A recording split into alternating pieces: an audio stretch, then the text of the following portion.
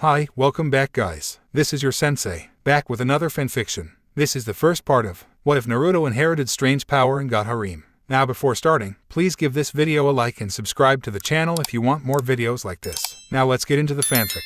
I'll show that boy that heroes really do exist, that hope is a good thing, not a tormentor. Naruto thought as he was all but training himself to exhaustion trying to, well, prove a point you could say. He was in Nami no Kuni and Inari had gone off on his nothing matters, especially you tirade to the Konoha. Needless to say, the whiskered blonde was not in a good mood. Sure, after hearing Tazuna he could understand why the kid was cynical, but he hated seeing people act like everyone was in heaven while they alone were in hell. Kid acts like he thinks he's the only one who ever went to bed crying. Brat, come cry to me after you'll live my life, then we'll see who deserves to throw a tantrum, he angrily told himself. So now he was practicing what little taijutsu he knew and some tree walking for better chakra control, even if only slightly. But because of this anger at Inari and Gato and his own past in general, he was pretty much just venting out his frustrations than doing any actual productive training.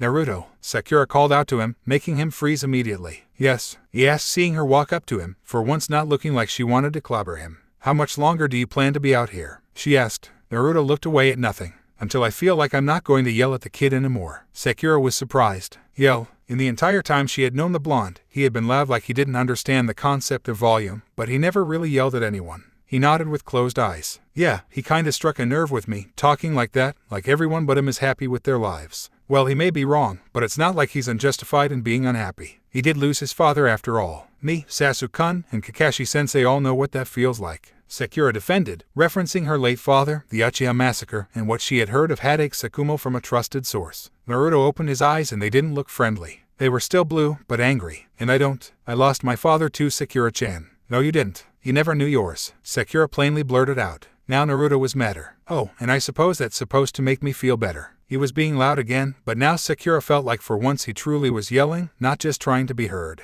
I'm supposed to be happy that I never knew my father, or my mother, or any of my family. It's better that I've been completely alone since the day I was born. That I've got absolutely nothing to be miserable about, while you all do. Sakura was stunned silent, surprised that Naruto for once wasn't his usual happy-go-lucky idiot self, and for once showed signs of having something to be resentful towards. I thought you liked living on your own. What on earth gave you that idea? He asked. Because you have no parents to tell you what to do. You hate having to follow the rules, so without parents you get to do whatever you want all the time. Sakura explained, not trying to upset him, just explaining what she always thought was the truth. Naruto turned around, not wanting her to see him cry. Sakura-chan, I'd gladly have parents who gave me 1,000 rules. If it meant I had someone to call mom and dad. Believe it, Sakura-chan, all the freedom in the world means nothing if you're lonelier than hell. This sure surprised the pinkette. All this time, she thought he was just some spoiled out-of-control orphan and he liked it that way. To hear he didn't was unexpected. Well, I'm sure there's something about it you like. Naruto just rolled his eyes. Oh yeah, I just love the fact that I don't even know if my parents wanted me to be born.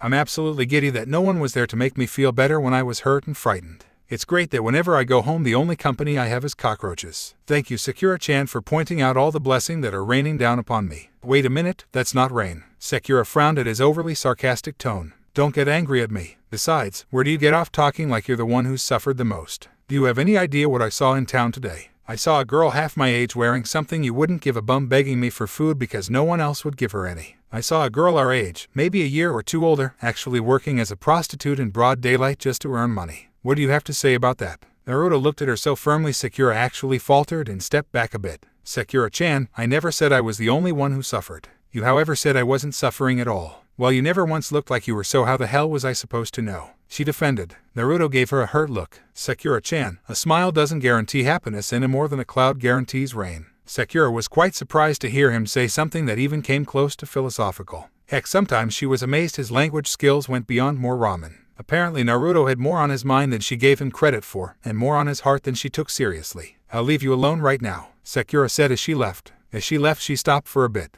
I don't know what else to say, Naruto, she said before she walked off. Neither do I, Sakura-chan, neither do I, Naruto said to himself as he went back to training. Days later Naruto and Sakura barely said another word to each other. Apparently they really didn't know what else to say to each other, and both seemed to be in a bit of a standoff, wanting the other to approach them first. Sakura found it extremely weird that after all the times she demanded he leave her alone, she was uncomfortable with him actually doing so. Later it came the day when Kakashi was fully mobile again, but unfortunately he predicted this was the day Zabuza was too, and Tazuna would be in danger. Team 7 was positioned at the bridge during construction hours to protect the old man, though Naruto was left behind because he had exhausted himself training last night.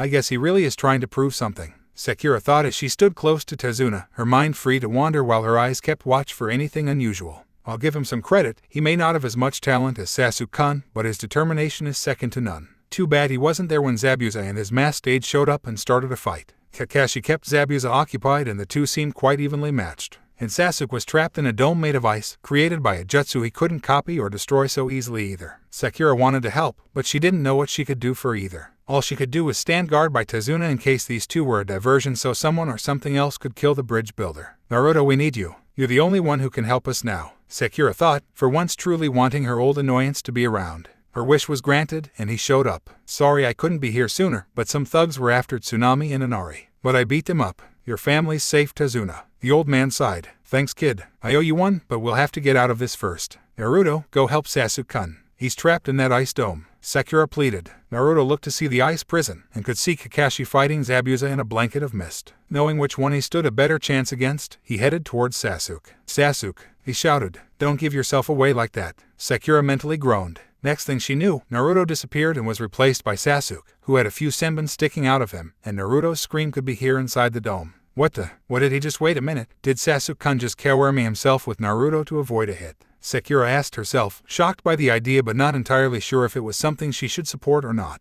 Naruto was very surprised to see that he went from outside the dome to inside in a mere second, while Sasuke went from inside to outside just as quickly. That wasn't the bad part though. The bad part was when hundreds of ice-cold needles embedded themselves in his skin from all directions, making him look like a human pincushion. Pained, he fell to his knees then his side trying not to yell. Luckily Haku was too stunned by this to add a follow-up attack right away. Not to mention she felt bad about attacking this boy who had been nice to her in the forest days ago in the first place. Unfortunately she couldn't help him without disobeying Zabuza, and her master came first in all things to her. Naruto had a hard time moving, and an even harder time using his chakra to help heal himself here. Haku's aim had been too good at that one attack, these ice senbon hitting many nerves and even a dozen tenketsu. Naruto's chakra system couldn't even incorporate Kyuubi's chakra, at least not right away. And one needles also impacted the seal's exact center. Guess I better finish him off. Sorry, Haku told herself, allowing herself to feel some grief for what she was about to do. Readying another senbon attack, this one likely to put him out of his misery, she stopped when Naruto started to glow a silver-white color. Her moment of immobility stopped as soon as it came and she attacked again.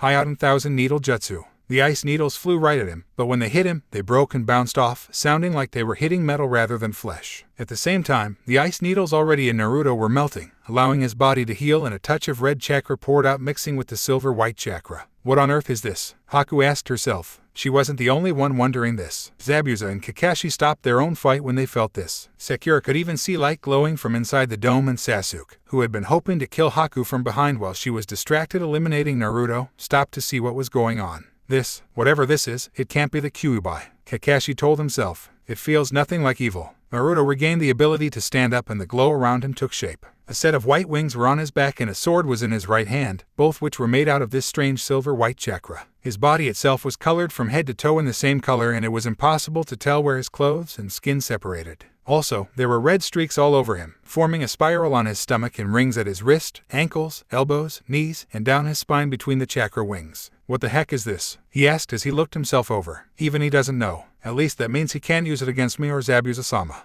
Haku told herself before readying another attack. Since senbon wouldn't work, she'd have to try something a bit more lethal. Hyoten Thousand Kunai Jutsu. Multiple kunai made of ice were thrown at him from the many ice mirrors and again Naruto couldn't dodge them all. Fortunately he didn't have to, since when they impacted his chakra aura they shattered like they were made of glass. Sakura couldn't see what was going on but she could hear fighting continuing. Sasuke-kun, help him. Don't just stand there. The Rookie of the Year gave her an "Are you stupid?" look then turned back to the renewed Kakashi versus Zabuza fight, and smirked, clearly deciding that was more worth his time and effort. He tried to sneak into the mist to kill Zabuza from behind, but he was tackled by a large bulldog. This is out of your league, kid, the dog told him. Sasuke was not the kind of person who appreciated others telling him what his limits were or that he even had any to begin with. Get the hell off me, you mutt. Do you have any idea who I am? You're a kid who's trying to bite off more than he can chew. Let Kakashi handle this. Sasuke-kun, Naruto needs help, Sakura reminded her favorite teammate. Ignoring her, Sasuke pulled out a kunai and tried to stab the dog, pinning him down. It saw this coming and jumped off, avoiding the hit and looking very mad. Mad enough that it jumped at him again and bit him hard on the leg. Back with Naruto, he could see that Haku's weapons were not affecting him, and he decided to try to fight back. Rather than try to catch up with the faster fighter, he took his light sword and struck one of the ice mirrors, cleaving it with ease. "Nice," he said before doing this with the others, leaving Haku with fewer places to move around. Seeing this, Haku stepped out of her hiding spot and cancelled out the crystal ice mirror jutsu.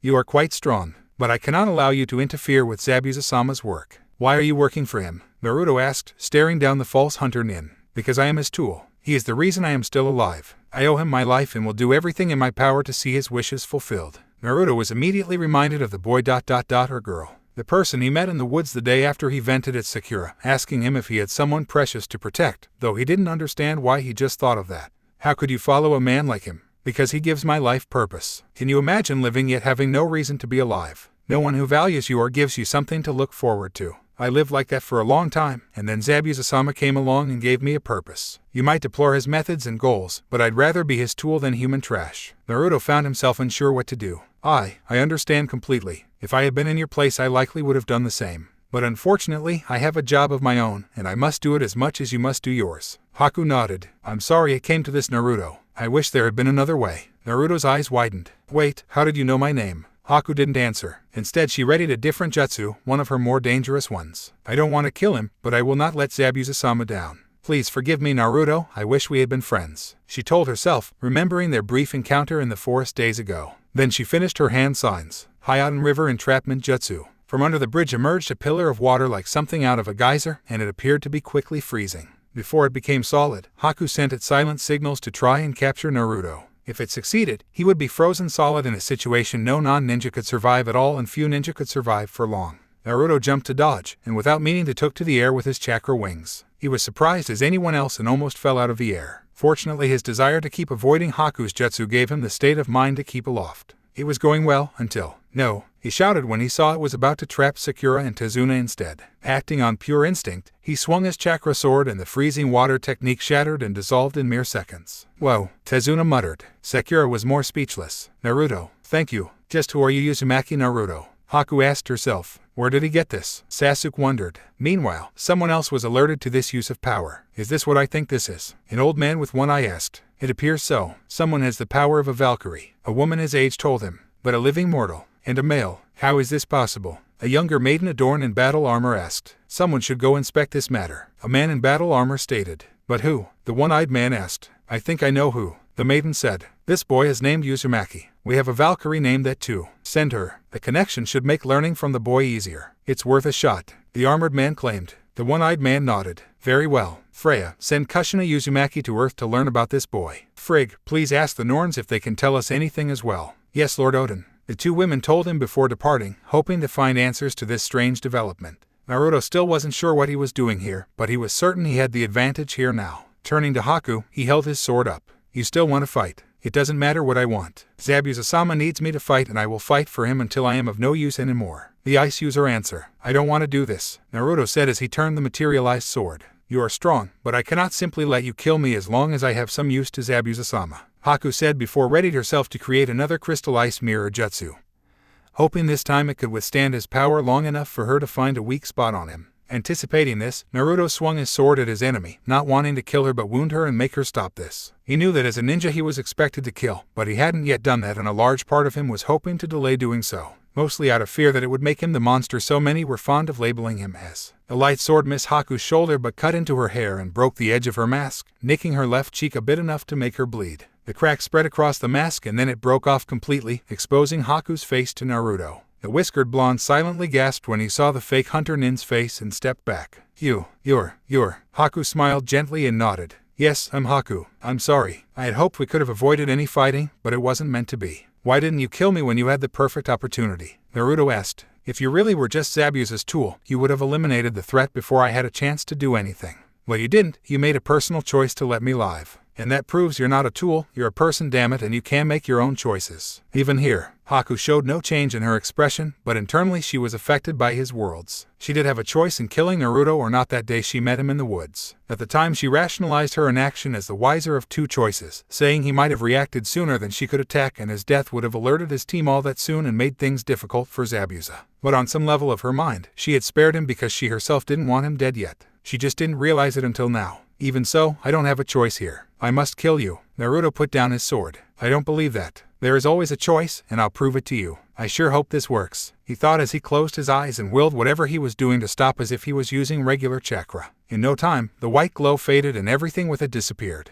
Naruto was normal again. Haku was confused. What are you doing? Giving you back the ability to choose. Attack or don't attack. Free shot. Your choice. Not mine, not Zabuza's, yours. What will you do? Naruto said before spreading his arms, just standing there making himself a target. Sakura could see him do this and was as astonished as Haku was. Naruto, what in Kami-sama's name are you thinking? I'm taking a leap of faith and saving someone from themselves, he told his teammate without turning around to face her. Haku found herself having an unexpected yet very hindering dilemma. Her initial thought was to rush forward and cut Naruto's throat, but her body refused to respond. This has to be a trick. No one would do this unless they were suicidal or had a trick that requires the opponent to strike first. That must be what it is. And yet she saw no anticipation in his eyes, and his hands were kept apart to make hand signs for jutsu impossible. But as she looked closer, she saw a sense of calm in his eyes instead of anything else. Either he's accepted his fate with serenity, or he believes I don't have the courage to do anything to him. Well, are you going to kill him or not? Sasuke shouted, and even Sakura could tell he was actually talking to Haku, not Naruto. Sasuke-kun, how can you say that? And why aren't you helping him? Like I'd waste my time helping the dobe. I'm just watching to see what his power can do. If he wants to throw his life away like this, so what? It's not like anyone really wants him alive in the first place, Sasuke replied. Sakura was disgusted to see his apathy towards their teammate, but it wasn't just his words that got to her. Is that how I come across about Naruto? I feel like I'm looking at myself. Haku ignored all the side banter, trying to make herself do something. She did start a short set of one-handed hand signs and an ice kunai formed in her hand. She then lunged at Naruto and brought up her weapon, aiming for his neck. As she moved, he did nothing. She moved fast and true, and the kunai got right next to his skin. And then it just stopped. Haku just stood there, her body and arm trembling as she held the weapon close but not close enough to him. All he felt was a chill, no damage or pain. He didn't back away, he didn't move her arm from him, he didn't even breathe harder or sweat hard. Haku saw this, and despite this completely free shot she'd never get again in a million years, her body refused to cooperate. Her hand dropped the kunai which broke on the bridgestone and she collapsed on her knees, tears flooding down her cheeks. I can't do it. I can't kill someone like this. I'm not a murderer. Zabuza-sama, I failed you. Her weeping overcame her voice. Naruto knelt down and placed his hands on her shoulders. She did not reject his touch. What's wrong with not killing someone because it doesn't feel right? What's wrong with deciding for yourself instead of just doing what you're told? I can't serve Zabuza-sama anymore. I'm a disgrace, a broken tool he'll have no use for anymore. Serving him is the reason I live, and now I'm nothing more than a corpse that still breathes. You said he took you in and trained you right. Naruto asked. Why would he do that if he was just going to get rid of you first time you couldn't do a job for him? Do you really have so little faith in your sensei? And even if he is like that, is that a man you want to give your soul to? You don't understand. No matter what kind of person Zabuza-sama is, he's all I have. Silver you can get is more valuable than gold you can't, and soon enough to you there's no difference between it and gold when it's all you can have. You have options, you have friends, you have a home. The one thing I have in the world is Zabuza-sama. I can't lose him, but you can have options too. Naruto said, would you truly desire death because of a failure? Would your master truly be honored if you simply threw away your life without a fight? How can you look at me and tell me how to live? You don't know me, you don't know what I've been through. Seeing that no fighting was going on and that Naruto wasn't using his strange new power anymore, Sasuke approached and hit the side of his head hard, making Naruto fall onto his side. Enough with this crap. I always knew you were pathetic, but I never knew you were this pathetic. Haku was shocked. How could you just attack your friend like that? Friend, that worthless waste of flesh. I have no friends, I have no family, I have no loved one. I am an avenger, and battle is all I live for. And you will be my first kill. Feel honored you died at the hand of your superior, Sasuke said, pulling out a kunai ready to drive it into her neck or eyes or where he could as long as it was lethal. Haku felt anger at this Kanohanin and briefly remembered her father, acting similar to Sasuke, saying he could kill her and her mother because they were worthless compared to himself. In her anger, her survival instinct overloaded her depression and she pulled out some metal senbon. Sasuke drove the kunai down and Haku blocked it with her needles, even using them like chopsticks to pin the kunai in place. Sasuke tried to compensate for this by pushing down harder, and even though the result wasn't immediate, it was clear Haku couldn't hold him back for long. Luckily she didn't have to, for Sasuke was tackled from the side by Sakura. Caught completely by surprise, the Uchiha was taken down by the Pinkette. Naruto had recovered and seen this, and he was even more surprised than Haku was. Sasuke-kun, what on earth were you thinking? Sakura shouted, not entirely certain what shocked her more, the fact he attacked Naruto so thoughtlessly or the fact he talked like being killed by him was a privilege. Uninjured except for his pride and a slight sting he felt on his side, Sasuke glared at his Kunoichi teammate. Who the hell do you think you are? He then swung his kunai at her, and she reacted back, jumping back, but unfortunately not fast enough, and the end of the kunai drove itself into her left shoulder, though that may not have been what Sasuke had been hoping to strike. Sakura screamed in pain, loud enough that even both Kakashi and Zabuza briefly paused when they heard it. Zabuza worried it was Haku screaming, but couldn't confirm with the hidden mist jutsu in the way. The wind had dissipated most of it, but some still remained. Also, both were getting worn out fighting the other and knew trying to leave the fight to check would make them vulnerable to any sneak attack from the other. Naruto was free and rushed to help his teammate. He pulled Sakura away from Sasuke, kicked Sasuke in a stomping manner to keep him down, and held Sakura close. Sakura-chan. He saw the wound with the kunai still in it. Hold on. He ripped off his right sleeve, then pulled out the kunai. Sakura yelled, not as loud this time, and blood began pouring out. Naruto quickly wrapped his sleeve around the wound and started to apply pressure. Keep your hands on the wound. This should hold until we get you better help. Naruto, thank you, Sakura quietly said, for once not minding his closeness in the least. Kakashi and Zabuza had to stop fighting for a moment, both seeing their current strategies weren't working. Zabuza couldn't land a serious hit on Kakashi, and Kakashi couldn't land a serious hit on Zabuza. Only one thing could turn the battle in Kakashi's favor, and he was now ready to use it, although he was fairly certain he would only have one shot at it. You're a worthy opponent, Zabuza-san, but I'm afraid this cannot continue, the cycloptic Jounin stated, starting up a set of quick hand signs before gathering chakra around his right hand and forearm. Zabuza was stunned by it, swearing he saw actual chakra itself being used here, when in reality it was just standard lightning element manipulation. Behold, Raikiri. Kakashi then darted forward, hoping this jutsu strong enough to cut a lightning bolt in half would penetrate Zabuza's sword, and if he was really lucky, hit the missing nin too. Relying on all his experience, Zabuza darted forward with Kubikira Bacho ready to cleave Kakashi in half during this brief time he was exposed. They both knew one way or another one of them would fall right after this last clash. Haku, who had been watching Naruto treat Sakura, saw her master possibly about to die and got up to go help him. Naruto saw this and knew exactly what she had planned. So you have no faith in your master at all, do you? The ice user froze and looked at the whiskered blonde. What? You know Zabuza's strength better than anyone, I'm assuming. Is he so weak that the only way he can get out of a battle is for you to bail him out? Naruto asked. Haku didn't reply immediately, but she didn't have to. In this time, Kakashi's Raikiri was reaimed from Zabuza to his sword and hit it at the base of the blade.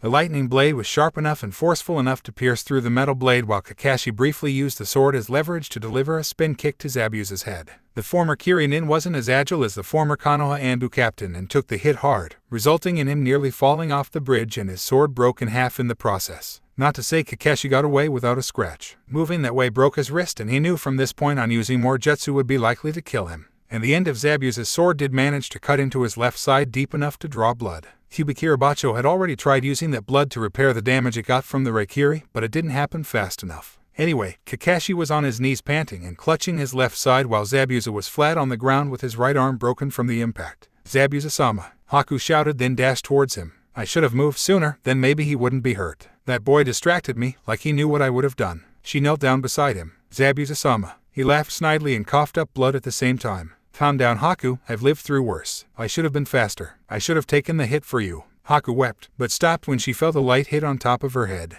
Not a painful one, just a tap to get her attention. And here I thought you got over those suicidal tendencies. I keep telling you you're no good to me, Dad. You can live without me. I can't live without you. Haku countered. Before Zabuza could reply, a sinister laugh could be heard. How disappointing, and here I thought you were supposed to be a demon. Zabuza immediately recognized the voice, and with the mist now gone could clearly see Gato standing at the end of the uncompleted bridge, with several armed goons behind him. Gato, why are you here? Zabuza asked, not liking the look of this. You failed, Zabuza, so change of plans. The short businessman answered. Actually, that's not exactly accurate. I never did intend on paying you for your work, I just now have a legitimate excuse for it. Hiring ninja is expensive and they may turn against their employer, especially fugitive ones, so I only hire the ones I can dispose of. Smart and cost-effective, wouldn't you say? All three members of Team 7 were surprised to hear this. Up until now, the idea that the employer could be an enemy too had never crossed any of their minds. Who is this monster? Naruto asked himself. Zabuza made himself stand up with his one good arm.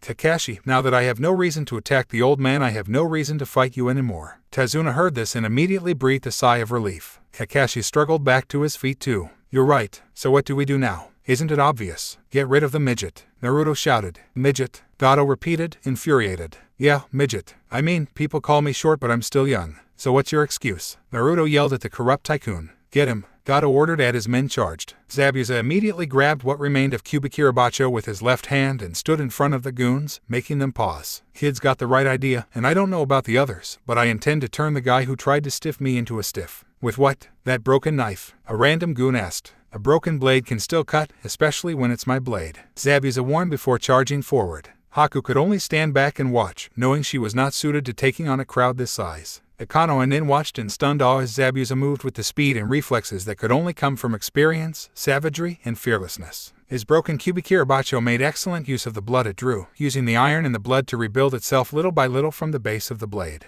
And while the Kano and Nin couldn't understand how the sword was doing it, they did see the fact it was repairing itself the more it was used. In less than a minute, all of Gato's goons were dead, some still on the bridge and some fallen off it, and only Zabuza was still standing. He had broken weapons sticking out of him in random spots and he looked exhausted just standing under his own power, but he was still alive and glaring at Gato. At that moment, the citizens of Wave led by Inari showed up with whatever they could find as a weapon. They were shocked by the bloodbath remains they encountered, but seeing Gato made them too angry to focus on anything else. Gato, leave our country at once and never return, several citizens shouted out, no longer sounding afraid of him. Instead, Gato was the one who was quivering. Can't we work something out? Yes, you die and we don't. Sound fair, Zabuza said, coughing up more blood. By now his facial bandages were torn off so he wouldn't risk choking on his own blood. Seeing only one way out, Gato tried to run. Unfortunately, Zabuza was the better runner of the two and caught up to him. Swinging his executioner sword, he decapitated the shorter man with ease. The momentum of everything made both the head and body of Gato fall into the sea, never to be seen again. Out of energy and taxed by combat, Zabuza finally let himself collapse and rest. Haku rushed towards him, seeing he was far from fine. Zabuza-sama, don't move. I'll get you somewhere where you can heal. The missing Nin smirked. Haku looked at the crowd, who were cheering that Gato was finally gone. She even thought she heard a chorus of Ding Dong the Witch is Dead start up. Is anyone here a doctor? She shouted, hoping someone better at treating wounds than her was here. Unfortunately, no one could hear her. No one except the Kano and Ninja. Team 7 stepped forward, with Kakashi being supported by Naruto after covering his Sharingan again. Is he okay? Sakura asked, still using her hands to apply pressure to her own wound. Being the most mobile and hands-free ninja at the moment, Sasuke stepped forward, but instead of pulling out his personal first aid supplies, he pulled out a kunai and jabbed it into Zabuza's chest, cutting into his heart. Everyone gasped at seeing this, even Kakashi. Sasuke, why did you do that? Naruto shouted. Now I can say I killed a rogue nin and with witnesses no one can ever say I didn't. The dark-haired Avenger calmly answered, sounding like he did something to be proud of. Haku saw red and reacted by punching Sasuke in the jaw so hard it reminded Naruto of the times Sakura hit him. In fact, everyone could hear his jawbone breaking from the hit. But before she could do more, Kakashi hit a pressure point on her that made her pass out. Naruto looked at Zabuza, who was still alive albeit barely. You know Haku practically worships you. If you die, what's he going to do now? Zabuza looked right at Naruto. Kid, whatever happens, please give Haku a reason to live. I don't want to see her join me in the afterlife for a good long time. If she dies soon, I will come back and kill you. Naruto looked, nervous but nodded. I swear Zabuza Mamachi that Haku will not die for a long time. Zabuza smiled and closed his eyes. Thanks, kid. Then he breathed no more. Everyone looked at him and gave him a moment of silent respect.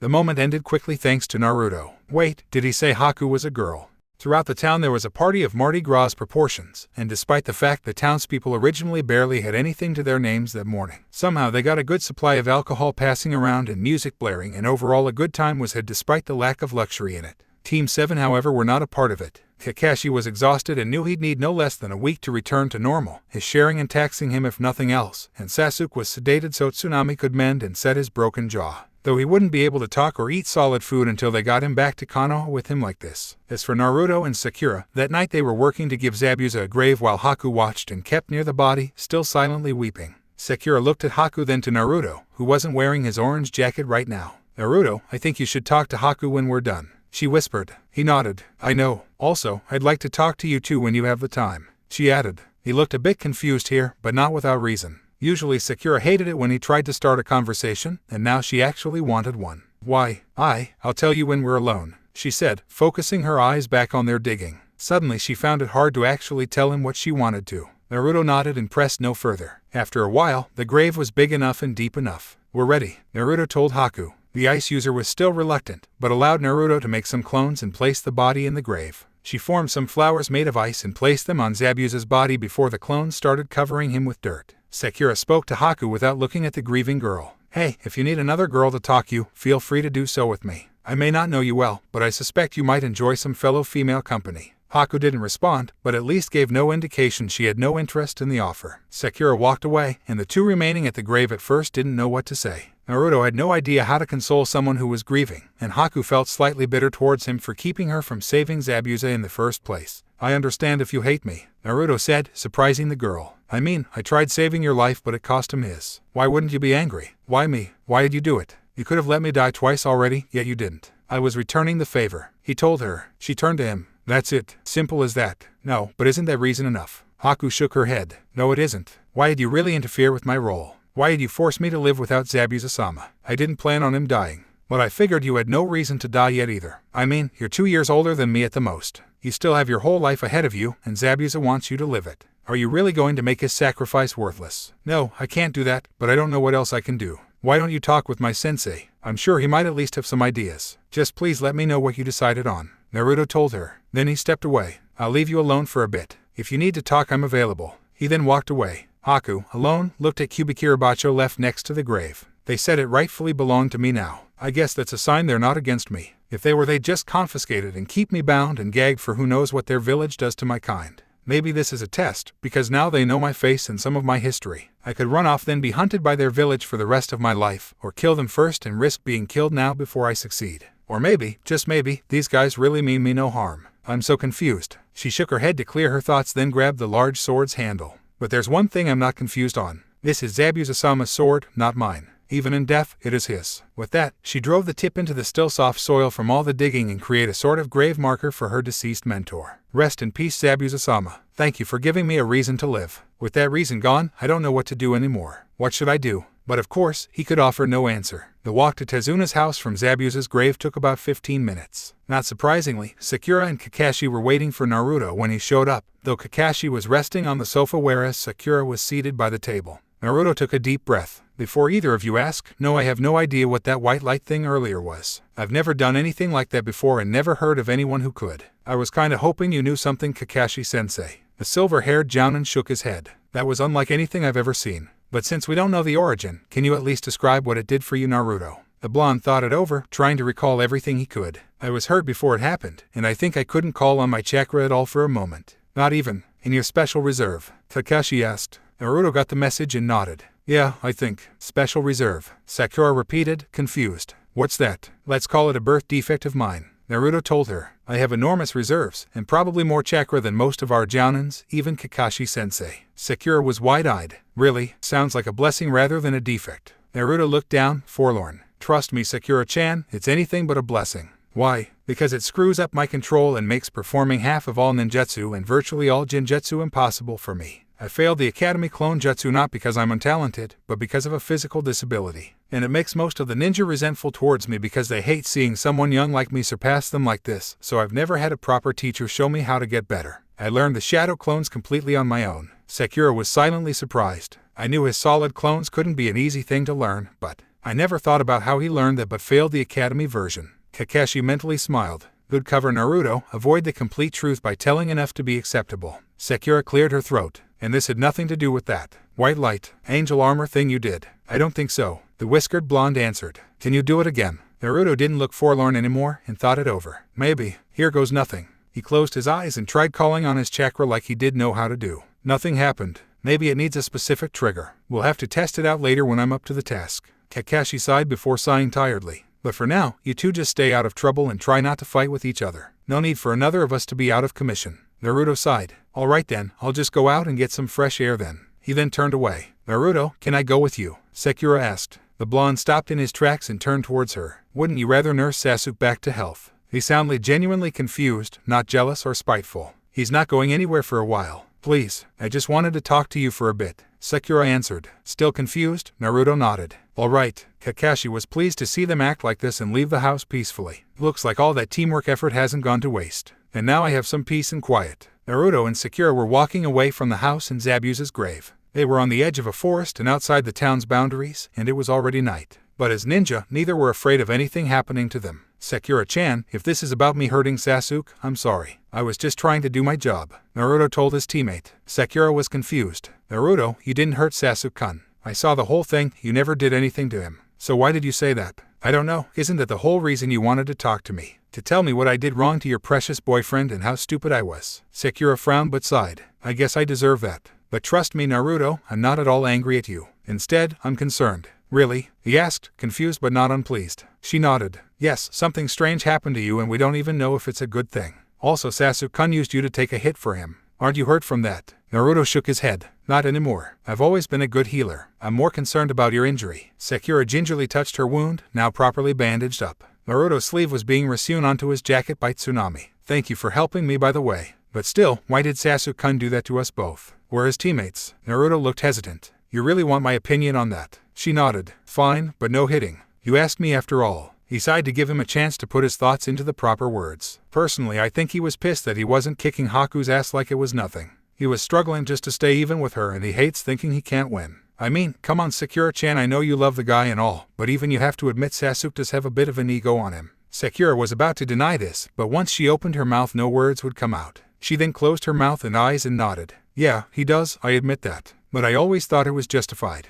I mean, he was Rookie of the Year after all. Naruto sighed wearily. Sakura-chan, that only mattered back in school. This is the real world. Did you think Zabuza or Haku cared he was the best in our class? Hell, remember how Zabuza became a genin by killing everyone else in his class. If Sasuke had been in the same class as Zabuza, do you think Zabuza would have spared him? Sakura gasped in horror at the thought. If that happened, it would have definitely been a duel to the death, and I'm not even sure Sasuke-kun could have won that one. Naruto looked away from the pinkette towards the horizon, almost as if he couldn't look her in the eyes for what he was about to say. Sakura-chan, I know Sasuke is a hotshot in Konoha. I never forgot, considering no one ever lets me forget my lot in life. But what you and he forgot is outside Konoha he's just another genin to the rest of the world. He has no real experience in these sort of things, and that makes him more vulnerable to threats. And unless this team stays together, he always will be. What do you mean? Sakura asked, finding herself impressed by Naruto now. He sounded so unlike what she expected of him it was a welcome change to her. Sakura-chan, remember how Kakashi-sensei said we're placed in teams to improve our teamwork skills and get used to working with others? Naruto asked. Sakura nodded. That's not the only reason. Jiji once told me it's also a safety precaution.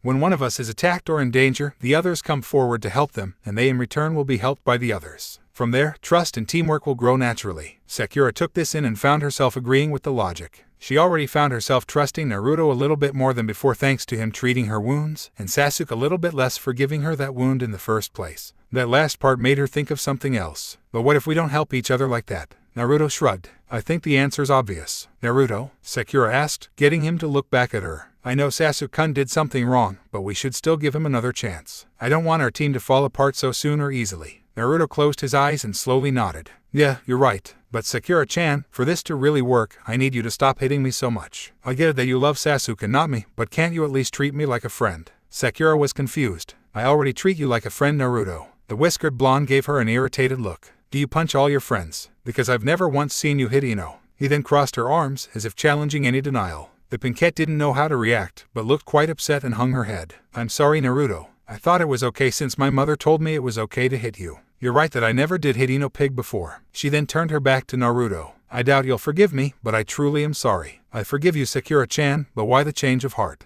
Naruto asked, looking at her. He still cared very much for her and was curious as to why she suddenly apologized. It was during the battle, when I saw Sasuke-kun being so callous towards you. I think I saw the person I was becoming. I don't want to be that person. Sakura turned around with tears starting to form in her eyes. How can you forgive me so easily? I've done nothing worth forgiving and you forgive me as if I've done nothing wrong. Why? Because I like you, Sakura-chan. I don't want to hold a grudge against you. He answered. Sakura felt her heart ache at what she felt was undeserved admiration for herself. But why do you like me? Why don't you hate me instead? Because you're similar to me, he told her, surprising her. You were picked on a lot when you were a kid like I was. No one wanted to be your friend, everyone made fun of you, and everyone said you had no future as a ninja. I was in the same position, then I saw you made friends with Ino and I thought if you could do that maybe I could make friends too. But, why were so persistent? If I had been you I would have stopped the first time someone hit me, she asked. Naruto sighed. I already lost my chance to be friends with the other girl who was being bullied thanks to her family. I didn't want to lose any chance to be friends with you. Other girl? Sakura asked herself. The only other person I can remember being picked on back then was. She mentally gasped. Hinata. Naruto tried to be friends with Hinata first but her family stopped him.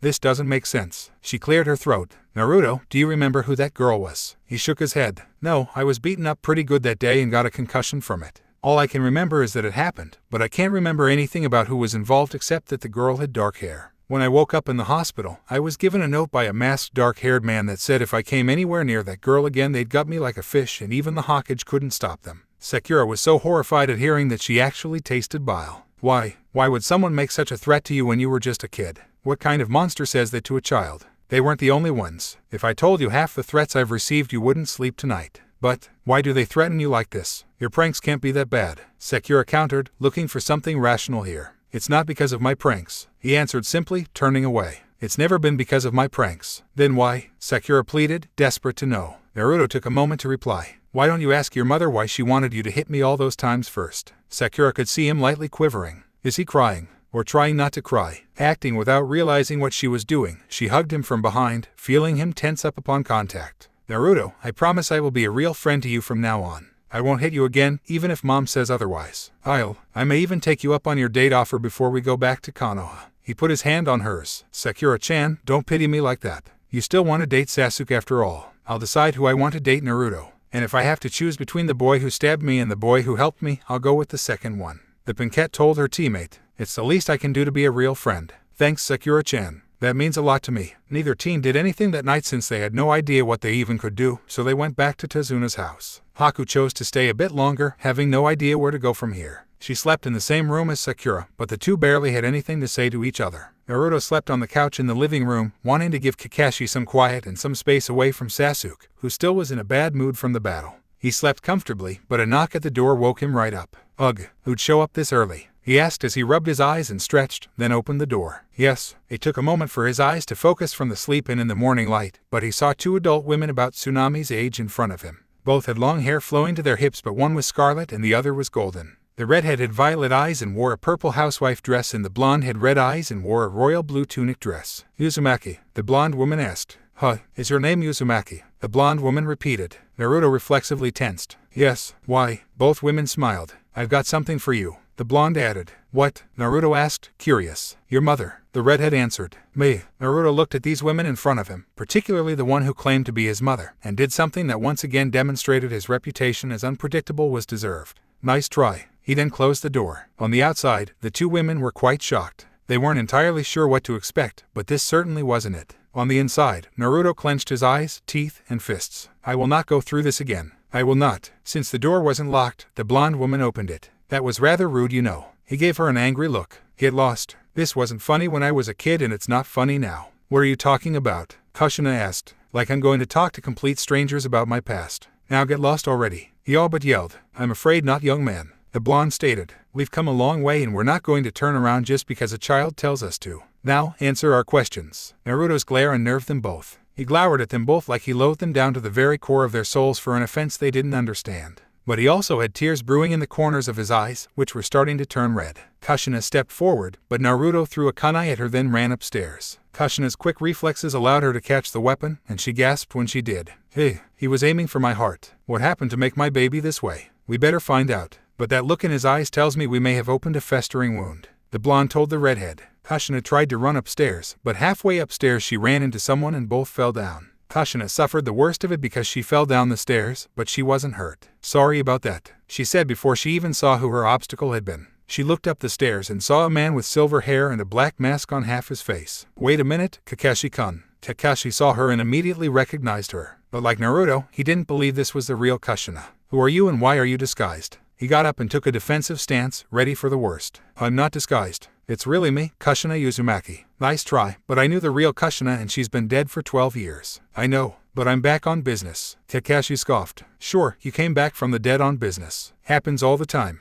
My father was in Konoha last week to oversee construction of a new building. I know how it sounds, but as Freya is my witness, I am telling you the truth, Kakashi Hadake. The blonde waved to the masked jounin. Hi, I'm Freya, one of the Vanir goddesses. Never heard of you, so excuse me if I doubt you're any kind of goddess. Kakashi told her. Enough, I just want to speak with my son. Kushina insisted. Looks to me like he doesn't want to speak with you. And given what happened to him, I'm not surprised. Kakashi replied. What are you talking about? Kushina asked. I'm not convinced you are the real Kushina, and until your identity is confirmed one way or the other, I'm not telling you a damn thing about that boy. Kakashi-sensei, Sakura called out to her teacher, making him turn to face her. What's going on? I just saw Naruto jump out a window and run off into the woods. Damn, he did exactly what I feared he would do. The cycloptic jounin moaned. Sakura, Naruto's not in the best of moods right now. You should probably go find him to make sure he doesn't do anything foolish, and for your own safety don't hit him for any reason. He might retaliate this time. If you must, take that Haku girl with you since she might prove useful in keeping him under control. Sakura didn't know what bothered her more here, the fact that her sensei was so quick to believe she'd hit Naruto when he was down, or his worry that for once Naruto might hit back. I'll try, but what about Sasuke-kun? Shouldn't he help?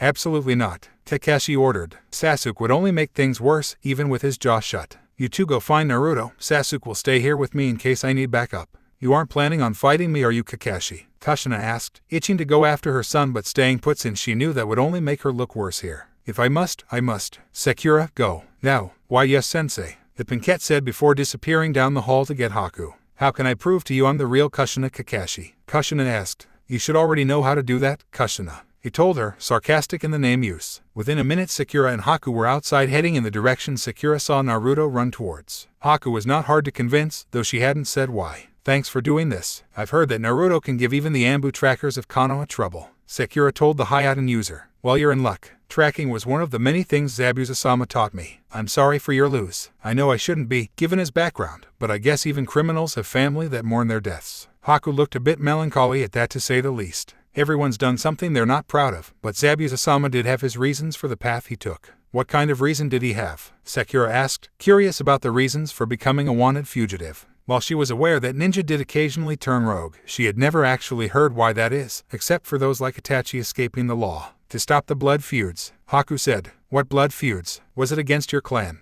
No, it was against bloodlines in general. After the Third Shinobi War, the people of Kiri began to see anyone with a bloodline such as Hayaten as evil. It didn't matter who or how old they were, if you had a Kekkei Genkai, you were demon spawned to them all. And a few years ago, the Yonde Mizukage decided to exterminate all of us with them. How did you survive? I escaped when my father was trying to kill me after he already killed my mother. I lost control of my Hayaten and killed him and his entire group. After that I ran off, and it didn't take long for me to find a place where no one knew who I was or what I had. Problem was no one wanted to help a street urchin, which is what I became. No one until Zabuza-sama came along and gave me a purpose again, Haku said as they entered a clearing. Hey, this is where I first met Naruto. Sakura looked around but didn't see the whiskered blonde. Too bad he's not here now. Like I said, this may take a while. Tell me more about him, Haku said when they continued their search. What would you like to know? Sakura asked. Just what kind of person he's like. Zabuza-sama asked him to take care of me, but I'd like to know if he's the kind of man I want to receive care from. Aren't you old enough to go out on your own anyway? Haku sighed sadly. Old enough I am, and capable of surviving I am too.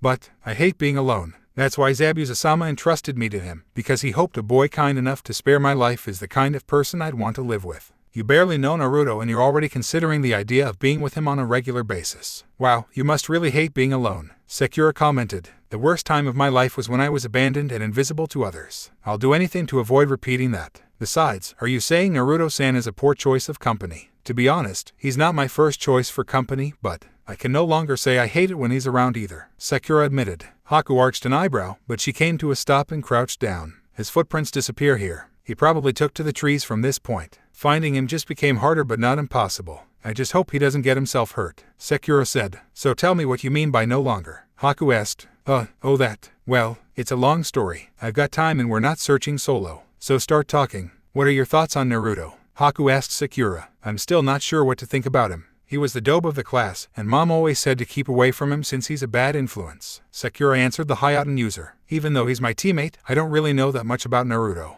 I don't think anyone in Konoha does except the Hokage and this one girl who has a crush on him. He has no family and so few friends, and to be honest, up until yesterday I never really wanted to be his friend. Why not? What's so bad about him? Haku asked curiously. By force of habit, Sakura came very close to getting into an anti-Naruto tirade, but out of consideration for him and in case he was listening, she took a deep breath and tried to compose her thoughts to be objective rather than judgmental. I'm not the best person to answer that question. For a long time, I hated the mere fact Naruto even existed. There was even a time where I wished he had died in the Kyuubi attack on Konoha 12 years ago. Haku's eyes widened then narrowed bitterly. But he himself is only 12. He would have been a baby at that time or still in the womb. You hate him so much you'd wish death on him when he was a baby. She saw Sakura hang her head with a tear running down her cheek. I really want to slap you and call you a bitch right now for that, but I will give you this one chance to change my mind. But keep in mind I speak from experience that being born different is not a crime. Sakura looked back at the Hayaten wielder, eyes still wet and full of regret. I have no excuse for my old ways. I was a bitch. I just didn't know it until yesterday when Naruto opened my eyes. I used to hit him all the time for any reason and I insulted him left and right. Why? Haku asked, hostility still in her voice. Not because of any affection to Naruto, but because she couldn't stand the idea of someone being victimized undeservingly. And until she had reason to believe otherwise, she was not going to just assume Naruto deserved to suffer. She was not her father. Part of it was because he did annoy me, and I wasn't interested in being more than friends like he was, Sakura added.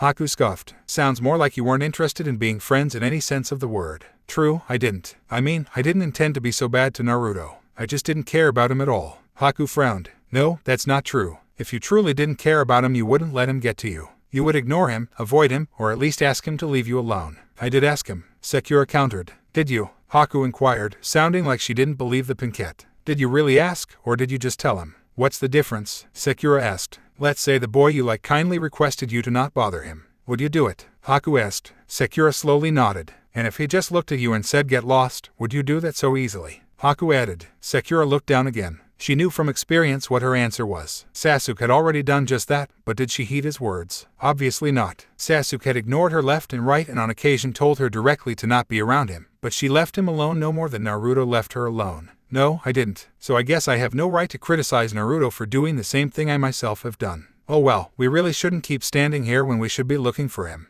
But before we go, just tell me 3 things about him you like. Haku told her. This one simple request would forever affect Sakura in ways she couldn't possibly predict right then and there. At that moment, all the pinkette wanted was to not walk away the bad guy and have this girl who was clearly stronger than her have a legitimate reason to hurt her. Haku clearly wanted to be friends with Naruto, and anyone who came across as his enemy would likely earn her discord. He's caring enough to not hold grudges, though I don't understand why. He's never boring to be around, even if he is annoying. And, now Sakura looked and sounded like she was struggling. I know I can trust him. Haku took this in, looking at Sakura in a way that made the younger Kunoichi felt she was being evaluated for her answers. Fine, thank you. Now let's go find him and you can see for yourself what else you think you know about him. What do you mean? Sakura asked, but Haku already got into the trees, requiring Sakura to follow the former Kiri resident and repeat the question. It sounds to me like you don't really know Naruto as well as you thought you do. The fact you struggled to give me 3 examples of his qualities and 2 of them came with commentary tells me you don't know him even if you know of him. Maybe you should spend more time trying to know him as a person instead of as just a teammate. After that Sakura said nothing, but Haku's words had quite an effect on her. Naruto, do I even know you at all? Hours went by and neither Kunoichi could find the whiskered blonde. They checked the woods, they checked the town, they even checked the shore, still nothing. It was as if Naruto vanished off the face of wave country. How can Naruto hide so well? Sakura asked herself. It should not be this hard to find a blonde boy wearing an orange jacket. The pinkette and her brunette partner had to stop and sit on a bench for a moment. Haku wheezed. I'll give him this, he's the best hider I've ever encountered. Forget that Where's Waldo guy, he couldn't hold a candle to Naruto. It's amazing. Naruto always wanted to be noticed back in Konoha and in the academy. I don't remember him ever being unnoticeable on purpose. It ever occurred to me that he might be good at hiding when he put his mind to it. But what could set him off so badly he'd want to be this alone? Haku asked. It had to be those women Kakashi-sensei was facing in the house. Somehow they did something that really hurt Naruto. I take it you don't know who they are. Sakura shook her head. Never seen them before. You don't have to wonder much longer. A woman told them, and both girls were surprised to see the 2 aforementioned women before them, with Kakashi alongside them. Kakashi-sensei, do you know who they are? Sakura asked. The masked jounin nodded. Yes, it took some convincing, and a good use of Kushina's chakra chains tying me up. He added silently to himself, but I know who she really is. This is Kushina Uzumaki, my sensei's wife, and Naruto's mother. Mother, Sakura and Haku asked. I know you both have a ton of questions for me and I will get to them when I can, but for now my top priority is finding my son.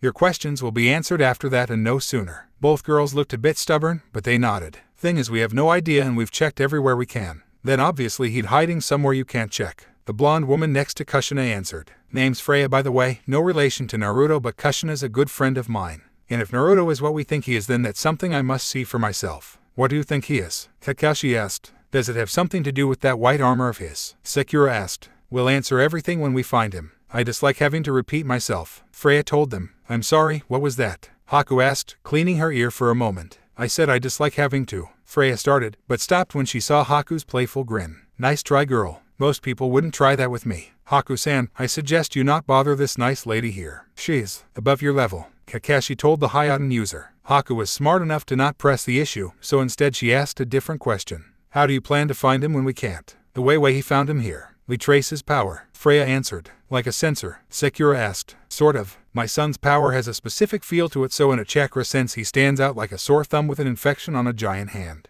That's how we find him. Kushina told her. Freya closed her eyes and it looked like a light wind was blowing around her, but no one felt any themselves. Then the wind faded and she opened her eyes. I found him. Where is he? Sakura and Haku immediately asked, standing right up quite quickly. In one of the only places two teenage girls would never think to look for someone. A cemetery. A cemetery, Sakura repeated. Why would he be in a cemetery? Who goes to a grave looking for a living person? Haku commented, seeing the reasoning. Well, what are we doing still here? Let's go already, Kushina said impatiently. Kakashi chuckled. Nice to see that hasn't changed about you. Within 10 minutes the group found their way to the nearest cemetery, some graves clearly fresher than others. And on more than 24 graves there were white poppies among other mementos that probably had more personal meanings to the deceased. These must be all the people Gato was responsible for the deaths of, Haku said, looking over the graves. There he is, Sakura told everyone, pointing to a tree in the middle of the graveyard. Sure enough, up in the branches there was Naruto, and he looked peacefully asleep. Let's get him down but without waking him, Kakashi said. I'll do it since he might not respond positively if he does wake up, and I may be the one least likely to aggravate him further. Kushina looked sad but nodded, and Kakashi slowly climbed the tree and picked up her resting son.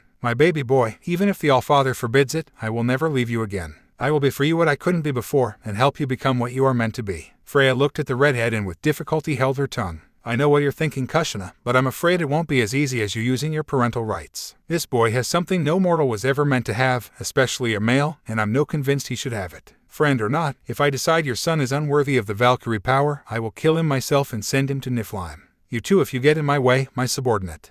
Naruto woke up close to midnight, not aware he had been returned to Tezuna's house. The first thing he noticed was that he was laying on something soft, not the branch of a tree, and he felt no form of breeze. Remaining silent, he let his eyes adjust to the darkness and saw he was back into the house of the bridge builder. How did I get back here? He quietly asked. All of a sudden there was a click sound and a lamp had been turned on. Naruto turned that way by reflex and let his eyes readjust to the light. When he could see, he saw Kakashi sitting in a chair right next to the lamp and the desk it was on. Glad to see you didn't wait until daylight to wake up, the Jounin told his student. Did you bring me back, sensei? Technically, no, but I was there when you were brought back. Then, who did it? Naruto asked, not understanding the phrasing. Naruto, I have something to tell you, but first I need you to promise me 2 things, Kakashi said, ignoring the question. Like what? First, promise me no yelling. There are people here trying to sleep and it wouldn't be very nice to disrupt that. Second, please answer any and all questions I have to give you first, since there apparently are things I need to learn from you as well. Naruto blinked in confusion. You need me to teach you something? No, just inform me of a situation I have no knowledge of. I want to help you, but to do that I need to know what got under your skin and why. Can you promise me this? Naruto frowned. What's there to say? That woman. Naruto, can you promise me the things I requested? Kakashi pressed. The whiskered blonde looked very hesitant. Fine, I'll shut up and answer your damn questions. This subject really hit a sore spot with him. Kakashi thought. Naruto, I only really have one question for you. Why did you act the way you did this morning? Naruto frowned deeply, much deeper than any time he had been overlooked in favor of Sasuke, which were the only times most people had ever seen him frown. How the hell was I supposed to react? A strange woman shows up pretending to be my mother and I'm not allowed to be pissed off. Yeah, right. How do you know she's pretending? Kakashi asked. Of course she is, Kakashi-sensei. My mother is fucking dead. And even if she was somehow still alive, she obviously hates me and wants not a damn thing to do with me. And how do you know that? Kakashi asked again. Don't give me that, Kakashi-sensei. It's been 12 years. 12 years. Naruto stressed, coming very close to screaming despite his promise. If I mattered to her even a little, she would have given me some kind of sign about it. 12 years and I got jack squat. If my mother isn't dead, she might as well be dead as far as I'm concerned. He stopped for a moment to stop himself from exploding, and Kakashi said nothing for a time. Naruto, I apologize if it sounded like I was undermining you. To tell you the truth, I can understand exactly why you'd come to that conclusion. It's not uncommon among orphans. But you've never been the type to get this angry, so seeing this behavior in you is quite unexpected. It almost sounds like something similar to this has happened to you before. Did it? Naruto looked away. I've spent years trying to forget that. Don't make me talk about it. Naruto, take it from me, after something terrible happens you can't pretend it didn't. You can mourn it, you can compensate for it, you can try to ensure it never happens again, but you cannot let yourself forget about it. If you do, then what's to prevent it from happening again? It is happening again, Naruto argued, making the Jounin more suspicious and curious, and dreadful of what he wasn't hearing. Naruto, did someone once pretend to be your parent in order to hurt you? Kakashi asked carefully. I know there are people that love to hurt him, but would any of them go that far to make him miserable? It certainly wasn't to help me. The blonde genin snorted, then sighed when he realized the Jounin was not going to drop this tonight. It happened back when I lived in the orphanage. A woman with purple hair came to me smiling and said she was going to give me a home. She said she had found my real family and was going to take me to them. I was very confused, since no one who came by the orphanage even looked at me without glaring, and the ones working there made it clear no one ever would do anything else. They did that? Kakashi asked, hoping Naruto was exaggerating or speaking in anger. What kind of person running an orphanage actually tells a child they cannot be loved? They said it worse than I just did, but yes. So even though I was confused by the offer, I was glad to be able to get away from that hellhole. He then sighed and still refused to make eye contact. Until that night. What happened? Kakashi carefully asked, sounding like a cop interrogating a child in a case. I must have blacked out, because I don't remember most of that night. But I remember the woman taking me to a building saying she was going to introduce me to my family. I saw a man she called her husband and a purple-haired girl my age she called her daughter, and then she kicked me right in the nose. There was a gasp heard, and Naruto turned his head left and right. Who did that? That was me, Naruto. You just couldn't see it because of my mask, that and the fact you weren't looking at me. Now do you know why she would do that? Naruto shrugged. Probably for the same reason everyone else who's tried to kill me does it. Damn furball. Did she or the others say anything?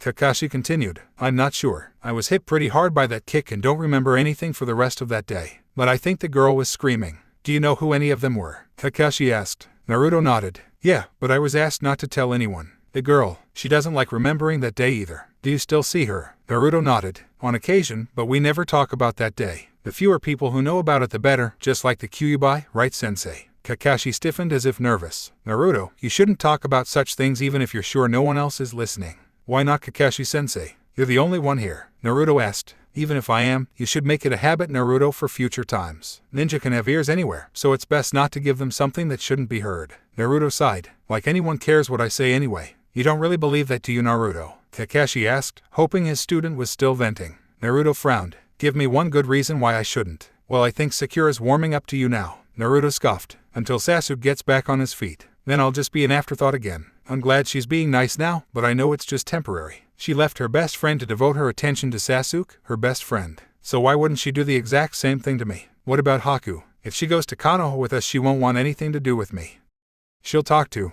We'll tell her everything they say when they think I'm not listening. And more people will tell her the same. Why would she believe me over the entire population? Would you? Kakashi did not know how to answer that, so instead he continued his questioning. What about the Hokage? Surely you don't think he doesn't care about you? Sometimes I wonder. Naruto quietly answered. You can't be serious, Naruto. The Jounin told him. Why not? Think about it, sensei. Before I was even a day old, he let the entire village know the Kyuubi was sealed inside me by the Yondaime. 12 years later and over half the population is still convinced I'm a monster. 12 years. What has he been doing to show them they're wrong and I'm not that damn fox? Just the cage. Tell me, Kakashi-sensei, why did he let everyone know about me and the Kyuubi? And what exactly has he been doing over the past 12 years to prove them wrong about me? Kakashi sat rigid in his seat, as if nervous about something, then sighed and relaxed. Naruto, I'm not the one you should be asking that. Now, given the fact that you've had a stressful couple of days here, I'm not going to reprimand you for the things you're saying, which some people might take as slander against your team and Hokage. Only because I'm the one saying it. Naruto muttered. Well, what did I tell you about being careful about what you say even if no one's listening?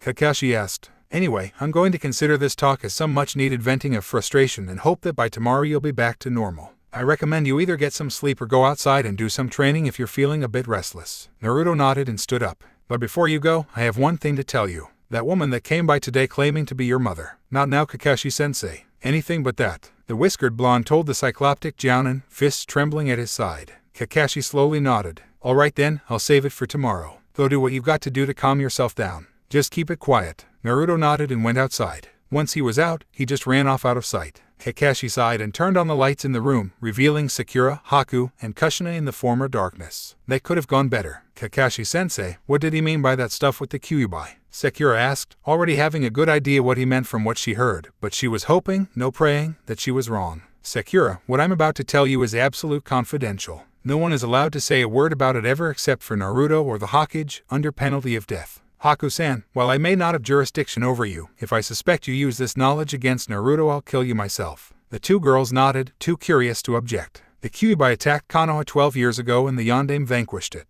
That part of the story is true. However, it's not the complete story. The Kyuubi was the most powerful demon known to man. Does it make sense that one man alone could defeat it? Sakura was momentarily silent. I never thought about that before. But you said he did do it. He did, but you were never told how. Using a very powerful Fuinjutsu, he stripped the Kyuubi of its chakra and spirit to render it powerless, but all that had to go somewhere. The only place he could put it was in a seal he placed on Naruto's stomach. Naruto became the prison of the Kyuubi in the process, but to this day 4 out of 5 people that know this fact think of Naruto as the fox itself in human form or under the fox's control. They are wrong, but they will refuse to see it any other way until Naruto somehow proves them wrong. Sakura was stunned. Naruto had that done to him before he was even a day old. Was there really no better way? I've spent every day since then wishing there was, but our options were limited, Kushina said sadly, gaining their attention. I was there that day. I can tell you all that happened if you promise not to tell others. The girls nodded, and Kushina proceeded to tell them all the events of Naruto's birth. She held nothing back. The masked man, her own Jinchuriki status, the actions of Minato and herself, her final words to her son, everything. Wait, does that mean Naruto's father is the Yondaime? Sakura asked. Kushina nodded. Yes, he is. Next time you see my husband, you try to see the resemblance. But why would you do such a thing to your own son? Sakura asked. Kushina frowned. It wasn't like I wanted to. We planned to reseal Kyuubi inside myself, but the battle took a turn for the worst and neither of us were going to survive. At that point, the only thing we could do was seal him inside Naruto, since only an Uzumaki could successfully handle the burden and use of Kyuubi's chakra. Anyone else would have suffered irreparable damage to their chakra systems at best. Hate me if you must, but we were out of options. Wait, you said neither of you were going to survive. So how did you? Haku asked, noticing a hole in her story. Kushina stopped frowning and now looked forlorn. I didn't. But you had to, otherwise you wouldn't be here right now. Haku countered. Kushina shook her head. I didn't. I died. Then, you were somehow resuscitated. No. Then what are you? Some kind of ghost? Haku asked, not understanding her. You could say that. Hakua and Sakura had wide eyes, and on impulse Haku grabbed Kushina's outfit, feeling solid material. You're no ghost. You're solid. I'm not a true ghost, but I'm not alive. I'm a Valkyrie, a dead warrior spirit that serves the gods for when they need to go to war. I've never heard of such things, Haku stated. You'll find the truth about the world and the afterlife is barely what you've been led to believe it is. Wait, you're dead right, Sakura asked, and Kushina nodded. But apparently you can come back here, so why wait until right now to do so? Couldn't you have done it sooner when Naruto was younger and needed it more? Don't you think I would have done that if I could? Kushina asked, lightly frowning again. The dead are not meant to come and go as they please. The only reason I'm here now is because my son did something very unexpected and the Allfather wanted me and Freya to come here and inspect it.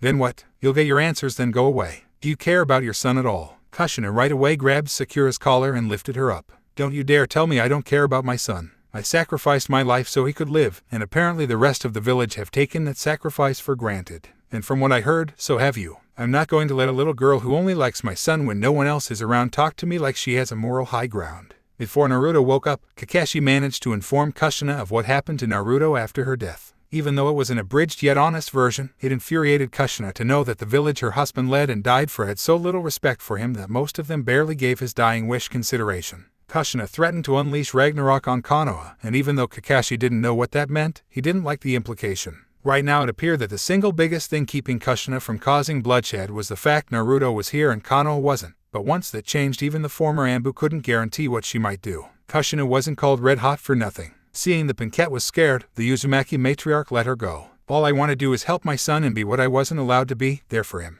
I need to be his mother and his teacher, but I need to get him to listen to me first. If any of you care about him at all, you'll help me do that. Any ideas? Kakashi asked. We have to address that carefully. Naruto's a fragile person when he's angry. What do you mean, Kakashi-sensei? Sakura asked. Sakura, you've only seen Naruto's mask. You've never seen Naruto when he was at one of his low points. You see him act happy and carefree and you assume he's just being immature or stupid. The fact is he has to act that way because it's the only way to keep him from thinking about his misfortune. If he dwells on the fact that he has no parents, no friends, none of the things that make you smile, he'd try to kill himself. In fact, I've seen him try. What? The three women asked him. Kakashi nodded. I once caught him drinking a bottle of bleach, and not by accident. I got to him and managed to induce vomiting and still struggled to pump his stomach. He was passed out, and I ended up taking him to the hospital. From what I heard, his first words upon regaining consciousness were, "Why won't I die?" Sakura, Haku, and Kushina gasped, and all three shed a tear for him, Kushina crying the most. Naruto's not like Sasuke Sakura. He doesn't sulk in his pain. He ignores it because when he does sulk, that is what he does. He looks for a way to just end it.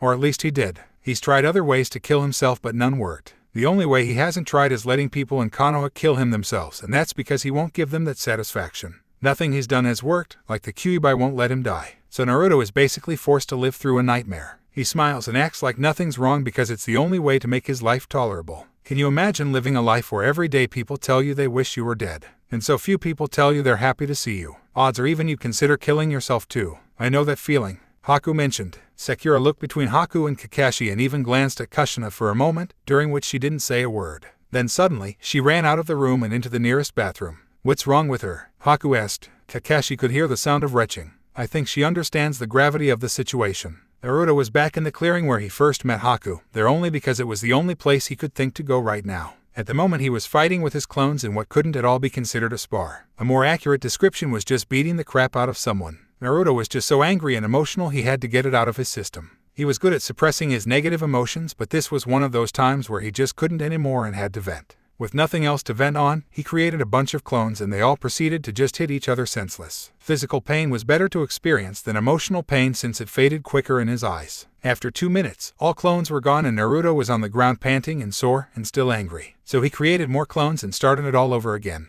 This time it only lasted 1 minute and Naruto was starting to bleed, but he still wasn't satisfied. I like a battle as much as the next Vanir, but this is just self-abuse, Freya noted as she stepped out of the foliage. Kushina requested she wait outside Tezuna's house and observe Naruto if the boy left the house for any reason. Naruto saw her and was in no mood for interacting with anyone right now. Get lost. My, few men have the balls to talk to me like that. I like you, boy, but I need to see what you can do. Want me to tell you what you really are? I know what I am. An unwanted, unloved, nobody. You've got self-worth issues. I'm going to have to work on that. Not good to have a Valkyrie that hates themselves. A what? Naruto asked, not understanding her. That's what you are, son of Kushina Uzumaki. You are a Valkyrie, a living and male Valkyrie too, something that until yesterday never existed. But if you cooperate and listen to me, you could become quite possibly the most powerful mortal in the realm of Midgard. You could become quite possibly the most powerful mortal in the realm of Midgard. Freya smiled after saying that, waiting to see his reaction. Why would I want that? Huh? Freya asked, genuinely confused by that question.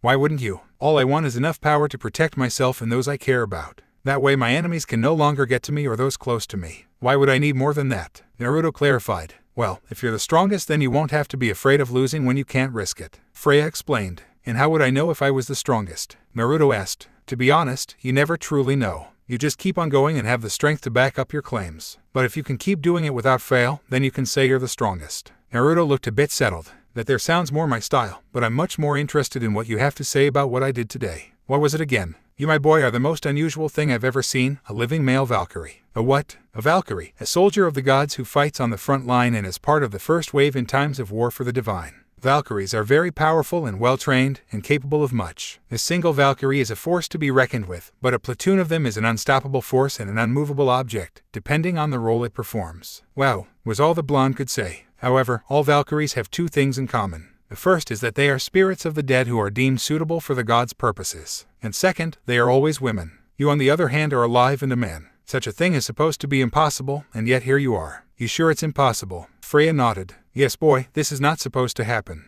I would know better than most, since I'm one of those in charge of the Valkyrie army. What? Naruto asked. Freya nodded again, this time with a smile. Allow me to properly introduce myself. I am Freya, goddess of warfare, nature, love, and more. A goddess? Freya nodded. One of many, but I'm one of the highest in rank. I came here because your little power display caught a lot of attention back home, and I had to see for myself what kind of person could invoke this power that should be off limits to those like you. You gonna kill me for being something I had no say in? Naruto asked, getting defensive thanks to years to persecution. If I believe you intend to misuse this power, then yes. But for now, I'm much more interested in seeing if you can use this for the right reasons. Freya told him. Besides, your mother would be very cross if I were to kill you so quickly and simply. Naruto's flinch was quite obvious. There's no way that woman can be my mother. How do you know? Have you ever seen your mother? No. Do you even know her name? No. Then how can you be so completely certain she is not your mother? Freya asked. She just can't be. Naruto stated firmly. Freya rolled her eyes. Oh, terrific reason. How stupid of me to not think of that. Wow, goddesses can be sarcastic. Naruto sarcastically replied. Freya then got serious. Kid, the fact is you don't know. You can't know. You're just telling yourself this because you're afraid of the implications if what I say is true. I am not afraid. Naruto challenged. Yes you are. The blonde woman countered. You're afraid of what her appearance means. You're afraid that she just abandoned you and is only now appearing for a reason that isn't good for you at all. You want to know why she left you, but you're afraid of what her answer might be, so you're refusing to give her a chance to say it. Naruto just frowned. I'm angry, not afraid. The goddess shook her head. No, you're angry because you're afraid. It's a preemptive emotional strike. Attack before you get attacked. As a goddess of love and war, I know this behavior very well. I'm finding your goddess claim a bit hard to believe. If you truly are one, prove it. Are you truly sure you would want to see? Gods and goddesses have so much more power than mere mortals. Seeing it displayed can hurt a weak mortal, Freya said as Naruto looked more curious. I said prove it, or are you a sham? The genin said with ferocity. Freya smiled at this, as this is what she preferred with a soldier. You certainly are gutsy for a mortal. Very well, I shall prove it, but only with a small show of my power. Too much might destabilize the entire region. she answered. Suddenly the trees around them both moved on their own, emerging from the ground walking on their roots. Before he could react, their branches quickly bound Naruto, keeping him immobile. All the while she never moved and her hands were too far apart to use any form of jutsu.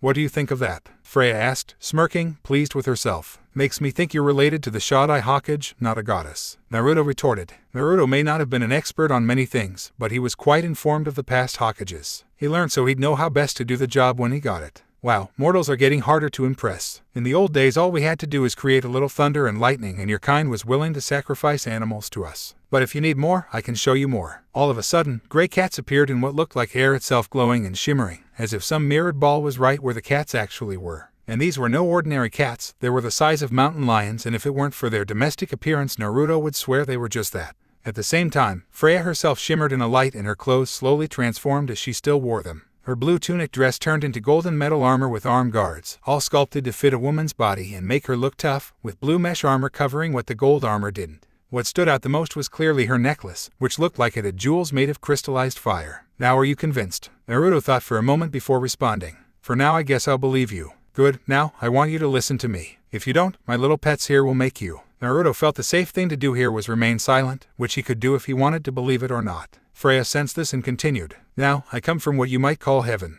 We call it Asgard. Anyway, some dead mortals are selected to go to Asgard instead of the underworld. Not just any mortal gets this though, no, we choose honorable warriors that impress us with their skills and principles. Men go to Valhalla, but women go to Sessrumnir, where I rule. In short, I'm the goddess in charge of an entire army of women warriors which are called the Valkyrie. Wow, Naruto said, a bit impressed. Thank you. Now, I tell you this for two reasons. I already told you the first, because you are somehow gifted with Valkyrie power. The second is because Sessrumnir is where your mother has been since your birth. I'm sorry, but your mother did in fact die the day you were born. She at least died bravely in battle and was quite a valiant warrior in life, so I granted her admittance into the Valkyrie forces. She couldn't be there for you in the past because she couldn't leave Asgard, but she is here right now for you. Naruto looked away, trying not to look hurt. Why should I believe you? He sounded sad, not angry. The real question is why shouldn't you? Freya asked back. Kid, you have no way to really prove me wrong, and I don't really have much to gain by lying to you. But whether you believe me or not, the fact is I and my companion are the only two beings in this realm that can teach you about your powers. So I suggest you put your martyrdom aside and listen so you don't become a real martyr. If you really know my mother, just answer one question. Naruto responded, his eyes covered by a shadow making him look quite forlorn. Shoot, did she love me? Why don't you ask her that yourself? Kushina quietly asked as she emerged from behind Naruto and the trees still binding him in place. Naruto's first reaction might have been to ignore her at best or verbally attack her at worst, if Freya hadn't made him think first. Now he was starting to wonder, could this woman really be his mother? Kushina looked at her son, eyes brimming with tears. Naruto, you have no idea how sad I am for what happened to you, and how glad I am to have this chance to see you again. You look so much like your father. Would you like to see him? My father, is he dead too? Kushina sadly nodded.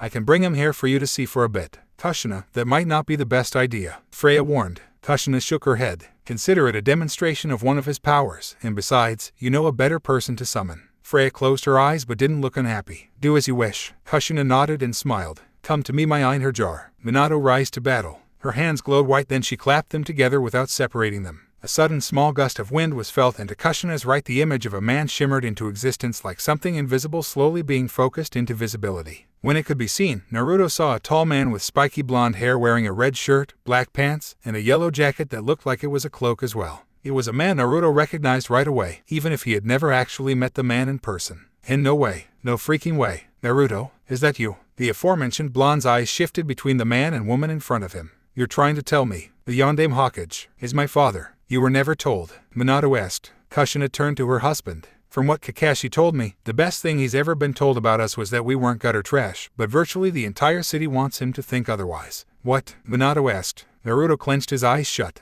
This can't be true. You're lying to me. There's no possible way the Yondaime could be my father. Naruto, shut up. I don't know why you're doing this, but there's no fucking way this is true. Stop, Naruto shouted, but was cut off when a tree limb moved to cover his mouth. He could still breathe, but any talking was now muffled. Boy, I suggest you listen for once. I know you're afraid, but if you give them a chance you might find out something important. Freya told him. Kushina and Minato looked hurt for their son but didn't free him from this entrapment. Son, I know people have said some nasty things about you and your origins. I can promise you that they are dead wrong. We are your parents and we love you. We've never stopped, even in death. Kushina told him. All those people that told you we hated you or were human garbage, how many of them bothered to tell you anything good? How many of them were the kind who hated you and wanted you to hate yourself? Why would you believe them on this? She added. Probably because it was the only thing he was told. Freya commented. Anyone would believe a lie if they were never told anything else. Naruto, we are telling you the truth. You are our son, Minato stated. I have no idea why my sensei hasn't told you, and I'm infuriated the village is disrespecting you like they have, but they are wrong. Naruto, let me tell you exactly why we haven't been around for you. Kushina started. You see, you're actually not the first person to contain the Kyuubi. His eyes widened but she didn't stop. The first was Mito Uzumaki, the wife of the Shodai Hokage, who came from my birthplace Uzashigakure, a hidden village that was destroyed by invasion when I was still a young girl. I was brought to Konoha and enrolled in the academy, but first, I was selected by Mito-sama to be her successor. So I became the second Jinchuriki of the Kyuubi. She paused to see her son's reaction. She saw he was shocked and focused just on her, so she continued. I grew up in Konoha keeping that secret, and over time your father and I fell in love and got married, though it wasn't a well-known fact since Minato had many enemies and we didn't want to announce it during a time he was highly likely to be given threats or sent assassins. It would have been for us since we were both capable of defending ourselves from such threats, but I was pregnant with you, so that made us worry. A pregnant Kunoichi is just as vulnerable as any other pregnant woman's son, and you were even more vulnerable. Minato noted. If she got in any major fights at that time, you might have died from a miscarriage, direct attack, or overexposure to Kyuubi's chakra if she was pushed too far. If people knew I was the father of her unborn child, you might not have been born. So we had to keep that a secret, but we planned of making our marriage and your heritage known after you were born and the threat was reduced. Kushina told her son. Unfortunately, we didn't live to do so. You see, a Jinchuriki's seal is weakest at birth, so there already was a high risk of Kyuubi escaping me when you were born. We might have been able to keep it under control, except one person decided to make things worse. Minato frowned. A masked man claiming to be Madara Uchiha found us and attacked. His interference with the defenses we set up allowed Kyuubi to escape, but you and your mother were unharmed. He then managed to briefly take control of Kyuubi and set it on the village. As Hokage, I had to defend the village, so I led our ninja against the fox, hoping to reseal it inside Kushina. The masked man managed to take you from her and intended to use you as leverage over us. Exactly what we feared during my pregnancy. Kushina added regretfully, blaming herself for her enemy and getting near her son at the time. We had to fight him off, save you, and subdue the Kyuubi all at the same time. It was almost impossible, but somehow we managed to pull it off. The only problem was Kushina was too wounded to handle the resealing, so we were forced to seal Kyuubi inside you instead. For some reason, only those of Uzumaki blood can safely handle the containment of Kyuubi's chakra. Maybe it's part of their Kekkei Genkai. For all I know, maybe all Jinchuriki are somehow connected to the Uzumaki, but I wouldn't guarantee that. Minato continued. Anyway, Kyuubi saw what he planned and tried to kill you. Kushina interjected. We reacted at the same time. We both took the hit for you, a lethal hit, but we were shielding you and holding Kyuubi in place just long enough to reseal him. We knew we wouldn't survive and we were sad to die, but we were placated by the fact you would live and hopefully be happy and seen as a hero. We left specific instructions regarding your care and education, but from what Kakashi tells me, someone decided to do things their own way instead. So that's it, Naruto. Minato told him. We died, but we did everything we could to ensure you were born safely and got to live. Does it sound like something to be angry about? Freya decided now was a good time to let the young blonde speak, and so she freed him from the trees and let them root themselves back in their proper places. Her cat stayed though. Naruto just stood here, taking a brief moment to re-establish his footing since he had been held up for the past few minutes. After that he just stared at his parents, not sure what to say to them. They themselves were silently awaiting his reaction, hoping he would now accept them. After a moment, Naruto just hung his head. Why now? Why is it only now that you show up? Couldn't you have done it sooner, even before I did that Valkyrie thing? Kushina knelt before him and gingerly placed her hand on his cheek. She was glad that he didn't reject the touch. Son, you must understand, we're dead. Both of us. We can't come and go as we please. We needed permission from the gods to come here, and your power usage was the only thing that made them give us that permission. I wish we could have come sooner, but the gods won't let just anyone go for just any reason. Not even to see our orphan child is a good enough reason for them. So you'll have to go back soon, he asked, ready to cry. Kushina already was crying. I'm afraid so, Naruto. I'm here to help you get a grip on your power and make sure you learn how and why to use it properly, but I can't stay forever. At best, you'll be given visits from her for 1 day per month, mostly to evaluate your skills and progress. And since your father is her Einherjar, you don't have to worry about him never showing up either. Freya told him. For now though, Kushina can be with you for 1 week to get you started. After that week ends, it will be 30 days before she will return to see you. No sooner. 1 day a month. That's it. Naruto asked. I think I know a way to make it easier. Kushina offered. Freya, can I share Minato with Naruto? The goddess's eyes widened. 2 Valkyries sharing an Einherjar. Odd, but I don't think there's actually a rule against it. What are you talking about? Naruto asked. Kushina smiled. Naruto, one of the powers of a Valkyrie is the ability to summon Einherjar, the men who battle in Valhalla. I was sent to Sessrumnir and your father to Valhalla, but as a Valkyrie I was given the ability to summon him to my side anytime I need him to fight with me, or when I need to be with my husband. A lot of Valkyrie do that when their husbands are Einherjar, Freya noted. Anyway, since you are empowered with Valkyrie abilities, one of them should be the ability to summon a man from Valhalla to fight with you when you need to. However, there's a catch. You can't summon just anyone. You have to have a bond with someone there who is willing to fight beside you. It's not that different than the traditional summoning jutsu, except you summon warriors instead of animals. Minato is my Einherjar, and if you want he can be yours as well. Minato smiled. This way you can see me anytime you want, unless the gods need me more. How do I do that? Naruto asked. Even if the Yondaime wasn't his father, being able to summon him at any time was bound to be helpful to him, especially when he needed someone to support him back in Konoha. Before you do this, let me make one thing clear to him. Freya interrupted, then stepped up to the whiskered blonde. Naruto, you won't be able to summon him at any and all times. He does have things to do in Asgard after all, like preparing for Ragnarok with the other men in Valhalla. Einherjar are meant to be summoned for assistance, not company. Summoning him for company is okay on occasion, but if you summon him to the point where he's practically never away from you, you could lose your rights to him because of an abuse of the privilege. But why can't I be with my own father as much as I want if I can? He asked. It doesn't work that way, the goddess simply answered. Naruto looked mad again. And what gives you the right to decide that? Freya leaned right in his face. Because I'm a full-fledged goddess in charge of an entire army of divine warriors, while you are a mere rookie of a grunt in a mortal army. You may have a chance against a single dwarf or a half-elf, but a goddess like me, you couldn't hurt me even if I let you. Naruto responded in a way that would make any Uzumaki proud, and maybe horrified. He headbutted the goddess right in her face with enough force to bust her nose and knock her on her ass. Kushina gasped in shock while Minato looked horrified. Naruto, what have you done? Looks like I can hurt her after all, and I didn't even need her to let me, he stated before several cats pounced at him. He responded with as many shadow clones that grabbed the cats and punched them in their jaws, knocking them out. After dealing with Tora, that sure felt good. Freya sat up, covering her broken, bleeding nose. From behind her fingers dripped ichor, golden blood of the deities. She glared at him in a way that even Sasuke couldn't compete with. Hope you enjoyed seeing your parents, brat, because when I'm done with you you'll never see them again.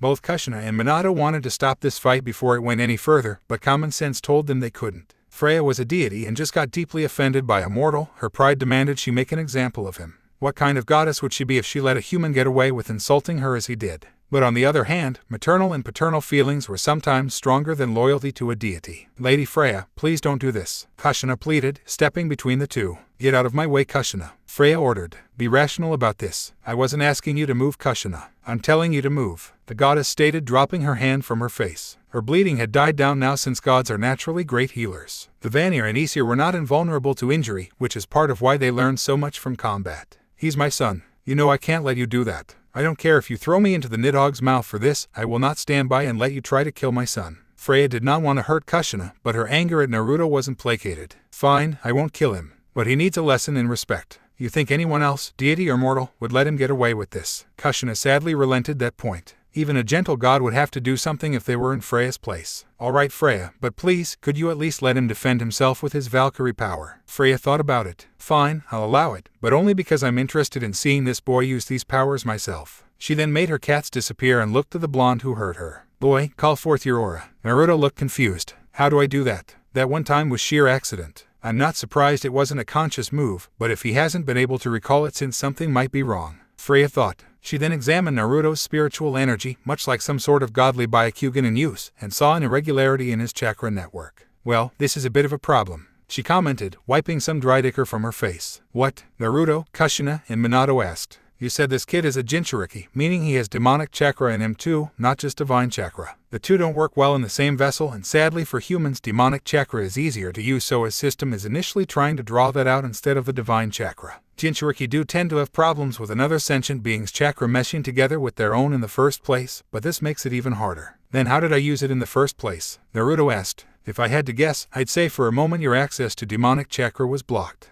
Did you experience anything that could have affected your chakra network itself? Naruto closed his eyes and thought it over. The last thing to happen to me before that strange experience was Haku hitting me with a lot of needles. Her attack just might have hit your chakra network in a way to briefly boast your divine chakra long enough for one use, and now that you're healed you can't recall it as easily. Freya mused. What a huge feat. Had her aim been even slightly off for just one needle this might never have happened. So you're saying I can never do that again? Naruto asked. Freya shook her head. No, but you need an adjustment so you don't have to keep getting hurt to use it. Kushina, you and your husband need to alter this seal. The Kyubai's energy is interfering with his other powers, and for the Allfather's sake give him a weapon. It's not much of a punishment if he doesn't have something to help him learn from it. Yes, lady. Kushina and Minato bowed. Naruto, please show us the seal. He grabbed the bottom of his shirt but didn't lift it. You guys really want to help me? They nodded. We're your parents. Why wouldn't we want to? He came close to tearing up. You truly swear you mean that? Minato knelt down. Son, if you're finding this hard to believe, summon me next time you see the Hokage. He should tell you the truth, especially with me right there. Kushina nodded. Also, summon him next time someone tries to talk trash about us. We'll see how brave Konoha is when he's not on their side.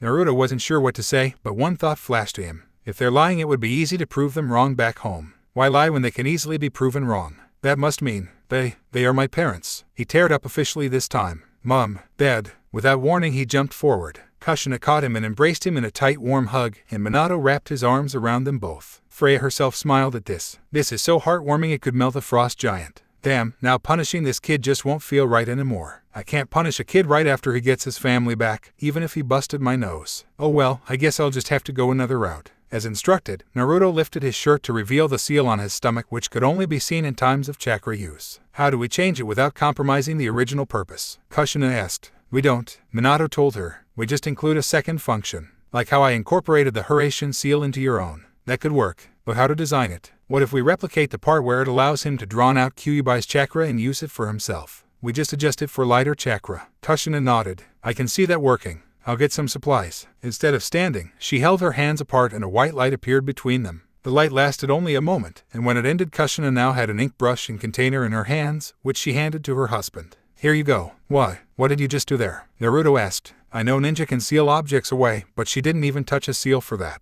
It's like she made it appear out of thin air. That's one of the powers of a Valkyrie, materialization. It's a lot like an alchemic transmutation, but instead of creating something from materials at hand, I summon them through a space-time vortex to me from another location. Kushina rethought how to explain it. I used a jutsu to make the ink and brush appear here from another location, like a teleportation jutsu. Oh, ready? Minato got to work. To the untrained eye, it looked mostly like he was just painting something on his son's skin. But to those that knew about Fuinjutsu, he was doing something with a purpose. Once he located the part of the seal that enabled Naruto to use dark chakra that he himself didn't generate but had inside himself, Minato went to the opposing side of the seal and created a near-identical part, this one enabling the blonde boy to use light chakra inside him but not generated by himself. It's impossible for a mortal body to create divine chakra, so the seal should recognize it as a source much like Kyubai's, just on the opposite end of the chakra spectrum. I just wonder how divine chakra of this nature got into him in the first place and where it's coming from now. That should do it, Minato said, kneeling back up when he finished. There we go, now Naruto, try to feel for your power. It should be fine now, and it's similar to using chakra, Kushina said as Naruto felt for whatever divine presence, and he found it. It washed through him like a holy wave, giving him a white streak in his blonde hair, and his wings came out once more. But unlike the last time, white ethereal plumes fell down once more. Kushina smiled, seeing her son finally being a Valkyrie. No armor or sword formed, but he felt so light and powerful. Naruto, I know you're mad at Freya, but please understand that you are much more fortunate than some others are now. Also, Freya asked me to arm you, and it seems right to give you this sword. Kushina held her hands apart, and she started to materialize again. This time she called forth a sword unlike any Naruto had ever seen. Most swords Naruto saw in his lifetime had been katana, nadachi, and zanbato. The length of this sword was roughly a meter, maybe a couple centimeters longer, and the blade was double-edged and bright silver-colored. The guard was pronged, pointing outward with a light curve forward, the handle and guard both looking like they were made of polished gold with a white fabric wrapped around the handle to help with grip. Wow, Naruto responded simply. Kushina smiled and held it out to her son. Naruto, so you won't have to rely on chakra arms and armor all the time. I give you this sword for when you need a true weapon. If you get better, someday you will be granted a genuine suit of armor too. But for now, this will have to do. Naruto took it, feeling its weight in his hands. Is it called something like Zabuza's sword was? Kushina nodded. It does have a name. This sword is called Bear, which in the language of the gods means storm. And rest assured, this is no ordinary sword, but for now you don't need to know what all it can do. When can I learn? Naruto asked. When you're no longer a rookie Valkyrie. For now, try to learn how to use it like it's an ordinary sword. She and Minato then stepped aside, leaving Naruto facing Freya again. Boy, even though I no longer feel right punishing you as I originally intended to, and I'm admittingly curious about what you can do with this power, I'm still not letting you off the hook. Instead, I'll give you a harsh lesson in combat to keep you from busting my pretty face again. Think you can handle that? Naruto tightened his grip and pointed the sword outward, finding he needed both hands to best support it. I can handle anything. Without another word, Freya darted forward, moving so fast that Naruto didn't even see her until she slowed down right next to him, almost as if she had slowed down on purpose for dramatic effect. Before he could react or reflect on this, she hit the back of his head with the butt of a sword he hadn't even seen her summon, making him fall on his face. That makes me feel a little better, she joked. Naruto was quick to get back on his feet, but she was quicker to ambush him again. He blocked her sword with his, creating a cluster of sparks, and the two stared each other down. To be a Valkyrie Naruto, you must master many talents. You cannot specialize like a ninja would. She withdrew her sword and swung from a different angle, but Naruto blocked it again. Valkyries are the first wave in wars, the frontline infantry. Another swing and another block. Swordsmanship, archery, summoning, restraining, defending, speed. These are all things a Valkyrie must be good at. Freya then swung her foot, knocking Naruto off his own feet and falling on his back. Once he was there, she held the point of her own sword at his neck. Valkyrie training and warfare is excruciating. There's a reason only the dead learn it, and even then it's still reserved for those that showed talent in life. For you to succeed, you have to learn what no mortal ever has before and never fail once, or it could mean your life and quite possibly your afterlife as well. I can handle it. I'm not dying until after I become Hawkeye. Naruto argued, then raised his wing quickly to knock her sword off center just long enough for him to roll away and get back on his feet. Rolling with bird wings didn't feel comfortable, but he withstood the discomfort quite well. Wow, didn't think he'd try that. Yes, he's got some of Kushina's creativity, Freya thought, a bit impressed though she didn't show it. Bit of advice, kid, death doesn't care about your plans or schedule. I understand your intentions behind your words and admire your resolve, but I'm just warning you not to take them too literally. Before he could respond, she charged at him again, intentionally giving him an opening to see what he might do about it. Instead of dodging, Naruto charged back at her, taking the opening and swinging his sword at her side, hitting her armor but not damaging it.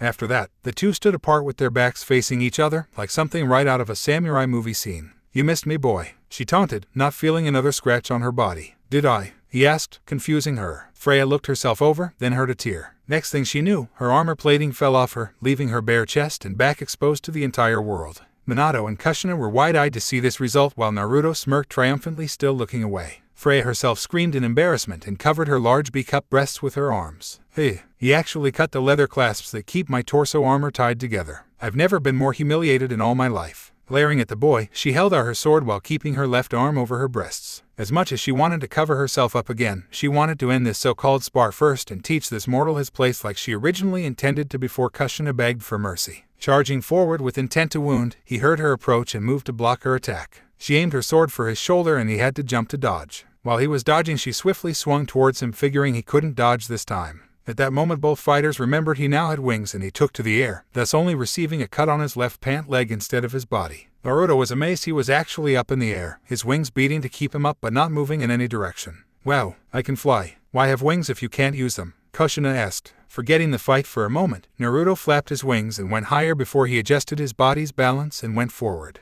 Like a bird, he almost seemed to just know how to move through the air and was greatly enjoying himself. Let's see them call this demonic in Konoha. Suddenly Freya appeared in front of him, hovering but without wings. I'm not done with you, boy. She hit his head with the butt of her sword, impacting his nose like he had done to her, resulting in him crashing to the ground. You can fly too? He asked, hand on his bleeding nose. Freya landed and held her sword out pointed at his sternum. You didn't really think the commander of an entire army of winged soldiers would be flightless, did you? She then raised her sword, as if intending to cleave him with her next move. Freya, no. Kushina screamed, then started to run forward. Before Kushina could reach the warrior goddess, someone burst out of the surrounding bushes from behind Naruto, screaming the same thing. The surprise made Freya halt her swing, giving the newcomer enough time to stand between her and Naruto defiantly. Sakura-chan, Naruto asked, completely surprised by this. Sakura stood there, arms spread defensively, giving the goddess in front of her a challenging expression. I don't know what it is you were thinking just now, but if you want to kill him, you're going to have to kill me first. Naruto was stunned, but Freya's face was unreadable. Why would you make such a claim, little girl? I don't need to justify my actions to you. All you need to know is I will not stand down. Watch yourself. She's a genuine goddess. Maybe not the strongest, but she alone can stand up to any cage in the world.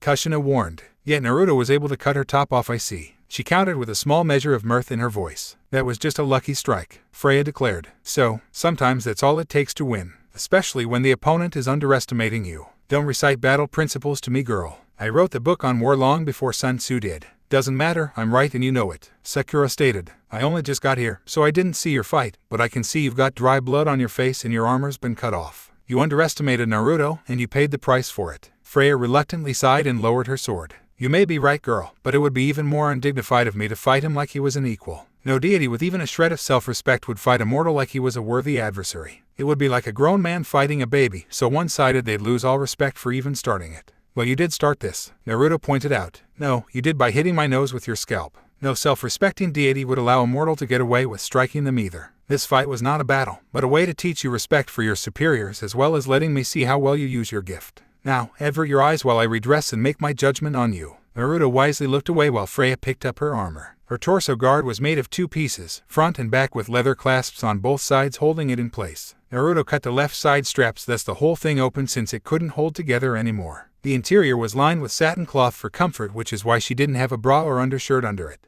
The rest of her armor on her arms, legs, and hips had the same design to it to keep her from wearing multiple layers which might interfere in her movements. Freya put it back in place and transformed her outfit back into a regular tunic, which now had a tear on her left abdomen to reflect the damage done earlier. She looked at Naruto, who stood beside Sakura trying to look as tough as possible even with a little blood on his own face. His wings were gone, meaning his battle spirit was at the moment diminished, but there was a bit of an imperceptible glow to him still, meaning he was ready to go on as she pressed him. "Boy, like I said before, you have something that no one of your kind was meant to have, and so far you have mostly used your strength to anger me. By possessing Valkyrie power, you belong under my jurisdiction and are therefore my subordinate, much like to your Hokage. And I am fully within my rights to have you killed now for the disrespect you have displayed." She pointed her sword at him, making everyone nervous. Then she smiled. "Yet, you did manage to hurt my body and my pride in ways no one else ever has before. As tempted as I am to kill you, I must admit I'm even more curious to see what kind of terror you can unleash on a true enemy if you can do all that to me. So for now, I will let you keep this power in your life." Naruto and Kushina both sighed in relief while Minato and Sakura both looked pleased with the verdict. "Just don't make me change my mind later on, boy. If I ever find out you're misusing your power, I'll see to it you never see another day," the goddess warned, lowering her sword.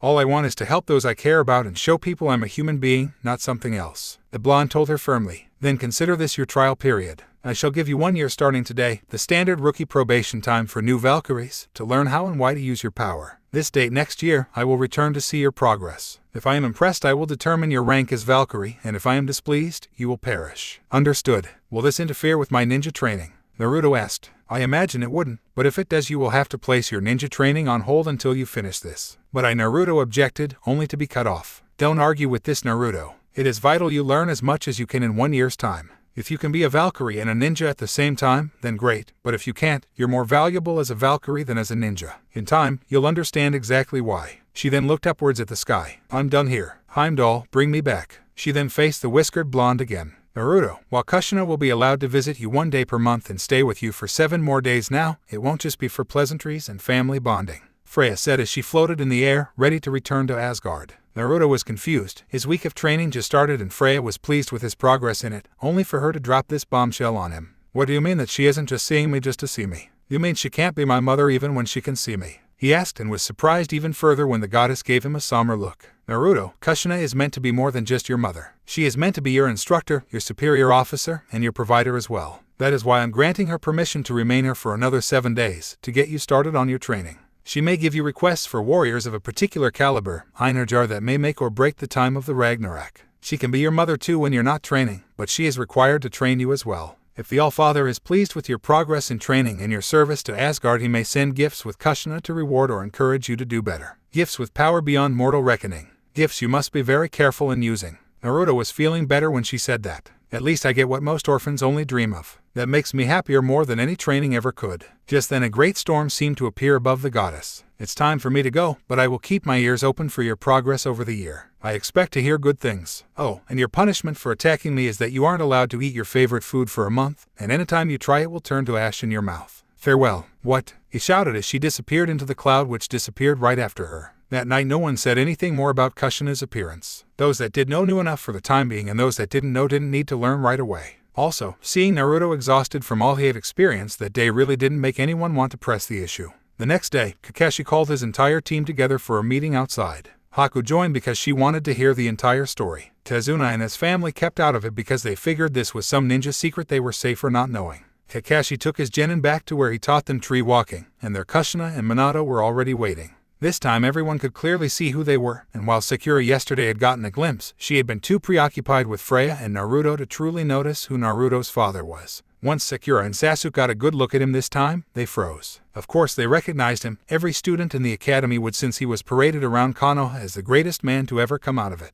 Not recognizing him would be like not recognizing the daimyo when you saw him. How is the yondaime here? Sakura asked, being the only one who could. Sasuke's jaw was heavily bandaged, so speaking was impossible for him until they returned to Konoha where a proper medic could treat him. He's my personal summons. And he my husband. Why wouldn't he be here with me? Kushina asked. Naruto's father is the yondaime, Sakura asked, quickly seeing the resemblance between the two. What? This cannot be, Sasuke thought, livid and skeptical. He could not deny the physical resemblance between the two with them both in the same area, but the idea of Naruto being a Hokage's son did not sit well with him. It implied many things that did not fit into his paradigm.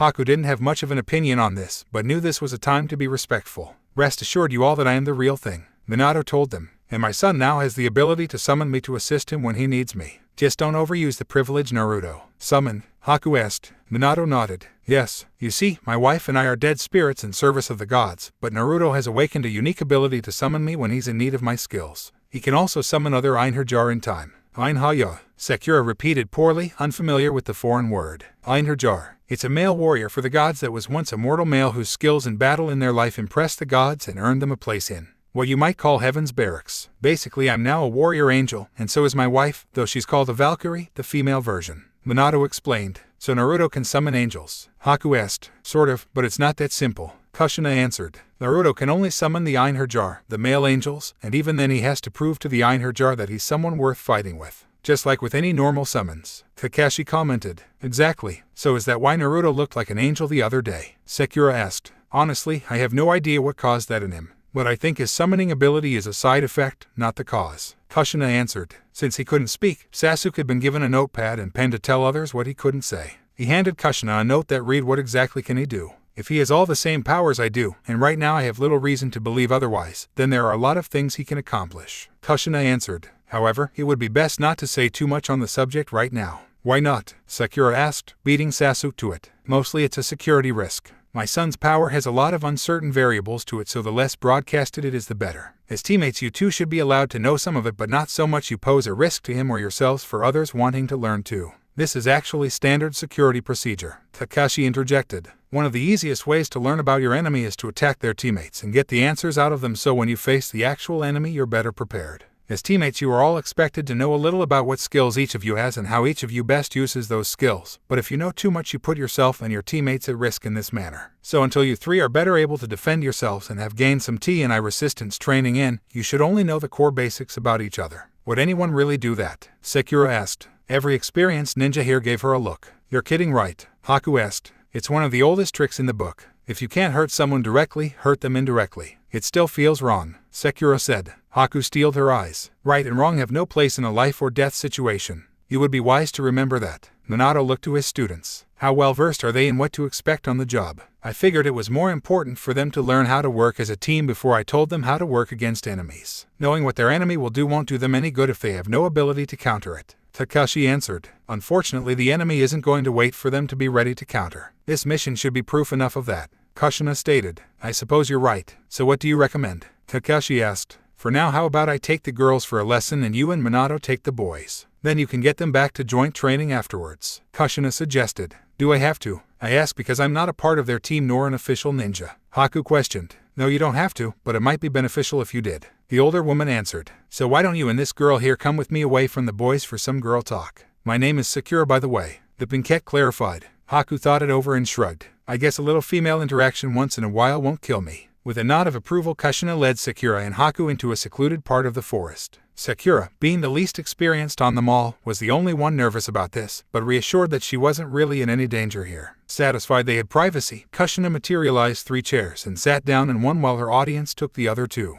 Girls, as Kunoichi there are things you must be prepared for. Haku right? She asked to make sure she got the brunette's name right, and she nodded. Haku here should already know what to expect, but just to be sure I would like the opportunity to clarify. And you, Sakura, are still new to this business, so it's understandable you don't know every risk, but I'm getting the feeling that you don't know as much as you should. Why do you think that? Sakura asked. It's the look in your eyes. You look so unprepared. With all due respect, this is my first real mission. Sakura justified. True, but with all due respect, I've seen the eyes of others going on their first mission before several times. There's always a certain level of preparedness in their eyes and the way they carry themselves. It's a small amount due to inexperience and uncertainty, that's understandable. But right now, you look nothing like you did when you stood up to Freya last night. What do you mean? Sakura asked. Yesterday, when you stood up to her, you have a determination to you. You knew you had no chance of using force against her, but you held yourself like any veteran would. But now, you carry yourself like a child who has no idea what to expect or what to do when something does happen. I'm not trying to judge you, but body language often tells others more than you wish it did. Haku nodded. True. Just by what I've seen of her I can tell she's not the muscle of her team nor a trained tracker. From just that alone, if I wished to kill her I could get her in taijutsu and she'd never see me coming. Kushina nodded, then looked back to Sakura. Sakura, I'd like to know what exactly you were taught about being a kunoichi. Judging by appearance alone, I'd say it's safe to conclude you come from no clan. Am I wrong? Sakura shook her head. No, my family, the Harunos, has been civilian for years. I don't think anyone in my family has ever been a ninja. So it's likely you weren't prepared for this from an early age like most clan children are. That everything you have learned came from the academy or ninja belonging to your social network. Do you or your family have any friends that are ninja? Sakura slowly nodded. Yeah, one, but I never really asked her about ninja stuff. Why not? Because it's complicated, but my friend and I are on strained terms. We can barely talk to each other without lashing out. Kushina lightly frowned. Then why would you consider this person a friend if you can't even have a decent conversation with them? Well, she's the only friend I have besides Naruto, Sakura answered feebly. Haku did not look convinced. Sakura, no offense, but after what you told me, I don't think you have the right to call Naruto a friend. Sakura looked shamefully at the ground until Kushina cleared her throat. Enough, we're not here to discuss this. What I want is to know what Sakura here thought she was getting into when she accepted her hit I ate. The Pinkette looked up at the redhead, wondering if the older woman was expecting a specific answer here. I knew I'd be going out on missions, learning new skills, and be expected to defend Konoha in hard times. A bit oversimplified for an answer. Can you repeat that but in more depth? Kushina asked. Why, what more is that to say? So much more, Kushina stated, then turned to Haku. Haku, care to explain to her just what being a kunoichi entails? I can, but I must warn you my explanation isn't exactly orthodox. Kushina looked amused. We're ninja. We don't do orthodox. Very true, the ice wielder said before looking back to the Pinkette. Sakura, have you ever thought about what kind of missions you'd be sent on? What skills you'd have to learn? Why you'd have to learn them? Or how you're expected to defend your home or serve it? What are you getting at? Are you saying I'm some kind of little kid pretending to be something I don't understand? Sakura asked, getting offended. You're the youngest one here. It's our responsibility to ensure you know what you're getting into. You can help us do that by telling us what you already know. But from your answer, we're worried that you never really gave this much thought. I have so, Sakura defended. Then tell me, Sakura, why did you choose to become a ninja? Haku asked. Surely you were warned that this wasn't going to be all fun and games and there was a good chance you'd die young, so what made you decide it was still worth it? Because then I'd get to make friends and not be expected to do my mom's line of work when I'm older. Both older kunoichi arched an eyebrow and looked skeptical. Let me get this straight, you joined the ranks merely to get a social life. In the beginning, I was just a kid. What other reason would a kid who doesn't come from a clan have? Sakura argued. What about as you got older? Kushina asked. When you were ignorant that answer would have been excusable, but after the first year in the academy you had to know what you'd be required to do. Why did you stay then? Was it still to have someone to call a friend? Sort of. Kushina narrowed her eyes. Let me guess, it was a boy. You found a boy you liked and stayed so you could be around him, right? The Uzumaki matriarch was no stranger to fangirls. There were usually a couple in each class. What's wrong with that? I'm showing him I care about him and can be strong and supportive of him. Sakura justified. You don't need to be a ninja to do that. Kushina answered. But if I'm not, Sasuke-kun would find a girl who wouldn't. And what? Maybe be happy with her. Have a family with her. Instead of you? Kushina asked. Is he not allowed to be happy without you being a part of it? Aren't I allowed to be happy too? Sakura asked. Kushina nodded. Yes, but believing he's not supposed to love anyone but you is selfish. Is it wrong to want someone you care about to return the feelings? Sakura asked. Too bad you never considered that when it came to Naruto. Haku muttered, although Sakura did still catch it. Before an argument could break out, Kushina spoke up again. Sakura, when you became a kunoichi, you didn't sign up to be a cheerleader or a girlfriend. You signed up to be a warrior, a mercenary, a soldier. You are expected to keep your mind on the job when you have a job to do and to always try to get better at performing the next one. You can't do that if your main priority is impressing someone else. Well, what about Haku? Her main goal was impressing Zabuza. The aforementioned girl shook her head.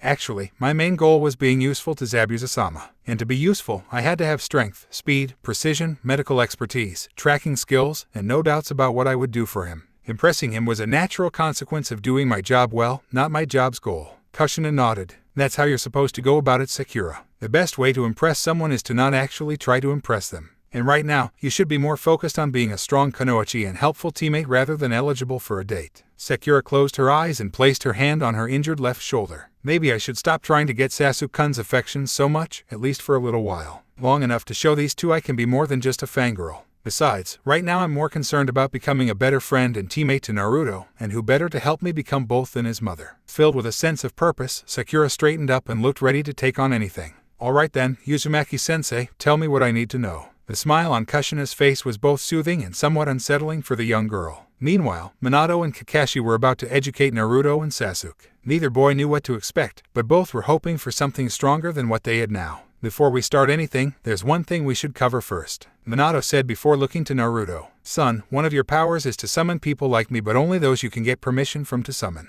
You already have my permission, but we need to see if you can actually do it. So I'm going to teach you Einherjar summoning for starters. Naruto nodded, eager to learn how to get his father to come to him whenever he needed him. Now, since this requires divine chakra to use, you do not need hand signs to do this type of jutsu, Minato explained, then glanced at the two attentive Sharingan possessors. As an FYI to you both, in case you or anyone else gets curious, since this jutsu doesn't require anything physical, it's impossible for the Sharingan to copy or analyze it. And even if it could, you need to possess divine chakra to perform it, and very, very few mortals have it. So I wouldn't waste your time or chakra trying to see how this works. He was merely warning them for their own good, not paranoid about Naruto's skills being stolen by his own team. Besides, Kakashi was still tired from fighting Zabuza the other day, so he couldn't copy any jutsu even if he wanted to right now. Sasuke was a little less satisfied. Now that he had his Sharingan active, he really wanted to try it out by copying a jutsu. That was normal for anyone who found they could use their Kekkei Genkai for the first time, whether or not they were Uchihas. Problem was he hadn't been able to yet.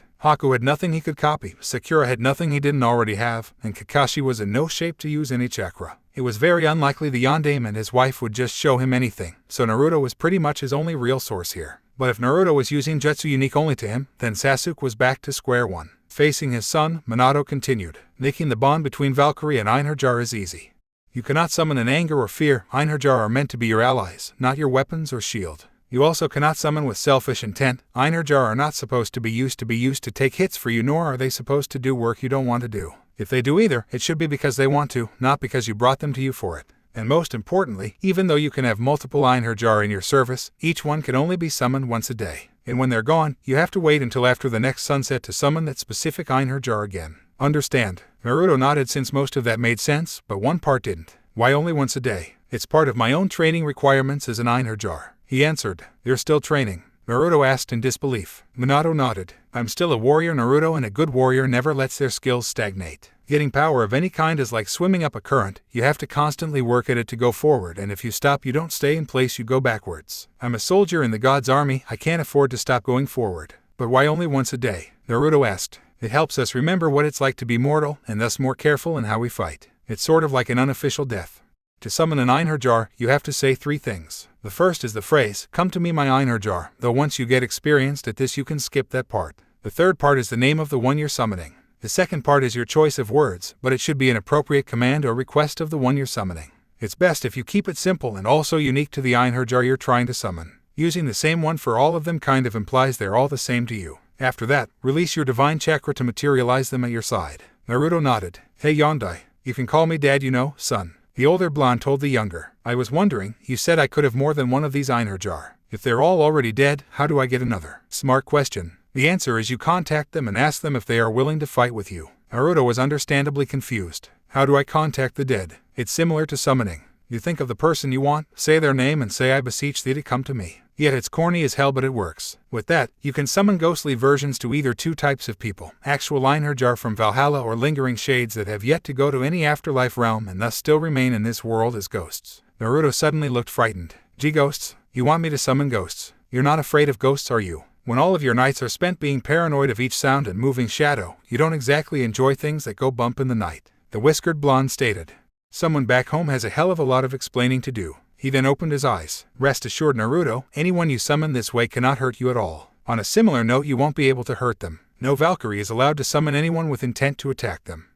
Is that any better? Still nervous? Naruto nodded. A little. Sasuke suddenly wrote on his pad in a hurry and practically shoved the paper into Naruto's hands. Summon my parents. I want to see them. Naruto read along, then his eyes widened a bit. Can I do that? As long as they aren't in any of the 3 hells, then it's possible, though your summoning applies only to male spirits, so you can't summon his mother. Just his father, and even then he needs to be in either Valhalla or roaming the earth somewhere. Minato clarified, carefully glancing at Sasuke. So his parents are dead too. It's perfectly understandable he'd want to see them now that there's a chance. Question is, will this help him bond with my son or make him jealous? Could you summon my father to Naruto? Kakashi asked. It would really be nice to see him even just one more time. Only one of these summons at a time can be done, Minato stated. Sorry Kakashi-sensei, but Sasuke asked first. Naruto said, then looked to his teammate. I don't like his attitude or what he did on the bridge, but he misses his parents just as much as I did, and he deserves the chance to see one of them too if he can. What's your father's name? Fugaku Uchiha, he wrote. Okay, Fugaku Uchiha, I beseech thee to come to me, Naruto said, hoping for the best. What happened in the next minute would affect Sasuke for the rest of his life. Fugaku Uchiha, I beseech thee to come to me, Naruto said, hoping this worked. Sasuke watched with more interest than he ever had before in his life. I'll get to see my father again.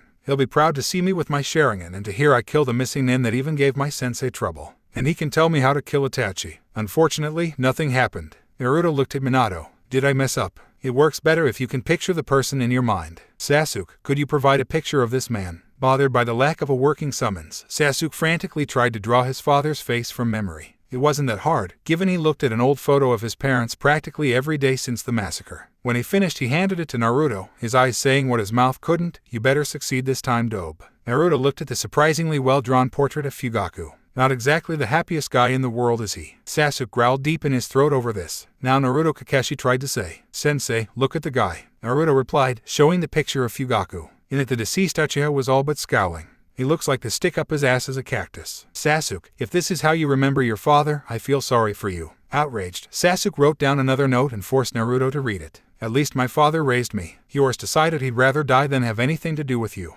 Deeply offended by this, Naruto snarled and instantly started to pummel his teammate, who decided to pummel back. There was no semblance of ninja skills here, it was exactly like a child's playground beatdown. Minato and Kakashi quickly broke it up and pulled the two apart. Hey, settle down. Dad, look what he wrote about you, Naruto said, grabbing the note and holding it up to him. Joyed that his son called him dad, Minato ignored that for the moment and read the note. Once he did, he sympathized with his son. He handed the note to Kakashi and stared down at Sasuke. You've got a lot of nerve, young man, to say such a thing. I died to save my village so people like you and my son would still have a home. Now you apologize to my son right now. Sasuke fed and looked away, his pride refusing to let him admit he acted in the wrong even though he knew he had spoken, written in anger more than anything.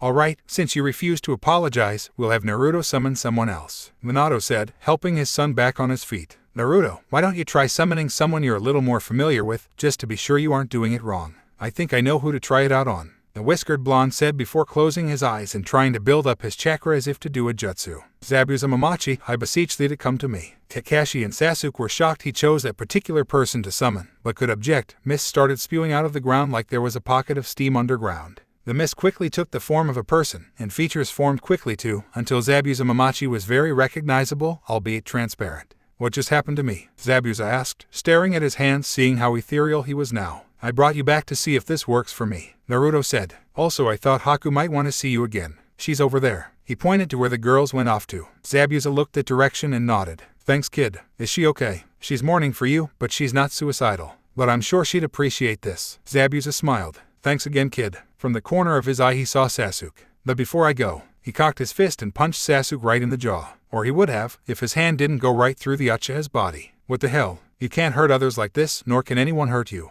You won't get anything like a physical body unless you agree to be my son's Einherjar, a soldier under his command. Minato told the ghost. Zabuza looked at the blonde man. You're the Yondaime Hokage, right? And this kid's your son. Minato nodded. I guess there are worse things I could agree to, but I'm going to check on my apprentice first while I have the chance. Go ahead, Naruto told him. Zabuza wasted no time in leaving. Naruto then turned to Kakashi. Got a picture of your father. Not on me, but once we get back to Konoha, the Cycloptic nin said, but stopped when he considered the implications. Sensei, some people in Konoha will try and push the CRA on him once they learn what he can do. Minato thought it over. You're right. What's the CRA? Naruto asked. Sasuke was half tempted to tell the blonde that he didn't want to know. He knew full well what the CRA was, but refused to enact it for himself yet because it would have turned the fangirls into fangirls in heat. But before he spoke, he briefly pictured Naruto chased by hordes of fangirls and mentally grinned. I doubt anyone would want him even then, and if there are girls dumb enough to want him, let the dope see what it's like. CRA stands for Clan Restoration Act. It's one of the oldest laws in Konoha, but to this day it's never been enacted, Kakashi told his student. Because Konoha has several clans with unique fighting styles, the CRA was put in place to be a way to keep them from dying out in case their numbers were greatly reduced. How does it work? Naruto asked. In the simplest terms, the last few members of the clan are given the right to have several wives or husbands, depending on their gender, and must have children with all of them, the number of wives in your case based on how many Uzumaki are left and how likely your children are to receive your bloodline. So in your case, I'd say no less than 4 wives would be possible for you. Naruto looked shocked, then revolted. Like even one girl wants to be around me. How can you expect more than one to even consider this? Naruto, you may be more desirable to women than you believe, Kakashi told him, mostly saying it to calm him down. I hope he doesn't ask for an example, because I'd be stressed to give him one.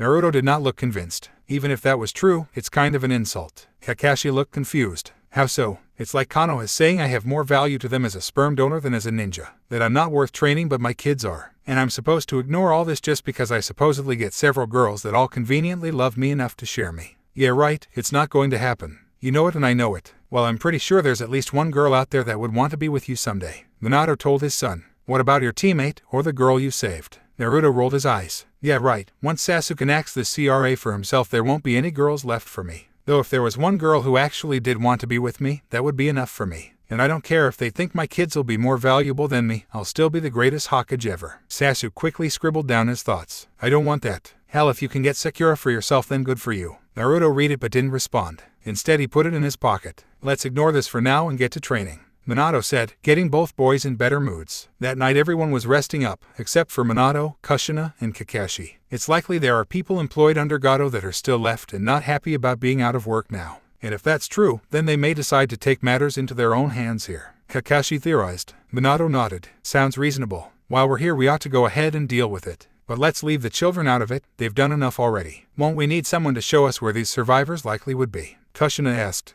Haku might be able to show us, or how about Zabuza? Since he's a ghost he could scout if nothing else, Kakashi suggested. The Jounins turned to the main room. Haku was happily interacting with the ghost of her mentor, glad to know she could see him again thanks to Naruto. And thanks to a photograph Tsunami provided, Naruto had managed to summon the ghost of Kaiza as well, greatly pleasing Inari. Sasuke was silently fuming that he didn't have his father back, but no one was paying attention to that. Hey Zabuza, Kushina called out, grabbing the missing nin's attention. Did you ever decide on if you want to be my son's Einherjar? The swordsman looked to his apprentice. Haku, what do you think of the boy? There's a lot to him I don't know yet, but what I do know makes me think he's a kindred spirit and not someone who'd want the worst for anyone. I'm certain that if you found him you'd do for him what you did for me. Plus, I admit his ability to bring you back even if only temporarily has increased his appeal to me. So I'm comfortable in placing my trust in him. Zabuza was glad to hear that. Good. I didn't want to leave until I knew you'd be looked after. I still dislike how suicidal you sound without me to stop you. If you take their offer, you can do more than just look. She pointed out. It would be fun to fight again. All right, I'm in. How do we make it official? You two shake on it, Kushina answered. Zabuza, Haku, and Naruto both looked unconvinced. That's it. What were you expecting?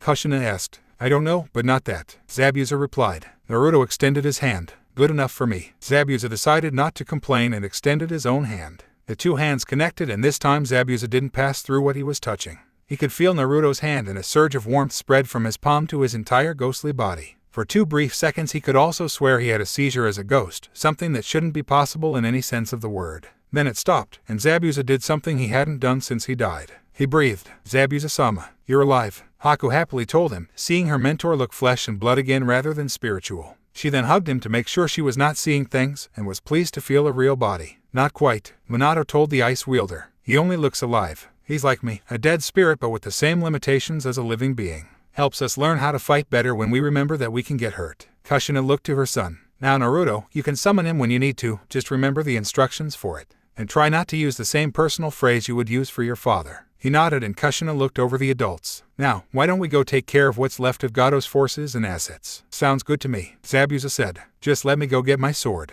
Don't wait up for us. Just behave for our hosts, Kakashi told his students before all the Jounin went outside to take care of the loose ends of the mission. Haku looked at Naruto warmly, then surprised him with a hug of his own. Thank you Naruto. I cannot thank you enough for letting me see Zabuza-sama again, and for saving me from myself on the bridge. I owe you my life. You don't owe me anything, he told her, embarrassed by the close contact. She looked right into his eyes. Yes I do. I'd be dead if it weren't for you. Not only that, not only do I now get to keep seeing Zabuza-sama, but he gets to be in heaven now thanks to you. How can you say I don't owe you? I was just doing what was right. I don't expect to be rewarded for doing the right thing, he told her. You don't have to expect it to deserve it. I owe you my life and that's final. But he objected. Just let her have her way Naruto, Sakura told him, smiling at him since he was so flustered. It'll be easier on you if you do.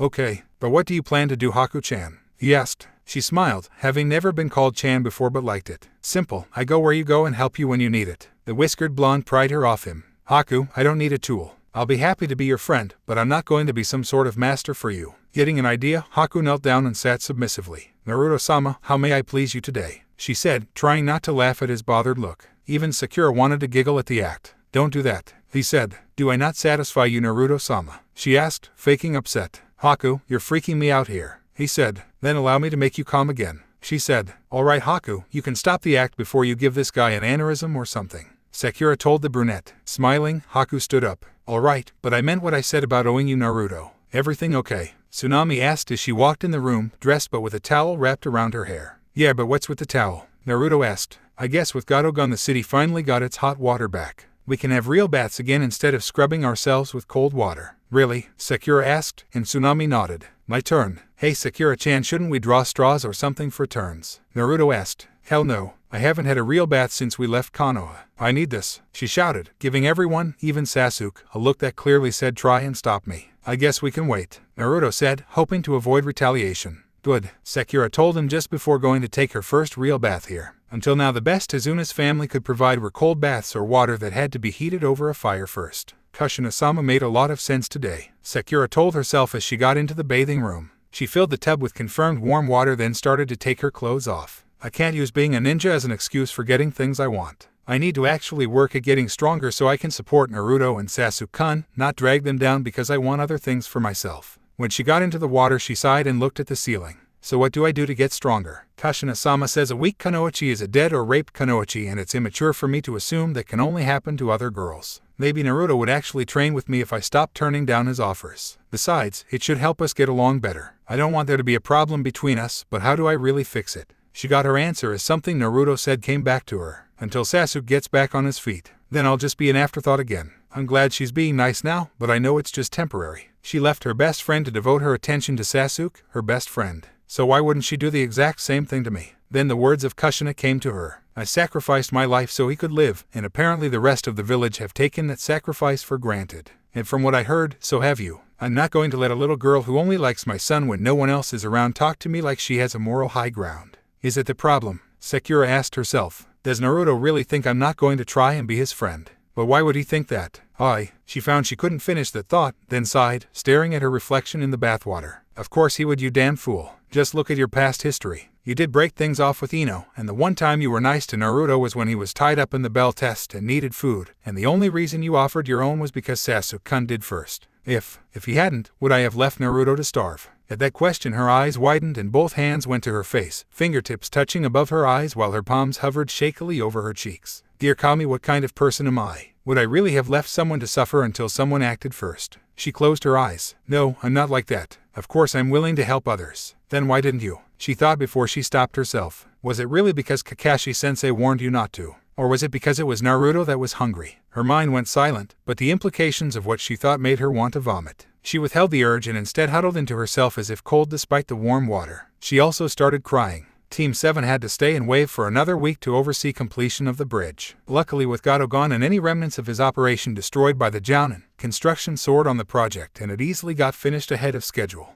Gato's funds were given back to Wave, though Kakashi made sure some went to pay for their mission. During that time, Team 7 had a lot to keep themselves occupied. Naruto was the most busy. He spent virtually every moment he could training with Kushina in his newfound powers. Most of this included Kenjutsu, which Zabuza assisted him in when he was summoned, and improved his Taijutsu form greatly. Needless to say, Kushina was quite disgusted with the form someone in Konoha made him learn. With the manner of fighting he did have, the only way Naruto could hit someone was by accident. That wasn't all Naruto was doing. Thanks to summoning the ghost of Kaiza, Naruto got the idea to allow the people of Wave to talk to the spirits of their deceased loved ones. He of course made them swear never to tell anyone outside Wave so enemy villages or ninja wouldn't get the wrong idea, and made clear there were limitations to how he could summon them, but the people agreed to anything as long as he could fulfill his end. Ultimately, almost everyone got to see a deceased father, son, brother, grandfather, uncle, or friend again, even if only for one night. Not every request could be made, but the people of Wave who could give Naruto photos were very grateful to see their loved ones in person one more time. Sasuke's jaw stopped hurting, but he still couldn't speak properly. He made an effort of training away from Naruto, going out of his way to avoid the blonde. Kakashi was worried that Sasuke was jealous he hadn't seen his own father's ghost yet and wouldn't be a team player until he got what he wanted. Sakura surprised Kakashi by being the opposite, always trying to be around Naruto. She actively trained with him when she could and helped him understand things better. There were no cries of idiot or hits to his head. Not to say Sakura thought everything he said or did was smart, but instead of demeaning him she corrected him. Kakashi was glad she was starting to get along with him more. The day came for Team 7 to leave, and it was also the day Kushina had to go back to Sessromir. But she didn't plan on leaving until the last possible minute. Haku agreed to go with them to Konoha as long as everyone knew she was not to be used as a breeding factory and Naruto would still summon Zabuza on occasion. No one argued. The Konoha Inn and Haku were on the now completed bridge and everyone in Wave was gathered to see them off. Some were asking to see ghosts again, but Naruto told them he had to get going. "We cannot thank you all enough for what you've done," Tazuna told the team. "Thanks to you, we are free again, and now we have the courage to stand up for ourselves if someone else decides to finish what Gato started. We're glad to help, though next time don't lie about the level of ninja you need," Kakashi told him in good spirit. "We won't. Oh, and before you head off, allow us to give one of you a gift," the bridge builder said before looking at Naruto. "You boy are the one who reminded us what we should fight for, and you gave us peace of mind regarding those we lost. For that, it was unanimously decided we would name this bridge the Great Naruto Bridge." The blonde was speechless. Really? You don't have to, you know. Hey, my first choice was Super Naruto Bridge, but Great Naruto Bridge won the vote." "Super," Naruto repeated. "So we should call it the Super Naruto Bridge then?" Tazuna asked. Naruto shook his head. "No, the other one sounds better." "Then the Great Naruto Bridge it is. Feel free to come by and see us again anytime you want." Everyone nodded, but Sakura could tell Naruto still felt unworthy of the praise. "Relax, Naruto, this is what you always wanted, right? To be recognized and acknowledged. If you can do that here, then maybe you really can become Hokage someday." He was surprised to hear that, but he smiled at the Pinkette. "Yeah, you're right." Then he turned to the villagers and gave them a thumbs up. "Thanks everyone. When I become Hokage of Konoha, I'll be sure to thank you for this." Haku leaned to Sakura and whispered, "Did you mean that, or are you just trying to make him feel better? Can't it be both?" The trip back to Konoha was surprisingly quiet for a team that had Naruto Uzumaki in it. The other day Kushina had left back to where Valkyrie spent their afterlives, and Minato already told his son that he couldn't summon him just to stave off loneliness. So right now Naruto was more silent than he ever had been before, usually only saying 1 or 2 words to anyone. The uncharacteristic silence of the whiskered blonde was starting to get to Sakura, but she wasn't sure how to address him on it. She got one idea though. "Hey Kakashi-sensei, can I ask you something personal?" she asked as they were setting up a campsite for the night. Sensing she has something she couldn't say around the others, Kakashi agreed.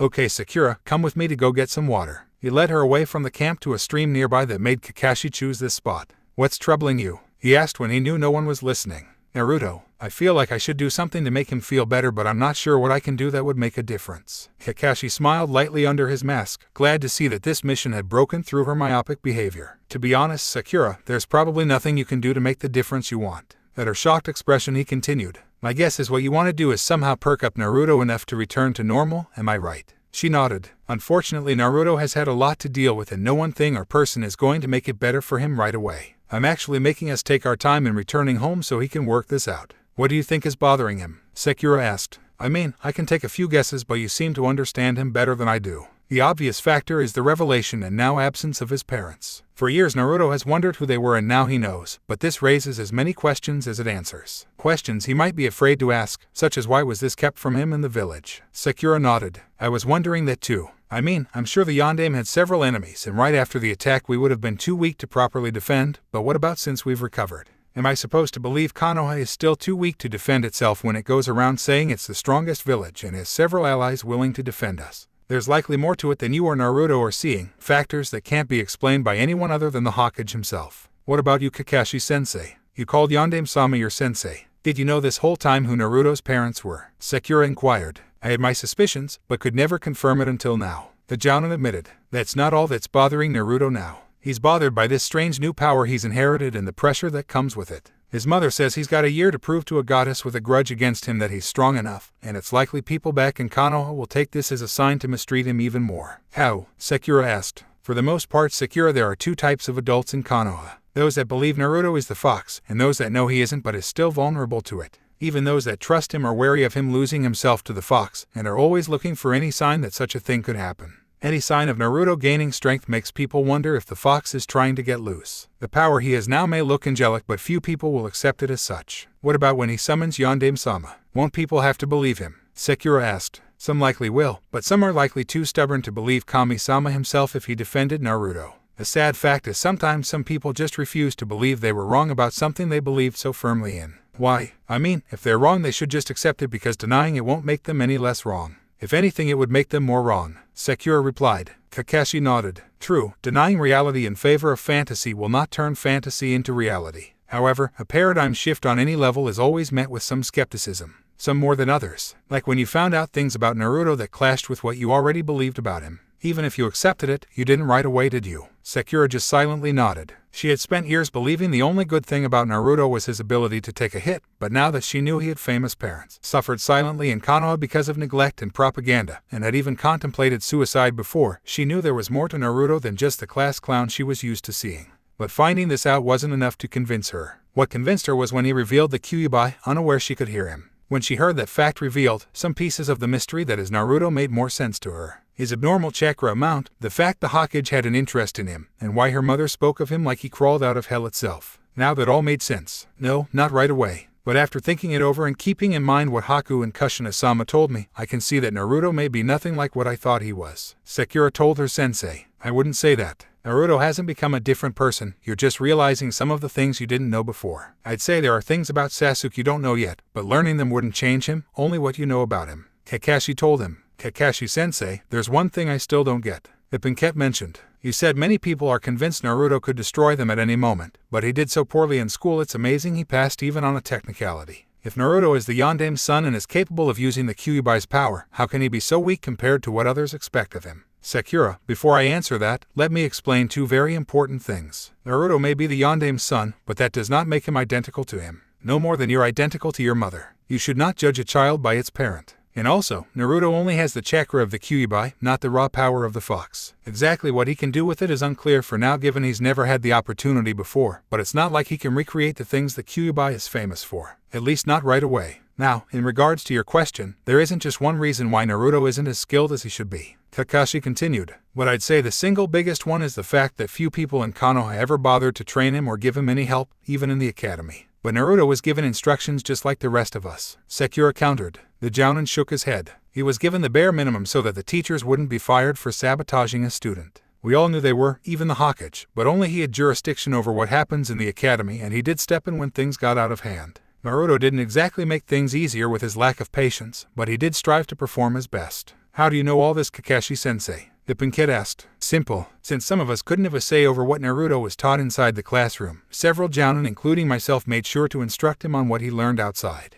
We're the ones who taught him how to read, write, cook, and handle his chakra. I myself taught him the henge years ago. We worked to ensure he knew enough to be above minimum, but in the academy the teachers for the most part didn't care. Wait a minute, are you saying the reason Naruto was the dead last was because the teachers wanted him to be? Kakashi nodded. Yes, they knew that if they downright failed Naruto they'd likely get fired for it, so they just gave him the absolute minimum passing grade. Is that really hard to believe? Sakura was silent for a moment. To be honest, Kakashi-sensei, it kind of is. If Hokage-sama knew this was going on, wouldn't he just step in and make things right? The Hokage is not omnipotent, Sakura. He is only human and in regards to many things is faced with opposition. There's always going to be someone that thinks they know better than him and won't be afraid to try and convince him otherwise or try and circumvent his decisions. And since he can't be everywhere at once to enforce the law, sometimes people will decide to do things their own way, whether or not it's within the perimeters of the law. But still, why would so many people prefer to just kill Naruto than trust that Yandame-sama knew what he was doing? I don't know. My best guess is that it's like seeing a snake in the grass. You don't bother finding out if it's poisonous or not, you just keep your distance. Some people are content with Naruto being out of sight, out of mind, but some say that's not enough. You just never noticed before because you didn't bother to.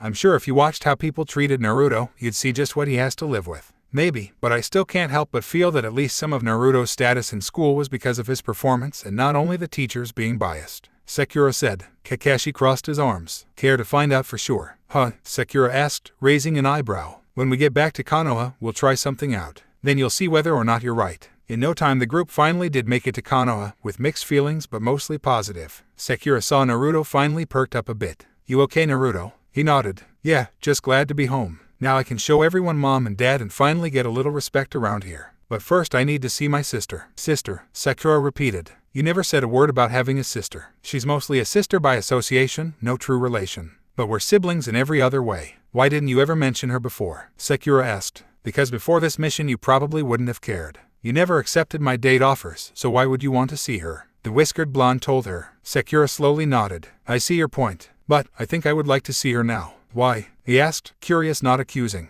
Why not? She asked back. Before any of that happens, we need to go see Hokage-sama and give in our mission report. Kakashi reminded them both. The genin nodded and followed their sensei, who took them to the Hokage. Fortunately, the Hokage wasn't busy so they could see him. Hello Team 7. How was your mission? And who's this young lady? The answer to both those questions is complex, Hokage-sama. Kakashi started, since the custom was letting the Jounin sensei give the report while the genin verified parts if called on it, as they were too inexperienced to give proper reports themselves. The mission started out simple like any normal C rank, but within the first day, when we were just far enough away from Konoha that we could no longer see it on the horizon, we were ambushed by a pair of missing nin from Kiri called the Demon Brothers. We dispatched them with a small degree of difficulty, and I sealed their heads in a scroll for the bounty upon return. That's good, but at that point it was no mere C-rank mission, Sarutobi commented. Kakashi nodded. I questioned the client and learned there had been a hit placed on him, which is why he needed ninja guards for a time and was unable to afford a mission of a higher rank. I concluded this was B-rank minimum and considered ending the mission and returning home. Then why didn't you? Sarutobi questioned. At the time, I think deep down I saw this as an opportunity to show my students the realities of the career they had chosen. All three of them still had some delusions about being ninja, which I know is normal for rookie genin, but I thought this mission could snap them out of it the right way. I considered calling for assistance, but since I was trying to emphasize the importance of teamwork among each other, I worried that adding another team in the mix so soon would have been counterproductive. This is still quite unprofessional of you, Kakashi, Sarutobi warned. I am aware, but considering what we learned on this mission, I believe this time the ends do justify the means. Now the Hokage was intrigued. Go on. We made it to Wave, and after a week we were ambushed by the main threat to us, the infamous Kiri nin Zabuza Mamachi, who had been hired by a tycoon tyrant named Gato to assassinate our client. We fought him and his apprentice, who just so happens to be this young lady right here. Haku bowed to the old ninja before her. Hello, I am Hakuyuki. Rest assured I am no threat. I owe Naruto my life and will no endanger those that he cares for. Sarutobi looked at her carefully. She doesn't seem to have been taken prisoner in any way, so I can only assume she is here voluntarily. But for Kakashi to accept that even after knowing her allegiance means there's more to this. Care to explain why? I was told by Zabuza-sama to kill the genin assisting Kakashi. In the fight I kept them busy and incapacitated them, but I hesitated to kill as I hate doing that. If anything, the one here who was actually trying to kill someone was Sasuke, even his own teammate. That's an outrageous lie, the Uchiha argued, then winced. His jaw was healed enough now that he could speak again, but the pain was still there when he did. Haku gave him a flat look. And I suppose using the substitution with Naruto so he'd take a hit for you was supposed to help him. And I suppose stabbing Sakura with a kane was also to help them. Sarutobi looked at Sasuke. Sasuke Uchiha, are these accusations true? Absolutely not. Sakura stepped forward and pulled her shirt sleeve enough to show the stitched-up wound on her shoulder. I can verify that those accusations are true. I saw the substitution myself, and this is from his kunai. Sasuke glared at her. How dare you? Sasuke-kun, you were just lying to the Hokage. Don't you have any idea what kind of a crime that is? She's right, Sasuke. Lying to the Hokage is a punishable crime. Kakashi told him. Sasuke scoffed. Doesn't matter. He can't punish me. Can't. Everyone in the room repeated, astounded he would claim that. Sasuke nodded, looking a little untouchable but not downright arrogant. The council would never let him. Sarutobi narrowed his eyes and rose from his chair. So you think I'm only allowed to do what the council grants me permission to do? And you think the council would let you get away with assaulting your own teammates in a fight? Sasuke didn't want to admit it or show it, but he did feel a bit intimidated by the veteran right then. They said they'd always take my side. You'd never punish me if it means angering all of them. You'd be removed from office then. Oh really now? You're certain of that? Sarutobi questioned rhetorically. Why don't we see just how much authority they have over me now? Actually, Hokage-sama, if you're going to do that, I have one more thing to add that the council really needs to see and hear. Kakashi added. Sarutobi arched an eyebrow. Exactly how really do they need to know this? It could change everything they know about Naruto and potentially make him an openly valuable member of the village. Kakashi told him. That certainly got the old man's attention. I'll schedule a meeting tomorrow morning. Have your team be there before they begin any missions or training exercises. As for Yuki-san here, I'll entrust Naruto to find her lodging for the night until something more permanent can be found. Until tomorrow morning, everyone must stay silent on anything Kakashi wants kept unknown until tomorrow. Understood. The genin and Haku nodded. Dismissed. Team 7 left after Kakashi got them their pay for their work. He then headed home and Sasuke headed to the hospital for a complete mending of his aching mouth. The remainder sort of hung outside the Hokage tower for a moment. So Naruto, does this mean I'm bunking with you? Haku asked, only teasing a little. I guess. I'd hate to ask my sister to do it for me when you don't even know her. He answered. Can I come along? Sakura asked. I don't really have to be home right away. Aka-san can wait a few more hours, I suppose. I suppose, though I hope I don't bore anyone. Sakura grinned. Naruto, out of all the bad things I've ever called you, boring sure hasn't been one of them. Thanks, but don't expect a lot. Heck, I'm not even sure I can provide dinner for more than myself tonight. I can order takeout if we get hungry. I've been in the mood for Chinese food lately, Sakura offered. Oh, I haven't had that in years, Haku noted, excited by the thought of having it again. Well, lead the way, Naruto, Sakura told him. He nodded and the two girls followed. Along the way, both girls made sure to take note of the looks he drew from the public, Sakura especially. They saw sneers, frowns, whispers they couldn't make out, and people making an effort not to look at him or even walk away faster than a normal pace. There were some nonchalant looks, like to them Naruto was just another face in the crowd, but for them there were at least two people who looked like Naruto was offending them. Sakura also noted that Naruto showed no signs of noticing them, and concluded it wasn't that he couldn't perceive this, but was used to it instead. This is normal for him. No wonder he pranks people. He needs some kind of outlet for the resentment this kind of attitude is bound to give anyone. After a while Naruto led them to his home, a building that while not exactly run down certainly wasn't in prime condition either. There was no lawn or anything of the sort, and there was some faded graffiti on the side that clearly had been scrubbed away by someone and was now unreadable even if still noticeable. I've never been on this side of Konoha before. It's different than my neighborhood, Sakura thought aloud. Anyone else live here? Haku asked. Naruto nodded. Yeah, just two other people though. My sister and an appointed guardian for us both, but we don't share an apartment. Why? Both girls asked. Each room here has only one small bedroom, so we'd be too cramped in one. Plus, when the vandals and mobs get too angry if I'm alone, they leave her alone so she's safer that way. He told them. How often are you attacked in your own home? Sakura asked. Not often, but always on my birthday. That's mainly why Gigi assigned a Jounin to live in the place with us, so we'd have an instant defense when we needed it. How bad does it get? Haku asked. Usually the worst I get is some threatening graffiti or someone trying to tamper with the water or electricity. Good thing the three of us know how to set those back to normal. When I was 7 though, the entire building collapsed from a fire set to it, but the next day it was rebuilt by some Anbu. Around the corner of a building came a young girl that looked Naruto's own age. Her hair was purple and reached down to her lower back, with her bangs short and spiky, almost resembling Naruto's bangs. She wore a yellow blouse that showed she was about as developed as Haku was, and a black set of sweatpants with red sandals. The girl was wiping her hands, then looked and saw the newcomers. Naruto, you're back, she called out, excited to see the whiskered blonde. Ever a doubt? He asked her, grinning as she came up to see him. No, but it doesn't mean I can't worry about you when you're gone and fighting who knows what, the girl said when she stopped in front of him. Who'd you bring? Sakura was wide-eyed to see this girl Naruto had referred to as his sister. No way. You? She was looking at her old bully, Ami. No way, some thugs showed up at the house just after you woke up. It was night and Ami had invited everyone to have dinner in her apartment, which was located right under Naruto's own. Mostly she had invited Naruto and Haku, but when she saw Sakura there was a bit of tension between the two girls. Ami looked not too surprised, not compared to Sakura of course, and asked if she had to be anywhere in a hurry. Sakura's first instinct was to lie and say yes, but she was curious about why her old bully was so close to Naruto.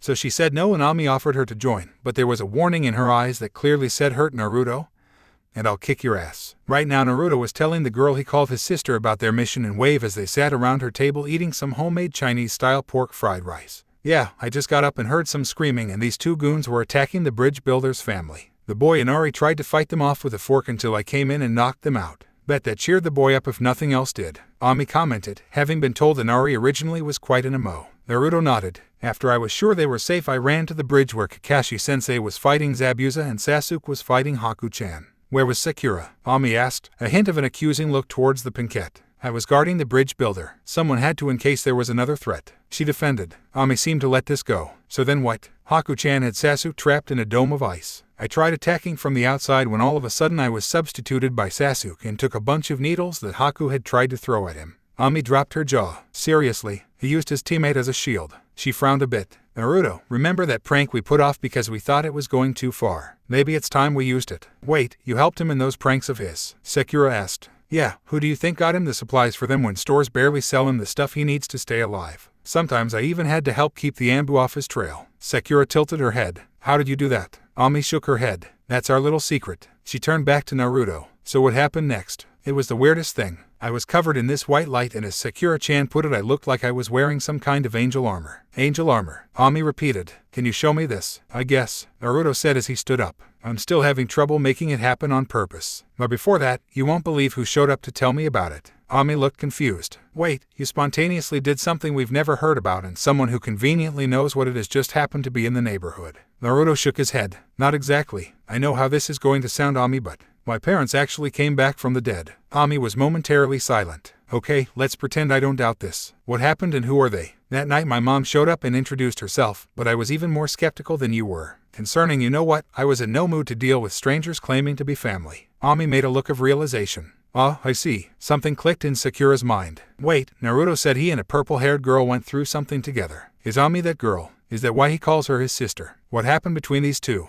I told her to get lost and ran, but after a while I was brought back to the bridge builder's house. Naruto continued. Kakashi-sensei tried to convince me to give her a chance, but I was too emotional to do anything, so I went outside for some fresh air. Then a woman who called herself a goddess approached me. A goddess? Ami repeated. Naruto nodded. Yeah, and my parents both swore she really is one. All I know is I've never heard of a ninja that can fly, and she did do that when she left. Tell her what you did to that goddess, Sakura suggested. I bet she'll find it entertaining. Naruto looked a little bashful right then. Well, that goddess was talking trash about me, saying I couldn't hurt her even if she let me, so I headbutted her in her smug nose. Ami dropped her chopsticks. You headbutted a goddess. He nodded. Oh, that's gonna cost you. It did. She tried to kill me, even with my mom begging her not to. In fact, I think she would have if Sakura-chan hadn't jumped in at the last moment and stopped her. Ami gave the Pinkette a curious but cynical look. She did she? Even though she was looking at Sakura, she was still talking to Naruto. Sakura nodded. She looked like she really wanted to kill him. So I told her that if she wanted to, she'd have to kill me first.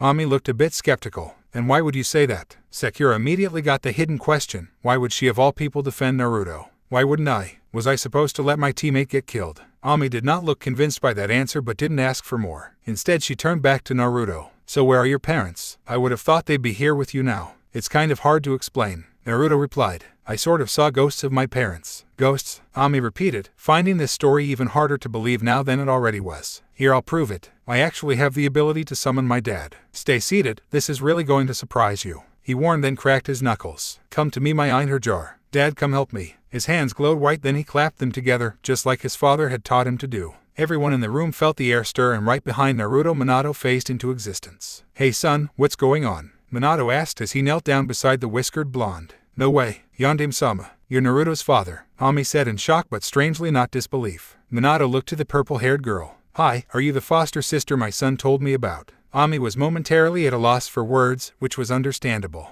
Hello Yandeme-sama, I'm Ami. And yes, Naruto and I are like brother and sister. Do you need to know why? No need, he already explained it to me. I'm sorry for your loss, but happy for you being nice to my son. Ami nodded with a smile. No problem. He's helped me a lot too over the years. She looked between the two blonde males. Wow, if you had whiskers you two would look just alike. Are you really a ghost? Sort of. Think of me as an angel. That's more accurate. An angel? Wow, Ami exclaimed, then looked to Naruto. Where's your mom? I can only summon my dad and only once a day. My mom will show up in a month. I'll be sure to introduce you to her then. He answered. Ami nodded. So do you two plan on telling the village about this tomorrow then? Minato nodded. Yeah, even if I have enemies outside Konoha that would want to kill Naruto to spite me, I'm more concerned about the enemies in the village that want to kill Naruto to appease me. He tightened his fist. If I have to, I'll Hirashi my own village to protect my son. You would do that? Sakura asked, having a hard time picturing the greatest of all Konoha's heroes committing mass genocide on its own people. If enough people deserve it, then yes. Would you at least give people a chance to make amends? Everyone deserves the chance to make things right, Sakura added, passing a quick glance at Ami who saw it. I would, but for those that refuse to, I'll strike without hesitation. What's the worst they can do to me? I'm already dead. Minato responded. What about the civilians? Sakura asked. If they committed the same crime, they should receive the same punishment. Minato told her. I better get mom to change her mind on Naruto. I don't want her to die all because she thinks he deserves to. Sakura thought, frightened for her mother who had never said a good word about her blonde teammate. Minato noticed the food. Mind if I have a bite? I was about to eat back in Valhalla. Ami nodded. Sure, no way I'm going to refuse the Yandeme, especially if he's my brother's father. Doesn't that make him your father too? Haku joked. Ami paled, at a loss for words, then cleared her throat and looked away. That's not my decision. Minato made himself comfortable and dished up. If what I heard is anything to go by, I understand your hesitation. It's not easy to replace your parents in your heart even if they aren't in your life anymore. I'm not sure my parents are still in my heart after all this time, Ami commented, still looking at no one. Sakura was even more curious now on the background story regarding her and Naruto. Dinner was quite enjoyable for everyone there. They ate, talked, joked, and reminisced. Minato shared a few stories of when he was young and even when he was dating Kushina. Haku added in some tales of her trips with Zabuza. Naruto mentioned a few pranks of his over the years, including his famous Hokage monument paint job. Minato was actually amused by that, and bothered that Anbu had no idea he was doing it until after he finished. But of course it got late and everyone needed to part ways. Minato went back to Valhalla after a hearty goodbye and Naruto went back to his apartment on the upper level. Haku was allowed to join him as she had no actual residence yet and she didn't want to impose on Ami who she'd just met. Sakura was about to leave, but before she did she had to do something first. And it seemed Ami had the same thing in mind. Alright, you want to tell me what the hell your little plan is? Ami asked the pinkette hostilely. Both girls were still indoors so no one else would overhear this. Sakura looked confused. Plan? What makes you think I'm planning something? Don't give me that. You've never been in the same room as Naruto for more than 5 minutes without hitting him or cursing his very existence. Yet here you were acting like you've been his friend for years. You have to be planning something, forehead. What, you trying to get the Uchiha jealous? Or maybe because you think he might get an inheritance from Yondaime-sama and will share it with you if you play nice a bit. Sakura gasped, offended, then frowned. Take that back. None of that is true. I'm not planning anything. Yeah, right. Ami scoffed. Do you expect me to believe that from out of the blue you decided to stop treating Naruto like his head was a nut to be cracked open? Or like his heart couldn't break even if you stomped on it with both feet? I've tried telling him hundreds of times that he can do better than you and to find someone who'd treat him like a human being. And you know what he always told me? Sakura dropped her frown. What? She asked, not sure she'd like the answer. Ami closed her eyes but still looked angry. He asked me to actually name someone who would treat him better. And I froze. I couldn't name someone who wouldn't be just as bad as you are. Sakura corrected. I don't intend on being like that anymore. And why is that? Ami pressed. If you're not being selfish, then what are you doing this for? If I tell you, will you tell me what happened between you and Naruto? Sakura bargained. That depends on what your answer is, Ami said before sitting down. Sakura did the same and sat across from her former bully. I can't really summarize my reasons for you. At best I could say the mission made me see a few things I've never seen before. But I swear I no longer see Naruto as I used to. Then what do you see him as? Ami inquired. I want to see him as a friend, but I'm in no position to say he and I already are. What made you want that? Several things. One was realizing there's more to Naruto than just the class clown. Another was how he acted on the bridge. Also, when he thought only Kakashi-sensei was around, he vented a few frustrations and I learned his biggest secret. Ami leaned forward. Does it involve the number 9? Sakura's eyes widened. You know it too. Ami nodded. I'm his sister. If he can't trust me, who can he trust? He told me the same day he himself found out. That was a really hard day for him. He was terrified that I was going to turn against him too. I'm just glad I didn't have to commit incest to convince him otherwise. You two aren't blood related, so it wouldn't be incest per se, Sakura pointed out. Ami shook her head. Biologically it wouldn't be, but by now in our lives it would be. We see ourselves as siblings too much to try anything else. But anyway, what did that little revelation make you think? It made me realize just how much I don't know about Naruto, and Kakashi-sensei filled me in on a lot of things, like how Naruto's even tried to kill himself once. Thinking about what he's gone through and what I've done to him, I wouldn't have the right to call myself human if I believed he deserved it all. Ami was silent for a moment, taking this in, and then slowly nodded. All right, for now I'll believe you, but if I find out you hurt my brother again, you'll wish it had been him snapping instead. Sakura nodded, reminded of the times his girl has intimidated her back in school. Then she wondered something. Ami, is Naruto the reason you were so mean to me when we were younger? You were defending him from me without making him look weak for needing a girl to defend him. Ami surprised her by shaking her head. No, that was just me being a mean kid. I didn't meet Naruto until after that, just before I dropped out of the academy. What happened when you met? Sakura asked, hoping this time she'd get the answer. Ami looked out the window. I don't know if I should tell you.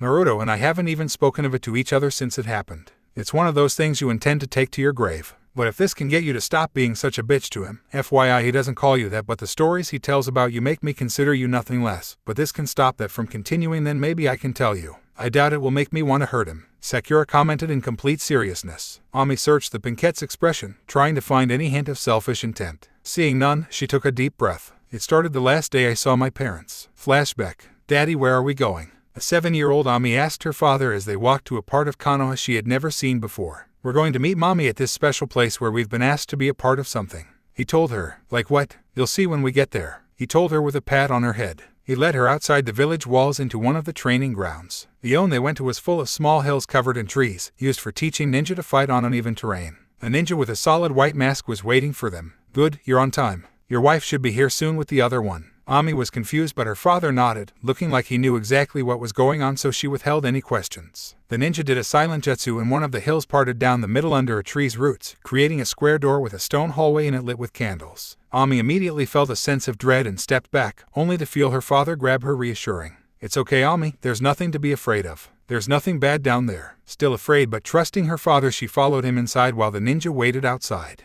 She was led into a room that was larger than the room she had all her classes in, the only room she could compare this one to. There were torches on the walls instead of candles and a large table in the center covered with a white cloth. Behind the tablet there was a demonic-looking warrior statue, like an idol to some fiendish deity, but one Ami was completely unfamiliar with. If she had to call it something, she'd call it the Shinigami. 4 swords were on the wall, 2 on each side, and above each of them was a Shinigami mask. Why are we here, Daddy? Ami asked, shivering not just from fear, The room actually went a little cold. We're about to make the world a safer place, Ami, he told her, and for some reason she didn't feel reassured this time by him. After a moment they heard footsteps behind them, and Ami saw her mother heading her way with a young Naruto coming along. Why's he here? She asked, recognizing him from class, but like others she tended to think he couldn't be far away enough for her tastes. So my family's down here? Naruto asked her mom. Ami's mom nodded. Yes, they wanted to meet you here because they wanted to show you something that couldn't be moved. Ami looked around, no seeing another person. What's mom talking about? No one's here. Excited, Naruto practically ran into the room, seeing the only two people there. Are you two my family? Sorry Naruto, but that's my husband and daughter, Ami's mom corrected. Naruto looked around too but saw no one else. But then, where's my family? He asked, facing the purple-haired woman. Your family, Ami's mom said right before she took a step back and then swung her leg to forcefully plant her foot directly in his face, making him fall on his back and skid across the floor. Is in hell where they belong. And you'll be going there too soon enough. Ami involuntarily screamed at this unexpected sight and almost ran to check on the injured blonde, but was stopped by her dad who was gripping her a little too tightly for comfort. What's going on? I told you, we're going to making the world a safer place, her father said, refusing to let her go, by destroying the greatest threat there is to it. What? Naruto may be stupid but he's not dangerous. Oh, he's dangerous. He's evil incarnate, her mother told her, sounding proud for knocking a 7-year-old unconscious. 4 people appeared, donning the Shinigami masks and taking a sword. Ami never saw their faces, and she was really afraid now. Naruto looked like he was trying to get back up, but one of the ninja chloroformed him quickly, rendering him unconscious. That may not work long. He is a monster after all, Ami's mom stated. It doesn't have to work long, it only has to work long enough. The ninja reassured her, then looked at Ami. What about her? She's harmless compared to that thing. Save it for if it tries to reawaken,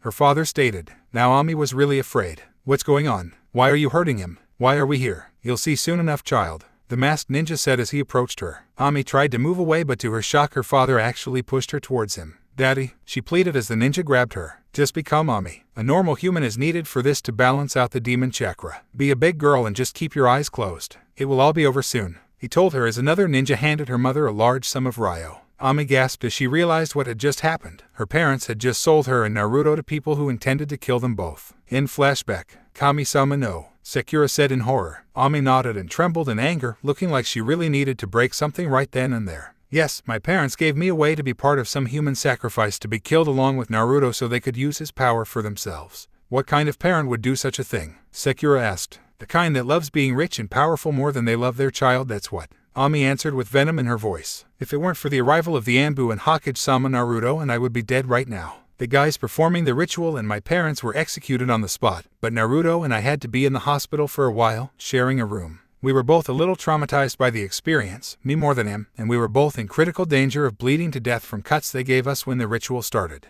Is that why you and Naruto are so close? You've been through a great disaster together, Sakura asked. Mostly, but it was the aftermath that really sealed it for us, the purple-haired girl confirmed, sounding forlorn right then. I was understandably quite upset by what happened to me, what 7-year-old wouldn't be. I couldn't eat, I couldn't sleep, I couldn't do anything except cry and wallow in misery. My own parents had arranged for me and Naruto to die and I had no idea why, though now I think I do know why. Sakura slowly nodded in understanding. You think they were really trying to do something with you know what? Ami briefly looked mad. Well, they sure weren't throwing us a birthday party. She took a deep breath before she got out of hand. I don't know what exactly they were trying to accomplish and frankly I'm done caring. All I know is Naruto helped me return to normal after that. I wanted to kill myself, but Naruto stopped me. Sakura looked confused. Wait, I heard he's tried to kill himself before a few times. Why would he stop you from doing the same? If anything, he should have sympathized with you. Ami shrugged. My guess is seeing someone else try it sparked the desire to live in him again. I tried to cut myself but he stopped me, then told me about one bad time where the villagers tried to crucify him and when he was finally free he tried to cut himself but failed to bleed fast enough.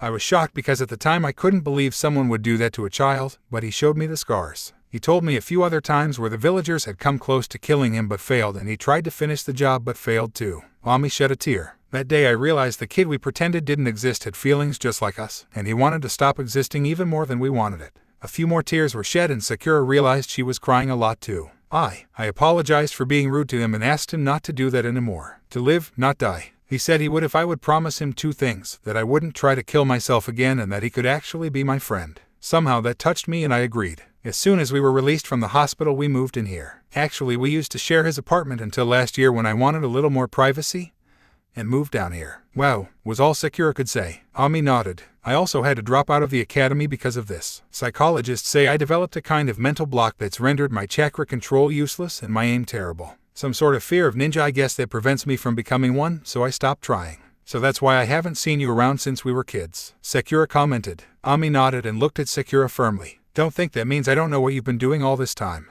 Naruto tells me everything, and even if he ignored your past attitude, I didn't. Now Sakura felt a little nervous. I may not be able to keep you away from him, but Naruto will be Hokage someday and I'm not going to let people like you stop him from succeeding. I don't want to stop him. If Naruto can be Hokage, then he should have that right, Sakura interjected. Ami looked intrigued but skeptical. Tell me, do you think he can become Hokage? In time, yeah, he can. As he is now, he has no chance. He doesn't have the strength, knowledge, or experience to back it up. If he works at it for real, then yeah, it is possible for him to become Hokage in time, Sakura answered sincerely. I could probably interrogate you more on this, but it's late and I'm tired, Ami said as she stood up. Sakura got up too. I should probably be going home anyway, but I swear I'm not what you think I am. Prove it, Ami said before she walked away. Sakura just quietly let herself out and headed home. How can I?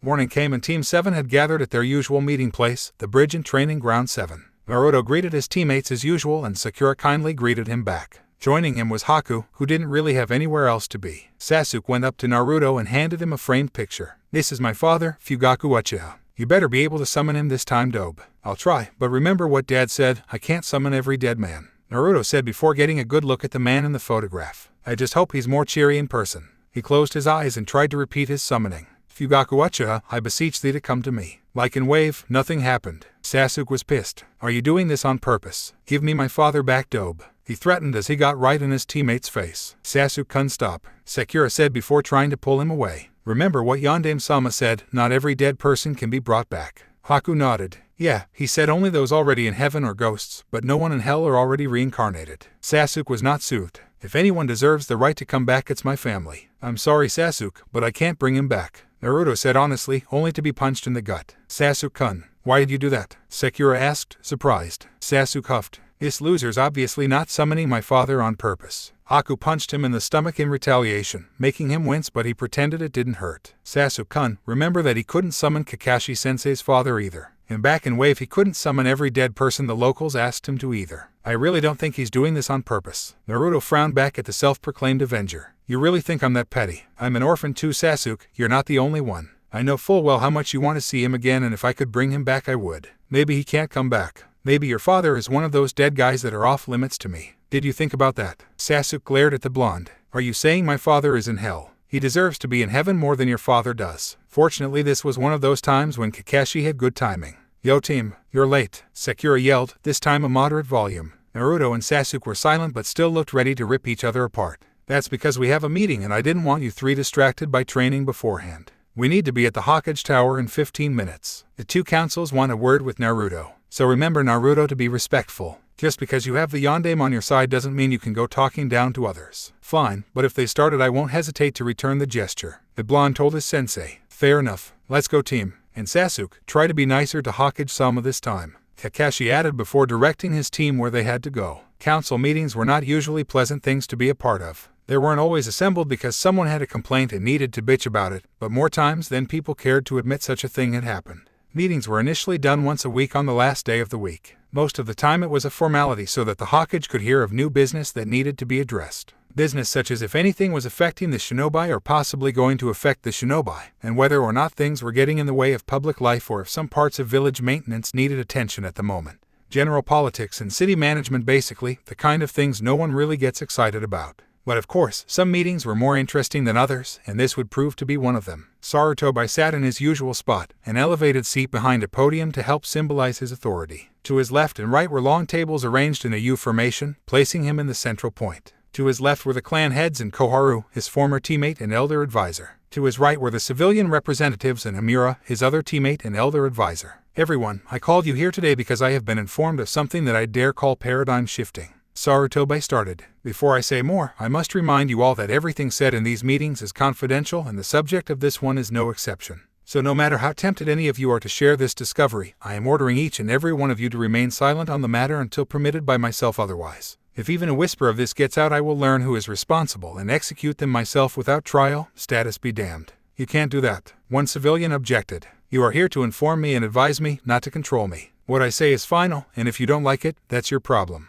Be thankful I am no tyrant and let you have a say in this village when I could just as easily say the only opinion I need to consider is my own. Elsewhere, a muscle-bound man in Kumo sneezed. Hokage-sama, what you are telling us is standard protocol for these meetings. Something we are all expected to follow even without you insisting on it or reminding us it exists. Not to second-guess you, but why do you feel a need to reinforce this right now? Shibai asked. Mostly to show you all how serious I am about this rule being followed, and now to remind upstarts that may think they're above the law that they are not. Sarutobi answered, looking at the civilian who previously objected as if to say, yeah, I mean you. Council status gives you a voice in the village. It is not a permit for any sort of behavior. You have no more rights than the rest of the people in this village. But what about them? Ibuki Haruno asked, pointing to the Shinobi Council. They have extra privileges, so we should be entitled to some as well to balance things out. They have extra privileges only because they have extra responsibilities, and they directly defend the village in times of conflict. If we were to face an enemy invasion today, what would you be able to do to defend the village that they cannot? Sarutobi challenged. We keep the civilians calm when they are taken to the security shelters. One civilian answered. The Ambu do the same thing. You are not irreplaceable, Hayashi bluntly told them. Enough, let's not get sidetracked further. Sarutobi cut in before a real argument could break out. Now, in order to properly inform you all of what I have to tell you, I will have one of our genin squads come in and tell you all what happened on their latest mission. Rest assured this information is vital to understanding the big news. He pushed a button signaling to those outside the room they could enter now, and the door opened, revealing Team 7. The reactions were mixed, giving the simultaneous appearance of Sasuke and Naruto, but no one said a word about it. Kakashi Haddock, please tell us what we need to know, Sarutobi told the Jounin. With pleasure, Hokage-sama. My team and I were sent to Wave Country for a mission that increased in rank as it progressed due to the client lying about the threats involved. After about a week into it, we were forced into a showdown with missing nin Zabuza Mamachi, who had been hired by the main threat to the client. During the fight, a subordinate of Zabuza managed to hit Naruto with a high number of senbon that I presume hit his tenketsu in a specific but not intentional way. At news of Naruto being hurt, several council members smiled, some subtle and some shameless. Naruto saw this and ignored it, knowing he would soon be the one smiling himself. Kakashi saw this and was deeply bothered, but knew he couldn't call them out on it yet. Haku was the same, but Sasuke was disinterested and took no notice. Sakura, on the other hand, did notice and was appalled by this, more so when she saw her mother among them. We don't fully understand what happened or how, but this action had a result. A rather strange and highly unexpected result, Kakashi said, knowing several council members were hoping he would give them undeniable proof of Naruto's demon identity and allow them to insist on his execution no matter what. With Naruto's chakra network messed up, he somehow gave out a sort of angelic chakra.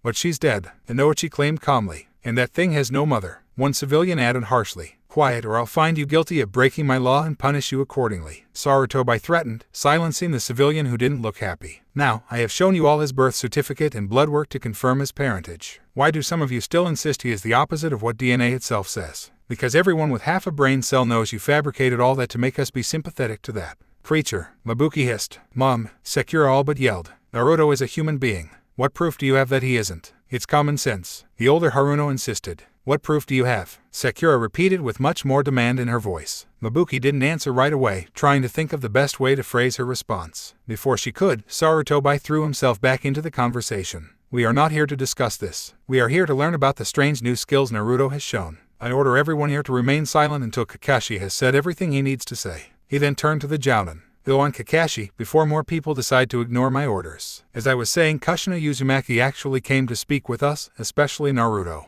Naturally, I was skeptical, but she knew things only the real Kushina could know, and she even used chakra chains. The question was, how was she still alive, but she said she wasn't. She was in fact a genuine angel, come down to Earth to check on her son, which reinforces the claim that Naruto's new chakra was in some way angelic. Kushina said Naruto has angelic chakra in him, though she is unsure how, since living people are not supposed to have it. Kakashi continued, grateful no one was interrupting. Some people looked like they wanted to, but were keeping quiet. Even weirder, Kushina says there are two types of angels. Female angels such as herself are called Valkyries, which male angels such as Yondaime-sama are called Einherjar. Despite the obvious, Kushina said Naruto somehow has the powers of a Valkyrie as opposed to an Einherjar. Wait, Naruto has the power of a female angel? Sarutobi asked, voicing the question before anyone else could. Can you give us a demonstration of this in some way? I think I know the best way to do so, Naruto said. One of a Valkyrie's skills is summoning Einherjar that they make pacts with, meaning I can summon male angels who are my friends, but only once a day. I'll show you one of them. He cracked his knuckles for a second.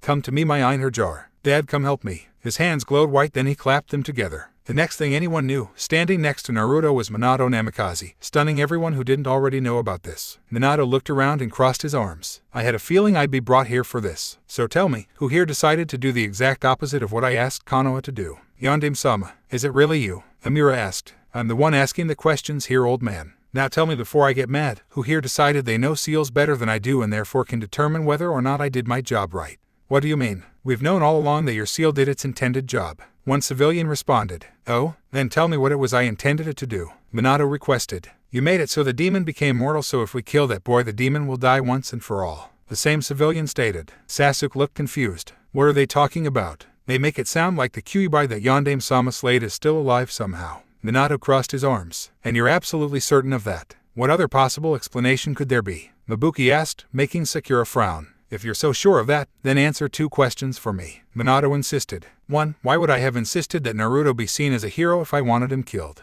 You did no such thing. That's just some garbage Sandaime-sama made in order to keep the vermin alive. One civilian bitterly stated, like he could not be more accurate. You were delirious. The ceiling was killing you, so you didn't know what you were saying. One civilian countered. Were either of you there? Did you witness such a thing? Minato pressed.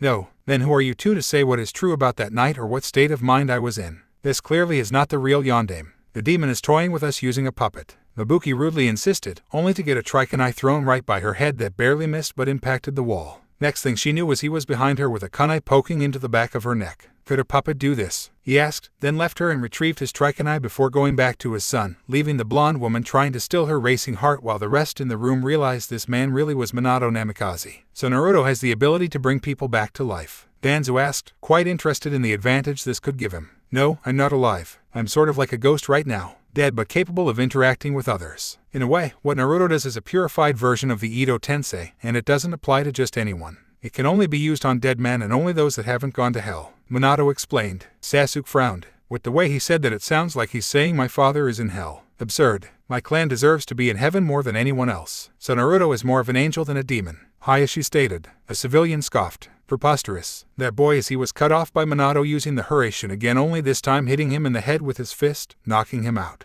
Now here's my second question. If Naruto dying was my intention, then why wouldn't I have chosen someone who already was going to die? A convict sentenced to death, or even a sick infant that likely wouldn't have survived anyway. Why would I have used a perfectly healthy baby if I wanted what you claim I wanted? You did that so we could make Naruto into a weapon. Danzo claimed. These people here are blinded by fear and paranoia. Yondaime saying they do not know the truth because they do not wish to see it, but I do. You used a healthy child because you wanted us to make a weapon out of Naruto. Minato frowned, deeply offended by that. What I wanted was for my son to be seen as a hero. And he will be, once he's served his purpose. Minato cracked his knuckles at his side, restraining himself. Naruto's purpose, as you put it, is to live and protect this village. How he does so is his choice to make, not yours, not the council's, not even Sarutobai's or mine. His and his alone. With all due respect, Namikaze-san, once you died you lost the right to have any say over what happened in this boy's life. The needs of the living outweigh the wants of the dead, Danzo said, trying to sound diplomatic but coming across as rude. Minato was fuming. My wife and I gave up our lives to protect the people in this village, including all of you, and we asked for only one thing.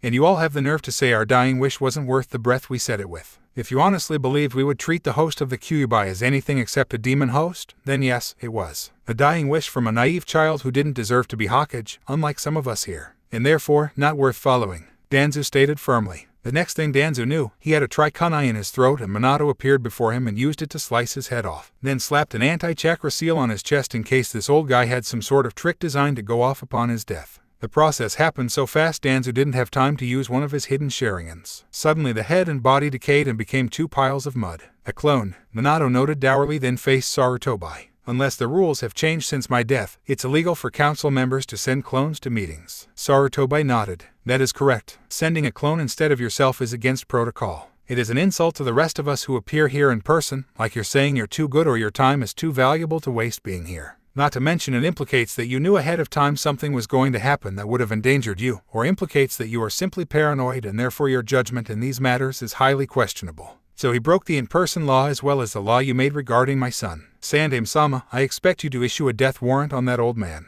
Minato declared. You can't. Hamura tried to interject, but was silenced by the Namikaze's killing intent. I'm done warning people about keeping their mouths shut. Now I'm acting, and what I'm doing is legal. He's right, Sarutobi agreed. Danzo warranted a dismissal from his council seat by sending a clone in his place, and he broke the law regarding speaking of Naruto's condition, so he is supposed to be sentenced to death. As of this moment, there is a kill-on-sight order on Danzu-shimura and can be carried out by anyone without punishment to the one who carries it out. Anyone abiding Danzu will receive a kill-on-sight order on themselves as well. That silenced the room, some feeling dread and some feeling glad regarding the fate of the cripple who kept trying to control more than he was entitled to. So Naruto, care to tell us anything yourself? Sarutobi asked, hoping to get back to the primary topic of discussion. Not much to say that hasn't been said. I have no idea where this power came from and I'm having trouble recalling it, but I've got Dad here to help teach me when he can and Mom said she can come see me once a month to do the same. He explained. Wait, why can your father help you out so much but not your mother? Tsume asked. If this power of yours is held only by female angels, wouldn't it make more sense for a woman to train you more? The main reason is I can't summon my mom.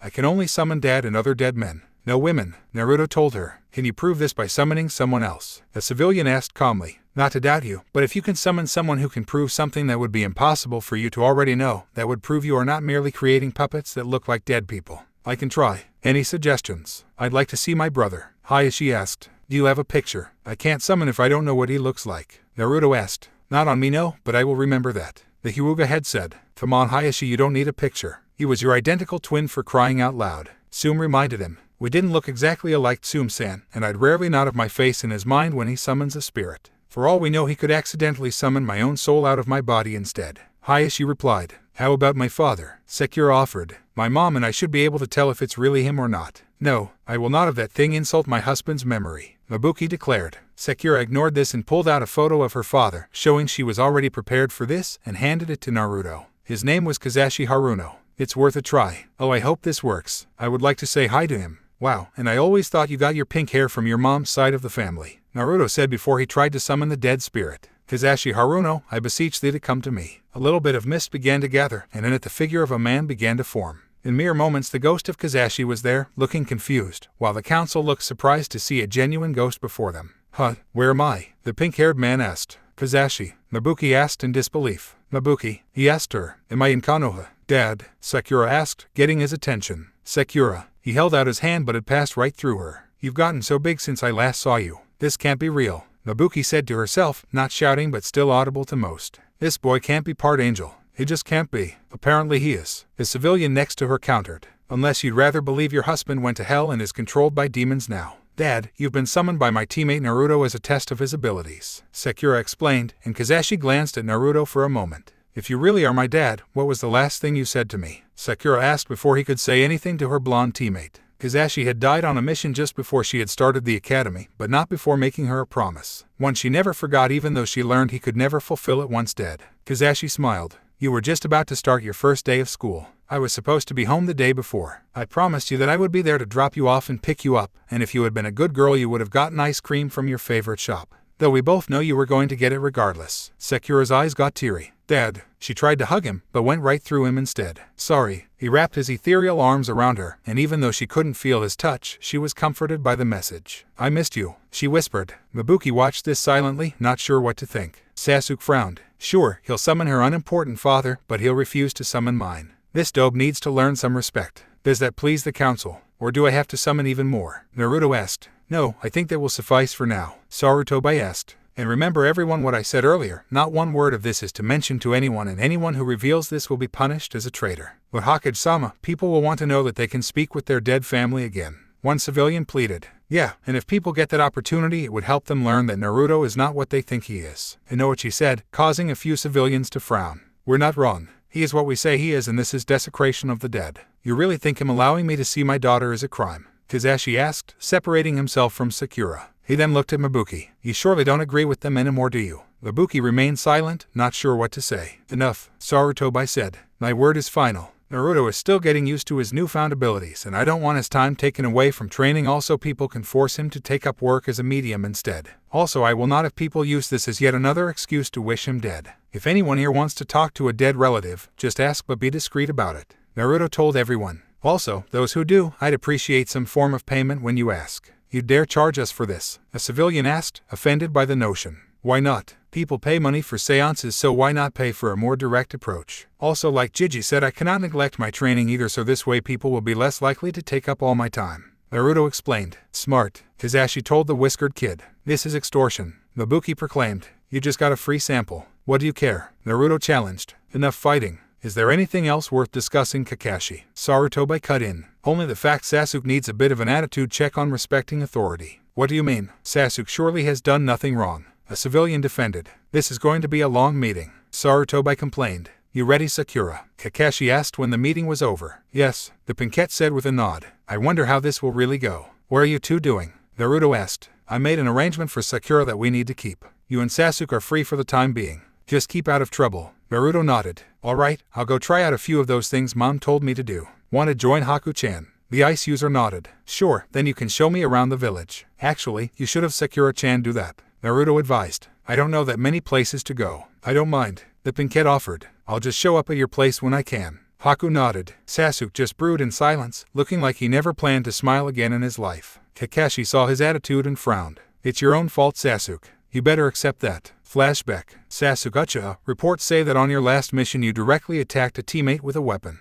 And in my office yesterday you openly stated that you believe I am a mere figurehead and puppet to the council. Care to explain where you got these ideas? Sarutobi asked Sasuke after the issue regarding Naruto was covered. The civilian council caught his subtle glance at the question, realizing he was implicating them as responsible for filling Sasuke's head with ideas of who was the true authority in Konoha. I'm an Uchiha. We created the law in Konoha, therefore as the last one in Konoha the law is whatever I say it is. Sasuke claimed, sounding as if he honestly believed that. And the council is more powerful than you. Your role is just a token office meant to spare them of their work. Sarutobi held his temper with much effort. And where exactly did you get that idea? All the civilian members told me, as well as your own teammates. Sarutobi gave the civilians and his old comrades a cross look, making it very clear he intended to have a few choice words with them that they weren't going to enjoy, as well as some severe punishment for undermining his power indirectly. Then he looked back at the last Uchiha, giving the sort of look you'd expect to see on a frustrated parent running low on patience. Tell me, Sasuke, do you consider yourself a smart boy? Yes, I'm a prodigy. Is Konoha a ninja village or a civilian village? Sarutobi asked. A ninja village, obviously. Do you consider yourself a shinobi or civilian? Sarutobi added.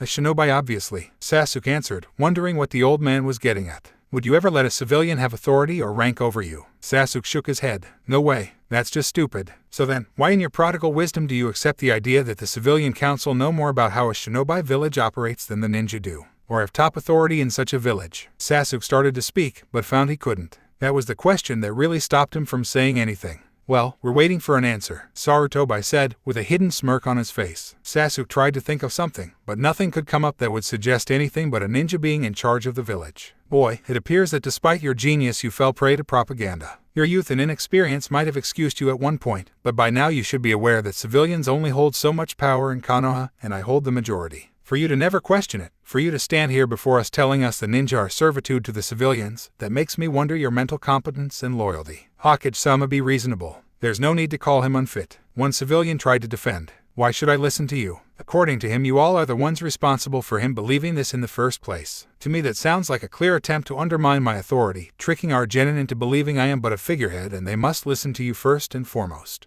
For that reason alone I can have all of you imprisoned for the rest of your lives for the crime of treason. You can't do that. All of the civilians objected. And why not? What exactly stops me? Please do tell me. Sarutobi replied fearlessly. We won't let you. One of the more arrogant members declared. All the ninja there looked either amused or offended by the claim. Sarutobi, one of the amused ones, made a not-so-subtle hand gesture, and moments later the civilians and elder advisors found themselves unable to move. Thank you, Shikaku-sen, the Hokage said to the shadow wielder, and continued to smile in amusement at the struggling civilians. I'm curious, how exactly did you plan to stop me from making you comply? Surely you didn't think I'd refuse to act against such insubordination. Even you all can't be that arrogant. We have jobs elsewhere and friends in high places. Hurt us and we'll make this entire village's economy suffer. Mabuki threatened, much to her daughter and husband's shock. Sarutobi still looked unfrightened. We have no short supply of civilians. Your jobs can be refilled by others, even if they have to be trained for the role. Besides, your friends in high places, as you put it, might change their minds after some time with Ibiki. The civilians all panicked as they realized their biggest mistake, other than assuming they held more power than they actually did.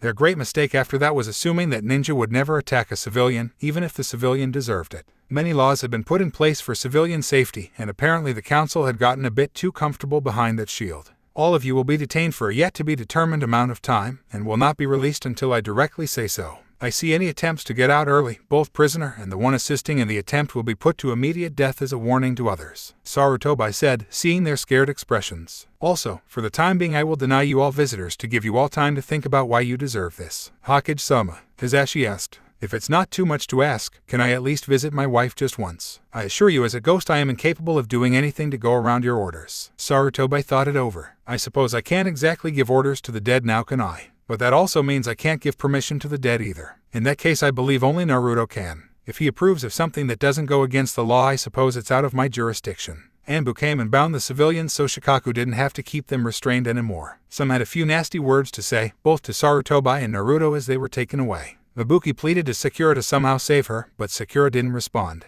Amira and Koharu were taken with them, since they had been implicated as well. Sarutobi was going to personally see to them later. Sasuke Uchiha, the Hokage said once the civilians were gone, regaining the aforementioned boy's attention. Are you still convinced that the civilian council is the real body of power here? Sasuke chose not to say anything, but he looked quite uncertain. It is apparent that despite your claim of genius you have not used it properly. And with your belief that you can defy me and value the status of the council over my own shows that your loyalty is questionable and quite likely circumstantial. As a result, you are going to be made an example of. What do you mean? Sasuke asked, not sure what to expect but already not liking it. The fact is you are likely not the only young one the civilian council has tried to undermine me through. You are simply the first one to admit that you've been led to believe they are more powerful than they actually are. And unfortunately you've never questioned the validity or sensibility of those claims. Therefore, to teach you a lesson and to alert anyone else who might think the same, I am putting you on probation for no less than 6 months. For the time being, you are not a ninja. What? Sasuke said, not expecting that. You were being used by the civilians, Sasuke. Clearly they were trying to mold you for a specific goal, one I have a very good guess for it.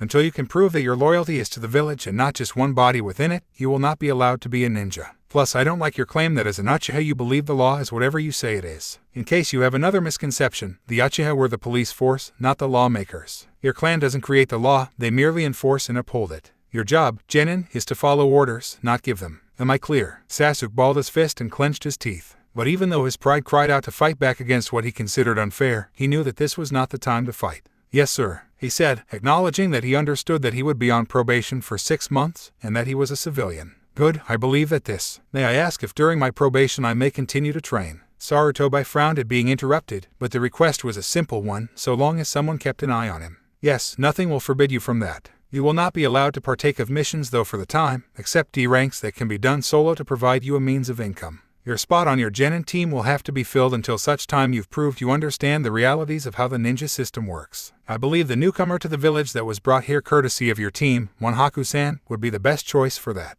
Is that a problem, Kakashi? It will be an adjustment, but we'll try to make it work. The Jounin replied. Haku nodded, hoping she didn't hinder the team. Good, now if it pleases everyone I think we've discussed enough here and have given Danzu too much of a head start to evade us. Meeting adjourned, he said, ending the meeting. By the way, if it's not too much trouble can Minato assist us in this? The Yondaime nodded. Sure, I don't mind. Just as long as people don't see me. In flashback. You better think about what you were told, Sasuke. You'll have plenty of time to now. Kakashi stated just before he and Sakura headed off. Naruto had no idea what to add and so he walked off silently followed by Haku. After a while, so did Sasuke. Excuse me, Kakashi said when he entered a classroom that was devoid of all but one person. That person was a Chunin teacher much like Iruka, only his name was Inaba. He had taught Naruto, Sakura, and Sasuke last year. He had brown hair and green eyes but overall he had one of the most normal appearances people could have. Yes, Inaba said, wondering why the Jounin came to him, and he noticed accompanying him was Naruto. Inaba gave the boy a light frown, and Naruto looked bothered. I hope it's not too much trouble, but I had a favor to request. Kakashi said, I'm hoping to see how much my student here has learned since graduation, and I thought taking a test here would be a good way. Can you provide him a test then grade it to see if he's gotten any better? Inaba looked irritated, then looked back at Naruto and got a look in his eyes. I suppose so, but he has to finish it in 10 minutes. I've got a schedule to keep you know. Also I can't have you here as he takes it. We don't need you giving the boy any subtle help. That's fair, Kakashi said with a nod then left. Inaba gave Naruto a test and the boy took a seat. 10 minutes later he turned it in. Inaba looked it over and with a red pen wrote a big F on it. You failed. I think you've actually gotten stupider, boy. What? That's impossible. Shut up, demon. You failed. Now get lost. Inaba rudely said. Naruto frowned. So it's true, Naruto really was sabotaged in class. Suddenly Naruto was covered in smoke and replaced by Sakura, who still looked unhappy. What is the meaning of this? Inaba asked, caught by surprise. This was a test, but it was a test for you, Inaba-sensei, not for me. I heard that people like you, who had been nice to me, were setting Naruto up for failure. Now I have proof you were doing that, Sakura said, grabbing her test. I wonder how Hokage-sama is going to take this. Inaba looked nervous. No need for that. I knew it was you the whole time. That's why I failed you, because you were basically cheating for someone. Sakura did not look the least bit convinced. You really think I'm going to fall for that? You've never called me demon before, and I've never heard you call anyone else that either. You thought I was Naruto, admit it, and that's why you failed me. I'm willing to bet my entire paycheck you didn't even read the answers before you gave me an F. Inaba now looked mad himself. If you knew what that boy really was, you'd be on my side without remorse. Besides, no one's going to believe you. It's just your word against mine. And I'm an experienced ninja who's earned his keep while you're just a child nobody takes seriously because of your fangirlism. Go ahead and tell Hokage-sama, he'll never believe you over me even with a piece of paper. I would if I saw this happen myself, Sarutobi said, coming from behind the door followed by Kakashi. Oh Hokage-sama, Inaba had a definitive deer in the headlights look on him now. I was told about this little experiment and asked to see the results myself. I gotta say I wished I had thought of this sooner. Right now Inaba-san, you are fired and will serve time. I will reduce the sentence if you agree to tell me every other teacher here that has done the same thing you've done to Naruto. Inaba now looked mad. They're punishing me for being tricked. It was never about you not being able to see through a trick. This was about how you regard Naruto Uzumaki. Kakashi stated, you failed as a teacher and as a shinobi of Konoha. I sentence you to prison for a year. Whether or not you reveal other teachers' similar activities will determine if you can be eligible for parole. Sarutobi ordered. Inaba only looked madder. This is a bunch of crap. That thing is Kyuubi. You should be killing it, not worrying about before he could say more. Sakura punched him in the stomach then kicked him in the crotch. That thing as you call him is my teammate. Sakura hissed. You don't understand. That boy is just Kyuubi in disguise. He's going to kill us all first chance he gets. Inaba insisted. Then why hasn't he already? It's been 13 years. You seriously are going to tell me the right opportunity hasn't appeared yet in all that time? Sakura countered, ready to hit the man even more. That's enough you two. Sarutobi interjected. Inaba-san, for violating my law regarding mentioning the Kyuubi around others and for neglecting your role as instruction, I sentence you to execution. I'll make it life in prison without possibility of parole if you tell me who else here is involved. But before you said, that was before you took it too far. Circumstances changed, Sarutobi replied. Kakashi, take him away to a holding cell. The cycloptic Jounin restrained the Chunin and hauled him off. Sarutobi looked at Sakura. Genin Sakura, I do not want you getting in the habit of attacking superior officers like that. The Pinkette bowed her head. I'm sorry Hokage-sama, it won't happen again. Actually, if a situation like this comes up again, I'd hope you would. I just said don't make it a habit. Also, because of the nature of your act right then, this time I'm going to let you go without punishment. But you might not be so lucky next time. Yes Hokage-sama, Sakura replied. Good, Sarutobi said before disappearing in smoke, showing that this had been a shadow clone. The real Sarutobi was helping in the search for Danzu and spared a clone at Kakashi's request. Sakura was on her way to Naruto's place when she saw another familiar face. Two in fact. I know I said I'd help Haku, but I haven't seen them in weeks so it won't hurt to spare a few more moments to catch up. With that she approached the two. Hey guys, long time. Hi forehead. Hi Sakura-san. So what are you two doing? I didn't know you two hung out together Ino, Hinata. We do on occasion. Sometimes it's nice to have something to talk about besides Sasuke-kun. Ino answered. Even the greatest topic gets old when it's the only one brought up in conversation. How's Naruto-kun? Hinata shyly asked. He's doing good. On our mission he kind of got some good news and bad news, but I think for the most part he's actually happy for once. Hinata smiled but Ino looked confused. Isn't he always happy? Sakura shook her head. Hardly. I'm not going to say too much since it's his business more than mine, but let's just say unlike us happiness isn't a given for him each day. He has to find it. Hinata sadly nodded. Yeah, it's not easy living the way he does. What, you think just because he's poor his life's hard? Ino asked. I never figured you were the type of girl to. Ino, I didn't say his happiness had anything to do with money. Hinata cut off the platinum blonde. What I meant was it's not easy living with so little positive interaction with other people. And it's probably hard for you to give him more than you already do, isn't it Hinata? Sakura asked, seeing the timid girl blush but nod. I bet your clan even threatened you if you interacted with him more than necessary, didn't they? Hinata now looked surprised. How did you know? Lucky guess. Naruto told me he once helped a girl with dark hair who was having bully problems, and the next thing he knew the girl's family beat the crap out of him and told him next time they'd kill him and damn whatever the Hokage says about it. I figured that girl had to be you. Hinata didn't know how to react, so Ino chose to cut in. Wait, you're saying Hinata's family threatened to kill Naruto just because he helped her? Unless I'm wrong about who he helped, then yes. Am I wrong Hinata? I don't know. He did help me when we were young, but my clan. She trailed off. I only know what they said to me, not to him. Why would they be so against him? Ino asked. That's something only Naruto has the right to tell, and please Ino, don't go making him tell you. Just this once, please let this remain his secret. Sakura asked, knowing all too well about Ino's gossip nature. Why? Ino asked. Because everyone's entitled to their privacy. I know you love finding out people's secrets simply because they are secrets, but if people wanted that kind of information spread they wouldn't keep it to themselves. I only heard Naruto's biggest secret because he wasn't aware I was in the area, and it took a lot of convincing before he believed me when I said I wouldn't tell anyone. I'm not going to have you poke and prod his life just because you want more to gossip about. Ino looked offended and put her hands on her hips. This may come as a shock to you, forehead, but I do understand the concept of sealed lips. I know full well not to share every bit of information I hear and not to stick my nose in where it doesn't belong. There are things I know you can't begin to imagine. What I gossip about is only the harmless stuff, so don't accuse me of being so shameless. Sakura was rather glad to hear that. Good. So how did your mission go? Naruto didn't screw it up, did he? Ino asked, bothering Hinata a bit, but she said nothing. Actually, he's the one who helped out the most. It was Sasuke-kun who did something wrong. Sakura answered. Really? Both listening girls asked, but for different reasons. Sakura nodded. In our big fight on the mission, Naruto was dealing with someone well taught. For some reason she didn't want to implicate Haku, likely to avoid giving her a bad image before she was even interacted with. He couldn't beat them, but he found a way to make them stop fighting. I was actually really impressed with how it worked. Hinata smiled and Ino still looked curious, so Sakura continued. This is where things got bad. Naruto was going to offer this enemy mercy, but Sasuke-kun disagreed. Sasuke-kun pushed Naruto aside, saying if Naruto wasn't going to kill the enemy, he was. I tried to stop the fight, but Sasuke-kun. She paused to pull aside her sleeve to show the stitches on her shoulder. He stabbed me with a kunai. He what? Ino asked in disbelief. He was punished for that, right?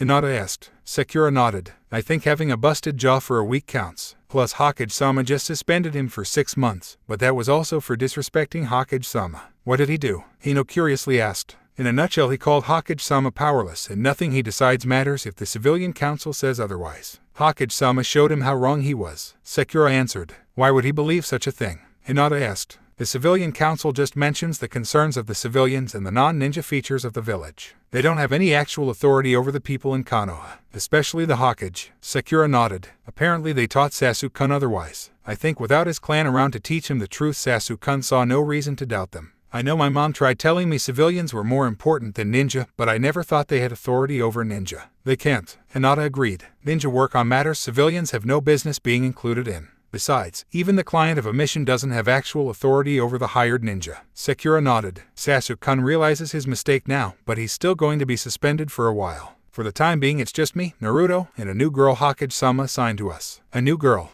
Hinata asked. Sakura nodded. Yeah, and I think you should talk with her, Hinata. Otherwise she might try to get Naruto for herself. I think she's entertaining the idea but only holding back because I told her about you. Hinata mildly frowned. Maybe I will.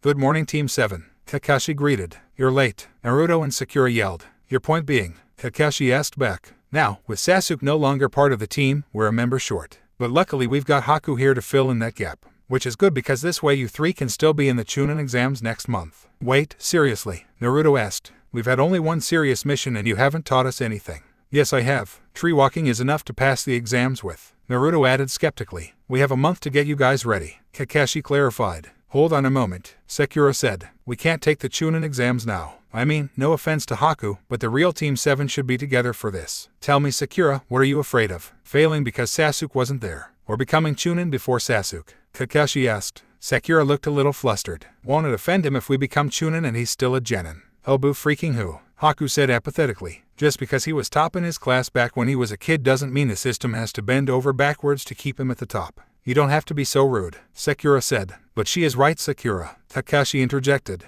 Being able to reach the top doesn't guarantee you'll get to stay at the top. Sasuke was good at the academy, but that doesn't mean no one from your class or one of the classes below you will ever surpass him. Same with you and your skills. There is no status quo among skills here. No one is going to get promoted in an order. I get that, Kakashi-sensei. But if we do this without Sasuke-kun, then aren't we basically abandoning him? If you and him are assigned to separate missions, is that abandoning him? Kakashi asked back. Sakura had no answer. Sakura, think about it this way. Sasuke needs re-educating. He has strength, but he was taught how to use it all wrong. In a way, his education was just as sabotaged as Naruto's was. Sakura looked confused. Then, wouldn't it make sense to take Naruto off the team too for re-educating? If the situation between them is the same, then why is this only happening to one of them? Because Naruto's easier to correct. He knows how to use his strength the right way, he just doesn't have enough strength to actually back up his convictions. The Jounin explained. Not enough strength. What about the Kyuubi and my angel powers? Naruto asked. That's not strength, those are weapons equipped to you but you lack the training to use them. If they were swords you'd be no different than a child with a sharp stick. Power is not something you can just equip to yourself, Kakashi told him.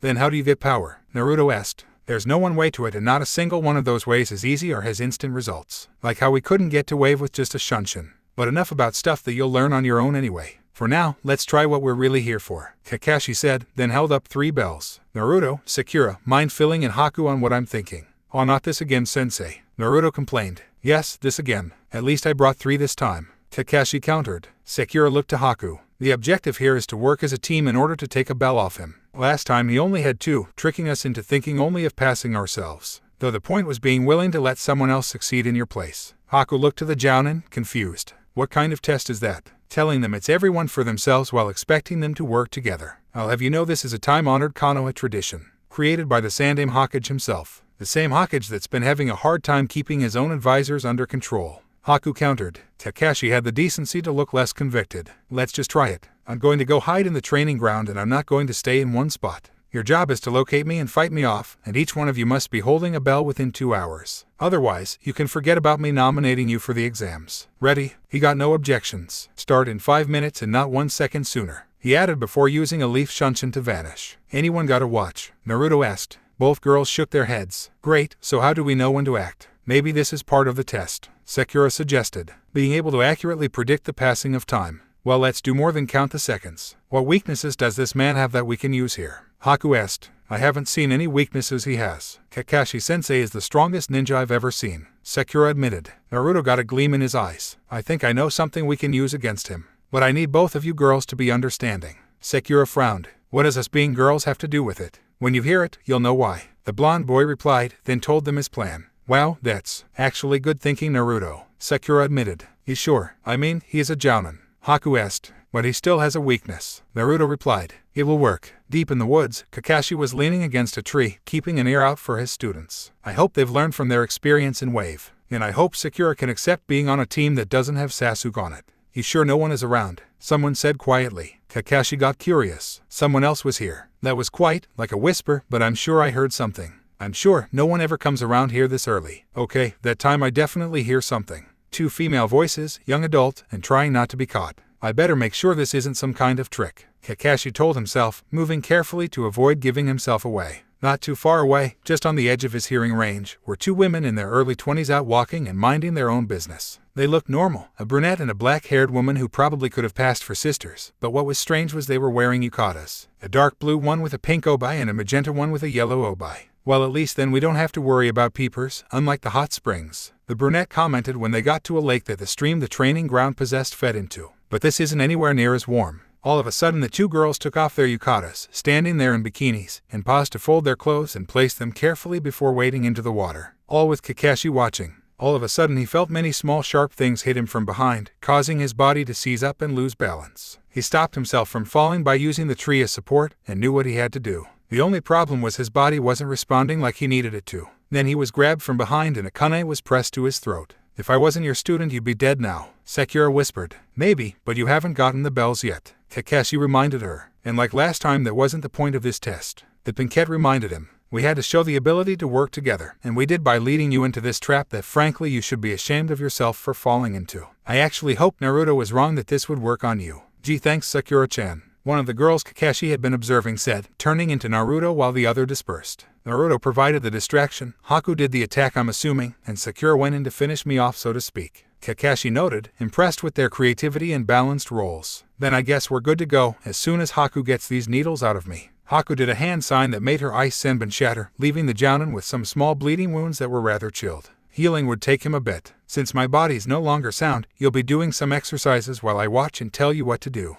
Alright everyone, that was good, now let's call it a day, Kakashi said since it was late in the afternoon and his students had been training all day without doing any missions. The genin nodded and the Jounin was quick to depart, but fortunately he didn't look like he was in a hurry. Someone's heading our way, Haku told everyone, gesturing towards 3 figures she did not recognize. But Naruto did. Hello Hyuga-sama, Naruto greeted. Hi Hinata-chan. It's been a while. Hi Naruto-kun, she said with a nervous blush but happy smile, but her eyes glanced towards Haku for a moment. Hello Uzumaki-san. I'm here to pay for a ghost summons like you offered in the previous meeting. Hi, she said, holding out some bills and a photo. I'd like to see my brother again. Why are you paying him? Neji rudely asked. He's a mere commoner. You should just order him to obey you. Hey, Naruto and Sakura said, upset by his dismissive attitude to them, Sakura by association since she wasn't part of a clan. Neji, this boy is of high status even if he is forced to live in the manner of a commoner. Hayashi firmly corrected. Besides, you are not the highest-ranking person here, so you do not dictate orders. Yes, Hayashi-sama, Neji said bitterly, showing no part of him cared to hear this. Then he gave Hinata a harsh glare that bothered the girl, as if she were the one to actually say the words. Naruto pocketed the money and looked at the photo.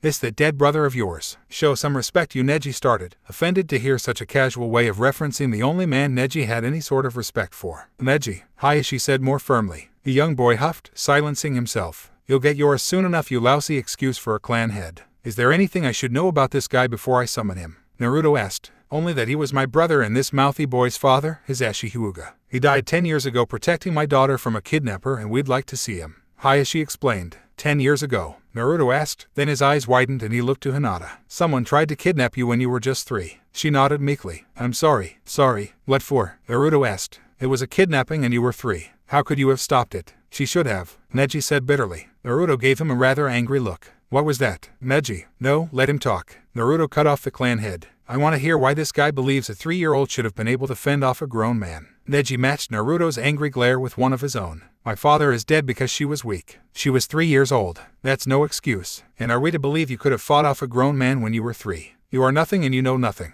Naruto crossed his arms. "Yet I'm the one who can let you talk to your father without you dying. You know, your clan once screwed me over big time, and the only reason I'm even considering doing this summons is because I understand how much a boy can want to see his dead father. But now, I'm thinking of just giving your money back and letting you deal with it." Hayashi looked confused. "What do you mean my clan once screwed you over, as you put it? Like you don't know, Hyuga-sama, it was done on your orders." Naruto told him bitterly. On the way back from Wave, Sakura had told him she suspected the dark-haired girl he had helped when younger had been Hinata. And once he thought about it, it started to make sense to him. "I gave no orders regarding you. You'll pardon me if I don't merely take your word for it," the blonde said, then pulled out the money Hayashi had given him. "Tell you what, Hyuga-sama, I'll do the summons and you can keep the money. I want something else as payment." "What is it?" Hayashi asked, curious. "I want my friend back. I want to be allowed to spend time with Hinata without someone from your clan or working for your clan trying to tear us apart like last time. I want what your clansmen threatened to kill me over. And if someone tries to hurt us and a Hyuga is to blame, I will ask my parents to do something about it.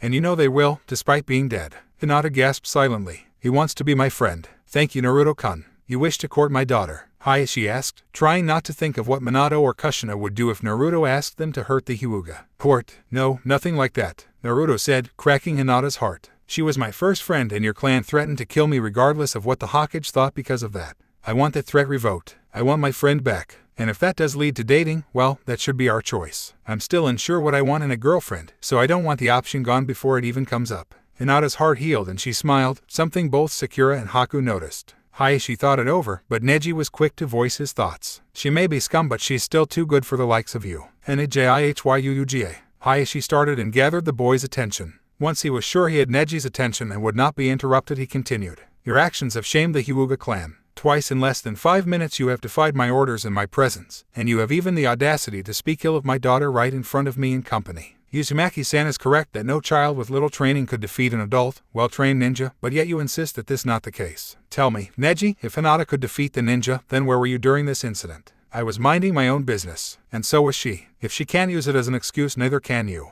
Hayashi told him. "Maybe your father can talk some sense into you." "I can only hope so," Naruto said. "So, do we have a deal, Hyuga-san?" Hayashi glanced at his daughter, seeing the hopeful look in her eyes. "I believe so, and I will see to it my clan gets the message." Naruto gave the money back and looked at the photo. "Hisashi Hyuga, I beseech thee to come to me." Soon enough the ghostly appearance of Hisashi Hyuga came to them. It was surprising to say the least, as the man was a carbon copy of Hayashi, save for the fact that he looked softer and had a headband covering his forehead. But he was there, albeit a bit ethereal. "Okay, this is unexpected. I was called by someone, but I never would have guessed it to be a young man with the power of a Valkyrie. Still, to be called twice by one of the Asgardians in the span of a week. That tells me something." "Hisashi, Adu-sama." The ghostly Hyuga looked to his relatives. "Hayashi, it's good to see you again," he said happily, recognizing his brother first, then looked to the boy beside him. "Is that you, Neji?" "Adu-sama," Neji said, but looked and sounded like he didn't know what to say next. That feeling was very quick to go away though. "Tell them the truth. Tell everyone that the main house made you sacrifice yourself for their own selfishness. With you we can finally—" "Hold it," Naruto interrupted. "You get the chance to see your dead father and the very first thing you say to him is just asking him to prove you right." "Shut up, loser," Neji hissed. "Neji, what are you talking about?" Hisashi asked. "I wasn't told to die. I chose it." "What?" Neji asked, this being the absolute last thing he expected to hear. "Hayashi, I take it you haven't yet told him the truth." Hisashi asked. The head of the Hyuga shook his head. No, I've been waiting for the right time when he could accept the truth, but even 10 years after your death he refuses to get over it. I shouldn't have to get over it. He should never have died. Neji yelled. But I did die, Neji, Hisashi told his son. As unjust as you think it is, you cannot ignore the fact it did happen and cannot be undone. I didn't want you to spend the rest of your life angry about this. How can I not be angry? It should have been him, Neji accused, pointing at Hisashi. Hisashi lightly frowned. Neji, you need to know what really happened that night. Yes, it's true that your uncle was originally supposed to fulfill the deal. But despite what you may think, he was not trying to weasel his way out of it. Bullshit, Neji muttered. Watch your mouth, young man, Hisashi said firmly like a true father. As I was saying, he was willing to fulfill the role to prevent a war, but I stepped in and took his place. To stop a war, keep Kumo from getting the Byakugan, and because the clan needed him more than me. Neji glared at Naruto. How dare you create this imposter? What? Rather than respond, Neji lashed out and tried to hit Naruto in the center of his chest. Normally Naruto would suffer the attack and come close to dying, but training from Kushina in the brief time he had enabled him to at least call up his angel armor on short notice. The glowing chakra armor intercepted the Juken hit, saving Naruto a lot of agony. What the hell? Neji asked, not expecting anyone to be able to perform such a defense, especially against the Juken. Neji Hyuga, Hisashi said with sheer rage, one hand grabbing the boy's shoulder and the other making the start of the trigger for the caged bird seal as a warning. That is the last straw. You have repeatedly shamed yourself and the rest of us by behaving like some out-of-control child. You have openly disobeyed me multiple times, you have attacked someone for no reason, and you have even disrespected your own father. This is not my father, Neji hissed, completely unapologetic and pointing at Hisashi. This is a fake you've set up to try and deceive me. Not another word, Neji, or I swear you will suffer the seal. Hisashi warned. I think my son needs more time to adjust to what is clearly a large paradigm shift for him, Hisashi suggested. Feel free to spend as much time with him as you can, Naruto said to the ghost, then glared at Neji. You have a chance to spend time with your dead father. Take it from me, Neji, don't throw this away just because he's not what you thought he was. Neji looked like he wanted to spout off every filthy word he knew at the whiskered blonde and even invent a few new ones in the process. But Hisashi did not give idle threats, so he wisely chose to remain silent. I believe Neji has worn out his welcome. I will escort him home and see to it he stays there for the day until he learns how to keep his opinion to himself when it's not asked for, Hisashi said firmly. Hisashi, I would very happy if you could spend what time you have here with us both. The ghost Hyuga nodded with a grin. No problem, bro. Hisashi nodded back. Then we shall all be on our way. Then he looked at his daughter. Hinata, if you choose to spend some time with Uzumaki instead, you are free to. Thank you, Ado-san, Hinata said, covering her face to hide her blush and her ecstatic grin at the same time. As they left, Neji gave one more hostile look to the whiskered blonde. You will suffer for this injustice. Creating a fake version of my father just to gain favor with the main house. I will see your throat slit for this, Uzumaki. Back with the others, Hinata was fidgeting like she didn't know what to say, and Naruto was just as uncertain. The two had barely had any direct interaction in years, and Sakura and Haku made them feel watched, which wasn't helping. So what was that about? Sakura asked, breaking the ice. No offense, Hinata, but that boy was a complete ass. He's really not that bad, he's just hurt. Hinata replied. No, don't defend him, Hinata, the Pinkette claimed firmly. He tried to attack Naruto just now. He tried to kill Naruto. If you defend him, you're saying he was in the right. Hinata tends to hear that. Sorry. From what I've heard, Haku started, hand on her chin as she reflected on what she had heard. Back when they were both little kids, someone from another village tried to kidnap this girl, likely for her eyes and to make her a breeder when she was old enough. But someone obviously saved her, and for some reason the other village pressed charges. And for some really stupid reason, the Hokage chose to pacify them rather than challenge them. Guys, maybe we shouldn't force Hinata to say anything if she doesn't want to. Naruto started. I'm confused about this too, but whether or not we know what happened should be Hinata's decision. So let's not pressure her on any of this. Besides, I'd rather spend time with her than prying into her personal life. Hinata smiled, a mix of relief and cheer, to hear him say this for her. Alright then, Haku stated. So, why don't you two go spend time with each other? Sakura can help me get a few things I need around the apartment. Hinata momentarily arched an eyebrow. Naruto-kun, would you mind if I had a small chat with these two in private? Not at all. I can wait, he said. Thank you, Naruto-kun. We won't be long, the Hyuga heiress said gratefully. Then she and the other girls walked into the forest to get some privacy. Let me guess, you're the girl who has a crush on Naruto and you want to make sure I'm not stepping on your turf, Haku said calmly when they had a chance. You're only half right. I'm not making sure you don't step on my turf as you put it, Hinata claimed. I don't know you, so I'm not going to presume I know what you want in regards to Naruto-kun. But since I'm told you will be living in the same building as him, I'd like to learn about you. Not to be rude, but why is me living near him any of your business? Haku asked. It's not, that's why I'm asking to get to know you rather than insist you tell me, Hinata said. I asked another girl living with him about her connection with him, but she must have thought I was looking for a way to hurt him and told me to stay away. That must have been Ami, and that explains why she never told Naruto about Hinata. She assumed Hinata was like me, another problem. Sakura thought to herself. Haku smiled. Alright, I'll tell you about myself, but I'd like to learn more about you too. And no, I'm not trying to take your boy away from you. I'm kind of dealing with some other things in my life at the moment. A relationship would just be another complication right now. He's all yours, unless Sakura here changes her mind on which boy she wants. The Pinkette's eyes widened. What? No, that's not happening anytime soon. Even with one boy stabbing you. Haku asked back. Why don't I leave you two to chat? Sakura asked, clearly rhetorical since she already started leaving. Haku turned to Hinata. Well, since apparently she's not going to help me later, can you? As long as Naruto-kun is included. Hinata answered with a nod. What should I do? Sakura asked herself when she was back in the city portion of Konoha. With mom arrested, the house feels so empty. I know I need to figure out how I'm going to live until she gets out, but... She trailed off, shaking her head a bit. I don't want to think about it just now. There's nothing I can do about it tonight. With her mother incarcerated for abusing power and charges of sabotage, Sakura was forced to live on her own, which of course she couldn't do for much longer. She couldn't afford to keep up the household expenses on her salary, and there was no guarantee her mother would be released anytime soon. She knew she'd have to do something, but right now she was trying to delay the inevitable. Maybe I should go see how Sasuke-kun's doing. He might not be a member of the team right now, but he's still a part of Team 7 and needs to feel included. She told herself, heading towards the Uchiha district, knowing where it was since she had been there before, and Konoha wasn't exactly subtle about what had happened to the once great clan. Finding the walled-off district was no problem for her, the walls making her wonder not for the first time their significance. They were clearly not meant for defense and they didn't make great decorations. Ignoring it since she never had an answer before and still didn't now, she went into the empty district to find the last Uchiha's home. Living here can't be good for Sasuke-kun. Sure, Naruto doesn't have the best surroundings, but at least he has good neighbors. Well, Ami's good to him at least. Here Sasuke-kun's all alone.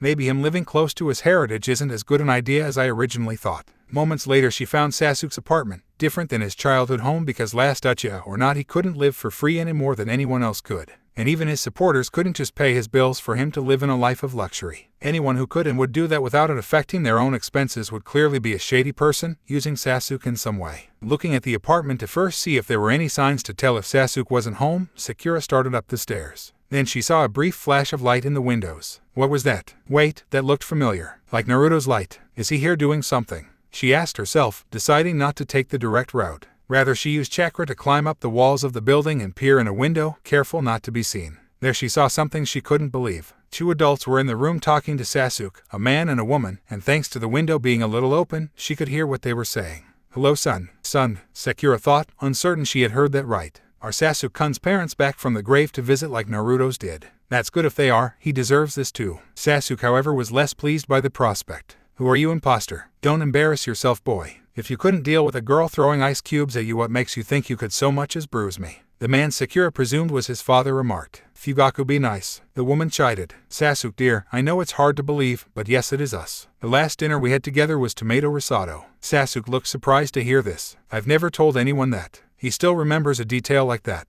Sakura asked. Just how often does he think of his family's death if he can still remember something like that? Sasuke gave a light smile, as though he didn't want to appear too happy for some reason. So if it's really the two of you, then why didn't you come when Naruto tried to summon you? Fugaku scoffed. As if I'd obey the summons of a worthless dead last. An Uchiha is above taking orders from a peasant. Sasuke nodded. I knew it. There was no way either of you could be anywhere but heaven, so the dobe had to not be good enough to summon you. But before you get a big head, we should warn you that after this, you can't see us again. Mikoto warned. Sasuke lost his smug expression. What? You mean that worthless nobody gets to see his parents whenever he wants, but I only get to see you this once? That's it, it's official, there is no god. Oh, don't let any of them hear you say that, Sasuke-kun. Sakura thought, remembering the encounter with Freya. Well, there are gods, Sasuke, but they're weak and dying. It's inevitable, they're basically dead and they're just holding on to power they're not fit to have anymore. Which is why we came to you, Fugaku stated. Sasuke looked confused, as did Sakura. What do you mean? The Aesir and Vanir, the two groups of gods, are doomed to die someday. It's an event called Ragnarok. It's essentially the end of the gods, but not the end of the world. Sure, some people will die, but nobody important. Nobody you'd care about. Sasuke scoffed. There is nobody I care about. That hurts Sakura to hear, though she tried to ignore it and keep listening. The first steps towards Ragnarok have already started, mainly with the death of Balder. So while Ragnarok hasn't happened yet, sooner or later it is going to. This is an undeniable fact, and the gods are just trying to delay it as much as possible. We however feel that the Aesir and Vanir have overstayed their welcome, and we say let Ragnarok happen and have more worthy gods take their place. Sasuke looked intrigued but still skeptical. And who would be worthy? Fugaku grinned. Us. Sakura had to suppress a gasp. What's he talking about? Is he seriously suggesting a dead clan takedown and replace genuine gods? Sasuke looked like he wanted to smile but still wasn't convinced it was worth it. Okay, I agree no one is more deserving of being a god than an Uchiha, but how do you plan to become one? Aren't you supposed to fight with these loser gods like the Dobe's pathetic parents? Sasuke-kun, is it even possible for you to mention Naruto or anyone close to him without insulting them? Sakura thought semi-bitterly, noticing how demeaning his references always were. No, we refuse to join their side. Why should we? They're doomed to fail, and an Uchiha never joins the losing side. Fugaku declared with Mikoto nodded. So who's the winning side? Who's supposed to kill these gods in Ragnarok? Sasuke asked. Most of the army will be demons like the Kyuubi who are brought under control. But the leaders of the army will be the wrongfully punished dead who the gods claimed weren't good enough for their heavens, the kings of the giants, and a man named Loki. He is the one who can make all this possible. You see, he knows all the gods' weaknesses and the best ways to take them down, Fugaku said happily. And he knows how to make you worthy of being a new god, Sasuke. Mikoto added. That certainly perked up the wannabe Avenger. How? According to Loki, there are these relics scattered over the world. Lost weapons and tools that got left behind by the gods, but in the hands of a mortal can be used to make that man a god's equal. If you can find them all, you can become the actual thing, Sasuke. Mikoto explained. Now Sasuke grinned. With that kind of power, I could do more than just kill Itachi. I could kill the Dobe for shaming me. I could kill Sakura for annoying me. I could kill the Hokage for holding me back. Hell, I could kill a store owner for being out of milk if I wanted to. I'd be a god who could stop me. Sakura paled. Dear Kami-sama, is killing people all Sasuke-kun wants to do? Now son, these relics are quite powerful so naturally you can't let anyone else know they exist. Mikoto continued. Sasuke nodded. Like hell I'd tell anyone. Where are they? Hold on, you're not exactly suited to go out treasure hunting yet. You see, if you just leave Konoha, they'll come after you. And you're not a god yet so they can stop you. If you wait for the right moment then you can go do this and Konoha will be helpless. Sasuke frowned. And when will the right moment be? During the Chunin exams. Loki will make contact with you. If you can impress him, he will enable you to escape and cover you enough to keep Konoha from following.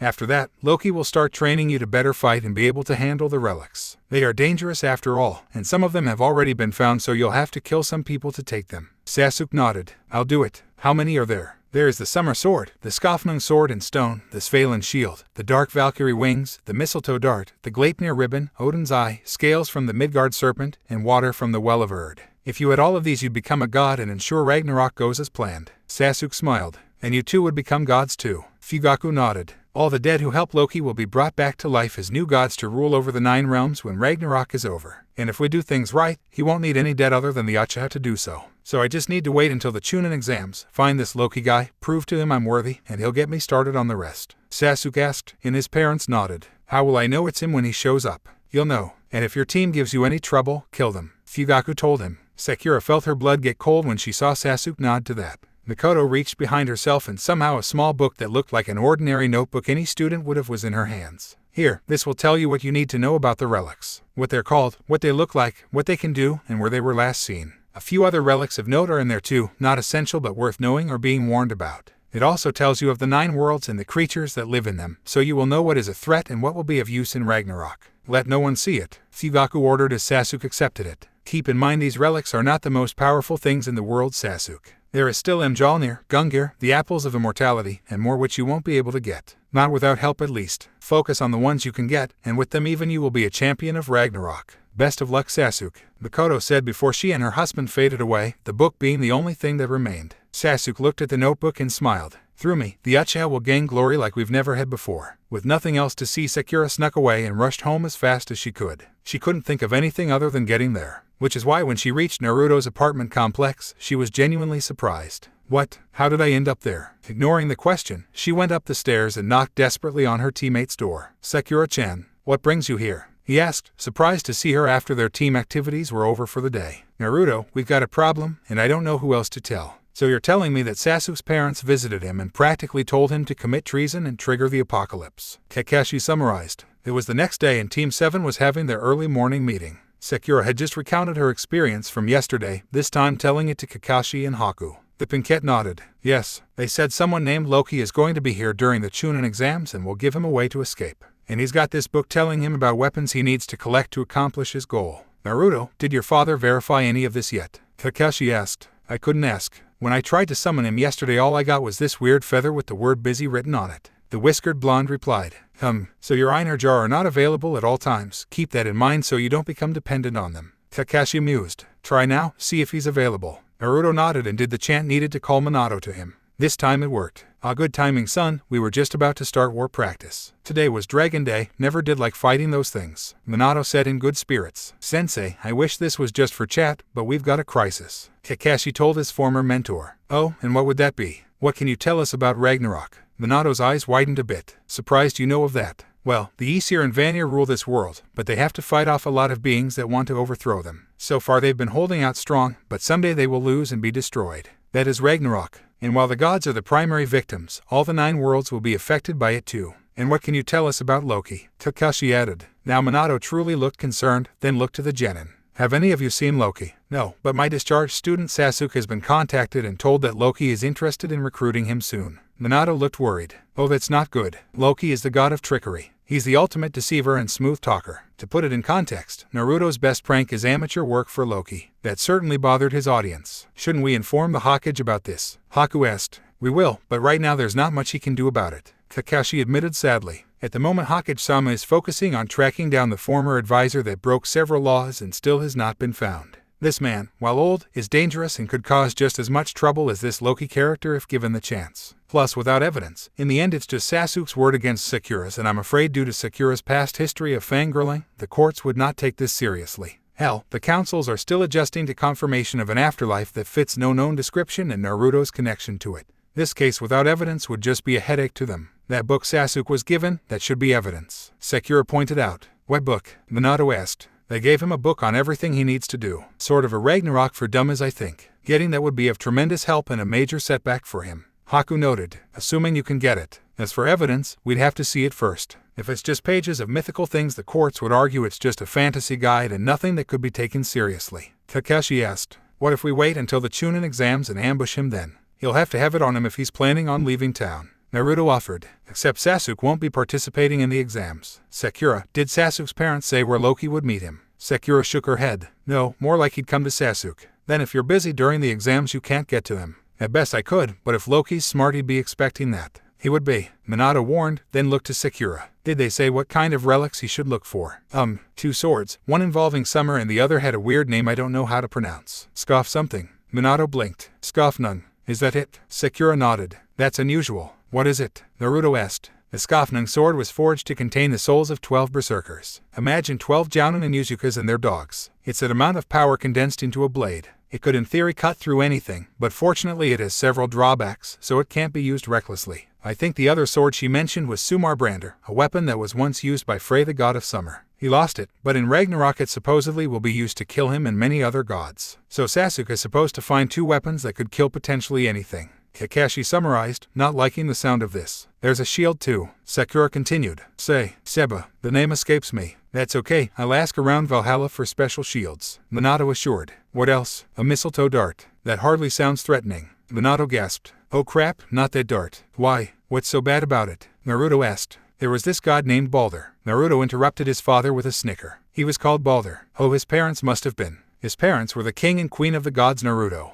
Minato cut in, silencing his son and making him panic a bit. Frigg, the queen, had a vision that her son would be killed and if he died Ragnarok would become unavoidable. Delayed at best, but ultimately inevitable, like the burning out of the sun. She went through all the 9 worlds and made everything, swear not to harm Balder. However, there was one thing she overlooked. Mistletoe. How can you make a plant promise not to kill someone? Haku questioned. Things work differently for the gods. Now, thinking her job was done, Balder was practically immortal. So much so that a game was made where the gods would throw things at him and have a good chuckle at how nothing could even touch him. Loki found out though that mistletoe was not part of the deal, so he made a dart out of some and joined in the game. The dart hit Balder because it was the only thing that could, and it killed him. So Loki has already tried to get Ragnarok started, Kakashi theorized. I don't know if he intended to at the time, but yes. Anyway, at the time all the gods focused on what had happened to Balder and how to punish Loki. Something like the dart itself was probably overlooked. If it still exists and Loki thinks it's still useful, then I couldn't begin to tell you what that thing could do now. My best guess is something that's already killed one god could easily kill another. Haku theorized. Eyes were back on Sakura, and she tried to recall what else she had heard. Valkyrie wings, some kind of ribbon, water from a well, skin from a snake, and some guy's eye. I'm sure that's everything. They said if Sasuke gathered them all, he could become a god. Is that even true? Naruto asked. I don't know, but I think it's best if he doesn't get the chance to succeed. Minato stated. I'll ask around, see what I can find out. I suggest you all do what you can about this boy, but I think you should wait until he goes to meet Loki. What do you mean, sensei? Kakashi asked. From what I heard, Loki is at the moment tied up in a cave with a snake dripping venom into his eyes all the time. He's been there ever since Balder died, so how could he meet this kid in person? As far as I know, Loki hasn't escaped. If he has, I'm sure several gods will want to see him and do something about it. And since we already know when he's going to appear, we can arrange an ambush and trap him. Kakashi continued, liking the idea. So what? We're going to pretend we don't know anything? Naruto asked. For the time being, son. This way we can find out just what the enemy is up to and how they're doing it. Kakashi nodded. So for now, everyone say nothing and avoid Sasuke. We continue training while Sensei does the research. By the way, Sensei, you willing to partake in today's session? Minato smiled and nodded. Beats getting eaten by a lindworm. Those things are faster than they look. Training went well, and Sakura was glad to see Kakashi take them seriously. She had complained in the past, as did Naruto, that Kakashi taught more like he wanted to guide his students than instruct them. Have them figure things out for themselves. To a point that was okay, but they needed a frame of reference first and skills to put to use in the meantime. After all, how is Naruto going to become Hokage if his sensei gave moral support more than lessons? At her home, she sat down and opened an envelope left there by an Anbu. It said her mother was only going to serve time for a month due to being part of a conspiracy but not an active member. Over time, hopefully she'd realize her mistake and work out some obvious anger issues she had regarding Naruto. In the meantime, the Hokage had given her a stipend to allow her to remain at home if she so chose. The next monthly bills were already paid for, so what she got was essentially an allowance to live off of. The catch to this was her team would not be doing any C-rank missions or higher until the month had passed. Bet Naruto won't like that, but he'd understand it's for a good cause. She thought, making herself a small dinner and wondering if she should invite anyone over to feel less alone.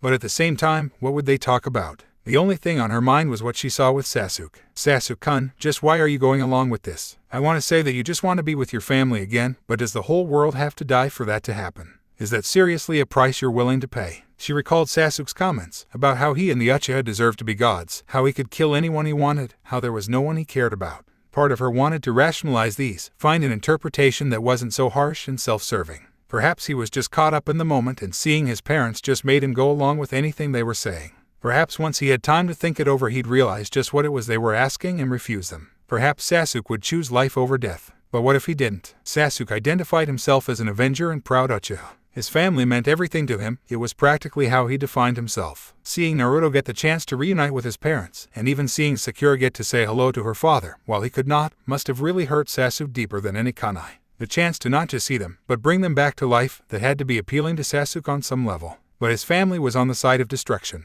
Wherever they had ended up in this complex afterlife, it had not been a good place. Some dark god had made contact with them and persuaded them to join his doomsday army. Given how they were already dead, they had nothing left to lose, and they wanted Sasuke to sort of kickstart their invasion in some way. Now that I think about it, if Sasuke-kun does get the relics, what's he supposed to do with them? Assuming he can turn himself into a god, then what? She asked herself, suspecting that for now only Loki knew the answer. I gotta ask him, but how? What am I supposed to say? Hey Sasuke-kun, I was just wondering, are you really going to start Doomsday? Was Sasuke truly willing to do all this? Killing the man who massacred the whole clan was one thing, but if Sasuke was willing to let the world be destroyed just so his family could be alive, then how was he any better? It was okay for the Uchiha to kill others, but it wasn't okay for the Uchiha to be killed. Did Sasuke think that his brother's actions would have been acceptable had he done them to another clan instead of his own? The more she thought about it, the more her crush on the boy waned. No longer did he appear to be a dark, mysterious prodigy that felt he had to take on the world alone, yet deep down needed someone there to make the pain hurt less. If she took what she saw that afternoon at face value, then Sasuke was essentially a sociopath, at least as far as she understood the terminology. She only had a layman's grasp of the word, so there was a good chance she was wrong. But if Sasuke saw the pain and destruction his actions would result in as irrelevant compared to pandering a literal god complex, then the word sociopath was as fitting as any other to use.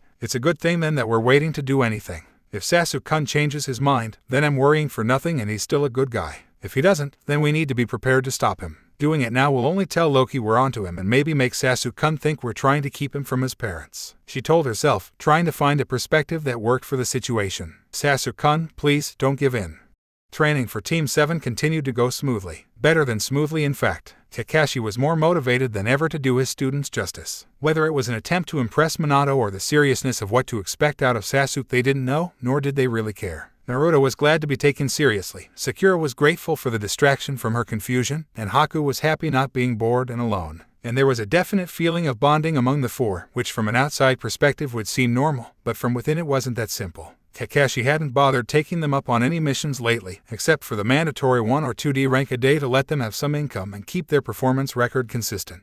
even ignoring the Hokage's condition of them not allowed to take higher missions for the time being. Team 7 was just too focused on a bigger priority. Road bandits and bodyguard duty was just not important when faced with a threat that could quite literally be called potentially apocalyptic. Minato and Kakashi had agreed that the team needed to do 3 things for the time being. Train harder for whatever threats Loki might send their way, that was obvious. Keep an eye on Sasuke without making him aware he was being watched, easy thanks to Kakashi and Haku. And most importantly, keep this a secret from everyone else, including the Sandaime. That last one was the most debatable, since naturally Naruto and Sakura both felt the commander of the shinobi should be aware of such a threat and get every other ninja trained as well. What exactly would you tell him? Sasuke's dead parents came back to tell him to leave Konoha and find ancient relics that could turn him into a god and free a trapped rogue god, and together they'll end the world. Minato had asked when they argued, and even if he does take you seriously with absolutely no proof whatsoever, do you expect the Anbu and councils and every other ninja here to do the same? In the end, they agreed to keep the secret simply because for now no one would truly take them seriously if they did tell. And if they did try, Loki might find a way to take the village skepticism and use it to his advantage. But if they could prove their claim, then it would be worth revealing.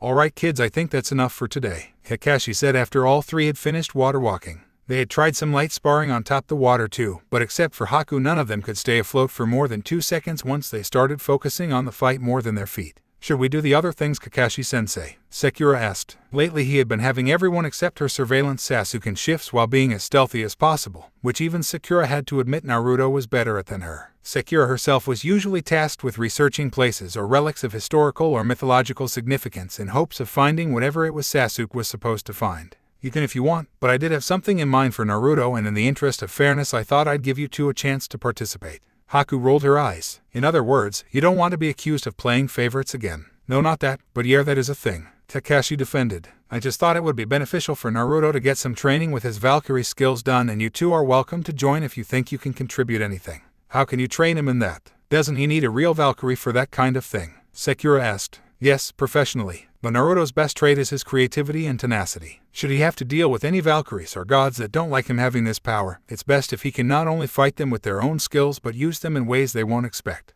Basically, throw what we can at Naruto and see what he does about it. Sakura summarized. Kakashi did his eye smile. In a manner of speaking. But it won't be just you 2. Who else? Naruto asked. You're late, Kakashi. Did you expect otherwise, Asuma? Kakashi casually replied as he walked into one of the other training grounds bringing his students with him. There waiting for them were Asuma and Kurenai along with their genin. Where's Guy? Trying to climb a mountain with just his teeth or something? I sure hope not. His dentist will kill him. Kurenai replied. I asked him, but his students declined. Asuma clarified. Though to be frank, one student flat out refused to come here and pretty much threatened his teammates to do the same. If that were my student, I'd force him to wash everyone's laundry by hand for being so callous with his team and sensei in front of a comrade. Let me guess, it was the Hyuga boy. Kakashi asked, and Asuma nodded. No real surprise. Anyway, do your kids know what this is about? Something about wanting to test Naruto now that he's apparently the son of the Yondaime. Kiba remarked, his opinion on the matter hard to tell from his expression and tone. It sounded like he was either skeptical or even jealous. Yeah, and why do we need to do that? I mean, even if it is true, that doesn't mean Naruto just magically became a better fighter overnight.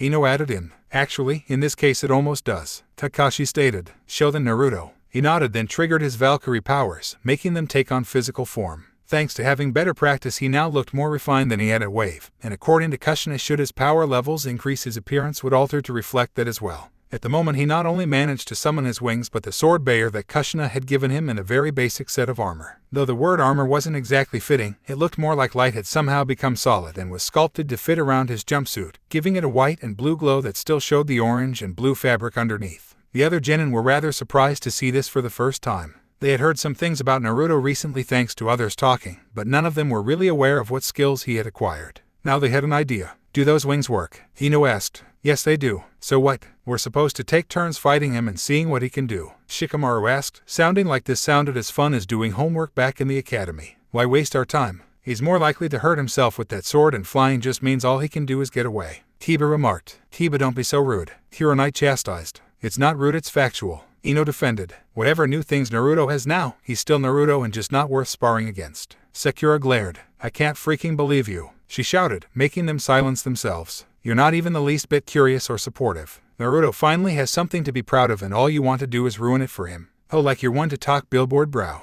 If anything, when it comes to trash-talking Naruto, you're the one who would take it too far. Sakura huffed, then grabbed Naruto's arm. Come on, Naruto, there's no reason for you to put up with this. If these assholes want to pretend they're still in the academy, let them. We've got more important things to deal with. Offended and frowning, Naruto nodded and released his Valkyrie traits. Right. Kakashi simply looked ashamed at the Yamanaka and Onizuka heirs. Haku looked more disgusted by them. Hinata broke away from her team and stepped closer to Team 7. Mind if I come along? I'd like to see what Naruto-kun can do, she asked nervously, poking her fingers together. Naruto smiled and nodded. Sure, if your sensei doesn't mind. Kurenai nodded as well. Go ahead. Everyone on Team 7 left except for Kakashi, and Kurenai turned her red eyes towards all the remaining genin, especially Kiba. Kiba, when I told you that teamwork was important for ninja, did you think that applied only to Shino and Hinata? Well, yeah, the dog user admitted, sounding like he knew he was being punished but didn't know why. So no one else is worth helping or being nice to. Kurenai continued. Used to having his mother and sister talk to him like this, Kiba quickly caught on to her intended point. While Naruto sure isn't. Just because he caught on didn't mean he agreed after all. Kurenai folded her arms. And why is that? Her eyes and tone dared him to say exactly what was expected of his answer. This time Kiba didn't catch on. Because he's nothing but dead weight. Helping him just puts the rest of us at risk. Ino nodded. Yeah, I feel sorry for everyone on Team 7 for having to put up with him. Shikamaru frowned a bit. But better them than us, right Ino? The platinum blonde nodded, thinking her friend was supporting her rather than demeaning her. Asuma and Kurenai frowned more. Kurenai, do you think perhaps we might have overestimated these kids when we let them become real genin? I'm starting to, she replied, getting shocked looks from Kiba. Since they seem convinced they're still in the academy, I suggest we treat them like they still are. Good idea. No more missions, just homework. Homework, every genin except Shino repeated, aghast. Asuma nodded, now smirking. Of course, as long as you all think Naruto can't change, it's only fitting you be treated the same. But I didn't do anything. Chaoji all but whined. I concur. Shino spoke up. You didn't disagree, which can mean you do agree. Kurenai stated. Shikamaru sighed, knowing his own attempts to exempt himself would be likely dismissed too. Guess homework would be better than missions anyway. Sasuke had returned from some shopping and had finished putting away what he purchased. With nothing to do, he sat down and picked up the book his parents had left for him. He noticed some portions were marked beforehand with red stickers, clearly telling him to read these portions first.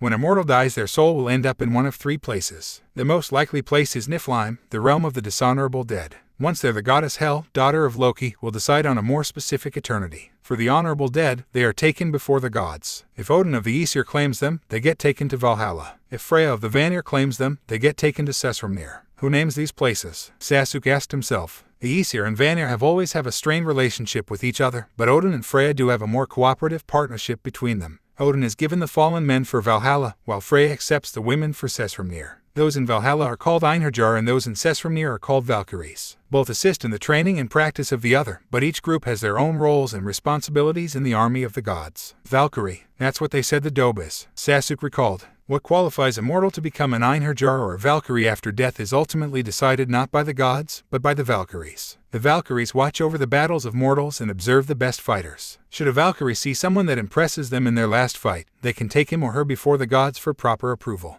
Odin and Freya then judge the soul and decide if they do indeed qualify. It is said sometimes Valkyrie get involved in the battle in order to save some warriors and allow them to live a little longer or save them from a shameful death. Wait, so this means my clan is in hell because people like Naruto let them die. Able to save them, but they instead thought my family wasn't impressive enough. Sasuke thought, rage beginning to grow. As human culture and warfare has adapted over the centuries, the standards for becoming an Einherjar or Valkyrie have too. So the exact reasons for why a Valkyrie selects one person and ignores another are never set in stone. The general consensus is that all warriors selected must be admirable fighters who achieved a great victory or proven tremendous courageous. Dying young is preferred so that the spirit is still in their prime in Valhalla or Sessrumnir. One of the more recent changes to qualifications is the willingness to sacrifice oneself to protect others, so martyrs can become Einherjar or Valkyrie as well. For those not selected, the soul will end up in Niflheim. While called the land of the dishonorable dead, not all deaths are dishonorable to the same degree. Hell does give peace to those that died of old age or disease, and there is another sort of peace for those that chose to live a civilian lifestyle with no crime.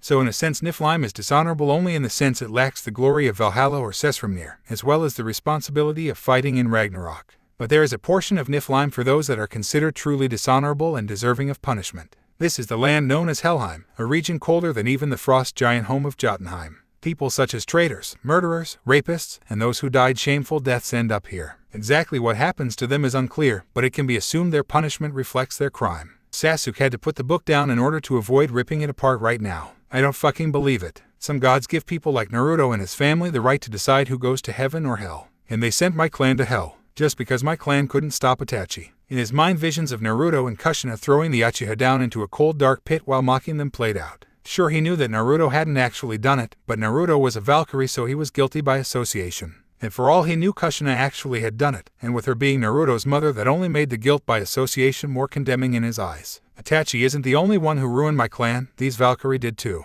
They deserve to suffer as much as Itachi does. But they're already dead, except for the Dobe. Yes, he'll be the first of the Valkyrie to die. Then when I get the relics to become a god, I can kill off the rest of the Valkyrie and send them to this dishonorable hell of theirs. New visions in his mind appeared, ones of him and reborn Uchiha dethroning gods and killing Valkyries and Einherjar before condemning them to the very hell they believed the Uchiha deserved. This made him smile and feel calm enough to pick up the book again, this time skipping to the portion that mentioned the relics he was asked to gather. The book was helpful in describing what it could, and by the end Sasuke now felt he knew where to start looking and what relic to go for first. Alright kids, so if the others aren't going to be any help, I guess this means Naruto's got to provide our assistance, Kakashi said when Team 7 plus Hinata found somewhere else to train. Hey Naruto, aren't you able to summon your mom now? Sakura asked. The whiskered blonde thought it over. I don't know, I still can't eat ramen thanks to Freya. It's been less than a month, so no, it's still too soon to ask for her. Haku added, mind if I make an offer? The ninja spun around, even Kakashi was caught by surprise. Ahead of them was a man none of them recognized. He was blonde like Naruto, but his hair was longer and wavy, reaching down to his shoulders, and he had enough stubble on his face to make it difficult to tell if it deserved to be called a beard or not.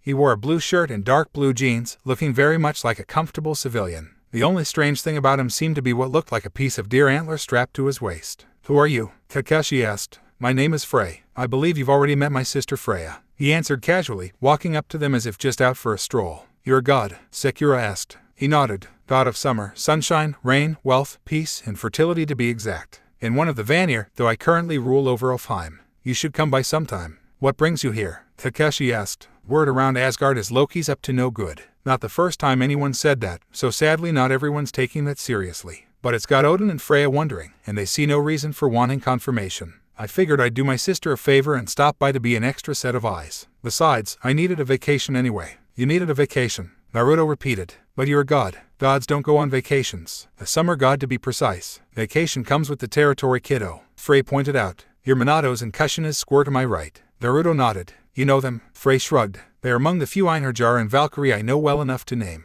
Odin and Freya do have a lot of soldiers, you know. It's hard to keep track of each of them. But Minato's a good kid and Kushina's just my type of woman. Had I known her when she was alive, I could have been your dad, kiddo. Naruto did not look pleased to hear that. Oh, Kushina's excelled at one of my specialties. Rune magic. Frey continued. Think of it as godly fuinjutsu. Kushina's probably the best Valkyrie at it. Without her, Minato wouldn't be even half as good at rune as he is now. You want to give it a try, kiddo? Naruto looked curious. What does it do? Frey put his hand to his chin. What would be a good demonstration? He thought about it, then snapped his fingers when he got an idea. Ah, that should do. Hold out your hand. The whiskered blonde obeyed, then Frey scooped up some pebbles and dumped them into his palm. He then seemed to draw in the air above them, the image creating glowing letters that spelled wealth. All of a sudden the pebbles glowed and changed into golden nuggets. Wow, Naruto, Sakura, Haku, and Hinata all said, amazed. Wow indeed. Go ahead and keep it, there's more where that came from. Naturally, Naruto split the pebbles among the girls there and even gave a few to Kakashi. Runes can do so much more than seals, but learning them is not easy. It will take some time, and every student must suffer first in order to gain any skill. Odin himself had to hang from Yggdrasil for 9 days with a spear jabbed into his side to gain this kind of power. Frey warned, getting apprehensive looks from the ninja. But relax, I'm more than certain this run's childhood qualifies him for it. About time all that pain and loneliness come in handy. Naruto attempted to joke, but no one laughed. Just remember, kiddo, this is serious. Runes are very powerful and can cause a lot of trouble if you don't use them wisely. I'll help you learn, since Freya's not going to put any restrictions on me being your teacher, but if you want to go up against Loki and stop some kid from finding things the gods don't want found, you're going to have to do exactly as I say. So no headbutting in the face, got it. Freya deserved it. Naruto rebutted. Frey surprisingly laughed. Oh, you're definitely Kushina's boy. This should be fun. So, you want to learn. What else do you have to offer? Kakashi tested. Frey shrugged. Some sword fighting, but I'm not the best at that. My old sword kind of did all the fighting for me, and I don't have it anymore. I could still show some pointers, but again it's not my cup of mead. I am a healer too, so maybe one of the girls would like to learn. I have some training in first aid. Haku admitted. I know how to make bombs. Hinata claimed. Good. Outside of that, best I can offer you is basic fighting skills. I'm not an orthodox fighter, preferring to roll with the punches and take advantage of the situation over having a plan. Kakashi chuckled. Oh Lord Frey, you're going to fit in just fine here then. So everyone, the Chunin exams are almost here. Do any of you wish to nominate your teams to participate in it? Sarutobi asked when 4 jounin were brought into his office. I believe my students are finally ready for the exams, Hokage-sama. Guy answered enthusiastically. They've had enough time to get strong enough to progress through the exams if not pass them, and I think the harsh situations might be able to do Neji wonders regarding his attitude. Exactly what attitude do you mean, Guy? Sarutobi asked, since he wasn't on a first-name basis with most of the genin. Naruto and Sasuke were probably the only ones he could name off the top of his head, the former for personal reasons and the latter because of the council's behavior in the past. I'm no psychiatrist, but my time with Neji Hyuga, the previous Rookie of the Year before Sasuke Uchiha, gives me reason to believe he has a superiority complex along with a martyr complex. As a result, he seems to be under the impression that life owes him something. Hardly a mentality appropriate for someone wishing to be Chunin. The old Hokage remarked, with the other jounin nodding. If I may be frank, while Neji's skills are worth consideration, I don't honestly expect him to earn the promotion. I see this test as a way to hopefully snap him out of this expectation and make him realize that life is simply unfair regardless of who you are. Don't you think it's reckless to put your genin into a life-threatening situation just to teach one of them a moral lesson? Hiranai asked. I wouldn't do it if I thought they'd be more likely to die, plus it's not just Neji that needs some perspective. My Kunoichi needs some motivation to train outside her comfort zone, and Lee could benefit with some opposition that he's unfamiliar with. I have faith they can make it to the finals, though I don't expect them to make Chunin unless they wise up before the final rounds. Sarutobi thought it over.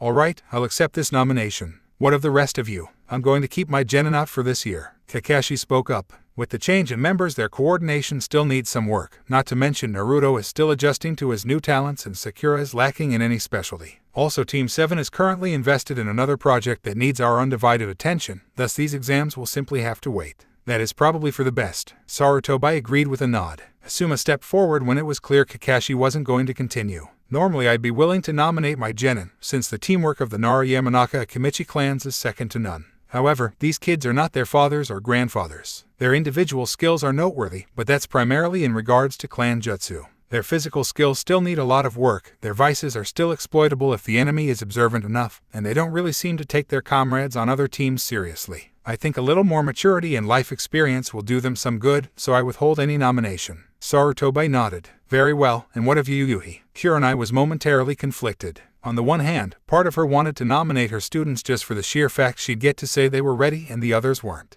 But she was too professional to let a mere bragging right be her deciding factor. I am split if I am to be perfectly honest, Hokage-sama. Like Asuma, my genin are talented regarding individual skills and can cooperate as a team. But they have rough edges that could still be worked on, and so far they're primarily trained as trackers, so I fear for them being in a fight on this scale at this point.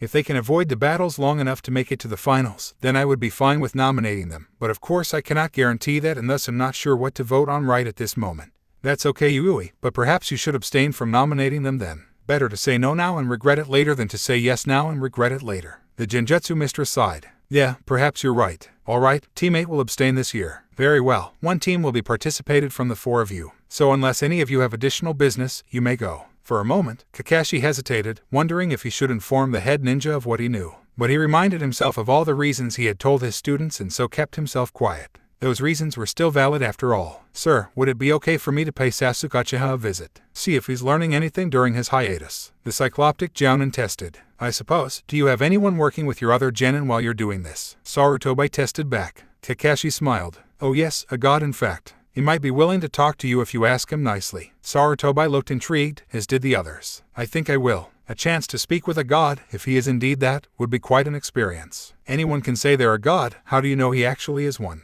Asuma asked. Kakashi shrugged. You're welcome to prove him wrong if you want. Okay Naruto, let's start with a beginner's guide to runes, Frey said, standing before Naruto, Sakura, and Haku. The summer god had insisted that Kunoichi hear this too. They may not be able to use the magic, but it couldn't hurt for them to know what to expect from it. Runes are possibly the most powerful tool in all the 9 realms. But because they're so powerful, only a select few can use them, otherwise Odin and Freya would get every Einherjar and Valkyrie to learn them too. And like I told you yesterday, to become one of the select few you must experience great suffering, mental and physical, which we've already established you have. Sakura raised her hand, and Freya gestured to her. In that case, Lord Frey, doesn't that mean quite a few people here in Konoha could learn this too? I mean, for example, Sasuke-kun saw his entire family murdered in front of him, Haku was nearly murdered by her father, and Hinata was kidnapped and bullied by her family afterwards. Heck, Ami was nearly used as a human sacrifice. Just what exactly counts as a qualifying great suffering for this? That's a good question. For the most part, great suffering is relative. But the way I see it, it's either one of two reasons that determine if someone is good enough to use runes. The first possibility is humility, in that the suffering has made them more aware of their limits and capabilities, thus they have more respect for their power rather than see it as a right or entitlement.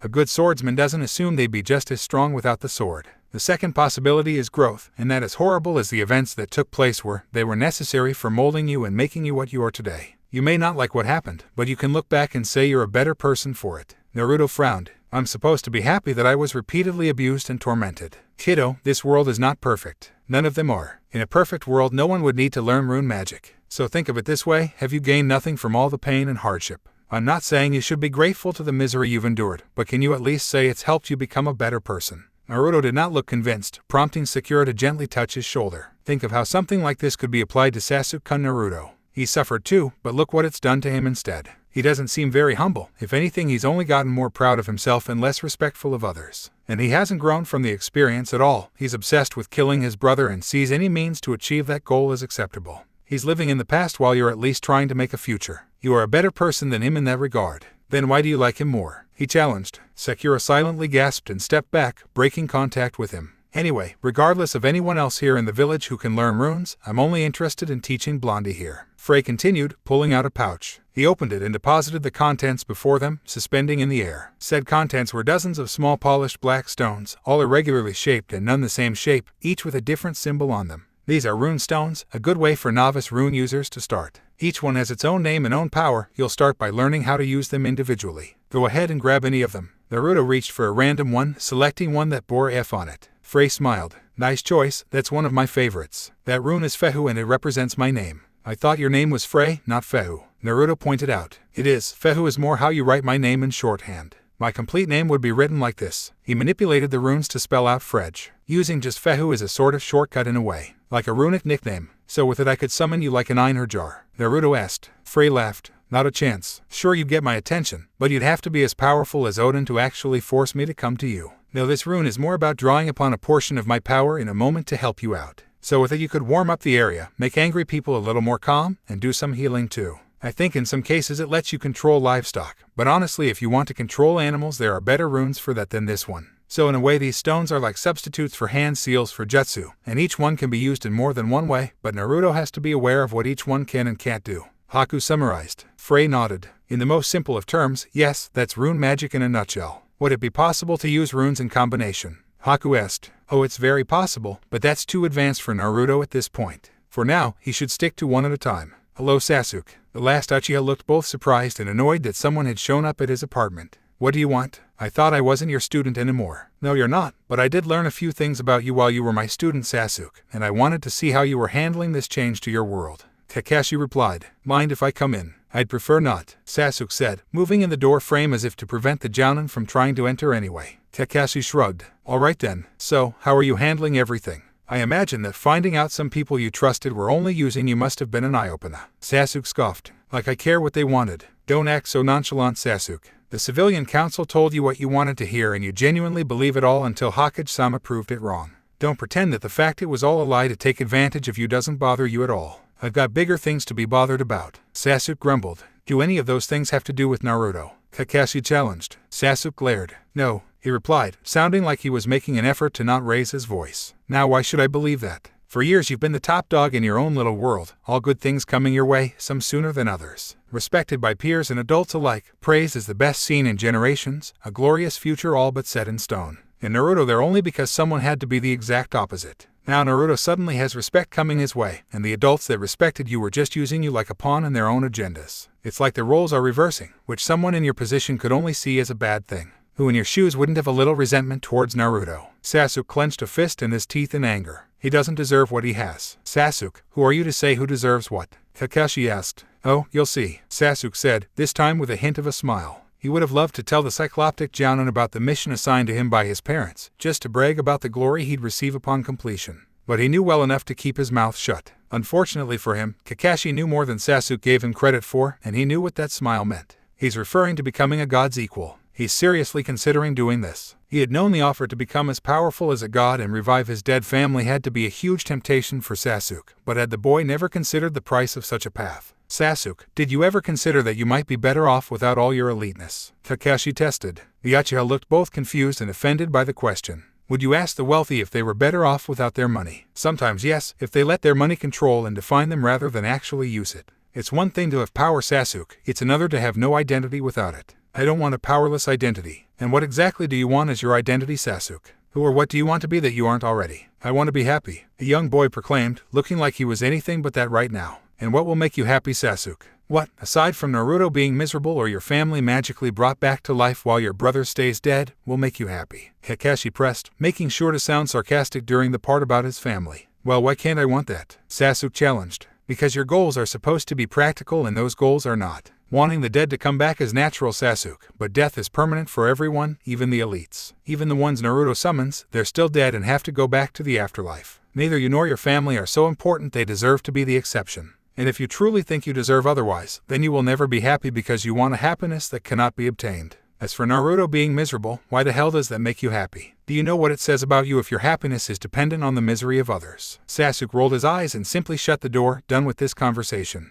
Kakashi sighed and decided he was too. Should I have been more direct? He briefly asked himself as he walked away, only to shake his head no slightly. No, if Sasuke knew that I was aware of what he was offered, in his current frame of mind he'd only get defensive. He'd see me as an obstacle to what Loki has to offer him, and that would only make him want it more. People always want something more when they're told others don't want them to have it. Look at Naruto and becoming Hokage, same thing. After walking away for a bit, a new line of thought began to cross his mind. I could get Lord Frey to speak to him and tell him to not listen to Loki. It's worth a shot. Take a break, Squirts, we've got company. Team 7 stopped their training and turned to see their approachers. It quickly became apparent that it was only Team 10, though that didn't mean they were overly happy to see them. And what brings you here? Frey asked. I am Asuma Sarutobi, and these are my genin. You must be the god that Kakashi said was looking over his team today. Frey nodded. Indeed, I am Frey, god of summer and more. Never heard of you, Shikamaru claimed. Frey shrugged. Yeah, it's a long story about our history and your own. And I'm not in the mood for a long story. So what brings you here? Not to meet a god you don't believe is a god, I presume. Can you prove you're a god? Asuma asked. I can, but considering what you mortals are capable of doing now, what would convince you? Naruto chuckled to himself, remembering how Freya tried to prove her divine nature to him and he hadn't been so easy to impress either. Civilians had lower standards than shinobi after all. I dunno, you could smite someone I suppose, Asuma said casually, as if ordering something to eat. Frey crackled his knuckles. Alright, so who here do you want to see die? What? All the genin asked, horrified. Even Asuma looked shocked by that. Well, of course it would have to be someone right here. How else would you know I smote them? Frey asked. Can't you summon some criminal here and smite them instead? Asuma protested. Maybe if I was the god of justice, but that's for Seti's turf. I'm more about having a good time. What kind of good time? Ino asked. Oh, the kind that most people could only get in Vanaheim. Though Alfheim is good too if you know where to look, he said, looking at the platinum blonde. For some reason, he kept his eyes on her a bit longer. You remind me of someone. Ino blinked. Really? Who? Some kind of goddess of beauty. She let herself smile a bit. Frey chuckled. Oh, you're too scrawny to be anywhere near the level of Frigg or Freya or even Laufin. Maybe Iden if you were older, but that's the best I'm willing to say. Ino huffed, not getting a single reference but swearing that she was being insulted. Now, do you have any real business here, or can I get back to working with these kids? Frey asked Asuma. No, I think we've wasted enough of your time. We should be going, Asuma said with a polite bow, then led his genin away. Do you think that guy is a real god, Asuma-sensei? Shikamaru asked. So far no, he hasn't shown any powers or abilities, but if a good ninja doesn't go flaunting their skills, I imagine a good god would be no different. So what, you want to try and trick him into doing something? Chaoji asked. No, there's no real point. He's not hurting Kakashi's students and doesn't seem to be any danger to us or Konoha. I think we can just let this go and keep to our own business. Then what was the point of coming here? Ino asked. Asuma smiled. Who knows, it might be beneficial to be on a god's good side. Later that night, Ino and her family were closing up the shop and sitting down to dinner. Before Mrs. Yamanaka could get started, the doorbell rang. I'll get it, Inoichi said, then opened the door. To his surprise, there stood Frey and Sakura. Can I help you? Yes, I just want to check something if you don't mind, Frey said, then put his hand in front of the Mindwalker and the runes Bloodslinge appearing on Inoichi's chest. Inoichi tried to brush them off, but they didn't go away, but soon enough they did fade but were replaced by a different set of runes that read Skirnir. I knew it. I knew it was a long shot, but still, I knew there had to be something there, Frey said to himself, making the runes disappear. What is the meaning of this? Who are you? Inoichi asked. What's wrong? Ino asked, coming to the door too, and stopping when she saw who was there. Sakura, and the good time god guy. What brings you here? Frey laughed. Good time god guy. Oh, I want it on a shirt. Anyway, my name is Frey, and I want to ask you something. Yes, Inoichi asked. Does your family have anything that's been passed down for generations? Inoichi looked confused. We're a clan, of course we do. Can I take a look? I think you might have something that once belonged to me, Frey requested. Inoichi frowned. I don't think so. You think I'm going to let a complete stranger look through my family's possessions and possibly take whatever they want? Frey shrugged. I never said I was going to take anything. He then looked to Ino. Check for old swords. Maybe you'll be one step closer to a goddess if you find one. With that he simply vanished in a flash of bright light, like briefly staring at the sun, bothering everyone who saw it. Dad, what was he talking about? Ino asked, rubbing her eyes but still seeing spots. We don't have any swords. We don't use weapons. No we don't, but some of our ancestors did. Inoichi answered, rubbing his eyes too. I better check the ones we still have in storage, make sure he doesn't plan on snatching any of them. Inoichi left the room, but Ino stayed there, confused. What sword could be special enough that a god would take an interest in it? And why didn't he just take it anyway if he was a god? Something did not add up. Sakura, do you know what that was all about? She asked the Pinkette, who was still there. Sakura shook her head. Not at all. He just told me you reminded him or someone and I told him where you lived so he could check out a hunch. He didn't say anything else. She paused to take a deep breath. But while I'm here, I wanted to ask you something. What? Do you think we might have been liking Sasuke for the wrong reasons? Okay, Naruto-kun, now what does this one mean? Hinata asked, holding up a rune stone in one hand with a piece of paper in the other, held so he couldn't see it. She was seated at a tea table set outside the main Hyuga household with the various rune stones Frey had given Naruto spread out between the two. There were 24 in total, the complete alphabet so to speak, and right now Hinata was helping Naruto with learning what each one did. The one in her hand had the rune L on it. The whiskered blonde had his hand on his chin, staring intently at the rune stone. That one. That means the ocean, right? Hinata double-checked the list then the stone. Sort of. This is Lagos, and while it can mean the ocean it means water in general more. And if used in reverse, it means fear and uncertainty. I thought we were working on the normal meanings, not the reversed ones. Naruto replied. Frey had told Naruto that runes, being powerful symbols and tools for magic, had a literal flip side to them. They had to be used in a specific way, and using them in a different or reverse way would usually provide negative results. Sort of like writing a word with the letters backwards or doing a jutsu with the hand signs out of order, you wouldn't get the results you want. We are, but this will help you when you start learning that part. Hinata assured, then switched to another stone. What about this one? Oh, that's easy. That one means people, Naruto said with a smile. Hinata double-checked and shook her head. Sorry Naruto-kun, this is Awes. It means horse or transportation. You were thinking of this one, Manas. She then held out the aforementioned rune, showing E and M side by side. But to be fair they do look alike, so it's okay that you got them mixed up. Naruto sighed and rubbed his temple. Ugh, it's hard enough just remembering what they're called. How am I supposed to remember what they can do? Especially if each can do more than one thing. Practice, Naruto-kun, Hinata said calmly yet with support. I'm sure once you get to actually using them it will become much easier for you. This way we make sure you have something to practice off of. Like when you learned the Shadow Clone Jutsu. He had of course told her about that night, except the part of Kyuubi being revealed, and let her know how he could do a solid clone when a basic one still eluded him. And she had a point, while he only truly understood the jutsu when he started trying to use it, he still had to read the instructions and be aware of the hand signs first. This right now was the same basic thing, the reading before the doing. How are you two handling yourselves? Hayashi asked, coming up towards the two. Next to him was the spirit of Hisashi, again summoned by Naruto so the two could reminisce, and Neji, who still glowered at Naruto like he was hoping the Byakugan had some sort of automatic murder feature to it he had yet to unlock. We're fine, father, Hinata replied. Hisashi saw what they were up to and smiled. Ah, rune magic, good thing to know. I wish more people in Valhalla knew it. Do you? Naruto asked.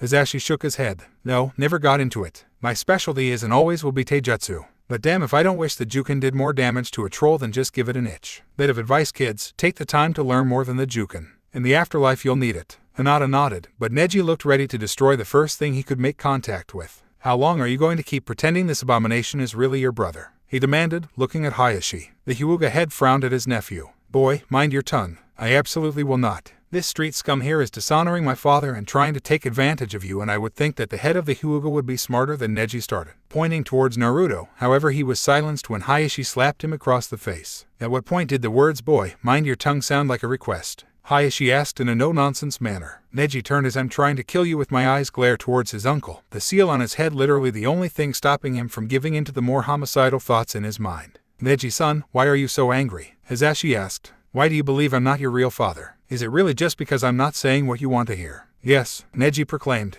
Hisashi sighed in disappointment, looking like part of him wanted to shed a tear. So that's how it is. You're so convinced that you're right about everything that even the suggestion you could be wrong morally offends you. You'd rather be right and be alone than be wrong and actually have your father back. Fuck yes. Hisashi frowned, then looked to his brother. Hayashi, I think my son needs a strong lesson in humility. He needs to be proven wrong in an absolute undeniable way. Hayashi nodded. I agree, and I think I know how. He turned to Naruto. Uzumaki, would you please spar with my nephew? Sure, he agreed. Neji snorted. You expect me to waste my time fighting this nobody? Well, if you think you can't win. Hayashi started. There is no possible way I could lose, he declared. You sure? He has skills you've never seen before, and from what I've been told he even gave a goddess a nosebleed. Hayashi tested. He is a nobody. He could have every skill under the sun and still have no chance whatsoever of beating me. Hayashi leaned down a bit to look Neji directly. Then prove it, unless you think you might be wrong. With a huff, Neji moved out into the yard while Naruto pocketed his rune stones and did the same. I take it the usual comrade gesture is pointless here, Naruto commented, remembering that dumb little thing with their fingers they did back in the academy. He had always hated it since no one in his class ever gave him any respect in it. No one he sparred with at least. He'd like to think that if he and Hinata had sparred she would have been nice enough to go with the intended meaning. As far as I'm concerned you're not even human, let alone a comrade. Neji spat. The whiskered blonde shrugged. Heard that before, so let's just get to it. Right away Neji charged at Naruto, waiting for no signal or anything to say he could. Then Naruto started to glow, his Valkyrie armor forming over his body. Neji found he could no longer see the other boy's tenketsu, but he paid it no mind and jabbed his sternum. The other Hyuga watched as Naruto recoiled a bit from the impact but did not lose his balance. Then, Naruto grabbed Neji's hand and twisted it, moving around as to hold Neji captive from behind, arm in an uncomfortable position at the same time. Neji stomped on Naruto's foot, forcing him to release his captive. Then Neji attacked him with a 64-palm maneuver. To his shock, Naruto took no damage. Well, what do you know? Looks like Valkyrie armor makes me Jukin-proof, he noted. Of course, Hisashi agreed. Valkyries are supposed to be able to fight giants and monsters and the like. It wouldn't be good if they could be taken down with a few pokes. Shut up, Neji shouted, veins visible in his forehead that had nothing to do with the Byakugan. Stop mocking the Jukin and just die already. He resumed his assault on the whiskered blonde, trying to shatter the light armor through sheer force. After a bit though he had to stop and catch his breath. For him this was like trying to punch through a chitin. Seizing the moment, Naruto merely reached out and shoved the Hyuga prodigy, knocking him on his back. Neji was too stunned to resist, let alone get back up right away. Looks like I'm not so weak after all. Right then there was nothing Neji wanted more than the total obliteration of the blonde Uzumaki. He got back up and immediately lashed out at Naruto as if he was guy out for blood. He used no form, no kata, no variant of the Jukin at all, he just attacked and attacked. Naruto actually could feel some of these hits and couldn't get any in return. Okay, so the armor shields me from the Jukin's effects, but not the actual impact of the hits, he thought, bracing himself and seeing more about what his skills could do. Sure, in past spars he knew his light armor worked under the same basic principles as any metal armor, but he had yet to see a difference aside from not having his tenketsu affected. Getting an idea, Naruto used his wings to get into the air, causing Neji to fall flat on his face and hurt more than just his pride. See what I mean about needing more than just a Jukin deer? Hisashi asked Hinata, who nodded. Sadly, even I must agree with the results, Hayashi thought. While the Jukin was perfect for the Hyuga to use, he could see that Neji was failing to actually hurt his opponent. Sure, Naruto hadn't gotten in a single hit yet, but considering all the damage Neji was doing to himself, Naruto probably wouldn't have to fight back at this rate. Sure, there were extraneous circumstances here and it was likely an isolated incident, but the proof was still solid. Even the best weapon shouldn't be your only weapon. Humiliated yourself enough, Neji? Naruto asked when he landed. I think he has, Hayashi said, stepping forward. This spar is over, and I think we can all agree on who the winner is. Hayashi helped Neji up as Naruto deactivated his armor and walked towards Hinata. He could see the anger in Neji's eyes and already feel the beginning of a breakaway, prompting him to grip his nephew tighter. You get any ideas about fighting that boy again without my approval, and the next time you see your father you'll be as dead as he is. Neji said nothing, but in his mind, come hell or high water, Naruto Uzumaki would not outlive him. Alright you three, the Chunin exams are coming up. Do you think you're ready for it? Asuma asked when he greeted his students. The Chunin exams? Seriously? Shikamaru asked, sounding like this was a punishment more than anything. You think we're good enough to become Chunin already, Asuma-sensei? Ino asked, sounding flattered. I'm asking, do you think you're good enough? He repeated. We've got good teamwork, I'm sure the three of us can handle it. Asuma shook his head. Well, unfortunately I told the Hokage you would not be participating this year. What? Why would you do that? Ino asked, aghast. I'm glad you asked, because you actually already gave the reason. Your teamwork. Our teamwork, Ino repeated, clearly confused. What do you mean, Asuma-sensei? We got our skills in coordination with each other, Chaoji added. So you've got each other's backs in a crisis? Asuma asked, and the genin nodded.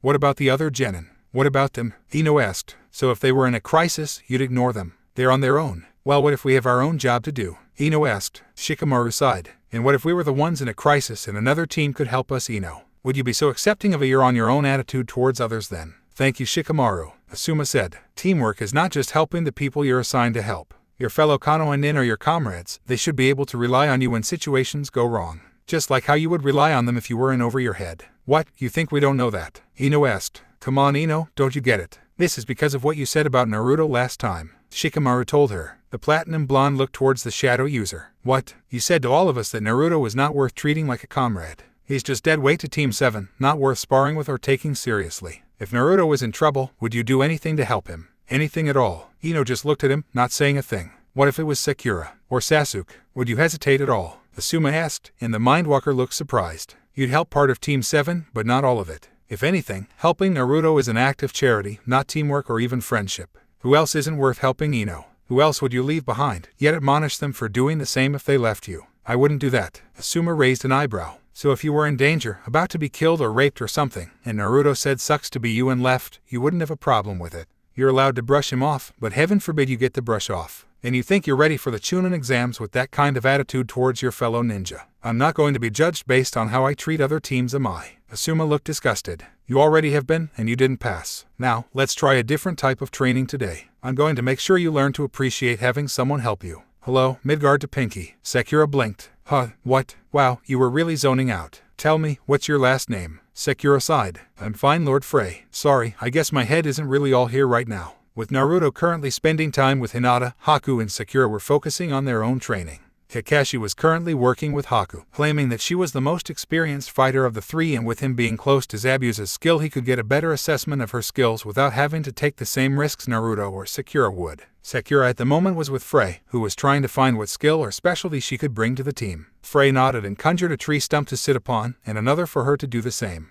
Well, if it will help, tell me what's got you everywhere except here. Might get your mind off it. Sakura shifted her weight. I'm sure this will sound stupid to a god, but I had a talk with Ino after you left. Flashback. What do you mean like him for the wrong reasons? Forehead. Of course we don't. Ino asked back. Sakura did not look as convinced as her friend did. So then what exactly are the reasons we do have? Ino arched an eyebrow. You should know Sakura. Humor me Ino. Pretend I've never heard of Sasuke before in my life. How would you describe him to me? The platinum blonde did not respond right away, which thankfully gave her time to actually think over her response instead of just spout off random details after another. Well, for one thing, he was the best student in the academy. He was the most talented and got all the best scores. He's not loud and immature like the other boys were. He took his work seriously instead of just playing around. He's part of a famous clan, but he's the last member because he lost everyone and is so upset about it all. He needs someone to care for him and make him feel happy again. To Ino's surprise, Sakura still did not look convinced. That's good and all, Ino, but the thing is, those reasons, I don't think they're enough anymore. Why not? Well, because in a way Naruto disproves each one of them. Ino blinked. No way. Think about it. I have solid proof that the academy was rigging everything against Naruto when he attended. We have no idea what his grades would have been had he been given a fair chance, so we can't say he's the dead last anymore. And if the teachers were rigging everything against Naruto, who can say for certain they weren't also rigging things for Sasuke too? How can we be sure he really was the best student? But you saw how he performed when tested. Ino objected. Again, it all could still have been rigged. Besides, do you really remember what happened back then? Can you recall Sasuke ever not getting a perfect score? I know you have a good memory, Ino, but you don't have a perfect one. Maybe you're only remembering the stuff you want to remember. The platinum blonde had to concede that point. After all, a perfect memory would have gotten better test scores than she did, and she did worse than Sakura had done. Okay, for now I'll go along and admit that is possible. But you gotta admit there's no way you can say Naruto was mature back then. He acted like all the boys. Yeah, but isn't that what boys are supposed to do? Act like boys? Sakura asked. Ino scratched the back of her head. Okay, good point, but Sasuke didn't. And what about us? Sure, Naruto may have goofed off and played around back then when he had the chance, but so did we. So did everyone.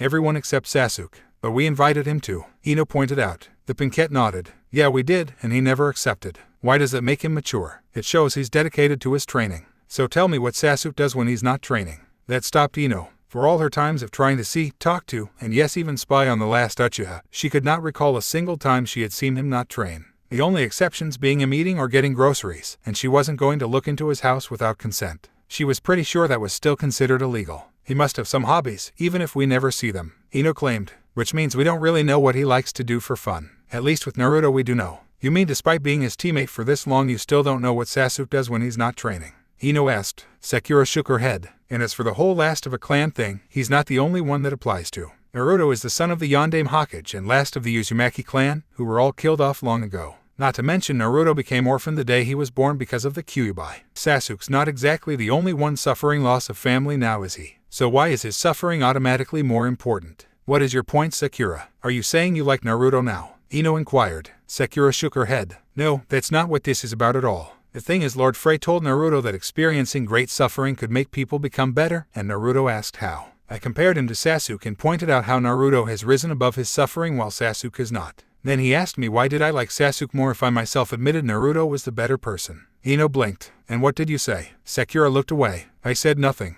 I didn't have an answer. Even now, I still don't. That's why I came to you. Ino, would you say Sasuke is a good person? Of course, Ino replied without hesitation. Why? Ino looked uncomfortable being asked that. Well, why do you think he's a good person? I don't have an answer for that either. I know why he's a good ninja, or at least why we think he's one, but as a person, I don't think I know Sasuke at all anymore. For crying out loud, he stabbed me in the shoulder. She adjusted her top to show the scar to her friend. He didn't even apologize, and I still forgave him. If it were Naruto, he'd still be trying to make it up to me, even after I forgave him. And that's assuming I even would have, given what I used to think at the time. Sakura paused for a bit to take a couple of breaths. So I'm going to ask you again, Ino, do we like Sasuke for the wrong reasons? In flashback. After that it just sort of derailed until we didn't have anything to say to each other anymore, and I went home. Sakura concluded. She waited for a response but got none, which made her sigh. Like I said, I'm sure this is completely stupid to you. Why? Because you're a god and have bigger concerns than who a teenage girl likes. Frey nodded. You're right, I do. And yet, here I am. Then what am I supposed to do? Sakura asked. Frey shrugged. Helheim, if I know girl. I suppose I could command you to do something and give you a curse if you refuse, but that would be overreacting right now.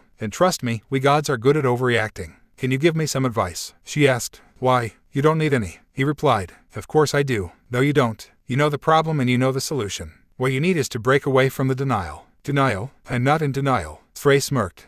Then what do you think I'm in denial about? Frey stood up. Think it over. But a word of advice, never go into a problem assuming you already have the right answer. Do so, and the only details that matter are the ones that prove you right. He then clapped his hands together and rubbed them. Enough of that. The other two have weapons to use and you don't. Let's see if we can find you one. Sakura nodded and stood up too, hoping to briefly take her mind off this unsettling confusion. The day came with ninja from other villages came to Konoha, all to participate in the Chunin exams. I wish we could have been in these, Naruto said, seeing a trio of AIM nin pass by. Given how covered their faces were, it was hard to tell what expressions they had when they briefly met Naruto's eyes. Watching out for Loki is the bigger priority, Naruto, Sakura told him. At the moment the two were doing some shopping. More specifically, Sakura was getting groceries and got Naruto to carry some of the heavier stuff for her, under the promise that later she would buy him one and only one bowl of ramen as a reward. Yeah, I know. Though what if one of these teams is actually working for the bad guy? Sakura shrugged. And how exactly are we supposed to know that? What, do you think you're going to see someone walking around with Loki's goon written on them or something? No, but if one of them tries to find Sasuke, then that's good odds they're on his side, right? Good point, Sakura agreed. Kakashi-sensei did say we're supposed to check around town for anything that a prankster like you could take advantage of. If you were a bad guy wanting to sneak in and get Sasuke out, what would you do? Naruto put his hand on his chin.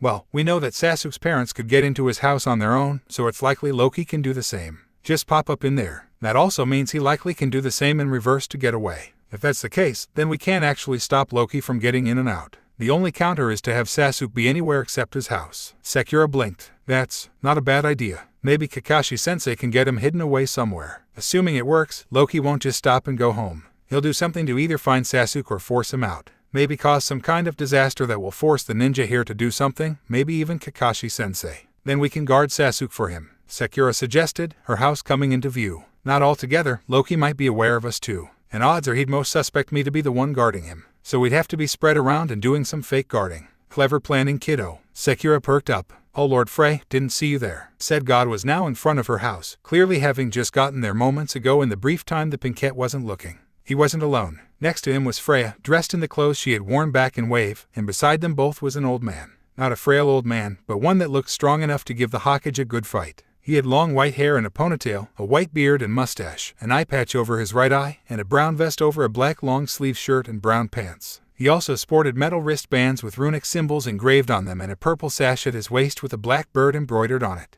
How's it going, Freya? Nose healed? Naruto asked with a bit of a cocky smirk. The goddess frowned. You want another fight, kid? Freya, calm down, the old man ordered. Freya took a deep breath and said nothing, though she still looked annoyed. Hello children, might I have a word with you? I suppose so, would you like to come inside? Sakura asked. The old man smiled. Such a polite girl. Yes please. Sakura unlocked the door and allowed everyone to enter, Naruto being the last since he had the most to carry. I'd offer something, but I don't think I have any of that mead stuff Lord Frey says you like to drink. Good thing Thor didn't tag along then. Freya quipped. It is fine, I don't believe we'll be here long enough to need anything. The old man said, taking a seat. I should probably introduce myself. I am Odin, and while I have many titles, the only one you children will probably be concerned about is King of the Gods. Naruto and Sakura both looked at the one-eyed god in shock and awe. So, should we kneel or something? Frey started laughing, resulting in Freya giving him a dirty look. Come on sis, you know everyone does that when Odin reveals himself. Frey tells me that you two have concerns regarding Loki. Odin continued, and I've heard it from one of the Einherjar as well. I've seen the ghost of Sasuke's parents speak to him telling him that Loki wants him to collect a bunch of relics that he can use to become a god and get this. Ragnarok thing started. Sorry if I'm not pronouncing it right, with all due respect the words you all use are kinda strange to us. Sakura explained. West of your side of the continent they're more common. We've got more worshippers there than here in the east. You should go there sometime. Frey advised. Worship aside, there is no real cause for alarm, child. Odin said calmly. Loki is locked up in a prison made specifically for him. There is no way he could be involved in a situation like this. Is he there right now? Naruto questioned. Odin nodded. I would be happy to show you his holding cell if you so desire. Naruto and Sakura looked at each other then nodded. Yes, we'd like to see this for ourselves. Odin stood up. Very well. He went to a wall and using his fingers wrote door on it. The runes glowed with a gold light and he then drew two vertical lines alongside him with both hands coming together at the top in a dome shape, this outline glowing gold too. You just made a door. Sakura noted. Odin smiled. Observant. Now please look away. For security reasons, we cannot have others learning how to actually access Loki. The genin complied and looked away, allowing Odin to do more. When they were allowed to look, they saw the wall within the drawn door was replaced by a sheet of golden light, almost like a curtain given how it shimmered and waved. Odin gestured for them to walk through, and with some caution they did, getting blinded for a moment. After a bit their sight returned, and they saw themselves in a weird place that clearly was not Konoha. It looked like they were standing in the branches of a massive, massive tree. We're talking leaves big enough to serve as blankets massive here. The air was different too, it seemed almost like it was made out of light too except a smoky blue instead of gold. Looking around made it appear as if everything was underwater but dry at the same time. Where are we? Naruto asked. These are the branches of Yggdrasil, the best way to traverse the realms if a Bifrost isn't around. Freya explained, jumping down to another branch below. Though this is really dangerous and can be imprecise, so I wouldn't recommend it for you to do this regularly. Freya added, signaling for the genin to follow him and Odin. The two complied and jumped from one branch to the next. Being from Konoha, Naruto and Sakura thought they had a good idea of what to expect from trees. But Yggdrasil was no ordinary tree. The branches were as thick as buildings and had all sorts of things in them. Animals roaming around, plants growing both on and in the branches somehow, even a waterfall in between two branches at one point. It was like a whole ecosystem contained within the canopy of a single tree. After a bit they came to a stop, right at a point where a branch forked. Odin had some vines come together and weave another arched doorway like the one he had made to get them here, except this one was horizontal and taking up the space right between the two prongs of the fork. Actually, it looked more like a web made of vines with a door-shaped hole in the middle connecting to the tree, and no golden curtain in the open space. Here's where we see Loki, Odin told them, then stepped into the open space. Gravity of course took him down, but he vanished from sight as he passed the vines. Naturally Naruto and Sakura had some hesitation, but at this point there was no point in not going with the flow. They jumped in, and the scenery immediately changed to them being underground somewhere. Torches illuminated brown stone walls, making it look like they were inside a cave. When Sakura looked up, she screamed and grabbed onto Naruto for comfort, and when he looked up he gasped. Right above them, wrapped around the stalactites, was the body of a large snake, its head and tail nowhere in sight. Relax, it won't hurt you, Freya told them, gesturing them to follow the gods down the cave. They followed, though Sakura still kept her arms wrapped around her teammate's arm for comfort. He saw no reason to stop her. After a bit the cave opened up into a giant room, and now the snake's head could be seen. Hanging from the roof with its mouth open, fangs as big as the two genin apiece, dripping venom down below. Right beneath the serpent was a man tied to a stone tablet, bound by what looked like dried up leathery intestines and other organs, and a woman standing beside him holding a wooden bowl, shielding him from the venom. The prisoner looked to the sound of approaching footsteps and smiled. "Aw, hi guys, wasn't expecting company. Sorry about the mess, we've both kind of had our hands full lately." "Cut the crap, Loki," Freya warned. "This guy is Loki," Naruto asked. "I do have nicknames too. Tak, Redrung, Tom Hiddleston, recently I've even been called Atreus. Kinda like that one." With him looking at them, Naruto and Sakura got a better look at Loki. They weren't sure what to expect of him, but he didn't look like either Odin or Frey. He looked younger than Frey, maybe as old as Kakashi at most, but his face was difficult to look at. Scars and burns covered the area around his eyes, almost half of his face in fact, with bits of dried ichor stick stuck to parts of it. His mouth showed a row of red marks that looked like someone had stitched his lips shut, but said stitches were long gone now. His hair was unwashed and looked a little gross, but to Sakura it looked as blonde as Naruto's hair, but as long as Ino's. He also wore no clothes save for a loincloth made of fur, to which Sakura was grateful, and his wrists and ankles looked chapped from where the organs were strapped to him. The woman beside him looked considerably better off, so beautiful that it made Sakura feel rather insecure about herself. She had long brown hair with a bit of a golden sheen to it, blue eyes, a blue dress that matched her eyes, and she was wearing a green cloak with a white hood covering the top of her head. Golden armbands and a silver belt could be seen. Despite her beauty, there was a strong aura of sadness to her. She looked miserable seeing the man on the stone table suffer, doing what she could to help him, and there were streak marks on her cheeks implying she had more than once cried tears of blood. Why the heck is he trapped like this? Naruto asked. You want the full list or the one crime that was one too many? Loki asked. All this isn't just because he killed Baldur, right? Sakura asked. Not just that, but that was the final straw. Odin admitted. Not that this isn't a blast, but why did you bring mortals here, Allfather? Am I some exhibit in a zoo now? Loki asked. We know what you're up to, Loki, Naruto accused, pointing at the trapped god. We know you've got an army building up somewhere and you're planning to take our teammate away to gather weapons for you and get this apocalypse started. Loki smirked. And I'm supposed to be doing all that while chained up here. I'm sure a god like you could find a way, Sakura claimed. Odin and Frey checked the bindings, inspecting them for any problems. Frey came over to the woman. Hey Sijin, want me to hold that for a moment? The woman smiled a bit and nodded, handing the bowl to the it was in Freya's hands. Sijin flexed her arms and sighed with relief, acting like she hadn't had a chance to do so in quite some time. Freya then dumped the contents of the bowl right on Loki's face, making him scream in agony. Naruto and Sakura covered their ears and fell to their knees, feeling the ground tremble beneath like an earthquake. The sound was so tremendous that they both felt like their insides were vibrating.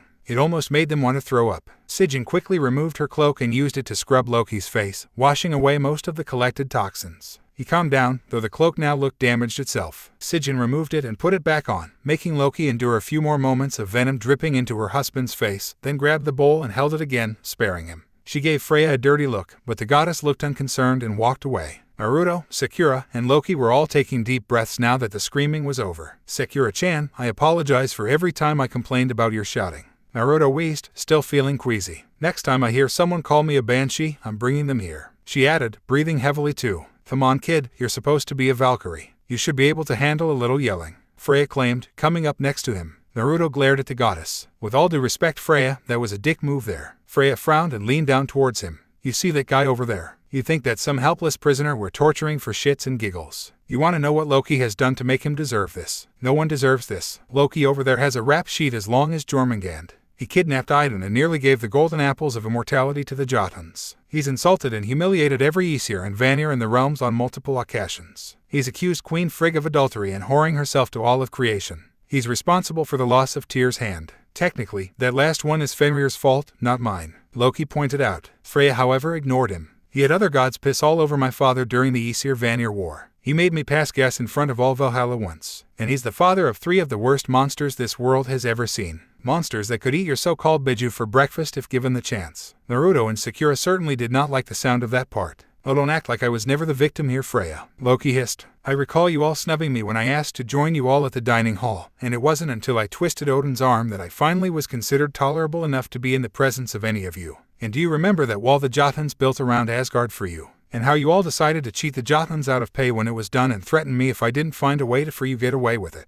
Because I certainly remember. And how about that time I had to tie my hair to my groin just to make that angry Jotun bitch laugh so she wouldn't beat your privileged ass? Freya looked to the trickster god. Shut the Helheim up, Loki. Loki looked right at Naruto and Sakura. Kids, you think these gods are so good? They've done a lot of horrible things. I get the shaft just because I'm the trickster god, the menace to their perfect society. I do my job, work with the fate that Frigg and the Norns all assign me, and what do I get for it? Any respect? No, I'm seen as a monster because someone else decided that was my purpose in life. That is enough, Loki, Odin warned. Oh yeah, tell them, Odin, what these ropes holding me here are made out of. Try to make yourself look like the good guy with that little detail. Odin and Frey walked away. The bindings are holding up strong and so is the tablet. There is no way Loki could have escaped them since they were put on him. Sakura blinked. So you're saying he hasn't done a thing? Odin nodded. Quite. He hasn't moved from that spot in thousands of years. My ass has been asleep for 6 centuries. Loken jumped in. But, how can you be so sure? Naruto asked. The best rune work here has been used. The tethers have not been cut or removed. He has no ability to shapeshift or leave his own body. The snake would also have attacked and swallowed anyone who tried to free him. Trust me, he is effectively trapped here until Ragnarok. It is absolutely impossible for him to be leading any ghosts in Niflheim or be ready to whisk away your friend in Midgard.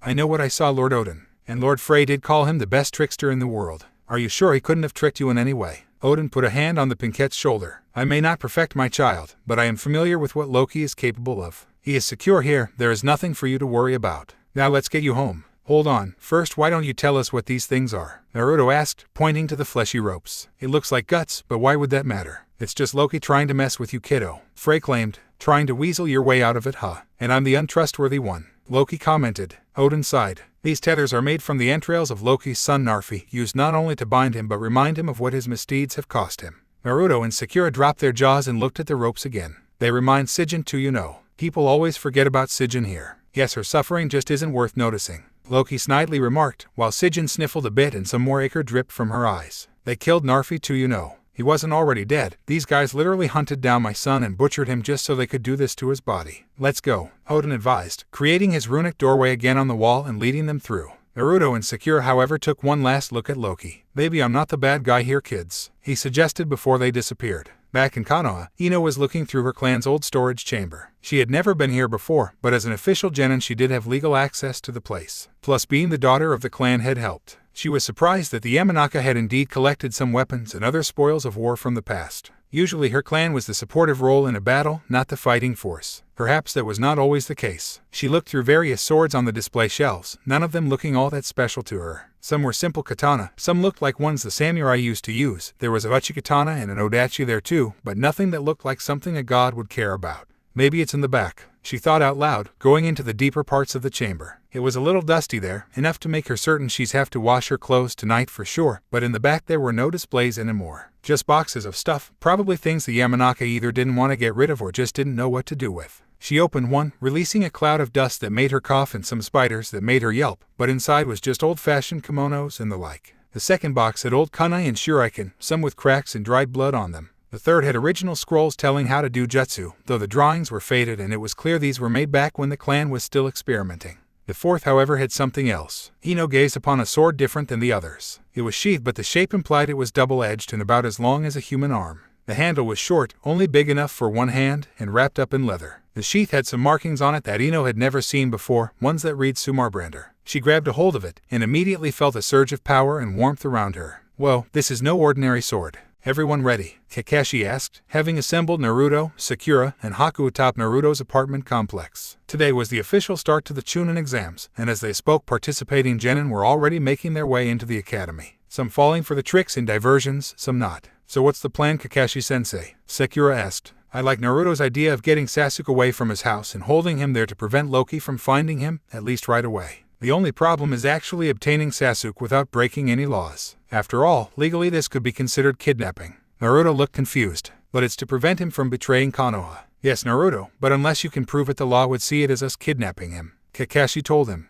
And since I can't see a way around that, I'm afraid we may have to just skip your plan and instead monitor Sasuke in his natural surroundings, waiting for an opportunity to strike should it arise. Isn't that technically illegal too? Haku asked. I think we might be able to get away with claiming we wanted to make sure he wasn't going to attempt to get into the Chunin exams illegally. Sure, there's no real basis for him succeeding, but considering his desire to fight strong opponents and the possibility of higher-ups still having plans for him, the risk is legit even if small. I'm sure Hokage-sama would be understanding in claiming we might have overreacted, but not view it as an act of malicious intent on our part. Now I'll take the first watch, Kakashi continued. We'll switch every 2 hours until sundown, when we'll have to go for longer periods. Haku will go after me, then Naruto, then Sakura, and back to me. Try to rest while you can and preferably stay nearby Sasuke's place in case of trouble. Keep your eyes out for anything suspicious. Got it? The genin nodded. Good. The Jounin departed, leaving the three to kill time until their turns. This would be easier if Frey was still around. Haku commented. Naruto nodded, frowning a bit. He would be, if that Odin guy didn't tell him to go back home.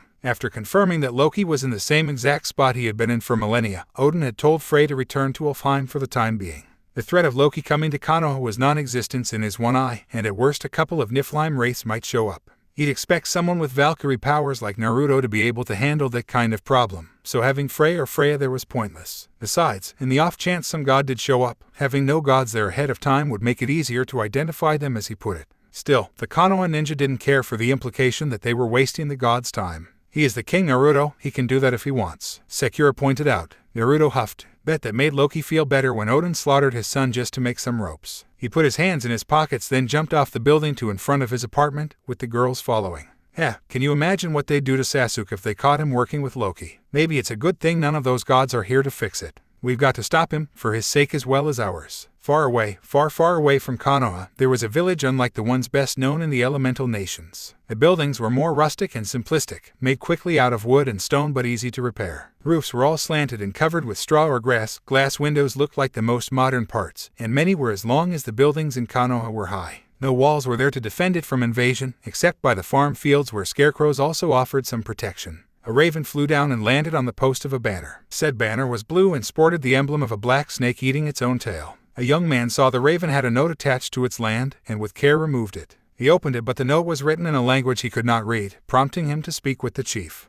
The chief, an old balding man with a gray beard and wearing a bear's pelt, took the note and looked it over. After a moment, he smiled. "Ah, good. It seems my old friend Wat and Rita is coming back. We ought to prepare a welcoming feast." Time went by and the first test of the Chunin exams was finished. Without Naruto there to inspire them at the 10th question, fewer genin had truly passed the complete exam. Though to be fair, this test was already short 9 people. Still, it didn't stop Anko from saying Ibiki was losing his touch. Kabuto, however, was less amused. He had not been aware that Sasuke would not be in the exams. He was so certain of it that he had neglected to be an actual spy and check ahead of time. Now Orochimaru was going to be pissed, but barely daunted. This changed nothing but the opportunity in which to strike after all. Neji wasn't all too happy either. Sure, when he found out that Hinata and Naruto were not participating, his ego had gotten more than a little bloated from it, but the joy had diminished a bit. Here Anko was explaining that within the Forest of Death fighting was essentially anything goes without legal repercussions. So naturally in his mind that meant had they been here he would have been completely within his rights to hunt them both down and murder them like pigs. So what if they were also Konoha nin?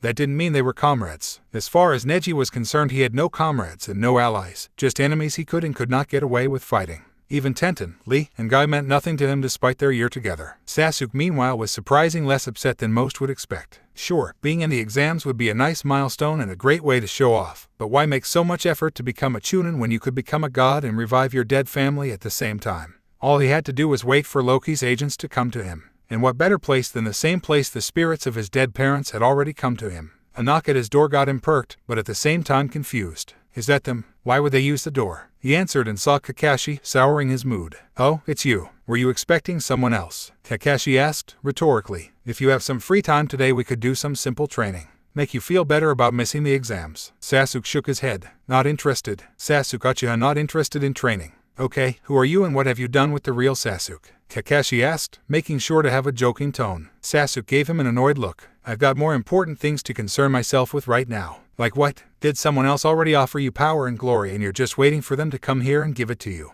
The Jounin asked, still trying to sound like he wasn't serious, but in truth he was completely serious. Sasuke, however, gave a strange smirk back. Well, if one did, why would I turn them down? Kakashi sported his completely serious face, despite the things obscuring it. Well, for one, that could be seen as treason if it were someone from outside of Konoha making the offer. Would that still be acceptable to you? Sasuke shrugged. Suppose, hypothetically speaking, someone from outside Konoha did give me a really good offer. Outside of treason, what reason would I have to say no? Kakashi clenched a fist. Anyone who has to ask that clearly has no loyalty to their village. Or maybe they don't buy into that loyalty by default bullshit the academy tries to cram down their throat. Even people with hard work ethics need more than just a paycheck to keep doing their job. If there's nothing worth keeping other than the pay, then why not find another job with better perks and even better pay? Out of loyalty. No, that's slavery and I am no slave. Kakashi fumed, not liking this at all. So you're saying that there's nothing about Konoha that's special to you? Nothing here that makes being here worth it to you? You'd happily abandon this village and go to whoever gives you a good offer if given the chance. Does Itachi's death really mean that much to you? Sasuke glared.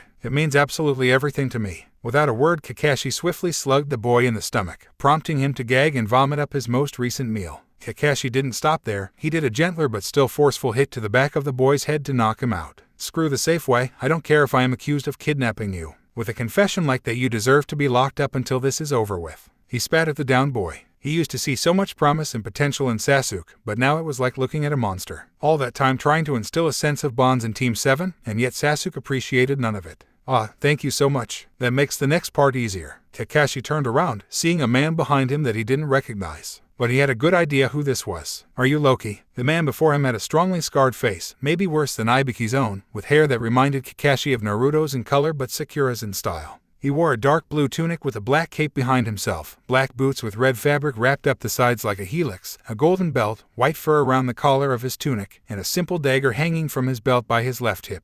and thanks to being around Frey this past week, Kakashi could immediately tell this person was not here to be part of the Chunin exams. "You can call me that if it makes things easier for you," the newcomer replied. "The least I can do since you just made getting him easier for me." Kakashi took out a kunai, uncovered his Sharingan, and got into a stance. "I'm not going to let you take him." Loki smiled, looking amused. "I've always loved that about you mortals, your willingness to rush off to your own bloody death. Makes it so easy for Valhalla to get new recruits. Go ahead, I'll give you a free shot." Rather than hesitate, Kakashi charged ahead. Frey said that Loki was a trickster, not a real warrior. Talented with deception like Naruto but poor with offense like Sakura. He may be a god but he can barely fight back in a real fight, and with my Sharingan on alert he's got no chance of tricking me. The cycloptic Jounin had no problem getting in close and successfully thrusting his kunai right in Loki's chest, just where the heart should be. And yet, while the god winced, he otherwise expressed no pain. "My turn." Loki lifted his hand and merely flicked Kakashi on the forehead. Next thing he knew, Kakashi was flying through the air like a projectile, crashing right into the wall that surrounded Konoha. So many people heard the crash and saw the resulting dust cloud, and many of them wondered if perhaps some Chunin candidate had gotten overzealous or something. Embedded in the wall, Kakashi's eyes swirled and he struggled to figure out which direction gravity wanted to take him. "How am I not dead from that?" Back with Loki, he chuckled and looked at Sasuke, who was staring at the trajectory path his sensei had taken through the air. "The name's Loki Kid. I assume I don't need more introduction than that, am I right?" Sasuke composed himself, not wanting to show any fear in front of the god. "I'm Sasuke Uchiha, son of Fugaku and Mikoto Uchiha. Ah yes, two of my finest soldiers in waiting. Able to kill a fire giant like it was just a candle. So, are you ready to become the equal of an Aesir, my boy?" Sasuke smirked. "I want to become better." Loki clapped once. "That's the answer I wanted to hear. Let's go." "But the direct way is so boring. Why don't we have a little fun before we leave this place?" "Anyone you'd like to have a little fun with? I can think of someone worth saying goodbye to." "What the heck was that?" Sakura asked, having seen something go through the skies and slam into the walls. She just hadn't seen exactly what that was. That looked like an enemy attack. I should see where it came from. Naruto, who was accompanying her since neither knew what to do while they waited, said before running up a wall and jumping to a roof. "Hey, wait for me," Sakura called out, following him. "You probably don't even know where that is. Where else could it come from?" he challenged, heading towards the Uchiha district. Sakura followed him, feeling a good sense of fear brew in her. She really didn't want to have to fight a god directly. Sure, Naruto had gotten in some good hits on Freya, but that was Naruto, and to be frank, Freya was going easy on him anyway. Loki was not going to have such restraints. Naruto jumped to another rooftop, but halfway through he was intercepted by something ambushing him from the side neither of them had seen. Sakura gasped, seeing her teammate tackled to the ground, and came to a stop, looking over the roof ledge. Down below, Naruto was on his side looking like he had taken a good hit, and standing over him triumphantly was Sasuke. "What do you know? Angels can fall," Sasuke taunted. Naruto started to get up, but Sasuke kicked him in the ribs. Sakura for a moment thought she could hear a rib break. "Guess you're not so tough without your ghost to do your fighting for you." Naruto grinned despite the pain. This coming from a guy literally kicking a man when he's down. "At least I can do the kicking, unlike you," Sasuke mocked, adding in another kick, this time to the whiskered blonde's stomach. Naruto materialized his Valkyrie armor and used a wing to push Sasuke away, but it didn't hurt the Uchiha. Sasuke looked like he was getting ready to fight some more, but he was tackled from behind when Sakura jumped down and essentially kicked him down to the ground under her. "Sasuke-kun, listen to us, you don't really want to do this," the Pinkette pleaded. Sasuke glared and shoved her off, being stronger than her. "You don't know a damn thing, so stay out of this." "I know everything, Sasuke-kun. I know you saw your parents come to you. I know they told you they're working for Loki. I know they told you that if you look for a bunch of relics you could become a god and revive your clan." The last Uchiha looked indignant to hear this. "You were eavesdropping. How dare you?" That was a personal moment. All of a sudden Sasuke found his arms restrained by two Naruto clones holding him from behind while the real one got in front of him. "Personal or not, you're a traitor to Konoha if you're going to help end the world, Sasuke." He glared while struggling to break the clones' hold on him. "Any world that would send my family to hell while letting yours go to heaven doesn't deserve to continue existing." "Just what is it about my family that you hate, Sasuke? What did any of us ever do to you?" Naruto yelled. Sasuke succeeded in breaking free of the clones and swiftly punched them both to dispel them. "Taking away my chance at power and happiness is a damn good reason to be upset, don't you think?" He lunged at Naruto, who blocked with arms and punched back. "Sasuke-kun, do you know anything about Loki? He's the god of tricks and deceit. Making people like you do his dirty work, then screwing them over when it's done is exactly the sort of thing he'd do to you," Sakura added, trying to find a way to subdue Sasuke without hurting him too much. She wanted to make him incapable of escape, not beaten to a pulp after all. Sasuke ignored her to focus on Naruto, who was meeting the Uchiha blow for blow. Sakura could see no opening to jump in and turn the tide, but at the same time she didn't dare leave to find help. Fortunately, two Ambu did notice the fight and came to inspect. "What is the meaning of this?" a cat-masked woman with long hair asked Sakura. "Sasuke Uchiha is attempting to abandon Konoha, and Naruto Uzumaki is trying to stop him. Sakura replied, using full names since she at the moment thought it was more helpful that way. While Sasuke's reputation and social standing among Konoha was mixed depending on who you asked regarding the matter, the Anbu were not ones to care about personal things like that. One of the reasons they wore masks, beyond protecting their identities, was to reinforce the idea that their status or threat level shouldn't be based on their identity either. An Anbu should be powerful and effective whether they're Hyuga, Nara, or any clanless shinobi, and thus an Anbu should hold the same standard for those they fought. Not to mention that the Hokage had of course informed them of Sasuke's suspension, so it wasn't like this was that big a shock. The first Anbu rushed in and practically tackled Sasuke, pushing him away from Naruto, then quickly backed away. The other immediately lashed out with monowire and effectively wrapped up Sasuke, preventing him from moving anymore. "Let me go," he shouted, struggling to get free. "Wow, you made it look so easy," Naruto noted, dropping his Valkyrie armor. "We're Anbu, you're a genin. Of course it'll look easy," the cat-masked one quipped. "Don't get careless now," Sakura added. "He's only leaving Konoha because a menace came here and baited him. This guy most likely will make another attempt to get to Sasuke-kun and free him. He's welcome to try," the other Anbu declared before both left, taking Sasuke with them. Off in the distance, unseen by anyone, Loki watched with a sinister grin. "Fools, they did exactly what I was counting on." Next to him was a small red fox, which he petted. "It's time, let's go get our little mortal ourselves." Far away from Konoha, a man wearing a red cloak and hood walked through knee-deep snow on a mountain. He huffed and held his cloak closer, struggling to endure the freezing wind. At least the slope was gentle and the path under the snow was smooth. He was having enough trouble walking as it was. "I wish this place wasn't so freaking cold." Then again, only the strongest could live in such a place. He heard the sound of snow crunching up ahead and came to a stop. Soon enough a set of men wearing fur pelts and carrying weapons and torches could be seen heading his way. None of them drew their weapons as they got closer. One of them asked in a foreign language. The man nodded. He then pulled out a metal trinket with a snake eating its tail embroidered on it. The greeter nodded and handed the man a torch.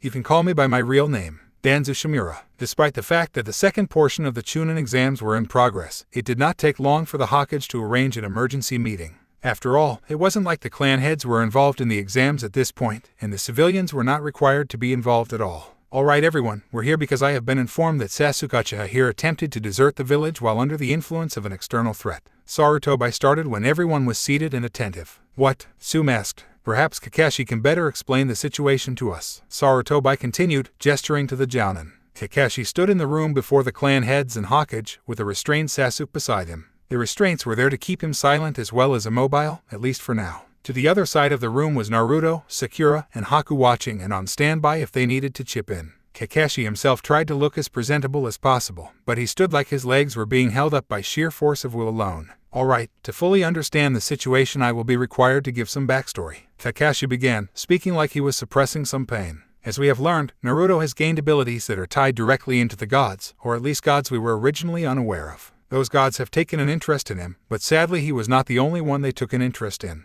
And not all of them were cooperative. One of these gods is a man named Loki, who we have been told will trigger the end of the world." He paused for a moment to stare at his former student. "And Loki took an interest in Sasuke. What exactly does this interest entail?" Shibai inquired. "Sakura, you want to explain what you saw?" Kakashi asked, turning to the Pinkette. Sakura nervously stepped forward, then cleared her throat. "One day I was heading over to Sasuke's house to try and cheer him up. Remind him that he was still part of Team 7 even if he was suspended. When I got there I overheard him talking to someone that he called his parents." The clan heads were surprised to hear this. While normally they would refute this claim, they all had seen Naruto's ability to summon dead spirits, so there had to be some validity to the story. "I obviously cannot confirm who they were, but they did convince Sasuke that they were his parents. They said that they had ended up in some kind of bad place in the afterlife. Not exactly hell, but close enough. They said that most souls that go there work for Loki, agents in his own army of the apocalypse. According to them, Loki is making an army out of vengeful souls that want to destroy the gods and Earth, then rebuild it in their image with themselves as new gods. Oh crap, it's like the Uchiha coup on a much larger scale." Sarutobi thought with a mental grimace. Sasuke's parents asked him to do something for them to make their goal easier to accomplish, and he agreed with no problem. Sakura continued, looking rather disappointed at the moment. "They gave him a book detailing records of relics that the gods have left in our world over the eons, and told him if he collected them all he could become a god's equal and help them get the end of the world started." Sasuke agreed with no problem, told that Loki would come to help him get out of Konoha while we were distracted with the Chunin exams. Kakashi came forward and took out the book he had confiscated from Sasuke's apartment. "This is the book they gave him." He then handed it to the Sandaime for inspection. It supposedly details everything Loki had wanted Sasuke to know. "Good thing Danzu's not here." He literally salivated at the idea of finding relics that could turn a mortal into a god. Shuza thought, glancing to the Warhawk's empty seat in the room. We weren't completely sure when Loki was going to come for Sasuke. I only knew that it would be during the Chunin exams. Sakura added. Shikaku nodded. Strategically speaking, a logical plan. A good portion of our forces and security would be focused on the exams, so the odds of fleeing the village unnoticed would be statistically higher than normal. We chose to monitor Sasuke during this time, Kakashi said, facing Sarutobi. My students and I are aware of the legal risks we were taking in doing so, but as you can see we had legit reason to prepare for the worst. Noted, and whether or not your actions are unwarranted has yet to be established. The Hokage replied, gesturing for them to continue. I approached Sasuke to see how he was handling not being in the exams, probing for any indication on whether or not he was serious about joining with Loki. His responses were highly along the lines of confession and rather, let's call them pompous for now. I decided to subdue Sasuke and relocate him, and that was when Loki appeared. I attempted to fight off the god and, if you don't already know, I ended up personally acquainted with our protective walls. Kakashi paused to flex his sore body. The fact that I'm not in a hospital right now for that collision is nothing short of a miracle. Naruto stepped forward. For some reason Sasuke chose to ambush me, and Loki wasn't there. If I had to guess, he was getting in some last-minute kicks before leaving. Fortunately, the ambush showed up and caught him, and here we are now. So the problem's solved then? Sume asked. No, not at all. Loki is still out there. I doubt he's gone this far just to give up that easily. He's going to try and break Sasuke out. We need to be ready to stop that. Sasuke-uchiha, do you have anything to say in your defense? Sarutobi asked. Kakashi deactivated the seal, keeping the last Uchiha mute, and he did not look happy in the slightest.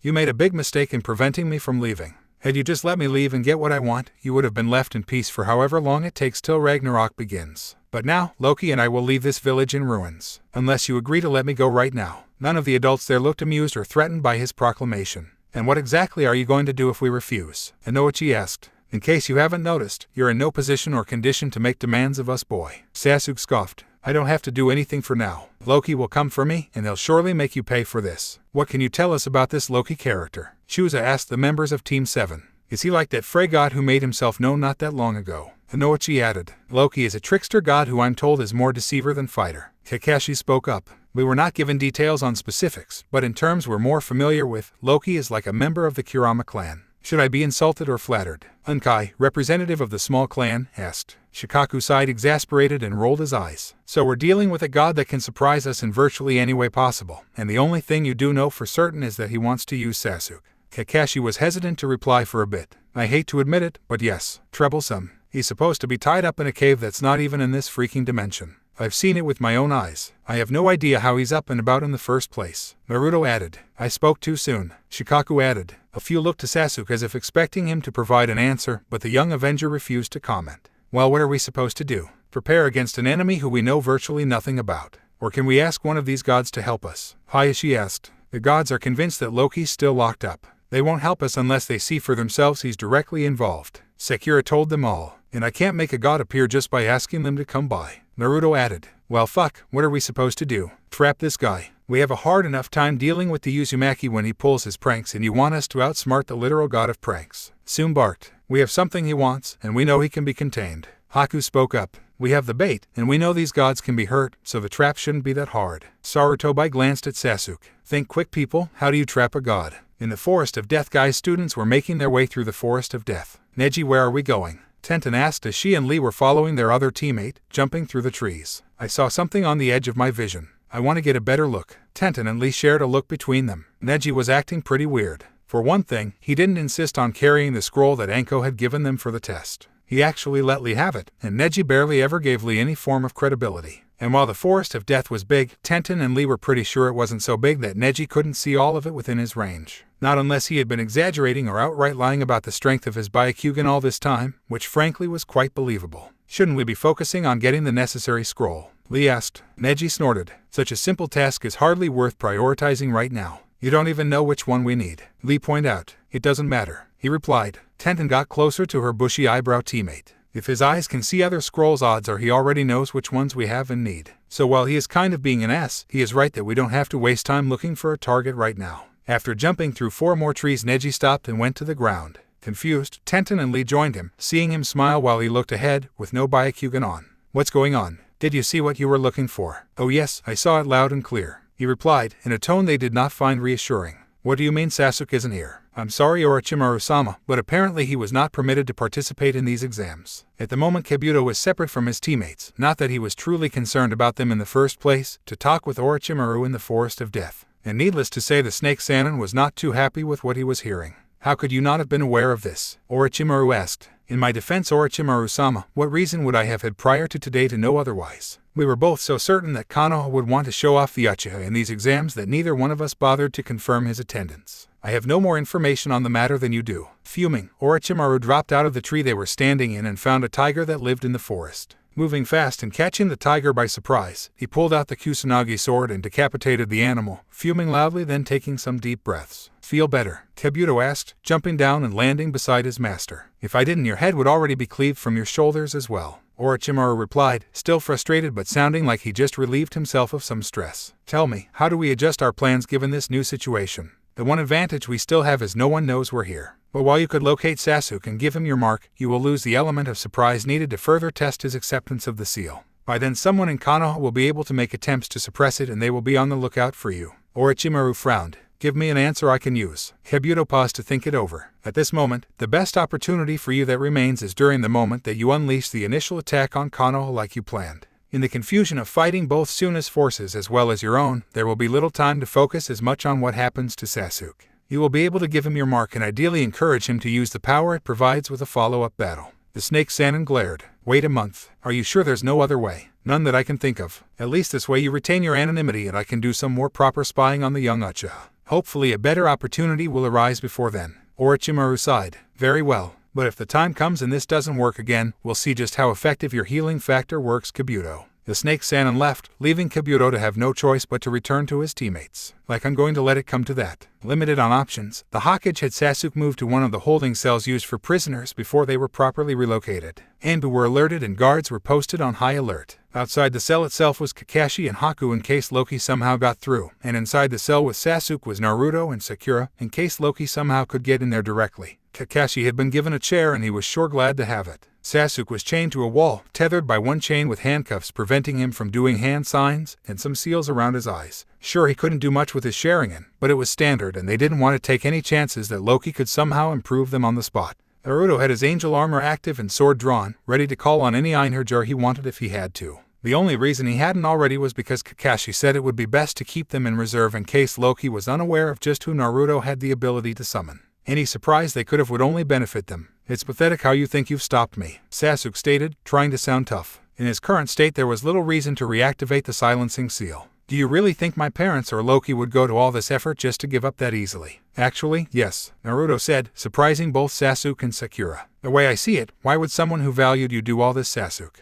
He could have come to you at any time, yet he waited for a time when we were supposed to be distracted. He could have just taken you out of here when he did show up, but he let you stay around to fight me. He could have showed up when the Anbu did, but he let you be captured. Naruto paused, putting a hand on his chin and looking upward in thought. Now that I've said that out loud, it makes much more sense to me. You sit there telling us how special you are, Sasuke, how you deserve to be a god. And yet the god giving you the chance is being so sloppy about it. Sakura blinked. He's right. Kakashi-sensei said Loki was able to hit him clear across the village with no effort at all. If Loki really was that strong, then why would he make so much effort to avoid our attention? Why would he be afraid of fighting any of us? He was not afraid, Sasuke protested. His actions said otherwise. He wanted to avoid any attention, he didn't want to fight anyone. Naruto corrected. And the weird thing is he came so close to getting away with it. Sakura added. He only failed because he let you go off to fight Naruto like that, Sasuke-kun. And because I saw your parents speak to you. Naruto blinked and looked like he was trying to figure something out, but this was ignored. So what? I know where the relics are and what they can do.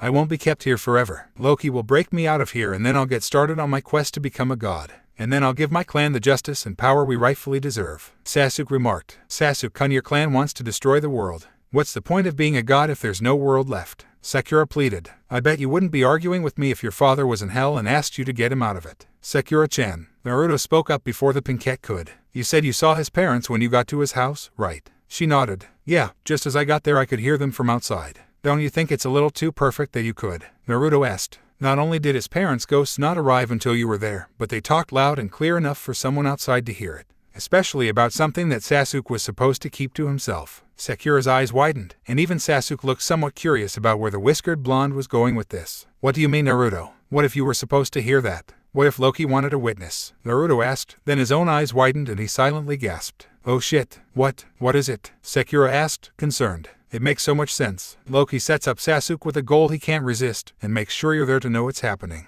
You alert us, and we do what we can to stop Sasuke from leaving. We prepare as much as we can, and here we are, with Sasuke trapped and us waiting for Loki to come and finish the job. What's your point? Sasuke asked. What if us being here, right now, was Loki's plan the entire time? There was a period of silence in the cell. But why? What does it accomplish? Sakura asked. Dad was right, he's a much better prankster than me. Naruto sighed. If I were Loki, there's one reason I would make two groups of people go at each other like this. To distract them from my real target. Real target, Sakura and Sasuke repeated. What real target? Are you ready to leave this place, my apprentice? Loki asked, looking at a genin. Yes, I am ready to take control of this wretched world and put the Uzumaki in his place. Then let's go, boy, before they figure out that you're gone. Loki then turned into a large wolf, and the white-eyed boy accompanying him climbed on top before they ran away from Konoha as fast as they could. The only thing they left behind were two still bodies. Hold on, you're telling me Loki was after someone else this whole time? Kakashi asked. After Naruto's revelation, he and Sakura rushed out of the cell and went for Kakashi and Haku. Fortunately, they were right outside, so it didn't take them long. That's what I'm thinking now, Naruto said with a nod. Don't you think you're being paranoid? Kakashi asked. Naruto shrugged. It's possible, I admit, but is the idea unreasonable? The Cycloptic Jounin sighed in defeat. Sadly no, it's a tactic that has been used many times by shinobi. Make your enemy think you want target A so they won't be guarding target B so much when you go for it. Any idea who the target B would be in this case? Haku asked. Both Naruto and Sakura shook their heads. Damn, that's just perfect. Kakashi sighed sarcastically. Maybe it's someone who's taking the Chunin exams. Haku offered. Loki did choose this time for a reason after all. And with anyone looking for Loki checking on the Uchiha, no one would have thought to check the exams. It could just be a coincidence, but right now we can't ignore it. The question is who's in the exams that Loki would want? Sakura asked. Kakashi shrugged. The only genin I know of taking it this year are on Guy's team, but they're not the only ones. Naruto blinked. Guy's team, isn't that the one that has Hinata-chan's cousin on it? Kakashi nodded. You think he's the real target? Can't be sure, but he's the one I know best. The problem is we can't legally interfere with the exams just because of a theory. Kakashi reminded them, then grinned. But the laws don't apply to the dead now, do they? Naruto nodded and quickly summoned his best Einherjar for this. The next moment, Minato was there. Hi everyone, what's the occasion this time? He greeted. Sensei, Loki's escaped despite everything the gods say and he's taking someone out of this village. Kakashi warned. We thought it was Sasuke Uchiha, but now Naruto suspects we were deceived this whole time. Yeah, that kind of is Loki's thing. Minato commented. I might be able to stop him, but I'll have to act fast. Where would he most likely be if not where the Uchiha is? The Forest of Death. Everyone answered. Minato nodded in understanding. Then I better hurry. He rushed out of the hallway, faster than the genin had ever seen anyone move before. Should we help him? Naruto asked. Kakashi shook his head. No, all we would do is slow him down. Hey, what's this? One Anbu went to Yugao, holding a walnut in his hand. It looks like a nut. I'd like to think an Anbu in a forest village would be aware of that. Yugao remarked sarcastically, cleaning the inside of her mask at the moment due to having sneezed moments ago. I know what it is. But when we collected the Uchiha and confiscated the items on his person, this was the only thing that was not standard. Yugao resisted the urge to roll her eyes. It's just a nut. And why would anyone carry a single walnut in their pocket? Besides, touch it and tell me I'm crazy. Sighing in annoyance, Yugao put down her mask and took hold of the walnut, only to drop it quickly and withdraw her hand. Geez, that thing's cold, she hissed, trying to warm her fingers. Her hand was bare, but the other Anbu had been wearing a glove. What's that thing made of? Ice. The walnut clattered on the floor, cracking a little. Streams of white vapor beginning to mist out of the crack. Now do you think I'm overreacting? The Anbu asked, picking up the walnut. The glove made it easier to tolerate, but the vapors were making his own fingers start to go numb. Then get it to the R&D department if you think it's something to be. Yugao started, but the walnut practically exploded like a firecracker in his hand before she could finish. The Anbu yelled and clutched at his hand, hurt but no physical damage done save for white marks on his palm. The white vapors from before grew into a smoke cloud that sounded like it was groaning. He stepped back since the cloud was getting downright frigid, but it seemed to cling to him and continue to get bigger. Captain, help me. The Anbu pleaded, teeth chattered and skin going pale. He tried batting the cloud away as well as just moving away, but it was like the cloud was a predator refusing to let him go.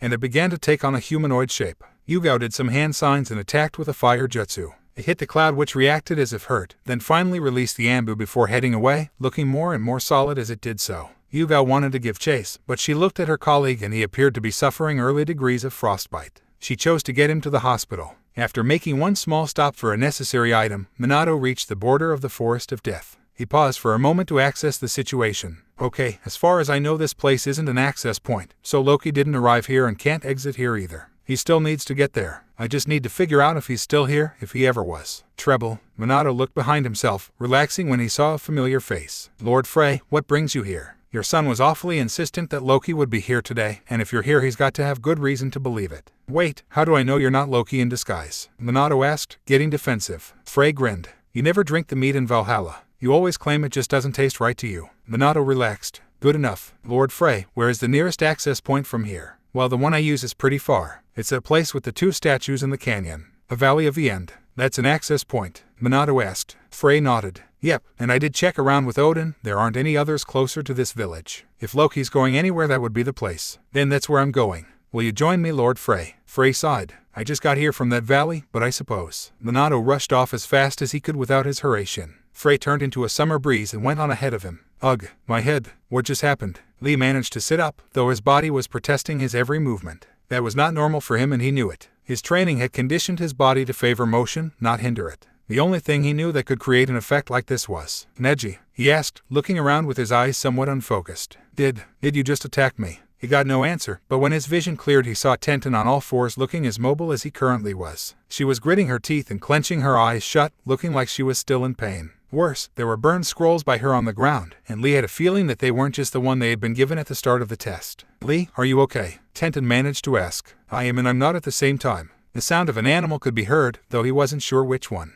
But I'm thinking we can't stay here much longer either way. Danzu had been escorted by the men who found him up the slope into a more level area on the mountain. The area was covered with forest, making Danzu feel more at home, even though the trees were of a different breed than the kind he was used to. The forest also worked as a sort of wind buffer, helping him to feel warmer. The journey did not take long, and after a while Danzu saw a collection of wooden buildings and open fires with a wooden fence surrounding the main area. One man looked like he had been waiting, one with a bald scalp but a gray braided bear, smiled and came up to the group.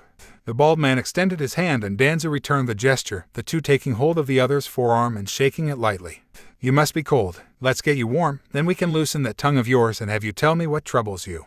Being a god, and being in the form of wind at the moment, Frey was naturally faster than Minato was. While it did take some time, he came across a large wolf running with a human boy riding it. Loki was an expert at disguise, so it was impossible to tell if it was him or not just by sensing it. But wolves usually didn't allow people to ride them and this one was heading right for the access point, so Frey decided to take a chance. The summer breeze quickly turned and buffeted the large wolf from the side like a sentient wind jutsu. The wolf was caught off guard and tumbled to its side, throwing off its passenger. Frey then returned to his normal form. You better pray that I'm wrong, because if I'm not then you're somewhere you're not supposed to be, Loki. The wolf got up, glaring at the Vanir, then its shape fizzled and was replaced by a man. Cheap shot, Frey. So the kiddo was right, you really have somehow broken free of your confines. Odin's not going to like this. Frey then looked to the other one here, seeing a human he didn't recognize get up on his feet and take a stance. And you're recruiting an apprentice now. What can he do that you can't? I'm just giving Neji here an opportunity that none of us ever got. And it's one he's very, very happy to be given. Loki grinned, as did Neji. Hey boy, I don't know what Loki's been selling you, but you won't get what you bargained for. Frey warned.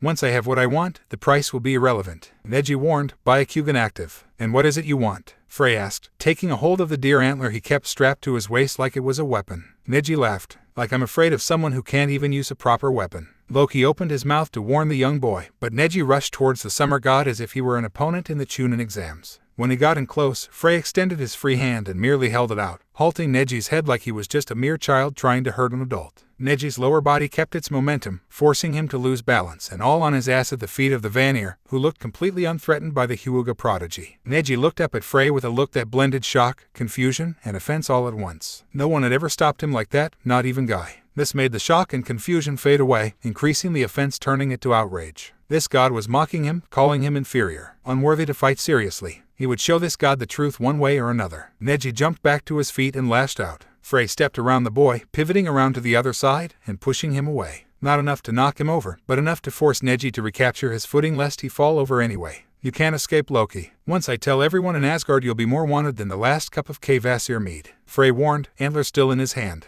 Neji tried to attack him from behind but Frey pivoted away again, not even looking at him. And how are you going to prove it? Loki taunted. There was a click sound that got everyone's attention, and they turned to see that Minato had caught up to them. And in his hands was a camera, preemptively purchased before he left Konoha. I think that will do the job, Minato claimed, quickly sealing the camera away so it wouldn't get destroyed. Loki turned to his guest. Neji, we're leaving. Not until. Now, Neji made it clear he was not interested in complying, only finally landing a hit on the Vanir. Loki sighed and pulled a walnut out of his pocket, then he threw it at the Hyuga prodigy. It hit him, then all of a sudden Neji's body was converted into mist, a surprised look visible on his face for a moment. Then the mist was sucked into the walnut like a Pokémon, with the nut returning to Loki's hand. What the heck? Minato asked himself, and judging from the look of it, Frey was just as surprised as he was by this. Without another word, Loki then turned into a bird and flew off into the air, carrying the walnut in his talons. You can still get him, right, Lord Frey? Minato asked, knowing he was at a disadvantage against flying opponents. Not every Ionin he fought died after all. Chasing Loki is never that easy. But now we know he is free. I'll try to cut him off at the access point.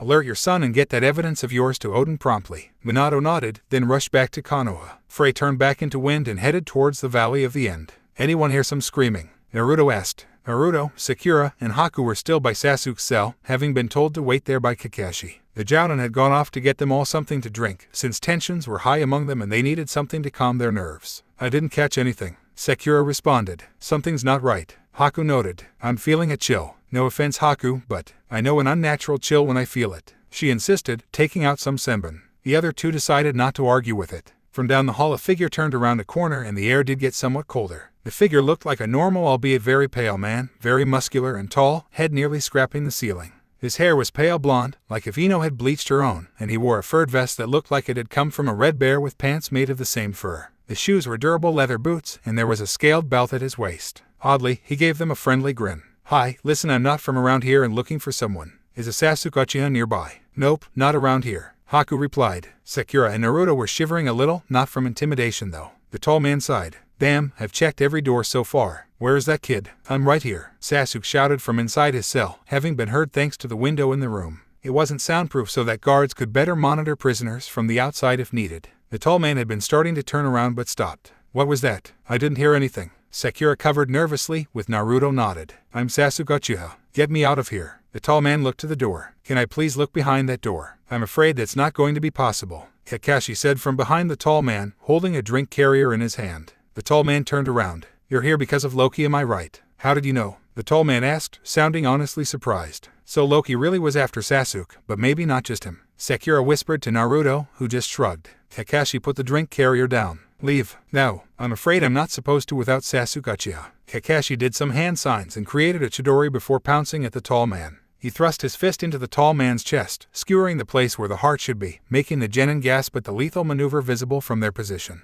Then Kakashi screamed and pulled his arm back, stepping away and clutching his arm. Kakashi-sensei, what's that blue stuff? What's happening? The genin moved around the tall man, who stepped aside and ignored them, but remained standing. Kakashi's arm was covered in some kind of dark blue liquid that looked oddly like blood. Literal blue blood. Some of it had gotten on his other hand when he clutched it. Kakashi himself fell to his knees and looked like he was trying his damnedest not to quiver. Don't touch it, he ordered, seeing Naruto about to brush off some of the blood. I can't move my arm. It's frozen. The tall man held a hand over his wound and materialized some ice, sealing the hole. Then he turned to the door and pulled it open, but it was locked so he couldn't. He sighed and exhaled on it, freezing the hinges, then pulling it with more force. The door came loose and he looked inside. Are you Sasuke Uchiha? Yes, damn it, now get me out of here. The tall man grinned. Finally, Lord Loki will be pleased. He crouched down and stepped inside, but his foot was stuck, confusing him. He looked behind, seeing it covered in ice stuck to the floor. I don't know what you are, but you're not the only one who can use ice. Haku warned. You don't know what I am. Oh, is this your first time encountering a frost giant? The tall man asked.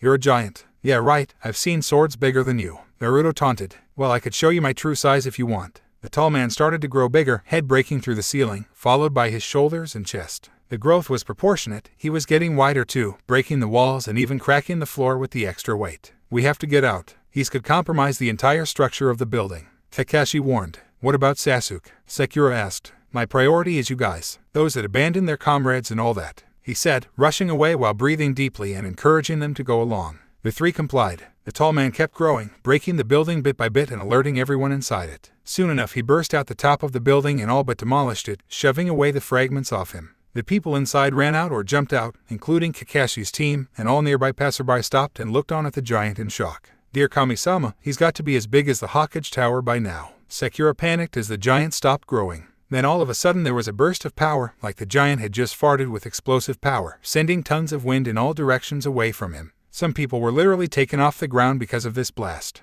And to all exposed, it felt like an unholy blizzard just struck them. So cold. My eyes. I can't see. I quote him, turning blue. Ignoring the hysteria, the giant stepped away onto some clear open road and reached down. In his hands he now had a somewhat shivering Sasuke. Chains tore off the wall. Now let's go see Lord Loki, the giant told the Uchiha. Right away Chusa Akimichi grew to his own gigantic form, equaling the frost giant in height. Hold it right there. He held a bow staff in a warning manner, letting the giant know one wrong move would not be in the giant's best interests. The giant looked confused. What's a mountain giant doing here? He looked closer. You are one, aren't you? Something's not right. Off to the side there was a huge puff of smoke, and then everyone could see a large toad with a pipe in its mouth. Now what am I? Holy crap, what the hell is that? Despite the pain in his arm and hands, Kakashi smiled. Okay kids, we've got a chance now. Jiraiya had been having a nice day, having already reported to his former sensei Sarutobi and had a lunch from his favorite tea shop in Konoha, and now he was doing his research by a hot spring. And wouldn't you know it, he was about to hit the jackpot. This morning there were some very lovely ladies having a soak, and it looked like they were quite open to experimenting. There is a Kami-sama and he's rewarding me, Jiraiya thought with a pervy smile, doing everything in his power to not make a sound and write down what he saw. There was a bit of a cold wind blowing in, but that just made the bathing woman huddle closer for warmth despite the fact they were already in a hot spring. Jiraiya ignored this, even if a part of him did note that this wind was unseasonable for Konoha. Then the wind changed into a legit disaster, hitting the area like Suna's strongest wind jutsu times 10, and it was absolutely freezing. Jiraiya dropped his pencil and notebook due to shivering, and the bathing girls actually got goosebumps on their naked skin. Even the hot springs no longer looked hot, but rather like it was going to ice over. What the fuck was that? The toad Sanin asked himself, teeth clattering as he wrapped his arms around himself, trying to warm back up. He hadn't felt this cold since the last time he had been to Land of Iron on an especially risky attempt to track down Orochimaru. That kind of cold in Konoha was anything but natural. The sound of a collapsing building in the distance drew his attention, and with the lovely scene no longer an option, Jiraiya decided to investigate, after regathering his research tools. After all, is someone attacking? Did someone piss off Yukigakure or something? Rushing towards the village, Jiraiya stopped when he saw the trouble, though he had to rub his eyes and attempt to break a genjutsu that wasn't there. What is that? Some kind of albino Akimichi. He then saw another Akimichi, one he didn't recognize, but at least this one looked normal. Regardless, I better stop this before it causes too much trouble. He got closer, then summoned Gamabunter right under him. Naturally, the boss toad was annoyed at being summoned without notice, but that didn't last long when he saw the giant. Now what am I? Holy crap, what the hell is that? The frost giant looked surprised as well, and he even leaned a little closer to get a better look at the large amphibian. Interesting. What realm do you come from? Svartalfheim. Vanaheim. Shusa took the opportunity to swing his staff and hit the giant in the back of the head. There was a resounding thud worthy of a baseball game, and anyone who heard it would have sworn that the giant's skull would disintegrate with that hit. But instead the giant just rubbed the back of his head like he was feeling for a lump. Why did you hit me? What did I do to you? The giant asked Chusa, sounding like he legitimately didn't understand the situation. Jiraiya, what is going on here? Gamabunta demanded to know. There's a giant here in Konoha, what more do you need to know than that? Jiraiya responded. Chusa made another attempt to hit the frost giant, who this time caught the staff. Now the giant looked annoyed. This hurts. So it's... He then snapped it. Got to go. Chusa's eyes widened. Sure, it wasn't like his staff was made out of adamantium or anything, but no one short of Tsunade could have broken it that easily. His arms trembled a little in surprise, anger, and a small amount of fear. He dropped the staff, after shrinking it so it would do no extra harm, then lashed out with a punch. The giant was surprised and dodged it. Hey, Sasuke shouted, dropped from the giant's hand. He landed on the roof of a building below, one that was covered in snow and ice thanks to the giant, and wasn't sure where to go from there. The giant was unaware of Sasuke's situation, focusing only on fighting Chusa back. He tried to throw a punch, but Chusa caught it and held onto his fist. Then the giant tried again with the other, only for the same results. The two large men began pushing against each other, trying to overpower the other. He's not a fighter, but he's powerful. That makes him more dangerous, Chusa thought. The giant shuddered when a thick liquid was thrown at him from behind, covering him quite a bit. This gave Chusa the opportunity to gain the upper hand and push him back. The giant fell to one knee, then Jiraiya followed up Gamabunta's oil with a fire jutsu. Set aflame, the giant roared and claimed around, smashing any and all buildings and structures within reach. Most civilians were already out of reach due to running from him, and those unfortunately still there were crushed in the rubble, no chance of survival. Some of the buildings caught on fire too. Chusa took the opportunity to get up close from behind and put the frost giant in a chokehold. The giant struggled but soon gave in, going limp. Chusa backed away and began extinguishing the flames on his own body, figuring he'd have little more than bad first-degree burns. Gamabunta then got on top of the giant to pin him down, while Jiraiya climbed down and got out his Fuinjutsu supplies. I might need more ink, he thought as he got started on applying movement suppression seals. Sasuke meanwhile saw this, and now that the giant was down he figured he had to get out of here himself. He knew he couldn't remain in Konoha, since he'd just be arrested again and his reputation all but destroyed. He'd go from the guy everyone wanted to be to the guy everyone was glad they weren't. He'd be the new Naruto in town. Living as a missing nin was better than that. He started to run away, but the snow in front of him began to move, making him stop. It happened quickly, the snow forming into the upper body of a woman before him, her lower body still hidden as if buried. The snow fell away, revealing an actual body. Her hair was the deepest shade of black that Sasuke had ever seen, a shade that looked like light dyed upon contact with it, and hung down to her waist. Her face was quite pretty, sort of nurturing and merciful, but her black eyes showed a strong sense of deviousness to her. The kind that said, "Let down your guard so I can utterly destroy you." Her top was brown and rugged, looking like something that Sasuke could only describe as an old-fashioned body bag with holes for her to put her head and arms through. "Sasuke-ucha, come with me to begin your journey," she told him in an authoritative tone. "Who the hell are you?" he asked. "You just said it. My name is Hell. I am Loki's daughter, and it's my job to make sure you get out of here for real." Sasuke frowned. "Tell me right now, is Loki telling me the truth? I do not have time to debate with you. I can only manifest outside my realm in the presence of unnatural cold, and the frost giant's influence will not last much longer. This is your one chance to take the route offered mortal." Loki does not ask twice. There was a lingering bit of doubt in his mind, but it didn't last long. He had already made up his mind to leave. Why not go with the one offering him a way out? "Okay, take me out of here." Hel nodded, then it looked like her entire body began to bleed. Black blood at that, as black as her hair, that soon covered her entire body until she looked like three-dimensional shadow. She reached out her hands and grabbed Sasuke's arms, pulling him towards her without warning, then her body sank into the snow. Sasuke followed her and completely disappeared from view, and then all that was left was the snow and ice on the roof with one set of footprints that just came to a stop. Far away, Loki arrived at the Valley of the End. Once there, he resumed human form and released Neji from his container. Once free, Neji deeply inhaled and exhaled, as if he could barely breathe before. "Why did you do that?" he demanded to know while catching his breath. "It was the only way to get here fast enough," Loki replied unapologetically. "Now Neji, from here we will leave Midgard. I will take you where you need to go. Don't forget what you need to do. I could use a refresher if you don't mind." A new voice chimed in. Loki tensed and looked around, suddenly hit with a blast of warm air. He fell off the cliff and landed at the base of the waterfall, while Neji remained on the cliff but confused. Frey materialized before the Hyuga boy and looked at him firmly, reminding him of the times that guy had been upset with him. "Mind explaining why you're doing this, boy? Or do I need to ask for Seti to do your village a favor?" Frey asked. Neji glared defiantly. "You have no power over me. None of you so-called gods do. And soon enough, either will fate." Frey sighed and then snapped his fingers. A burst of light appeared before Neji, blinding him. He covered his eyes and yelled in agony, fumbling backwards and falling on his ass. Loki appeared after jumping from the river below, landing back on the cliff, dripping wet and mad. Loki didn't saw anything. He took out two long white knives and tried to slash at Frey. Frey wasn't worried. Loki wasn't a fighter after all, but he did step back out of range. Loki came in closer and tried again, and Frey, in the mood to make Loki look foolish, made an effort to backhand the knives out of his hand. It worked, but to Frey's surprise his hand burned intensely, bad enough that he had to clutch it with his free hand.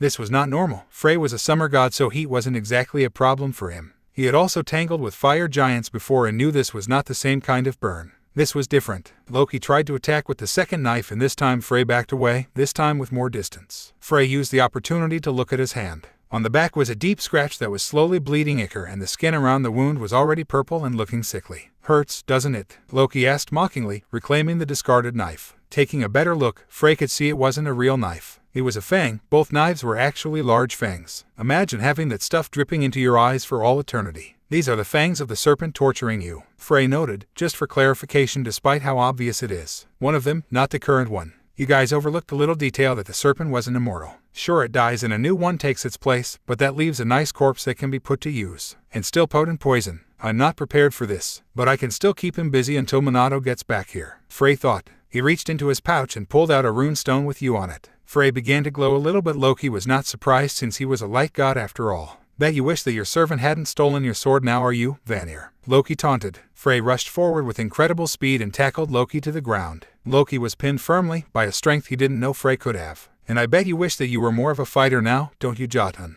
Loki then transformed into some kind of cephalopod, one that would look like an octopus at first glance but clearly wasn't. Frey recognized it as a small kraken, which meant Loki had more limbs than him now. Tentacles wrapped around Frey and barbs dug into his flesh. Frey winced and turned into wind, freeing himself before returning to human form. Loki transformed into a bear and charged, resulting in Frey becoming wind again. "Become whatever you want, trickster, you can't beat the wind," Frey taunted. "Have I ever lost a challenge before?" Loki taunted back. Loki began to charge, but not towards Frey. The summer god was confused, seeing the trickster heading for Neji, who was still disoriented, and Loki ran right into him, sending them both over the cliff and into the waterfall. Shocked, Frey followed and saw the two vanish into thin air, but he knew what had really happened. Crap, he made it through. Frey grumbled. Loki may not be a fighter, but he knows what he wants and how to get it. He then flew into the water, and a split second later he found himself on one of the branches of Yggdrasil and back in his human form. Now we're oh shit. Right before him was a monstrous beast, one that he knew full well was not Loki in disguise. On the plus side, this beast didn't work for Loki, but that was of no comfort to the Vanir. It was Ratatosk, the most feared creature in the World Tree, and it looked unhappy. The giant squirrel roared, sounding more like a lion than a squirrel, and swung a claw at Frey. He ducked and rolled to the side, catching sight of a strip of torn white cloth on the beast's talon in the process. With one thought in mind, Frey sighed and went backwards, the roar of Ratatosk soon being drowned out by the roar of a waterfall. Minato's not going to like this. Naturally, once the incident with the giant was settled, a council meeting was called.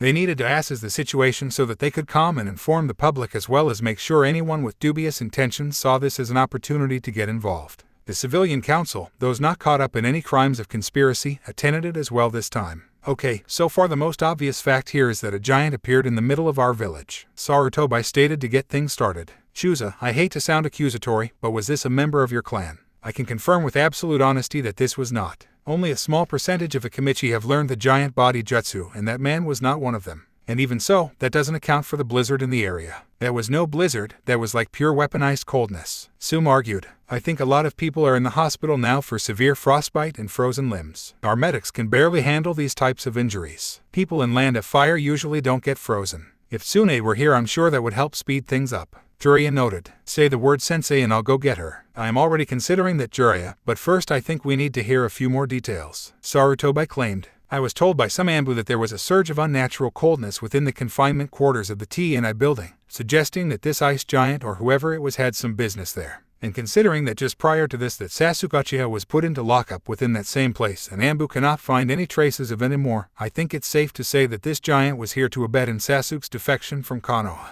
What do you mean defection? Sasuke was trying to leave Konoha. One of the civilians asked, as they had not been informed of the matter. Sarutobi nodded. Yes, the matter was kept confidential to avoid alerting anyone, but an enemy from outside Konoha approached Sasuke with an offer of power in exchange for some service, and Sasuke agreed. Sasuke's former teammates found this out and with us helped to avert this from happening, but the enemy in question is trickier than we thought. So that giant was working for this Loki we were warned of? Shibai asked. Sarutobi nodded. It would appear so, and since we cannot find Sasuke, I am sad to say that Loki succeeded in getting the boy away from us. Damn, Sum complained, with a few civilians mirroring her in quieter tones. It's not all, Sarutobi added, looking towards the civilians still. The enemy is a man named Loki, a god that's much more dangerous than the Kyuubi ever was. The Kyuubi may have wanted to destroy Konoha, but Loki wants to destroy the entire world with an army of damned souls and monsters. He has recruited Sasuke to help him get his own plan started and promised him the power of a god and all his dead family brought back to life. So right now Sasuke has essentially admitted that he is willing to see everyone you know die so that he can have what he lost years ago back.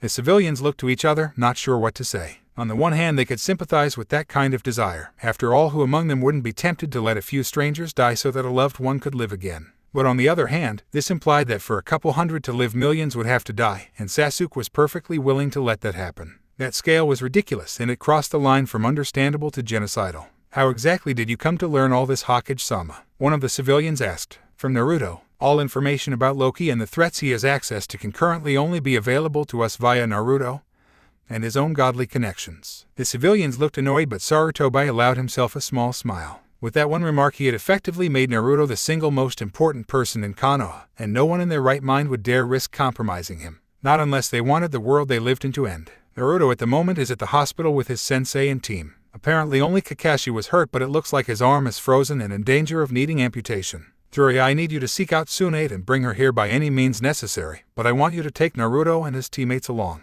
At the moment they are in danger since Loki likely has plans for them as well. Jiraiya nodded, though he didn't look all too pleased with this. When it comes to the official story to tell the public, we should. Sarutobi continued, but he was cut off by the door to the room opening, revealing Minato. Hey Sarutobi, I've got some bad news for you.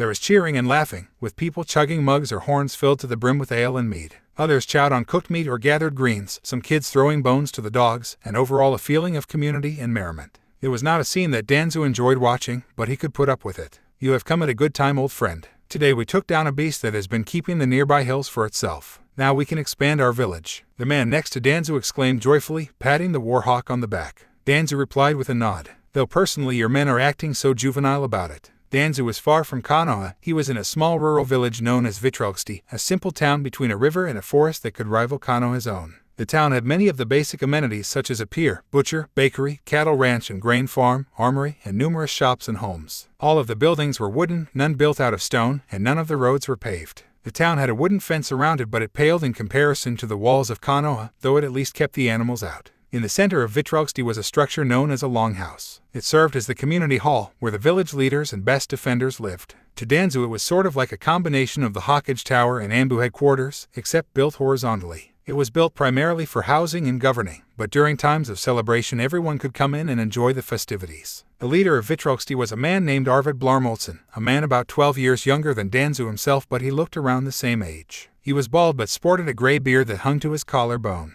He wore a dark blue cloak that had deer fur around the shoulders. Under it there was a long-sleeved brown shirt and black pants with black boots and an axe strapped to his hip. Arvid's face had several small but visible scars all over it. According to him, they came from when an angry crow decided it didn't like him and wanted him to suffer. And according to him, the crow got worse from him than he did from the crow. Arvid sat next to Danzu at the head table, half his dinner eaten already and the stink of meat already on his breath.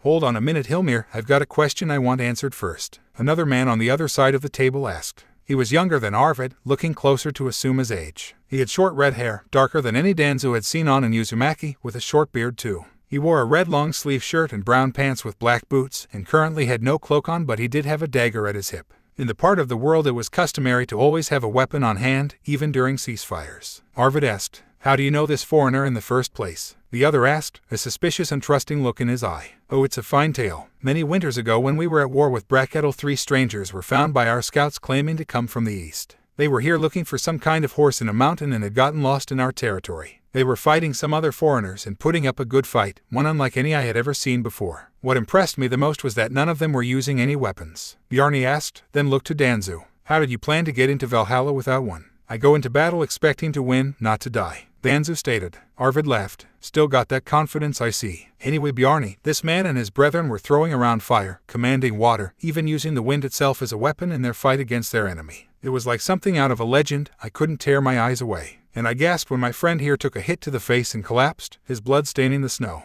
Danzu looked away, recalling that moment. That was how he lost his original right eye. The full story here that Arvid was leaving out was that this event happened shortly after the death of Tabarama in the First War. Sarutobi and his teammates were to go right to Konoha to make sure that Sarutobi could become the Sandaime Hokage properly, but Danzu and his teammates had another job to do. There had been a sudden report of the Gobai being released in the western part of Land of Earth and destroying the only Konoha outposts in the area. Sarutobi had asked Danzu's team to go to there and help the survivors, because if they were caught then any one of their enemies in the area could have critical information about Konoha, and this was not a time in the war for Konoha to be at a disadvantage. Begrudgingly, Danzu accepted and headed west, though he had another objective. With the Gobai released, he thought this was a perfect opportunity to reclaim one of Biju and turn it against the enemy forces. Sure, he wasn't a Fuinjutsu expert, but he had Kagami Uchiha with him to take control over the beast, so how hard could it be to turn the dolphin horse to their side? Apparently it hadn't been that easy. Even Kagami couldn't take complete control over the Gobai, and Iwanin had intercepted them, giving Danzu and his other teammate Torafu Akimichi trouble.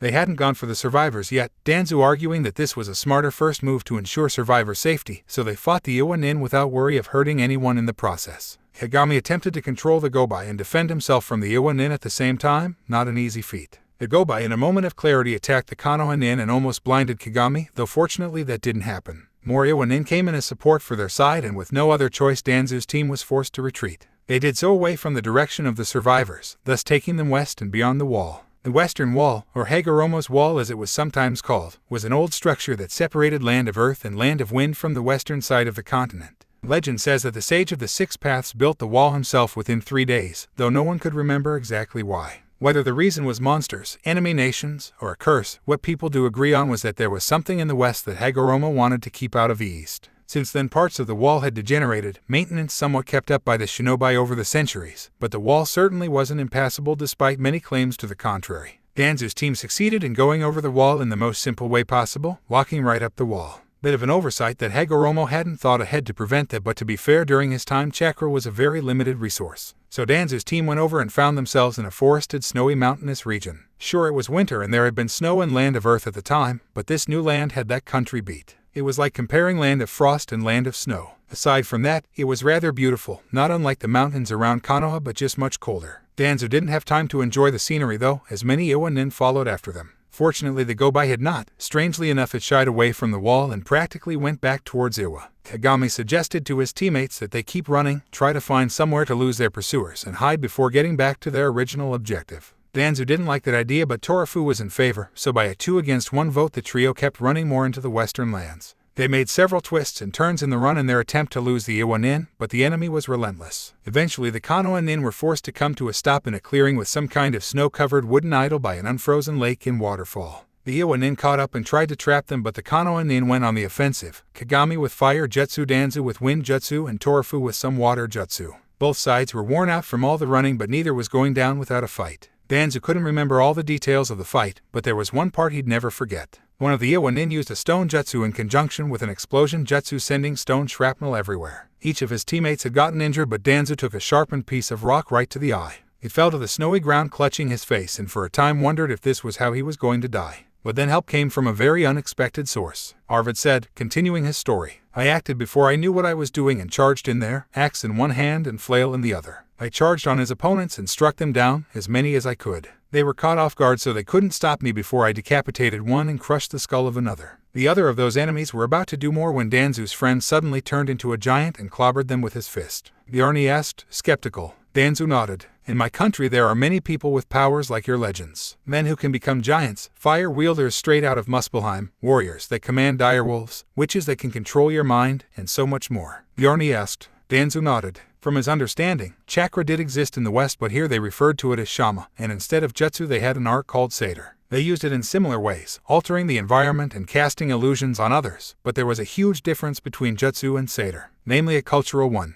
In the West, satyr was considered a woman's tool and it was unmanly for men to learn it. Most men never did anything with their shama other than augment their muscles or weapons similar to what taijutsu and kenjutsu users in the East did. It was the women who used things like ninjutsu and genjutsu, even uryujutsu and fuinjutsu. Bjarni asked, I may be old but I could still beat you in a fight with my satyr. Danzu claimed, tell him Arvid. The chief of Vitrogsti nodded. I've seen this man fight Bjarni. I brought him and his companions here after the battle ended to recover, helped them learn some of our language, and in return they helped us defeat Braketl. All three of them were men and they all used satyr. Braketl never saw it coming, and that led to our victory. Bjarni stated as if the words were sour in his mouth. Do not insult Danzu. He is a brilliant strategist who taught us maneuvers and exploits unseen in this land. I didn't give him the nickname Wattenrita just because he has one eye, you know. Arvid argued. Danzu allowed himself a small smile. Wattenrita, or Odin's Eye, was his battle name in this country due to the fact Arvid had compared him to their primary god here. A one-eyed yet brilliant war chief that also used satyr but wasn't ridiculed for it, at least not by anyone who respected him.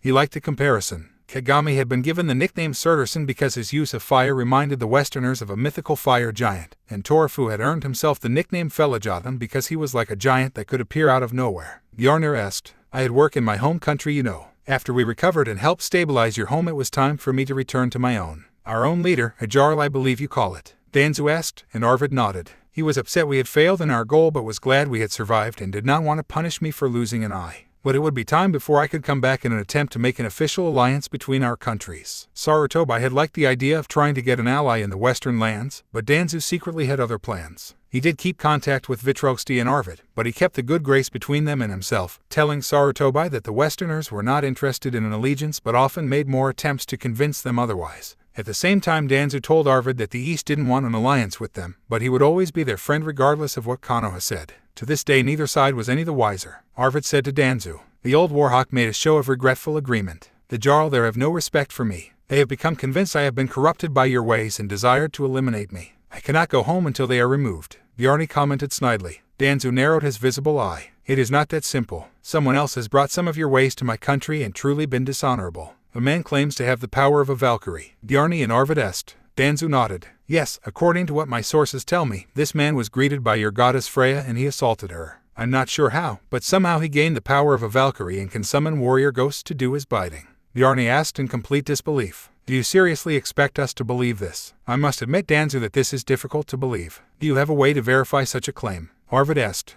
Hilmir, Bjarni started. Very well. I shall send a scout to your country tomorrow. If there is indeed a man Valkyrie in Midgard, I want to know how dangerous they are to drive the man I call Wattenrita from his home. Minato walking into the council room was guaranteed to get everyone's attention just on its own, but when he walks in claiming he has bad news, that was dreadful enough to make some people regret ever taking this job. What is it, Minato? Sarutobi asked. My son's team was right, Loki was indeed the one behind all this. He is free, and that means we are on the verge of Ragnarok. Ragnar what? A civilian asked. Ragnarok. The apocalypse. End of the world. According to prophecy, a trickster god named Loki will rally all the damned souls in the underworld and invade the world of the gods. This war will draw in all the other worlds and other races, like the giants, dwarves, and elves. We just had a giant here in Konoha, Soon pointed out. That must mean Loki's already gotten part of his plan started if he's got giants allied already. Which kind of giant was it? There's more than one kind. Then he asked. Minato nodded. There are ice giants from Jotunheim and fire giants from Muspelheim. This one was clearly an ice giant. No fire giant could do that kind of damage. Shikaku commented, earning many nods. Can we stop Loki? Sarutobi asked. Minato looked grim. I don't know. I'm certain it's possible, but we don't even know where Loki is right now.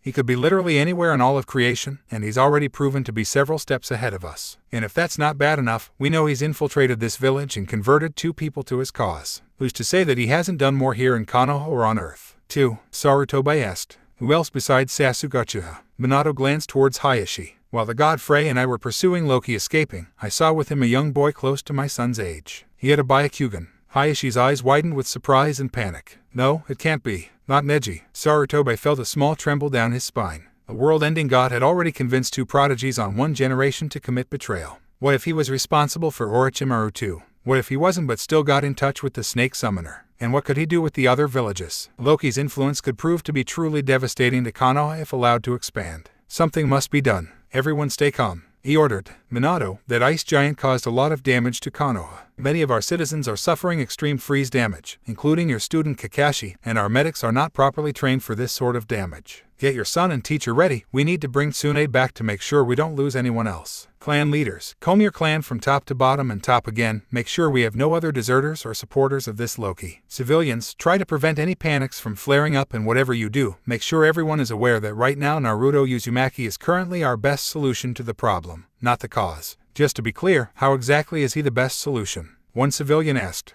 What can he do that all of our forces can't? For starters, keep us informed. He's the reason Minato can tell us anything and more, and from what my son tells me, he's the reason some gods are making personal appearances in Konoha. Gods that we could stand to be on good terms with. Sarutobi answered. I can verify this. A god named Frey showed up at my house wanting to ask us a question. Something about a sword one of my ancestors owned. Anoichi added. I'd like to see this sword later. Sarutobi said. Another reason my son is so valuable is that he's the only one we have who can fight against Loki on his terms. Minato continued. I don't know how long it will take Loki to get his army ready, but soon Konoha won't even have a numbers advantage against him. Whatever that giant just did here, that was just one. Imagine what an army of them can do, including fire giants and angry dead people who know all your tricks and more you don't know. Naruto is the only one here with skills and abilities that came from the people who put Loki away the first time, so he's your best chance of stopping him this time. Can't the gods do it again? Another civilian asked. They're not convinced yet that Loki is free, and even after I show them proof they may still not be completely convinced. Besides, Loki is expecting them to try it and more than likely has already anticipated that.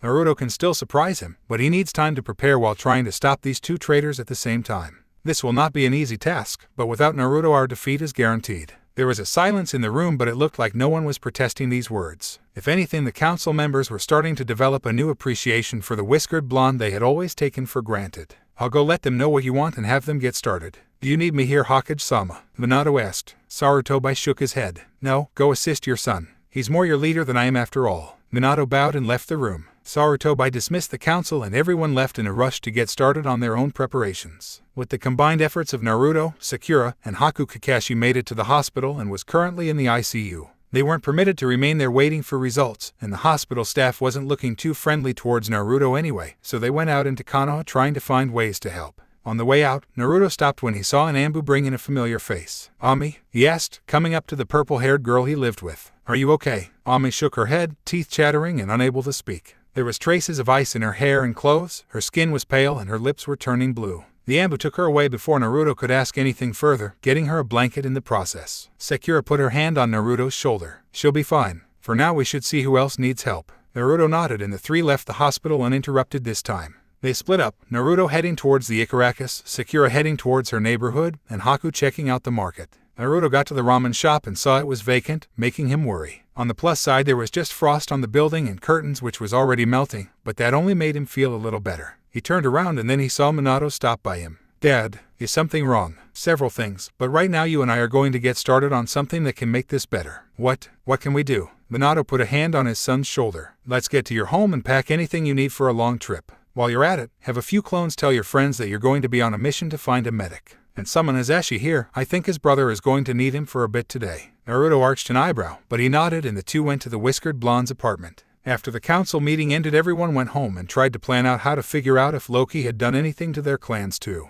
They had to be careful, because judging from the patterns, Loki's tricks wouldn't be immediately obvious, and with so many harmed by the frost giant, a head count was already questionable even if no one else had been recruited by the god. Hisashi made it back to his home and had no idea what to do. None at all, and as a clan head that worried him. If Minato was telling the truth, and he had no reason to believe he hadn't, then his nephew Neji had just betrayed the village and potentially humanity itself to work with a god that intended to destroy the world in the upcoming years. And considering that Sasuke's own teammates had been aware of Sasuke's potential betrayal for some time now, that means Neji had been planning his own desertion of Konoha for maybe just as long, and no one had noticed it until it was too late. Sitting in his den, his sanctuary from the rest of the world, Hisashi looked at his hands and they trembled as they slowly formed into a seal. One he had to use several times in his life and hoped to never have to do in this case. Once ready, he paused, then got ready to channel chakra through them and trigger the needed jutsu. Then he stopped himself and let his hands fall limp before him. "I can't do it," he said to himself, sounding exhausted. "How could I face Hisashi again if I do that?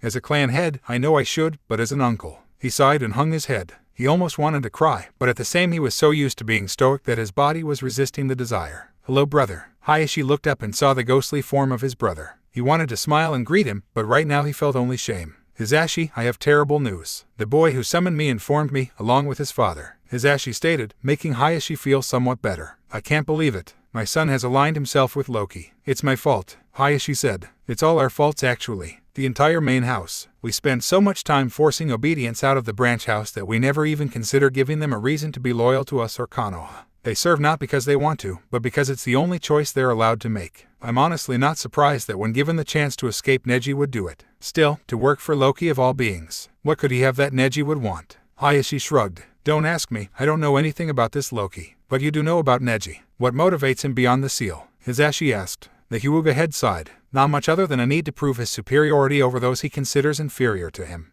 Even after he wins, that's not enough for him. He goes further to claim that they were fated to lose to him and never had a chance to win. That's a low blow," Hisashi noted. Hisashi couldn't help but nod. He did it more than that. He would take any opportunity he could to mock others, claiming they were fated to be unlucky or insignificant or whatever. He, on the other hand, was fated to succeed, yet also fated to never get what he deserved for his success. "I swear if I had a Ryo for every time he said the word fate, I'd be able to double the size of the estate." Hisashi narrowed his eyes and rubbed his chin. He was fixated on fate. "That much?" Hisashi nodded, and Hisashi's eyes widened. "Oh dear, I think I know what Loki offered my son. So we're going to go find a doctor?" Naruto asked when he left his apartment, supplies ready. "Not just any doctor. The best doctor in the world, well, this world at least." Minato claimed. "That ice attack came from a frost giant, so everyone affected by it is in critical care. Then he can die if not treated, so we need the best doctor in the world to heal them." "Why can't we ask a god to help heal them?" Naruto asked. "That's a big request, son, and prayers like that often require sacrifices or the willingness to risk your own life in battle.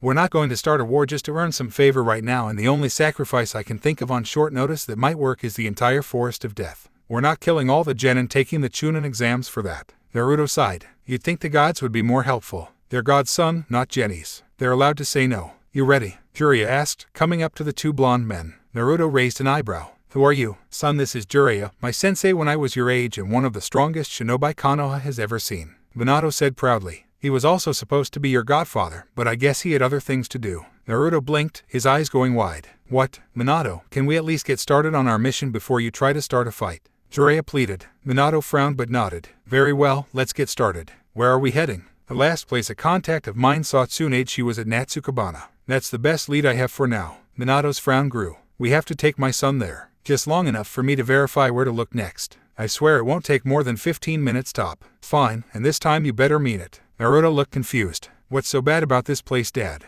"I'll tell you when we get there." Sakura had been heading towards her house and neighborhood to see how damaged it had been. So far there appeared to be no remaining snow or ice, just puddles and dripping water from ledges. Perhaps this part had just been on the edge of the blast zone, which made her feel better. Sakura. Stopping in her tracks, Sakura turned to see the ghostly spirit of her father come towards her. Eyes watering a little, she embraced him in a hug, glad that she didn't go through him. Dad, thank you for showing up. Everything's gone wrong today. What happened? We tried to stop Sasuke-kun from going off with Loki, Dad, but we failed. Loki now has Sasuke-kun under his control and is going to use him to get Ragnarok started. And he brought a giant here who nearly froze everyone in Konoha. It's okay, sweetheart, there's still time to stop him, Hisashi assured, stroking his daughter's head. I'm no expert on these things, but everyone in Asgard knows about Ragnarok, and there's one thing in your favor. What? Sakura asked, desperate for something to hope for. Before it happens, there's this thing called Fimbulwinter. It's supposed to be a winter that lasts 3 years long, and Ragnarok can't happen until after it. That gives you 3 years to find Loki and stop him. Will that stop Ragnarok? Hisashi hesitated. I'm not completely certain, but I want to say yes. If everything can be stopped before Fimbulwinter ends, I imagine that Ragnarok itself would be thwarted. And then everything would have to go back to the way it was before Fimbulwinter. Sakura smiled. It's the best we've got, isn't it? Hisashi nodded. How do I find out everything there is to know about Ragnarok? Either get a god to explain it in detail, or find a book from the Western lands. They know a lot more about these things than anyone in the East does. Well, you have time. Fimbulwinter hasn't started yet, but odds are if Loki's free, that's the part he's working on starting next. Sakura sighed. I don't think we can act fast enough to prevent that, Dad, unless you know something. I'm sorry. Sakura went in to hug her father, glad she could despite his current state. Why did all this have to happen, Dad? Why did Loki target Sasuke-kun? And why did Sasuke-kun go along with it? Loki has a way with people, dear. It's what he's best known for. That and causing trouble. If Loki came to you, odds are even you'd have a hard time turning down what he was asking you to do. I wouldn't do anything for him, Sakura insisted. So if Loki said he could make Sasuke fall in love with you and all you had to do is steal something or kill someone first, you wouldn't consider it. The Pinkett girl blinked. Aye.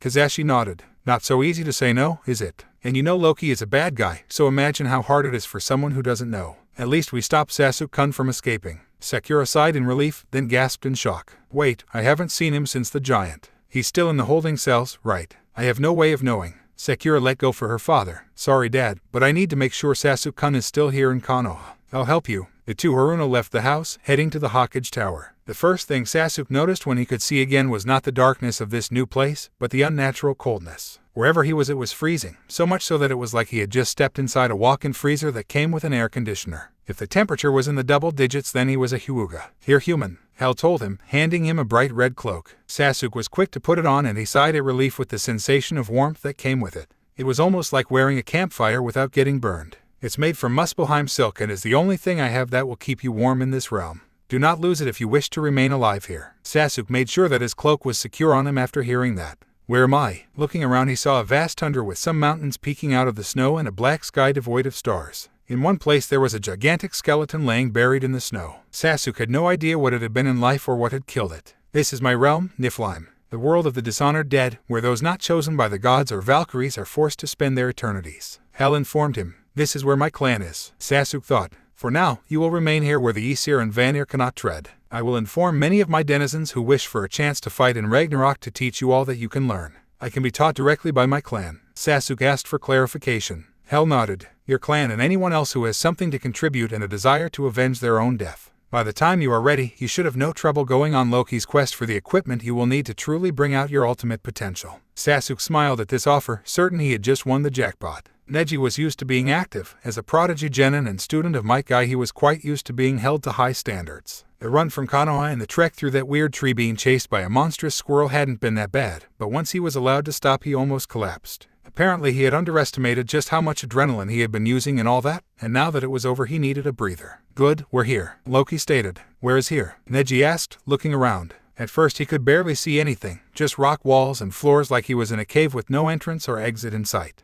There was a light source, some strange line of moss going along the roof like electric wiring, except it glowed a soft blue. Not enough to be considered sufficient lighting, but enough that he could see without having to use the Byakugan. This is Nidavellir, the realm of the dwarves, Loki told him. Everyone who lives in this realm lives underground, so expect it to be quite dirtier than you're used to. Is this where I'll find what you promised me? Neji asked. Loki shook his head. No, they are not here and you are not ready to take them down anyway. Neji clenched a fist. You promised me that. I know what I promised, boy, and I intend to carry out my end of the deal. You, on the other hand, need to learn the concept of time and place. I've waited my entire life for this, I'm done waiting. Now get me too. Neji was cut off by Loki coming in and slapping him across the face, then doing it again and again. Neji collapsed to his back and then was pinned down by Loki's foot on his chest, right over his heart. I had to deal with a snake dripping venom right into my eyes for 1,000 years, boy. Do you want to experience that too? Loki asked, leaning down with a menacing look in his eyes. Neji was afraid, but the worst part was he didn't know what he was afraid of. Maybe it was the torture that Loki mentioned. Maybe it was the malicious intent coming off the god of mischief. Or maybe it was him for once asking if he had made a mistake in agreeing to accompany this man.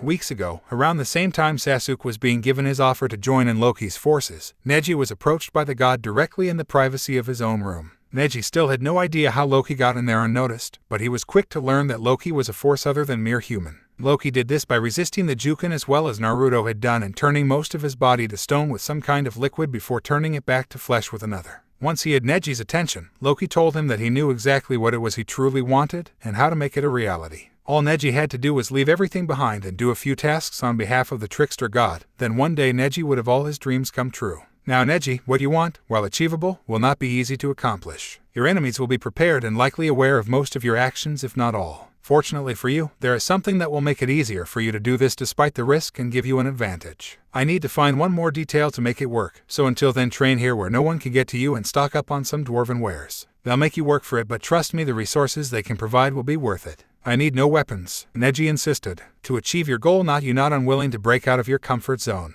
Loki asked. Neji inhaled. Very well, I will do so. Loki smiled. Good, I'll be back with what you need to get started. He went down a cave tunnel and turned around a corner, disappearing from sight. Neji grinned and went in the direction of the only sounds he could hear. Soon, I will find those people he called the Norns, and after I kill them I will be the one and only master of fate. Not just mine, but everyone. The trip to find Tsunade was so far not going that well from Jiraiya's point of view. He had hoped that having Minato around would have made this experience a good one, and sure he had anticipated some friction from his old student. But Minato seemed to merely be putting up with the Toad Hermit right now, focusing only on Naruto, and the whiskered blonde looked like he wanted to curse and shout at the old man, but his father's presence was the only thing keeping him in reserve. Say Naruto, since we're traveling, I think this is the perfect opportunity for you to work on another part of your Valkyrie training. Minato said to his son. Really? What is it? Naruto asked happily. One thing all Valkyrie have are mounts, more specifically, flying horses. They ride them into battle and use them to bring souls to Valhalla. Sure, you have wings and those will do great on their own, but there are times that riding a horse will be better than flying yourself. Naruto perked. I would have my own flying horse. Awesome. How do I get it? According to Kushina, it works much like when you summon your armor or sword to you. Except you need to name it first. Apparently the horse doesn't actually exist until you name it, then it's yours from then on. But be careful, the name you give it is more than just a word, you're literally giving it a personality. It should be a name that you can work with, and if you ask me, a name that's easy to say. The last thing you need in the heat of battle is to get tongue-tied trying to summon your ride to you. How about Jiraiya? Jiraiya offered, grinning a little. Minato and Naruto did not look amused. Yeah, I don't think my son needs a horse that would want to sleep with every merit sensei. Jiraiya shrugged. Probably for the best, it would be jealous of how hung I am compared to it. Naruto looked confused while Minato face-bombed. What do you mean by that? The genin asked. I'll tell you when you're older, son, Minato assured. For now, try to think of something you can rely on.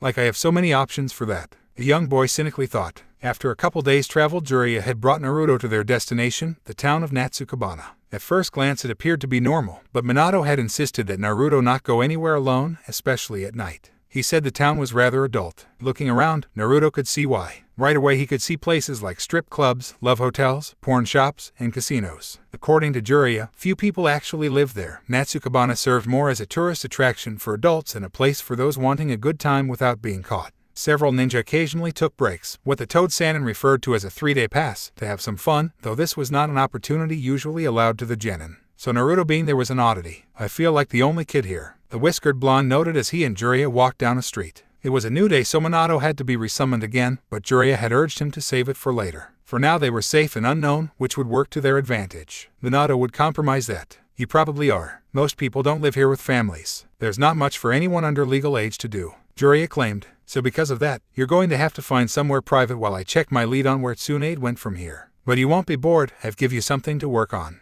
Thus an hour later, Naruto was on the outskirts of town trying to spin the water inside a balloon via chakra alone. He had a bucket of them, which he had to fill up himself, to practice with. And already 6 had been destroyed by failed attempts, soaking the ground and his clothes. I need help. And luckily, Dad's not my only option for how to get it, he said to himself, wiping some water off himself. He then summoned his other Einherjar, Zabuza. Hey kid, how's Haku doing? She's fine, but not here right now. Listen, I need some help. What can you tell me about moving things with just chakra? Zabuza knelt down, seeing the bucket. So you need to move water with chakra. Lucky for you, that's early stuff for a Kirinin to learn. Okay, you start with what we call the water holding exercise. I think Konoha has something similar with leaves. Take some water in your hand, hold as much of it in your palm as you can. Naruto nodded and scooped up 1 hand worth of water, cupping what didn't dribble out. Okay, now use your chakra to hold onto it and turn your hand over. If you can keep it from falling, you've got it. Think of it like the tree walking exercise except with your hands. Naruto tried, but the water fell out, his chakra no match for gravity right then.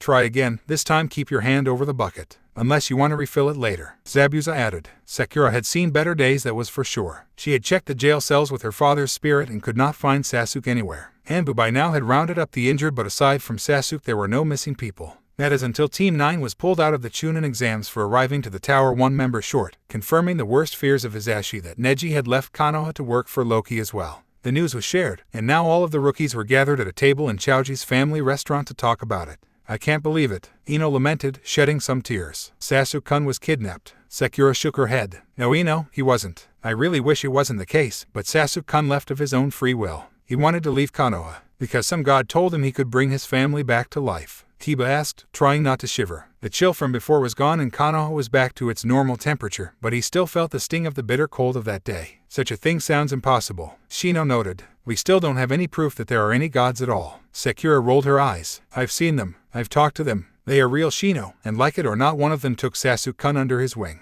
Neji too, Lee added, sitting next to Sakura. Once he saw the Pinkette, he was smitten by her and introduced himself, though Tenten had stopped him before he could make some grand gesture of affection. As she reminded him, the timing was all wrong. Shikamaru sighed. It can't be a coincidence that 2 prodigies were targeted by this Loki person. I'm not sure what he's planning, but clearly it's something that requires strength. He's planning the end of the world, Sakura pointed out, and yet he didn't go for any adults. Shikamaru challenged. Wouldn't that be more efficient? How do you know he didn't? Sakura challenged back. I doubt Loki's only doing things here. He might be recruiting others all over the elemental nations. There must be any number of people that want what he's offering.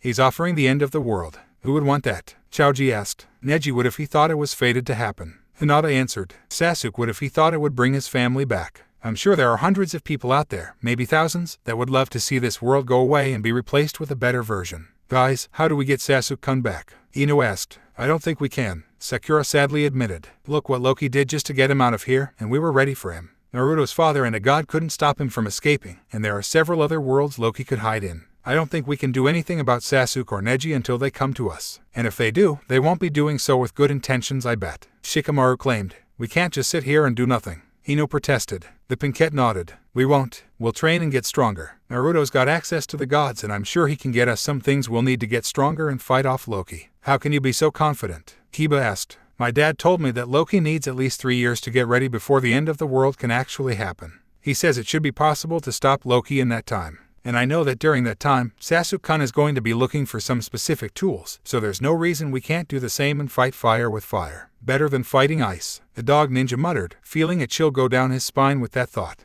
Hold on, I might already have something like that, Ino said, getting up. Follow me. Curious, everyone followed the platinum blonde to her house. All right, kid, I got what I need, Jiraiya told his student, finding him where he left him. The orange jumpsuit was wet and the whiskered blonde was looking annoyed. Zabuza was no longer there, no longer able to contribute to the training. Any progress on the jutsu? No thanks to you. Jiraiya frowned. Hey, don't get mad at me because you're struggling. I can and will if you're not doing anything to help me. Jiraiya crossed his arms. Look, kid, for this part of the exercise there is nothing I can do to help you that I haven't already done. I told you what to do and gave you the ability to do it. What do you expect me to do? Move your chakra for you. You've got to figure it out on your own. Like with everything else, Naruto muttered under his breath, rolling his eyes. You got something to say, kid? Then say it to my face and don't get your daddy to do it for you. Jiraiya insisted. Naruto clenched a fist and grit his teeth. You want it? Okay, you're the worst person I've ever had the displeasure of meeting in my life. And I've met a man who killed someone's son just to use the intestines as chains for the father. You were supposed to be my godfather. I didn't even know you existed until Dad brought you to me. Why bother being my godfather if you were going to pretend I didn't exist? No one twisted your arm and made you accept the role against your will. You chose to be a part of my life and yet you completely bailed on me. Naruto, I am talking. Naruto shouted, making the Toad Sannin flinch. You abandoned me. You were supposed to be there for me and you never were. You never once did a thing for me. I needed you and you blew me off for 13 years. I don't care what excuse you have. No one is busy 24/7 for 13 years. You chose to abandon me. And you know what the worst part is? I can't even do anything about it without everyone saying that I'm the bad guy here. You get to abandon me and get away with it, but I do anything and I'm the unreasonable one. Because you've got rank on your side and I'm just a lowly demon brat that no one wants, not even my godfather. I want to punch and kick and make you feel all the pain I had to endure for 13 years because of you, but if I do anything then I'm a criminal. So not only do you abandon me, but you won't even get punished for it. Fuck you, Jiraiya. Fuck you in every way, that's Fuckable. Jiraiya looked as if he had been physically stabbed in all 8 vital spots with that declaration. Apparently the whiskered blonde wasn't the miniature Minato he had been anticipating all this time. If anything, he was Kushina wearing Minato's face. Was it really that bad for you? He asked. Naruto turned away. The fact that you can ask that only proves how uninvolved you were. The Toad-san winced, but then sighed heavily and sat down on the ground. Naruto, I know no apology will suffice, but there are a few things I can say that I hope you'll understand. Naruto looked towards him, but kept his back to the elder nin at the same time. I will admit to my faults, it's pointless not to. I did abandon you, I knew you needed me to take care of you, and I bailed. I chose my job over you for 13 years, and when I had the opportunity to be with you, even for a short time, I chose not to. But I was not uninformed. Sarutobi-sensei, the Hokage, he did tell me about you. But I think he might have left out the bad news. If you suffered any discrimination or violence in Konoha, I was uninformed because the old man chose not to inform me. Naruto arched an eyebrow. That possibility had never crossed his mind, and while he didn't want it to be true, he had to admit it wasn't impossible. Sarutobi hadn't always been the best bearer of bad news for him either. While I wasn't there in person, I did provide for you financially. I paid for your apartment and paid for a set of caretakers to watch over you while I was away. I'm not sure when they stopped because someone keeps taking payments even now, and I will get to the bottom of that when we get back. But I didn't just leave you in a hole to be found by someone else. And I wasn't running away from you. At the time after the Kyuubi attack, I did have to deflect attempts to strike at the village by our enemies. And that sadly wasn't something that could be done in 1 year. Not to mention issues with Orochimaru and this terrorist group called Akatsuki. My point is, my time away from you wasn't me doing nothing. I wasn't sitting around saying thank Kami there are no kids around to take care of. I was protecting Konoha, just like you do. Despite his reluctance, Naruto felt a good part of his anger fading away. Not completely, he was still rightfully upset with the old man, but not as much now. Jiraiya had made some bad choices, but it seemed in some ways he was a victim too. Misinformed or taken advantage of, or perhaps driven by guilt or obligation to do more than he could handle, and something had to give. Naruto still didn't accept that said something had to always be him, but perhaps it hadn't been solely Jiraiya's choice. Perhaps there were others keeping him away. Hadn't it already been proven that there was sabotage in Konoha against him that went all the way up to the council? Alright, I take back that whole fuckable comment, but I haven't forgiven you. I can believe that you weren't completely at fault here, but you still weren't there when I needed you. So what can we do? I don't want to be mad at you, but I still don't want you to get away with leaving me behind for 13 years. I don't know. All I can do is apologize and teach you what I know. If that's not enough for you, tell me what is. Jiraiya replied. Naruto sighed. I'll have to think about it. For now, did you learn where this doctor is? Oh yes, or at least I know where we go from here. We should get going if we want to get there in time. Jiraiya got up and the two left the town. Here it is. In the Yamanaka household, the rookies were outside where the clan kept their treasures. Naturally, they were not allowed inside, not even Shikamaru and Choji. Ino came out holding a sheathed sword with strange symbols on it. Hinata gasped. I recognize those. Those are the runes that Naruto-kun had me quiz him on. What does it say? Ino asked. I don't know, but I think they do something magical. Or maybe it's just the sword's name and does nothing. Maybe they keep it sharp and clean. Lee suggested. Take it out. I want to see it. Tenten requested, eager to see a possibly real fantasy weapon. Ino gripped it and unsheathed it. The sword was unlike those they were familiar with. For one, it was double-sided unlike the local katanas and the dachis. The handle was silver and designed for one hand to hold it, but the blade was gold and had a groove down the center to the tip with more runes carved in. A gold blade. Is that even practical? Shino asked. I don't know, it feels well balanced to me. Ino noted, testing the sword's weight in her hand. The blade almost looks like a ray of sunlight. If it did belong to a summer god, that would only make sense. Can I see it? Tenten asked, holding her hand out. Seeing no reason not to, Ino handed it over to the older Kunoichi. Tenten happily took it and then dropped it, almost falling with it. Hey, careful with that. Are you kidding? It wasn't me, that thing is so heavy. Tenten argued. Heavy? Did you not see me hold it? Ino asked. Lee reached down to grab it and bring it up, but he couldn't. He pulled against, this time with all his might. He managed to lift it up, but it was clear he was straining and had to let go. Confused, Ino reached for the sword and took hold, bringing it back up with no problem. If this is a joke, it's not funny. I'm not kidding. That thing was heavier than Lee's weights. Tenten noted. I agree. Lee added, flexing his fingers. I can handle a lot, but that was too much even for me. It seems that only a Yamanaka can bear the sword, and anyone else would find it too difficult to try. Shino theorized. Troublesome, but the evidence does point to that. Shikamaru nodded. Ino looked at the sword in her hands. Just what are you? Either way, now we know what to look for in our own clans. Some of us have got to have similar stuff in our treasuries, Kiba stated, getting the others to nod. After some goodbyes, the rookies parted to see what their clans had hidden away. Ino kept eyeing the blade, admitting it was appealing but also worried about it. It was clearly not a normal blade, formerly belonging to a god or not. Was it even safe to use? Uncertain, she tried to put it back in its sheath. All of a sudden, the sword glowed and shrunk down, with her feeling a sting in her hands. She dropped the sword and clutched her hands together, with the glow fading and the sword disappearing along with the sheath. What was that? She asked, looking at the floor, seeing the weapon was gone.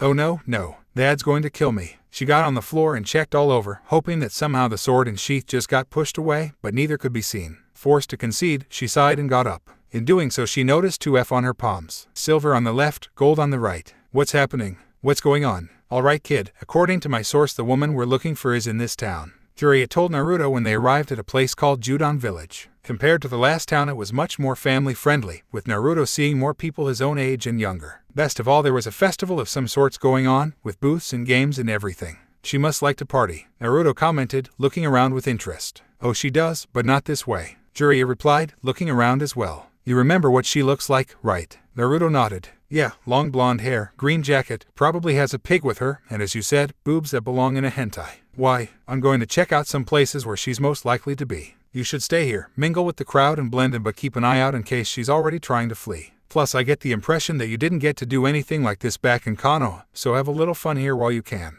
Jiraiya then surprisingly gave the whiskered blonde some money, then went off before the genin could protest. Confused but not ungrateful, Naruto shrugged and went to join in on the fun, pausing to create some clones to spread out and keep watch all over. Wish I could try out the local ramen. If only that freaking curse wasn't. He started, only to stop in his tracks. Wait, how long ago was that? Freya had cursed him back in waves to not be able to eat ramen, and naturally Naruto had tested that. It worked, and despite his misery he had no choice but to put up with it. After the first week it got easier, but at the same time he stopped counting down the days until the curse was lifted. It just made him feel worse. Now he no longer remembered how long the curse was made to last in the first place. Am I free? Can I eat it again? He asked himself, mouth watering. No time to waste, next stop is the ramen stand. With a nose trained for this exact thing, Naruto quickly found his way to a place serving ramen to the attendees. It was a simple food wagon, the kind you might see at festivals used by traveling chefs, with the words hot noodles painted on the side. In the open side he could see two people at work wearing aprons, a tall dark-skinned man with no hair, and a dark-skinned girl about his age with bright blue hair that hung low past her shoulder nearly towards her butt, looking like she never brushed it.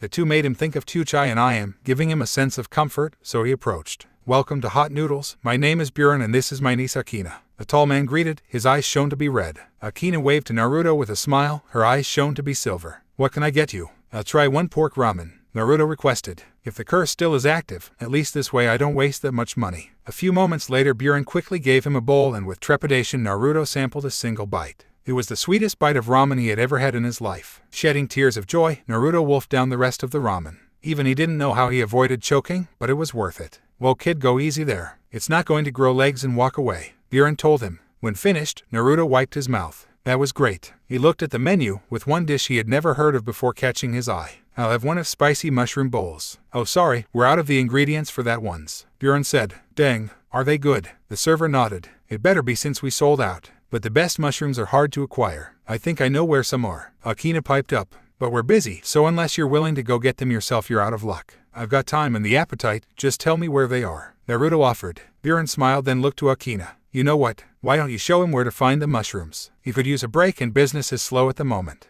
Akina shrugged and put down her tools. Why not? She then removed her apron and came out of the wagon. Come on, follow me. Hello Tsunade. As expected, Jiraiya found his former teammate in the part of town selling booze and offering games at the same time. More specifically, inside a tavern. At the moment she had a beer bottle in one hand and a few darts in the other, with a dartboard in front of her. He really didn't want to catch her by surprise and risk her deciding to throw those darts at himself instead. Seeing the Toad Sannin soured the medic. What do you want, Jiraiya? I'm going to cut right to the chase, you're needed back in Konoha, he said, then grabbed a hold of her sleeve. Hold it, you're not being asked to stay, just do an important job which you will be paid for, then you can leave again. Tsunade pulled away, while her assistant Shizune came up to make sure trouble wouldn't escalate. No thanks, I don't care what you need me for, I don't need anything from Konoha. Not even a decent paycheck, Jiraiya asked. I don't care if there's a brand new super virus out there making people lose their skin or making babies brain dead, I'm not going back. Period. Jiraiya frowned and crossed his arms. Tsunade, you might want to be careful what you say. The slug Sannin scoffed.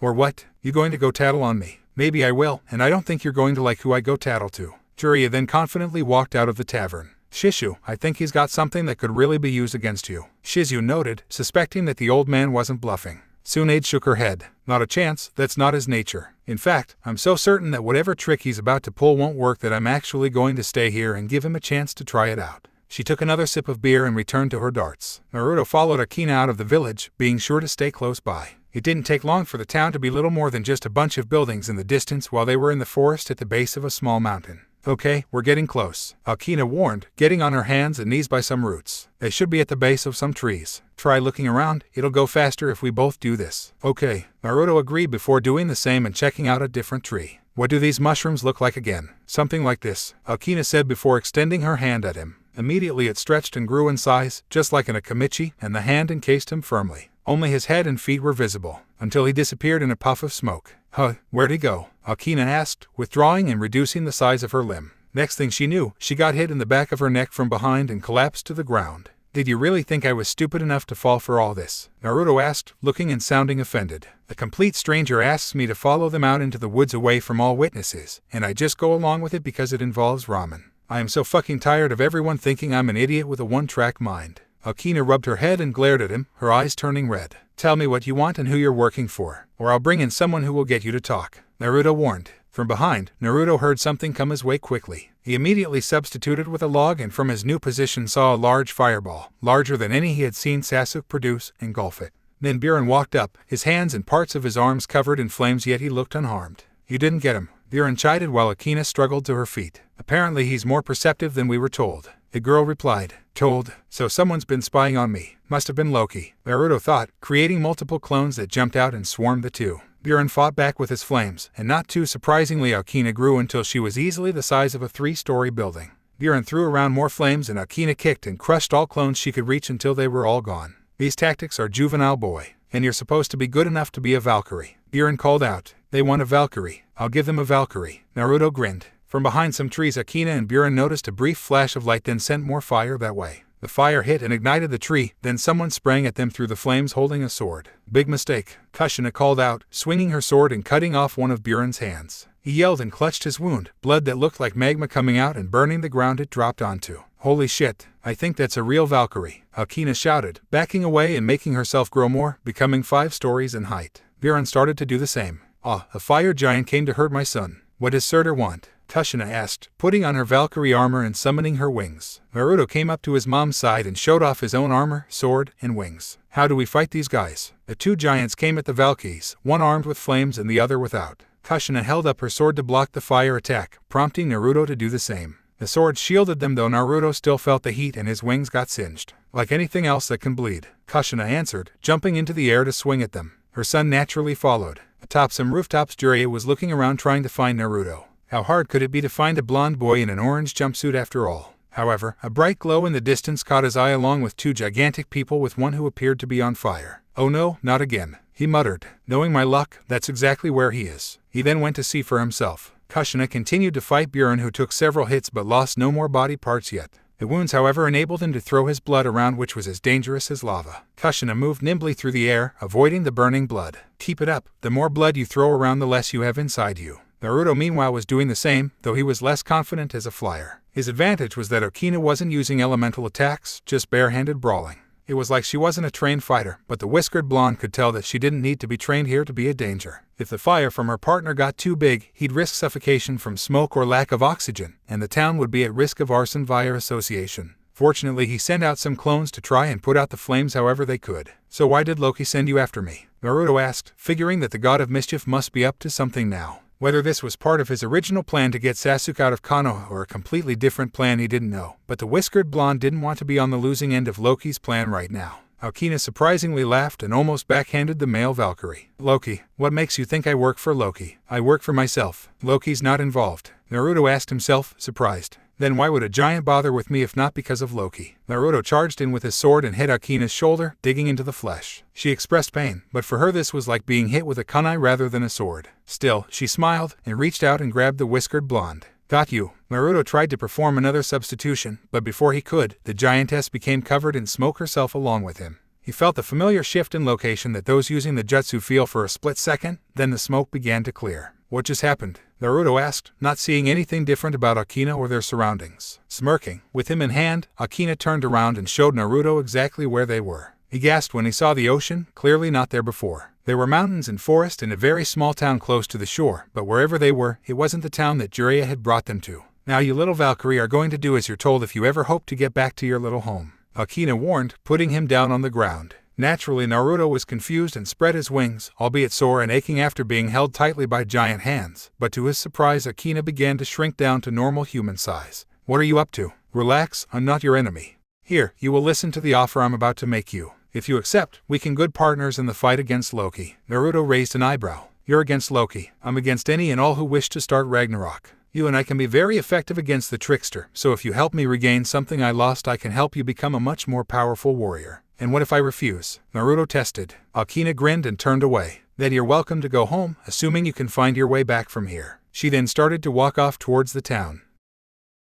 Thanks for not being difficult. In that case, I think I'll let you know my real name, the young girl said before looking back to the whiskered blonde. I am Ymir. Am I supposed to know who you are? Naruto asked. Akina, Ymir smirked. Oh, I assure you that you will never forget me, little Valkyrie. Naruto, Kushina asked, seeing the other giant disappear out of the corner of her eye. She turned to look more directly and saw nothing, not even her son. Before she could react to this, she was blindsided by a giant fist on fire punching her out of the air into the ground. And before she could react to that, a burning giant foot pressed down on her, holding her down but not crushing her. Huh, nothing you can do now, Valkyrie? Buren taunted. Kushina glared and with effort brought her fingers up to her face. Not quite, I've still got this. She then whistled. Rajload end. There was a flash of blue light that forced Buren to step back, and despite being a fire giant he still felt like that light had burned him. When the light faded, Kushina was there atop a majestic white-winged horse with a bright red mane and tail that took off into the air. Nothing I can do. Well, get a load of this nothing, Kushina roared, holding her sword above her head. The horse glowed red and so the sword did so, creating the illusion that both were on fire. Storm of Sol. Kushina swung her sword forward and a volley of burning projectiles went right for Buren. Since he was a fire giant, Buren wasn't that concerned about a fire-based attack, but his opponent was a Valkyrie so he still shielded himself with his arms. The projectiles hit him and to his surprise pierced his flesh like dozens of needles. There was a burning pain, but it wasn't like fire, no it was more like a nasty itch or rash, one that went under the skin as well as on top.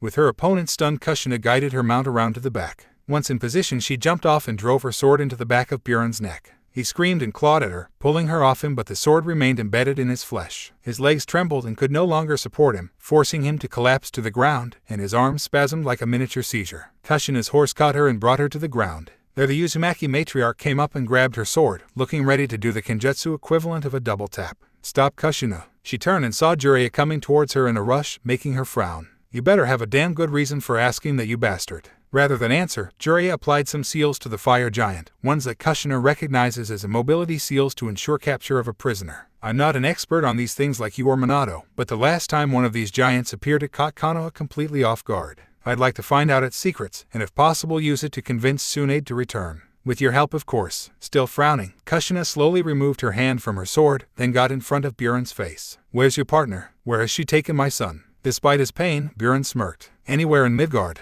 The reach of the first one is all-encompassing. If the male Valkyrie is gone, you'll see him again in Valhalla. Someday. Gritting her teeth, Kushina twisted the blade, making him yell again. She then left and walked away, walking past the toad sage. Whatever you want to find had better be worth it. He didn't have time to respond, not that he would know what to say if he tried. If Minato was cross at him for being absent from Naruto's life, Kushina's rage ought to be bordering on homicidal right now. The fact that he was still alive meant one of two things. Either she had significantly more restraint than he feared, or something was actually preventing her from acting on that anger. If it was the latter, Jiraiya hoped that whatever stayed her hand didn't expire anytime soon. Clearing his throat, and keeping his eyes on the red-maned Pegasus that stayed around to monitor him, he approached the fire giant. Tell me everything. Where are you and what is making your kind attack humans? Buren chuckled. You tiny man. What makes you think you can make me talk? Jiraiya crossed his arms. Because unlike that lady, I'm giving you a chance to talk. And if you keep your lips sealed, well, let me tell you an old proverb my world has. The only people who say I don't fear death are those that never had an Uzumaki try to kill them. Back in the bar, Tsunade was expecting any number of things. A memento from her clan estate, a begging child, a struggling medic nin hoping to learn the tricks of her trade. Anything that would supposedly tug at her heartstrings and trigger some nostalgia for her old village. She scoffed. That ship had not only sailed, it had crashed into an iceberg and sunk. She'd cut off her own toes before she returned to Konoha, reasons be damned. But when the doors opened and in strolled a red-haired woman with a glower that could make chakra curdle, Tsunade felt a crack in her resolve. Kushina, well, so the salty old hag actually remembers me. Good, then you can't pretend you don't remember my son. Immediately Tsunade triggered a genjutsu breaking jutsu, and tried again when there were no results. No tricks, bitch, I'm the real deal. And I'm one spirit you can't control with a bottle. This is impossible. Tsunade objected, getting up looking ready to fight. Kushina got in close and punched the slug Sanin in the face, sending her crashing through the wall and out into the street. Shizune rushed out to check on her mentor, with Kushina casually strolling out too, ignoring the onlookers. What the hell was that for? Tsunade yelled, sitting up trying to soothe her aching jaw with a healing jaw. Kushina cracked her knuckles. Oh, that was the wrong thing to ask. Tsunade had been in a lot of battles. You don't get to be one of the strongest kunoichi in the world by never having to fight after all. And she was familiar with the kinds of emotions she'd see in those opposing her. From professional apathy to friendly competition to open hostility, but the look on Kushina's face was in a whole other league. This was beyond hostility, this was even beyond out for blood. No, if anything, the Uzumaki matriarch's anger reached levels that could best be described as unholy. Acting on instinct, the slug Sanin threw a punch at the redhead kunoichi, but her hand got ensnared by a chain coming out of Kushina's body. It really is you, Tsunade said, doubt finally leaving her mind. But, I was told you died. I did die, Kushina remarked bitterly, pulling her chain hard enough that Tsunade felt her shoulder dislocate. She cried in pain and fell to one knee, clutching her shoulder with her free hand. Seeing her master as distress, Shizune jumped in to defend. She used her Senbon launcher and fired a dozen needles at Kushina, who made no effort to dodge or deflect. She simply took the hit.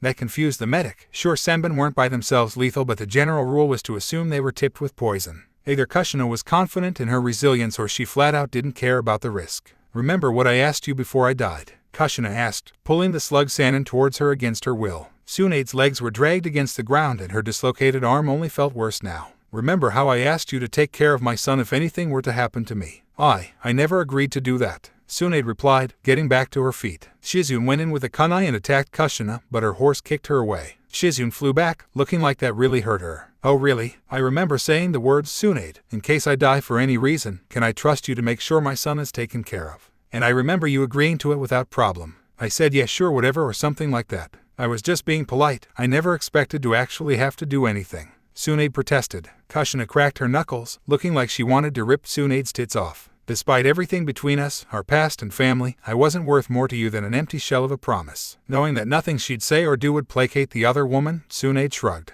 I guess no, you weren't. Kushina said nothing, looking like she was looking for the perfect response to the older woman. Because I love my son, I can't kill you. But you'd be surprised by what you can live through. Tsunade immediately felt a surge of great pain, and she passed out before she could begin to identify how or where it started. Then she was stirred back into consciousness. Oh no, you're not getting out of this that easily. The village Naruto was brought to felt very alien to him. The environment was familiar, trees everywhere and some mountains on the horizon, but that only made the unfamiliar stand out more. The buildings all looked rural, like how he expected people lived more than 100 years ago, made out of wooden logs and thatched roofs. The roads, if you could call them that, were dirt paths lined with grass and small stones. There were no power lines, street lamps, or anything to indicate that this place had access to electricity. Why am I here? Something that belongs to me is in this area. I need you in case there are any protections on it keeping me from it. Knowing the Aesir, that's pretty much a guarantee. Okay, who or what exactly are you? If you're not with Loki or Odin, what do you want? Naruto asked. My name is Ymir, and I'm the first thing that ever lived in the realms. Unless you count Yggdrasil as alive, of course. I'm older than the gods, the giants, even this planet itself. Naruto looked skeptical.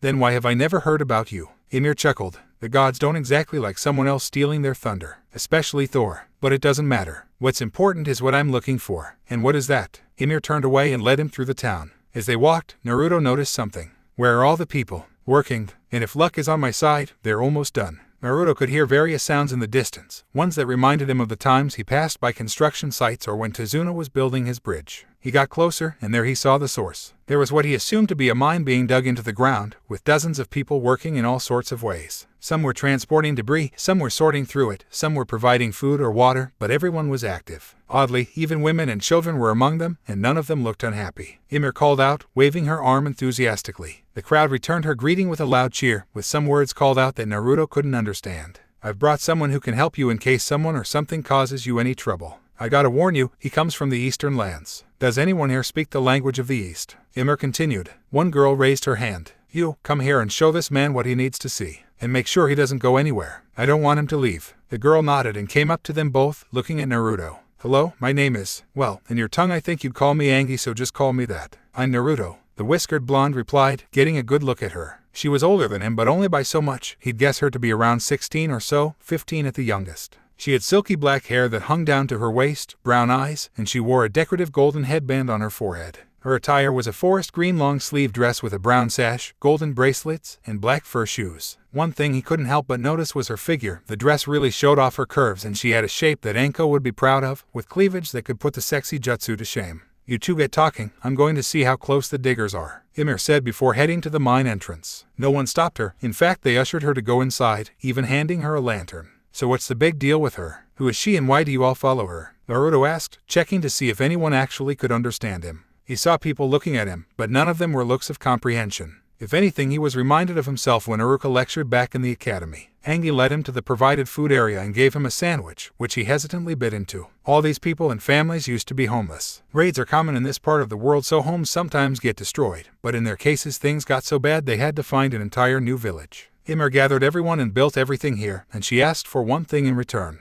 She says that under this town there is a lot of treasure, enough to fund everything we could need to make this place thrive. She said we can have everything we find, but there is one thing under the ground that she wants for herself. Everyone is more than happy with those terms, and so everyone is pitching in to give this mystery thing to her as soon as possible. Naruto looked around again. True enough, everyone seemed to be in high spirits and no one looked like it was all an act. But something about all this didn't sit right with him. Then what does she want with me? You are a warrior, are you not? Angie asked back. None of us are warriors. Those that were have already departed to Valhalla, so we are left defenseless. There are any number of threats to us here, along with anything that wished to prevent Ymir from acquiring what she wants. Anything could pop up out of nowhere, like a snake in the grass, and cause trouble. She must have brought you to step in case that happens. And I bet I know why me specifically, the whiskered blonde thought. And what if I don't comply? Angie shrugged. I don't see anything preventing you from leaving. Go ahead and run off if that's what you prefer. Naruto turned around, but his feet wouldn't take him. After a sigh he turned back. Something about this doesn't sit right with me. I need to make sure that if Ymir is planning something that it doesn't hurt my home.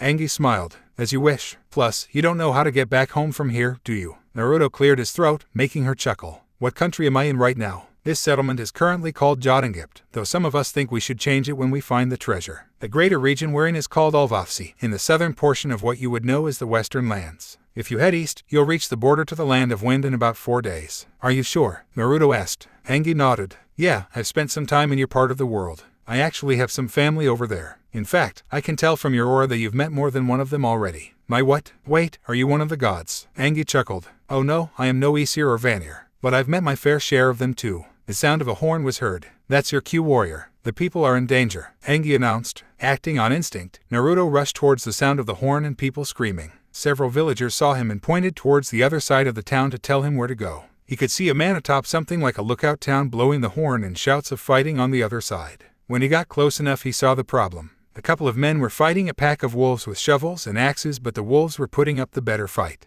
These wolves were bigger than the ones Naruto had seen in Land of Fire, and something about them was off. Patches of fur was gone and the exposed skin was covered in boils and open sores that were dripping pus that was an odd blend of green and purple. Naruto created several clones and threw kunai at the wolves, hitting them and making them back off. The men fighting them backed away to get the wounded out of there while 2 men remained, both holding axes. Both reminded him of Asuma, but to be honest, he was focusing on the wolves more than him. One of the wolves, the alpha he presumed, paced before the humans, and the others, looking as sick as the rest but meaner, ready to maul anything he could before whatever was infecting his pack claimed their lives. On the neck of the alpha he saw what looked like another open sore at first, but there was a faint glow hidden under the pus. Wait, is that a rune? Naruto asked, trying to get a better look. He could swear he saw a K, which if he recalled correctly was a rune regarding bad things. He checked his supply pouch and was relieved to see his rune bag was still with him. Carefully, he pulled it out and went for a stone. The wolves growled and the men readied for more fighting, but the 2 sides were at a standoff, trying to stare down each other first. The men were outnumbered, so striking first wouldn't be a good idea right then.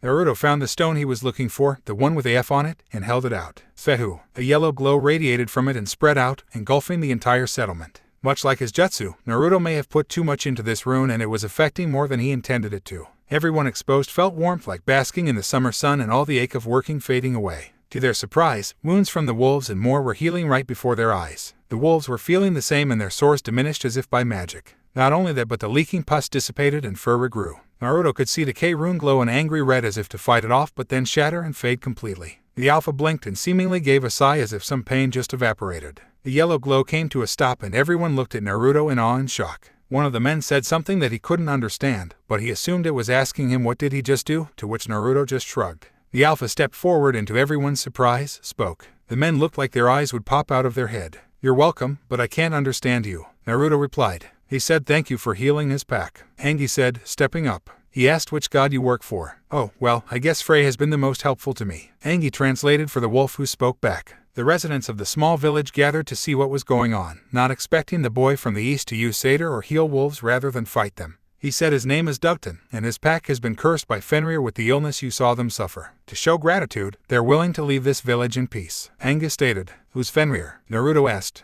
"Basically a wolf that the gods do not like, especially Tyr. The point is wolves revere him and this pack has earned his scorn." "Why?" Angie asked. Dugton and his pack growled, making the villagers tense up, but the Alpha responded. Angie nodded and then Dugton said more, which made Angie look at Naruto, then responded again. He said that's private. Naruto raised an eyebrow, and Angie looked confused. "That's a lot of words to say that's private." "Oh, he was asking why you smelled different. I just told him you're not from around here. Ask him if there are other threats around here." Naruto said. "Oh, there are always threats in the area." Angie commented but nonetheless asked the wolf, who responded. He said there is a bear to the north they avoid and some kind of animal to the east they don't know what to call. They said it smells like rot and looks like, I'm cleaning up the language here, but something like the offspring of a man and a beaver but the size of a moose. Which one do you think is the greater threat? Naruto asked. I'd say the mystery creature. Bears around here are likely to leave us alone as long as they're left alone, so it's no immediate danger. Then I'll go check out the other thing, Naruto said, stepping around. You sure? Angie asked. It's in the east, right? So if I'm going to get home I'm probably going to run into it anyway, the whiskered blonde said before walking off, the crowd of villagers parting to allow him.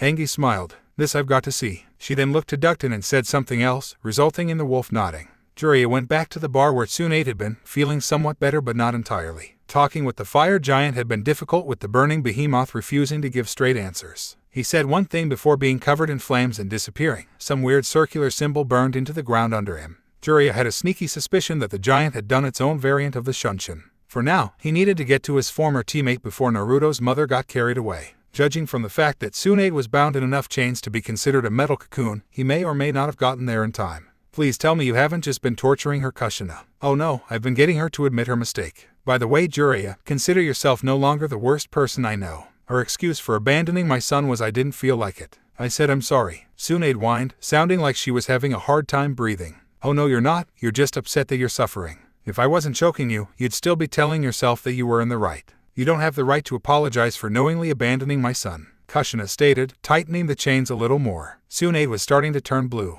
Kushina, please don't kill her. If you really want to punish her, make her go to Konoha and treat the wounded, Jiraiya warned. Outside of her being annoyed, how is that a fitting punishment for what she did? The redhead remarked. You know gods, you can ask them. Kushina slowly grew a smile and released the chains, making Tsunade take deep breaths. Jiraiya knelt down beside the slug Sannin. Tsunade, here's the deal. You are going to come with us to Konoha, history be damned, and you are going to treat the people who got hurt. Do this and Kushina and whatever god she knows will probably go easy on you. Refuse, and I say this in the most literal way possible. May God have mercy on your soul. Tsunade looked offended. He could see in her eyes that she had not been convinced, but she sighed. Fine, but this isn't over. It could be, Kushina warned, drawing her sword. Let's get her back, then we can look for Naruto. The fire giant said he was taken to the west in search of a piece of a heart. Any idea what that means? Kushina shook her head. No, I don't know of anything like that. I probably already know the answer, but can't Naruto use one of those ghost soldiers to get him back here? Jiraiya asked. Kushina shook her head again. No, Einherjar summoning doesn't allow for reverse summoning or anything similar. They can't take him somewhere. He'll have to get back with either a transportation rune, a winged horse, or the hard way. Thought so, otherwise he'd surely be back here already. I'll go look for him as soon as we make sure Tsunade stays to do her job.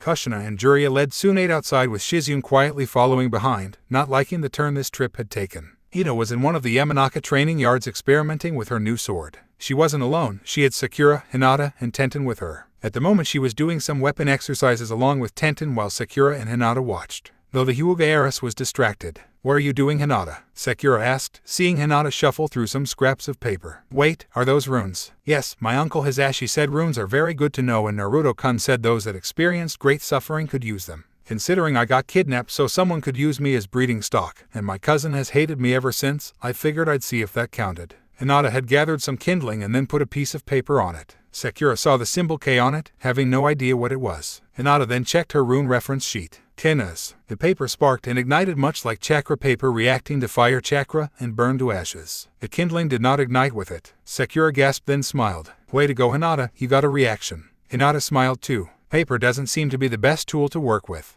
I should probably get some stones like Naruto-kun uses. I wonder if I can learn any of these new skills. Sakura mused. I don't have a Kekkei Genkai or massive chakra levels, and I never experienced a lot of suffering. Being made fun of couldn't possibly count, otherwise everyone could use runes. I need to find something that works for me, otherwise I'll never be able to help Naruto stop Sasuke-kun. Meanwhile, Ino was trying to cut through some bamboo poles set up by Tenten. She swung her sword and cut through one pole while nicking the other, but at the extent of her attack. Okay, you need to build up your upper body strength if you want that sword to be anything other than a decoration, Tenten advised. Ino imagined herself all bulked up like a stereotypical bodybuilder and shook the image out of her head. I'm not getting all muscular. You won't. Have you ever seen an overly muscular kunoichi? The training we get is designed to ensure we gain the skills we need without losing our feminine looks. Kunoichi need to blend into the crowd more than male shinobi after all, Tenten assured her. Ino took another breath before swinging the sword again, getting the same results as before. It's weird. I mean, the sword is light and moves well, but at the same time it almost feels like it's resisting me. Resisting you, Tenten repeated. Yeah, like it doesn't want me to swing it. And yet you're the only one who can use it, Tenten pointed out. Yeah, I know. Maybe there's something I'm missing. I should talk to that Frey guy about this, Ino said. With that, the sword felt warmer and actually seemed to wiggle in her hand. Due to surprise, Ino released it but the sword didn't drop. Rather, it hovered in front of her with the blade pointing down. Then it took a swing at the bamboo, cutting through all poles. All four girls just watched in awe. Whoa, didn't see that coming, Ino claimed, smiling a little. A sword that does its own fighting, Tenten asked, not sure how to feel about this. This sure gives you a heck of an advantage, Ino, Sakura added, walking up to her friend. There are a lot of people in my clan who would be afraid of a weapon like this, Hinata noted. The sword then went rigid and moved around just as several beams of light shot out of nowhere, intercepting and deflecting them. The girls yelped and jumped back, getting into defensive stances, while the light beams hit invisible targets that shimmered and became visible. Said targets looked like people, 4 in total, but they had pointed ears and alabaster skin with hair that looked like it was made out of either gold or silver. Each one wore robes like the ones ninja wore to cold places, except these appeared to be made out of prisms that created rainbows each time the wind so much as touched a thread, and each held an ornate bow in their hands.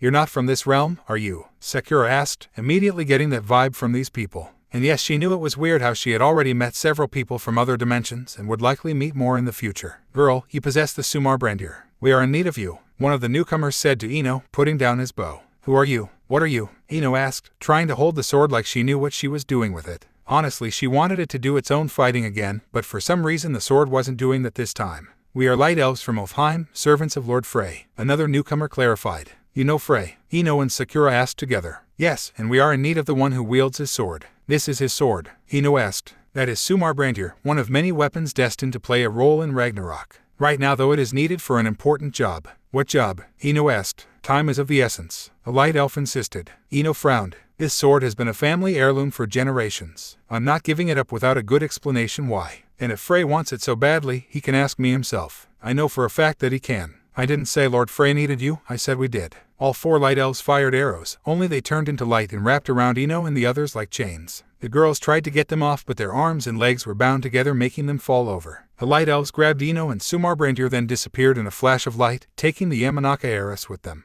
Ino, Sakura called as the light binds on her faded, releasing her along with Hinata and Tenten. Neji and the Uchiha, and now her, Tenten said, confused. This was different. Sasuke-kun and Neji were recruited, this was an abduction. I don't think this was connected to Loki, Sakura said. We still need to tell Hokage-sama, Hinata insisted. Sakura and Tenten nodded and the 3 left towards the Hokage Tower. Walking through the forest was nothing new to Naruto, but the ground around Kano was considerably flatter compared to this terrain. Here he had to go uphill and downhill and even across some small crevices. It's like the village Angie was from was the one bit of flatland surrounded by mountains. No wonder places like Iwa and Kumo are difficult to invade, he thought, following a river through one of the crevices downhill. Notice that? Angie asked, pointing to some tree stumps. They look broken, like something big tore through them. If they were chopped down, the top part would be smooth, not splintered, he replied. Angie nodded. I don't know anything in this area that can do that, so I think we're close to the threat. The wolves seemed to agree, though that didn't mean they were happy. The crevice ended into an open area where the water flooded a portion of grassland, more of a marsh on the edge of a pond, with no visible way for the water to drain, so it probably emptied into a sinkhole or something.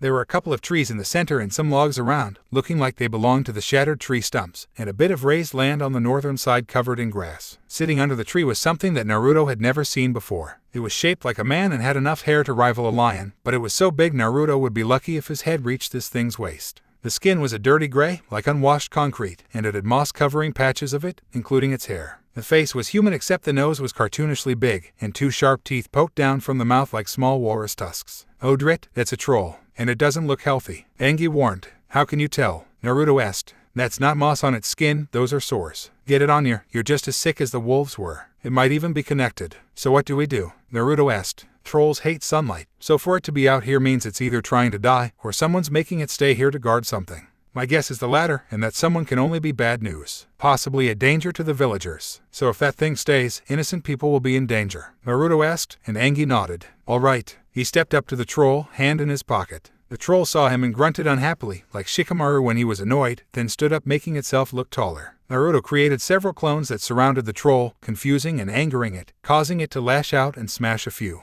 The real Naruto got in close to the leg. Fehu. A glow spread over the leg and then the rest of the body. The moss fell off the troll's body, releasing purple mist like when he cured the wolves. The troll paused and looked over itself, sounding like it was better, then it looked to Naruto and tried to smash him too. A substitution with a log saved the whiskered blonde, putting him back by Angie. "What were you thinking? You just made it stronger. I thought he'd be grateful and go away." Naruto defended. "A troll's idea of grateful is not ripping your body in two, you idiot." A log was thrown overhead, prompting them to duck. They had to split up as the troll ran towards them. The wolves went to fight it, keeping it occupied, and Naruto threw in more clones to help them out. Angie took some of the wood laying around and used magic to sculpt it into a pole weapon. Naruto wasn't an expert on weapons, but it reminded him of a naginata or a monk's staff with a ring at the top. She spun it and ran at the troll, digging it into the beast's back. The troll yelled and spun around, backhanding her away. Naruto donned his Valkyrie armor and sword and came at the troll. The troll grabbed him and hurled him upward, spinning in the air. Thankfully, Naruto had wings so he could right himself in the air, but when he did he saw something.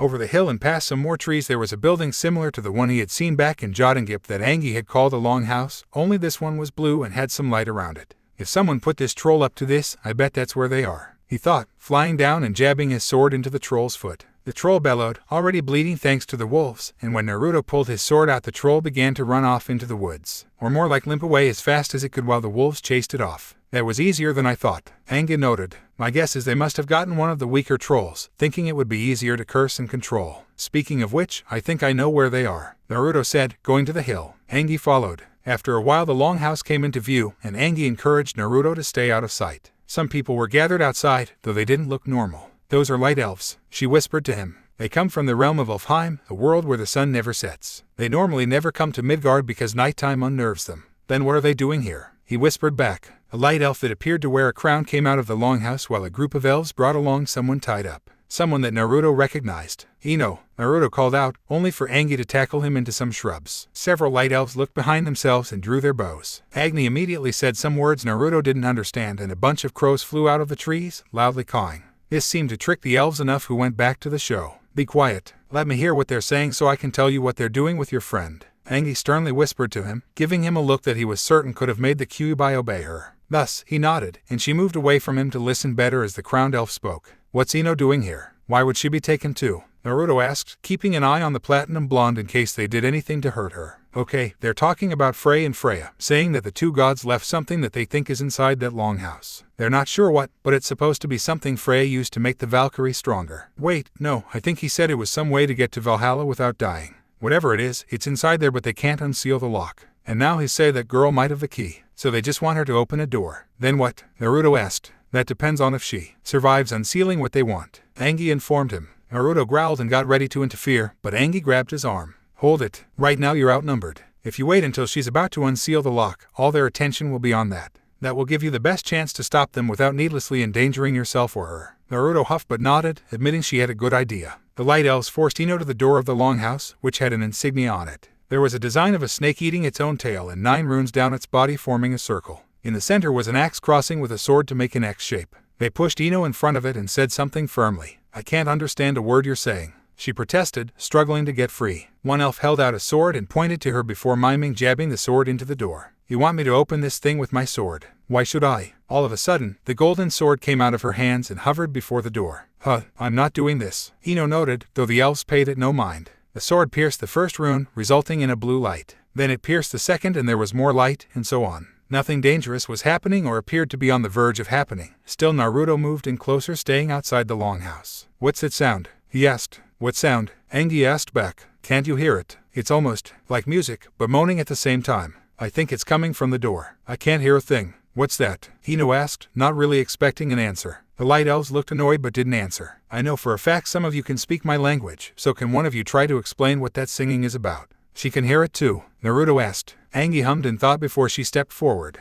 "Change in plans, follow me and don't do anything stupid." "What?" Angie ignored him and stepped into the longhouse, calling out something. Immediately all light elves turned to her with bows ready, and she shouted something in the local language that was unexpected. Naruto saw her look oddly authoritative right there, like a commander putting rowdy subordinates in their place. She radiated power like only a Hokage could, and the light elves stepped back. So far the only thing in the building that had no reaction to her was Ino's sword, having just now pierced the 6th rune. The light elf with the crown stepped forward, demanding to know what she thought she was doing. Naruto got the impression he was trying to assert dominance over her, but Angie was giving no ground. She gestured towards him, and the only word Naruto understood was Valkyrie, then gestured to Ino and said Frey. The light elf, however, said Loki among other things. "You work for Loki?" Naruto asked. Angie held up a hand without looking at him, and said something. The 9th rune was cut and the sword returned to Ino's hand. The door began to slowly open, and the singing got louder. "Ino," Naruto said, going up to his former classmate. None of the light elves tried to stop him. "Naruto, where are we? What the hell's going on?" "I honestly don't know what's going on, but we're in the Western lands. Someone brought me here to deal with finding a treasure." "Why did they bring you?" "Search me. I guess one of my family heirlooms used to belong to that Frey guy and I think they want it back." None of them can hear the sound coming from inside,